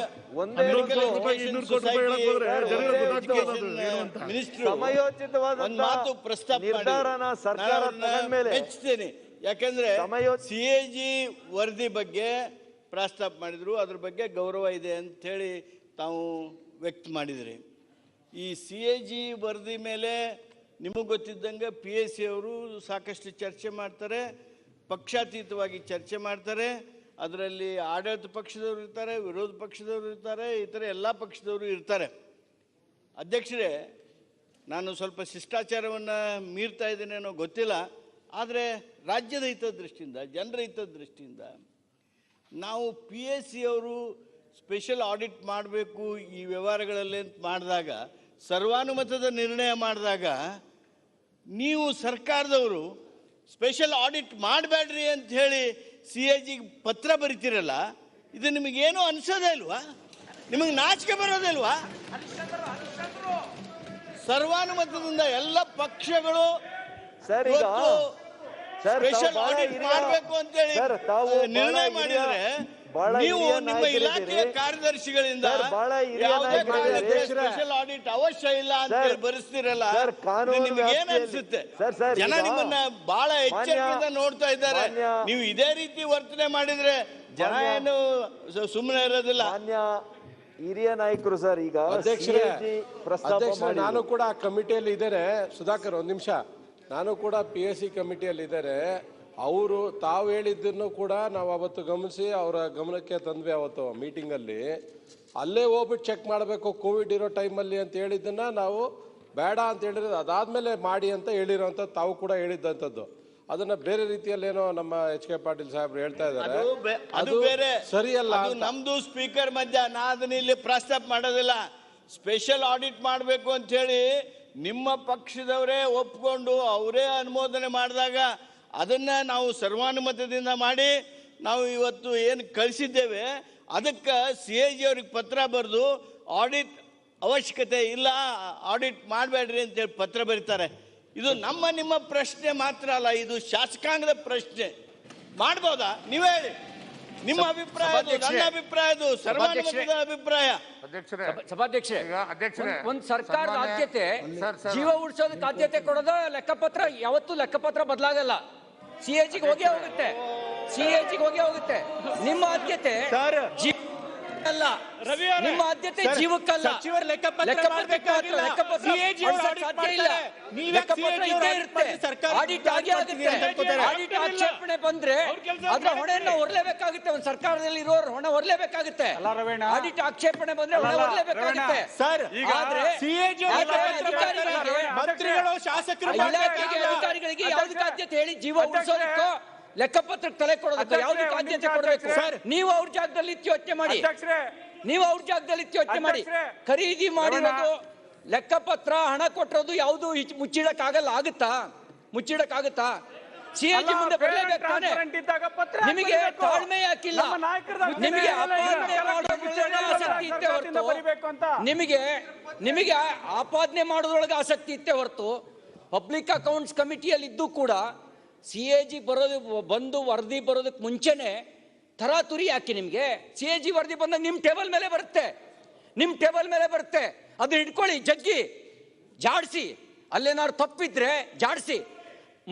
ಮಾನ್ಯ ವಿರೋಧ ಪಕ್ಷದ ನಾಯಕರು ಹೇಳಿದಂತೆ ಅಂತಿಮವಾಗಿ ಪ್ರಜಾಪ್ರಭುತ್ವದ ಕೋರ್ಟಿಗೆ ಹೋಗಲೇಬೇಕು, ಅಲ್ಲಿ ತೀರ್ಪನ್ನು ಒಪ್ಕೊಳ್ಳೇಬೇಕು. ಅದಕ್ಕೆ ಮುಂಚೆ ಆತರ ಯಾಕೆ ನಿಮಗೆ? ನಿಮ್ಮ ಆತರ ನೋಡಿದ್ರೆ ನೀವು ಯಾವುದೇ ವರದಿ ಬರೋದಕ್ಕೆ ಮುಂಚೆನೆ ಆರೋಪದ ಗೋಪುರ ಕಟ್ಲಿಕ್ಕೆ ಹೊಟ್ಟಿದಿರಿ. ಅದ್ರ ಬಗ್ಗೆ ಆಕ್ಷೇಪಣೆ. ನೀವೇನು ತಗಲು ಮಾಡ್ತಾ ಇದ್ದೀರಿ ಅದನ್ನಷ್ಟೇ ನಾವು ನೋಡಕ್ಕೆ ಹೋಗ್ತಿದ್ವಿ ಅಂತ ತಿಳ್ಕೊಂಡಿದ್ದೀರಿ. ತಪ್ಪು. ನಾವೆಲ್ಲ ಸರ್ವ ಸದಸ್ಯರು, ನಾವೊಬ್ಬ ಅಲ್ಲ, ನಮ್ಮ ಪಾರ್ಟಿಯವರು ಮಾತ್ರ ಅಲ್ಲ, ನಿಮ್ಮ ಪಾರ್ಟಿಯವ್ರನ್ನ ಮೊದಲಕ್ಕೆ ಮಾಡಿಕೊಂಡು ನಾವು ಆಸ್ಪತ್ರೆಗಳಿಗೆ ಹೋಗಬೇಕು. ಅಲ್ಲಿ ವೆಂಟಿಲೇಟರ್ಗಳು ಹಳೆವು 10 ವರ್ಷದ ಹಿಂದಿನೂ ಬಂದಾವು ಅಂಥೇಳಿ ನಮಗೆ ದೂರಿತ್ತು. ಅವುಗಳನ್ನು ನೋಡಬೇಕು. ಆಕ್ಸಿಜನ್ ಸಪ್ಲೈ ಸರಿ ಇಲ್ಲ ಅಂತ ಇತ್ತು, ಅದನ್ನು ನೋಡಬೇಕು. ಬೆಡ್ಗಳಿಲ್ಲ, ಬೆಡ್ಡನ್ನು ಅವರು ಯಾರು ಅಡ್ಮಿಟ್ ಮಾಡ್ಕೊಳ್ತದಿಲ್ಲ ಅನ್ನುವಂಥ ದೂರಿತ್ತು, ಅದನ್ನು ನೋಡಬೇಕು. ಇವೆಲ್ಲ ನೋಡಬೇಕಾದ್ರೆ ಈ ವಿಚಾರಗಳನ್ನು ಮಾಡಬೇಕು. ಏನು ಬರೀ ನಿಮ್ಮ ಲೆಕ್ಕ ನೋಡೋಕ್ಕಷ್ಟೇ ಹೋಗಿದ್ವಿ ಅಂತ ಮಾಡ್ರೂ, ಆ ನಿಮ್ಮ ಲೆಕ್ಕ ನೀವು ಹೊಸವು ತೊಗೊಂಡಿರೋ, ಹಳೆವು ತೊಗೊಂಡಿರೋ, ಅವೆಲ್ಲ PPE ತೊಗೊಂಡಿದ್ರಲ್ಲ, ಅವನ್ನೆಲ್ಲ ವಾಪಸ್ ತೊಗೊಂಡವ್ರಿ ನೀವು ಅಂತೇಳಿ ಡಿಸ್ಟ್ರಿಕ್ಟ್ನಿಂದ ನಿಮಗೆ ಪತ್ರ ಬರೆದ್ರಲ್ಲ. ಯಾರು ಬರೆದ್ರು? ನಿಮ್ಮ ಕಮಿಷನರೇ ಬರೆದ್ರು. Those are not of quality. This is written by your own commissioners. ಇಂಥ ಅವ್ಯವಹಾರ ಮಾಡಿ ಕರೋನಾದಲ್ಲಿ ಈ ರೀತಿಯಾಗಿ ಜನರ ಜೀವಕ್ಕೆ ಏನು ಕಾಸು ಕಿಮ್ಮತ್ ಇಲ್ದಂಗೆ ಮಾಡಿದ್ರಲ್ಲ, ಇಷ್ಟಾಗಿನೂ ಮತ್ತು ಈ ರೀತಿ ಹೇಳ್ತಾ ಇದ್ದೀರಿ ನೀವು. ಏನು ನೈತಿಕ ಶಕ್ತಿ ನಿಮ್ಮ ಹತ್ರ ಇದೆಯೋ ಗೊತ್ತಿಲ್ಲ ನನಗೆ. ದಯಮಾಡಿ ಜನರ ಜೀವಕ್ಕೆ ನೀವು ಬೆಲೆ ಕೊಡಬೇಕು ಅಂತ ಹೇಳಿ ನಾನು ಒತ್ತಾಯ ಮಾಡ್ತೀನಿ.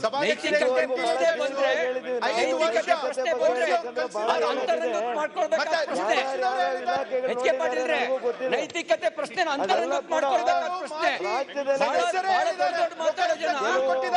ಖಾಸಗಿ ಅವರ 18 ಲಕ್ಷಕ್ಕೆ ಬಿಲ್ ಮಾಡಿದ್ರು. 18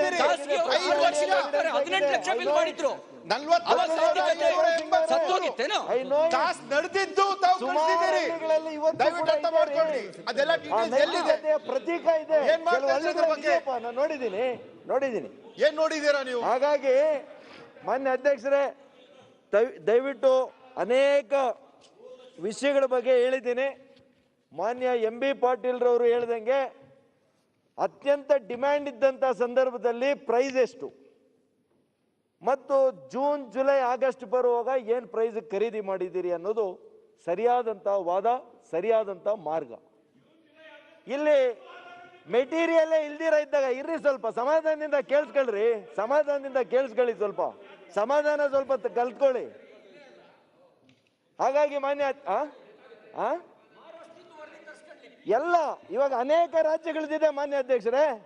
30 ರಾಜ್ಯಗಳಲ್ಲಿ ಯಾವ ರಾಜ್ಯ ಆದ್ರೂ ತರಿಸಿ ಮಾರ್ಚ್ನಲ್ಲಿ, ಏಪ್ರಿಲ್ನಲ್ಲಿ ಅವ್ರು ಎಷ್ಟಕ್ಕೆ ಕೊಂಡ್ಕೊಂಡಿದ್ದಾರೆ ಅಂತ ಹೇಳಿ ತರಿಸ್ಕೊಳ್ಳಿ ಮಾಹಿತಿ. ಎಲ್ಲ ಮಾಹಿತಿಯನ್ನು ತರಿಸ್ಕೊಡ್ತಾ ಇದ್ದಾರಲ್ಲ, ತರಿಸ್ಕೊಳ್ಳಿ. ಸನ್ಮಾನ್ಯ ಸಭಾಧ್ಯಕ್ಷರೇ, ಹಾಗಾಗಿ ಇವತ್ತು ಮಾರ್ಚ್ ಏಪ್ರಿಲ್ ಅಲ್ಲೇ ಖರೀದಿ ಮಾಡಿದ್ದು ಎಲ್ಲ ಸಂಖ್ಯೆ ತಗೊಂಡ್ವಿ ನಾವು. ಸಭಾಧ್ಯಕ್ಷರೇ ಹೇಳ್ಕೊಳ್ರಿ ಡಾಕ್ಟರ್ ಅಜಯ್, ನೀವೆಲ್ಲ ಏನಪ್ಪಾ ನೀವು 575 ರೂಪಾಯಿ ಜುಲೈಯಲ್ಲಿ 575 ರೂಪಾಯಿ ಹಿಂಗೆ ತಗೊಂಡ್ವಿ ಮಾನ್ಯ ಅಧ್ಯಕ್ಷರೇ. ಅವಾಗೂ 1000 ರೂಪಾಯಿಗೆ ತಗೋಬೇಕಾಗಿತ್ತಲ್ಲ. ಮತ್ತೆ ಮಾನ್ಯ ಅಧ್ಯಕ್ಷರೇ, ದಯವಿಟ್ಟು ನಾನು ಒಂದೇ ಒಂದು ಕೈ ಮುಗಿದು ವಿರೋಧ ಪಕ್ಷಗಳು ಮಾಡ್ತೇನೆ. ಏಪ್ರಿಲ್ ಮೇ ಅಲ್ಲಿ ಖರೀದಿ ಮಾಡಿದ್ದು V are in the middle of the war. ದಯವಿಟ್ಟು ನೈತಿಕ ಸ್ಥೈರ್ಯವನ್ನ ಅಧಿಕಾರಿಗಳು ಕರೋನಾ ಯೋಧರನ್ನ ಕುಗ್ಗಿಸಬೇಡಿ. ಸನ್ಮಾನ್ಯ ಅಧ್ಯಕ್ಷರೇ, ದಯವಿಟ್ಟು ಕುಗ್ಗಿಸಬೇಡಿ. ಹೋಗಿದ್ದಾರೆ ಅವರೆಲ್ಲರೂ. ಮಾನ್ಯ ಅಧ್ಯಕ್ಷರೇ, ಇದು ಅವ್ರು ಯಾರು ಕೂಡ ಅಧಿಕಾರಿಗಳು ಇನ್ನು ಮೇಲೆ ಸ್ವಾತಂತ್ರ್ಯದಿಂದ ಜವಾಬ್ದಾರಿಯಿಂದ ಕೆಲಸ ಮಾಡ್ಲಿಕ್ಕೆ ಭಯ ಪಡ್ತಾರೆ. ಮಾನ್ಯ ಅಧ್ಯಕ್ಷರು, ಸರ್ಕಾರ ಹೇಳಿದ್ರು ಕೂಡ ನಾವು ಪ್ರಿನ್ಸಿಪಲ್ ಆಗಿ ಮಾಡ್ತೀವಿ, ಟೆಂಡರ್ ಆಗಿ ಮಾಡ್ತೀವಿ ಅಂತ ಅವರು ಹಿಂದೆ ಎಲ್ಲ ಮಾಡಿದ್ರೆ, ಮಾನ್ಯ ಅಧ್ಯಕ್ಷರೇ, ಇವ್ರೇನ್ ಹೇಳ್ತಾ ಇದ್ದಾರಲ್ಲ, ಸಾವಿರಾರು ಜನರಲ್ಲ ಮಾನ್ಯ ಅಧ್ಯಕ್ಷರೇ, ಲಕ್ಷಾಂತರ ಜನರು ಸಾವಾಗಿರೋದು ಈ ರಾಜ್ಯದಲ್ಲಿ. ಅದಕ್ಕೆ ಹೊಣೆಗಾರಿಕೆ ಮತ್ತೆ ನಮ್ಮ ತಲೆ ಮೇಲೆ ಕಟ್ಟಿರೋರು. ಇವತ್ತು ನಿಯಂತ್ರಣ ಮಾಡಿದ್ದೀವಿ, ಇವತ್ತು ಆಪಾದನೆ ಮಾಡಿ ಭ್ರಷ್ಟಾಚಾರದ ಗೂಬೆಯನ್ನ ನಮ್ಮ ತಲೆ ಮೇಲೆ ಕೂಡಿಸ್ತಾ ಇದ್ದೀವಿ. ಯುದ್ಧ ಬಂದಾಗ ನಾವು ಪ್ರೊಸೀಜರ್ಸ್ ಅನ್ನ ಮಾಡಬೇಕಾಗ್ತದ? ಯುದ್ಧ ಬಂದಂತ ಸಂದರ್ಭದಲ್ಲಿ ಅವತ್ತು ಎಮರ್ಜೆನ್ಸಿ. ಮಾನ್ಯ ಅಧ್ಯಕ್ಷರೇ, ನಾನು ಹೇಳಿದ್ದೆಲ್ಲ WHO ಹೃದಯಾಘಾತಕ್ಕೂ ಮೊದಲು ಕಂಡುಬರುವ ಲಕ್ಷಣಗಳೇನು? ಹೃದಯಾಘಾತ ಸದ್ಯ ಎಲ್ಲರನ್ನೂ ಕಂಗಾಲಾಗಿಸಿರುವ ಸಾಮಾನ್ಯ ಕಾಯಿಲೆ ಎಂಬಂತಾಗಿದೆ. ಇಂದು ಬಹುತೇಕ ಜನರ ಸಾವಿಗೆ ಹೃದಯಾಘಾತವು ಒಂದು ಸಾಮಾನ್ಯ ಕಾರಣವಾಗಿದ್ದು, ವೃದ್ಧಾಪ್ಯದಲ್ಲಿ ಸಂಭವಿಸುತ್ತಿದ್ದ ಹೃದಯಾಘಾತ ಪ್ರಕರಣಗಳು ಇದೀಗ 30 ರಿಂದ 40 ವರ್ಷದೊಳಗಿನ ಯುವ ಸಮುದಾಯವನ್ನು ಬಾಧಿಸುತ್ತಿದೆ. ಇತ್ತೀಚೆಗೆ ಚಲನಚಿತ್ರ ನಟರು ಒಬ್ಬರ ಹಿಂದೊಬ್ಬರಂತೆ ಹೃದಯಾಘಾತಕ್ಕೊಳಗಾಗುತ್ತಿರುವುದು ದೇಶದಲ್ಲೇ ದೊಡ್ಡ ಸುದ್ದಿಯಾಗಿತ್ತು. ಈ ಸುದ್ದಿಗಳು ಎಲ್ಲರನ್ನೂ ಆತಂಕಕ್ಕೀಡು ಮಾಡಿದ್ದು ಸುಳ್ಳಲ್ಲ. ಹೃದಯಾಘಾತಕ್ಕೆ ಮುಖ್ಯ ಕಾರಣಗಳೇನೆಂದರೆ ನಮ್ಮ ಜೀವನ ಶೈಲಿ. ಫ್ರೀ ಆಗಿ ಕೂಡ ಕೊಟ್ಟಿದ್ದಾರೆ ಅನೇಕ ಡಿಸ್ಟಿಲರಿಗಳವರು. ಹಾಗಾಗಿ ಮಾನ್ಯ ಅಧ್ಯಕ್ಷರೇ, ಪ್ರತಿಯೊಂದು ಹಂತದಲ್ಲಿ ಯಾವುದು ಲೋಪ ಇಲ್ಲದೆ ಇವತ್ತು ಸ್ಯಾನಿಟೈಸರ್ಸ್ ಇರ್ಬೋದು,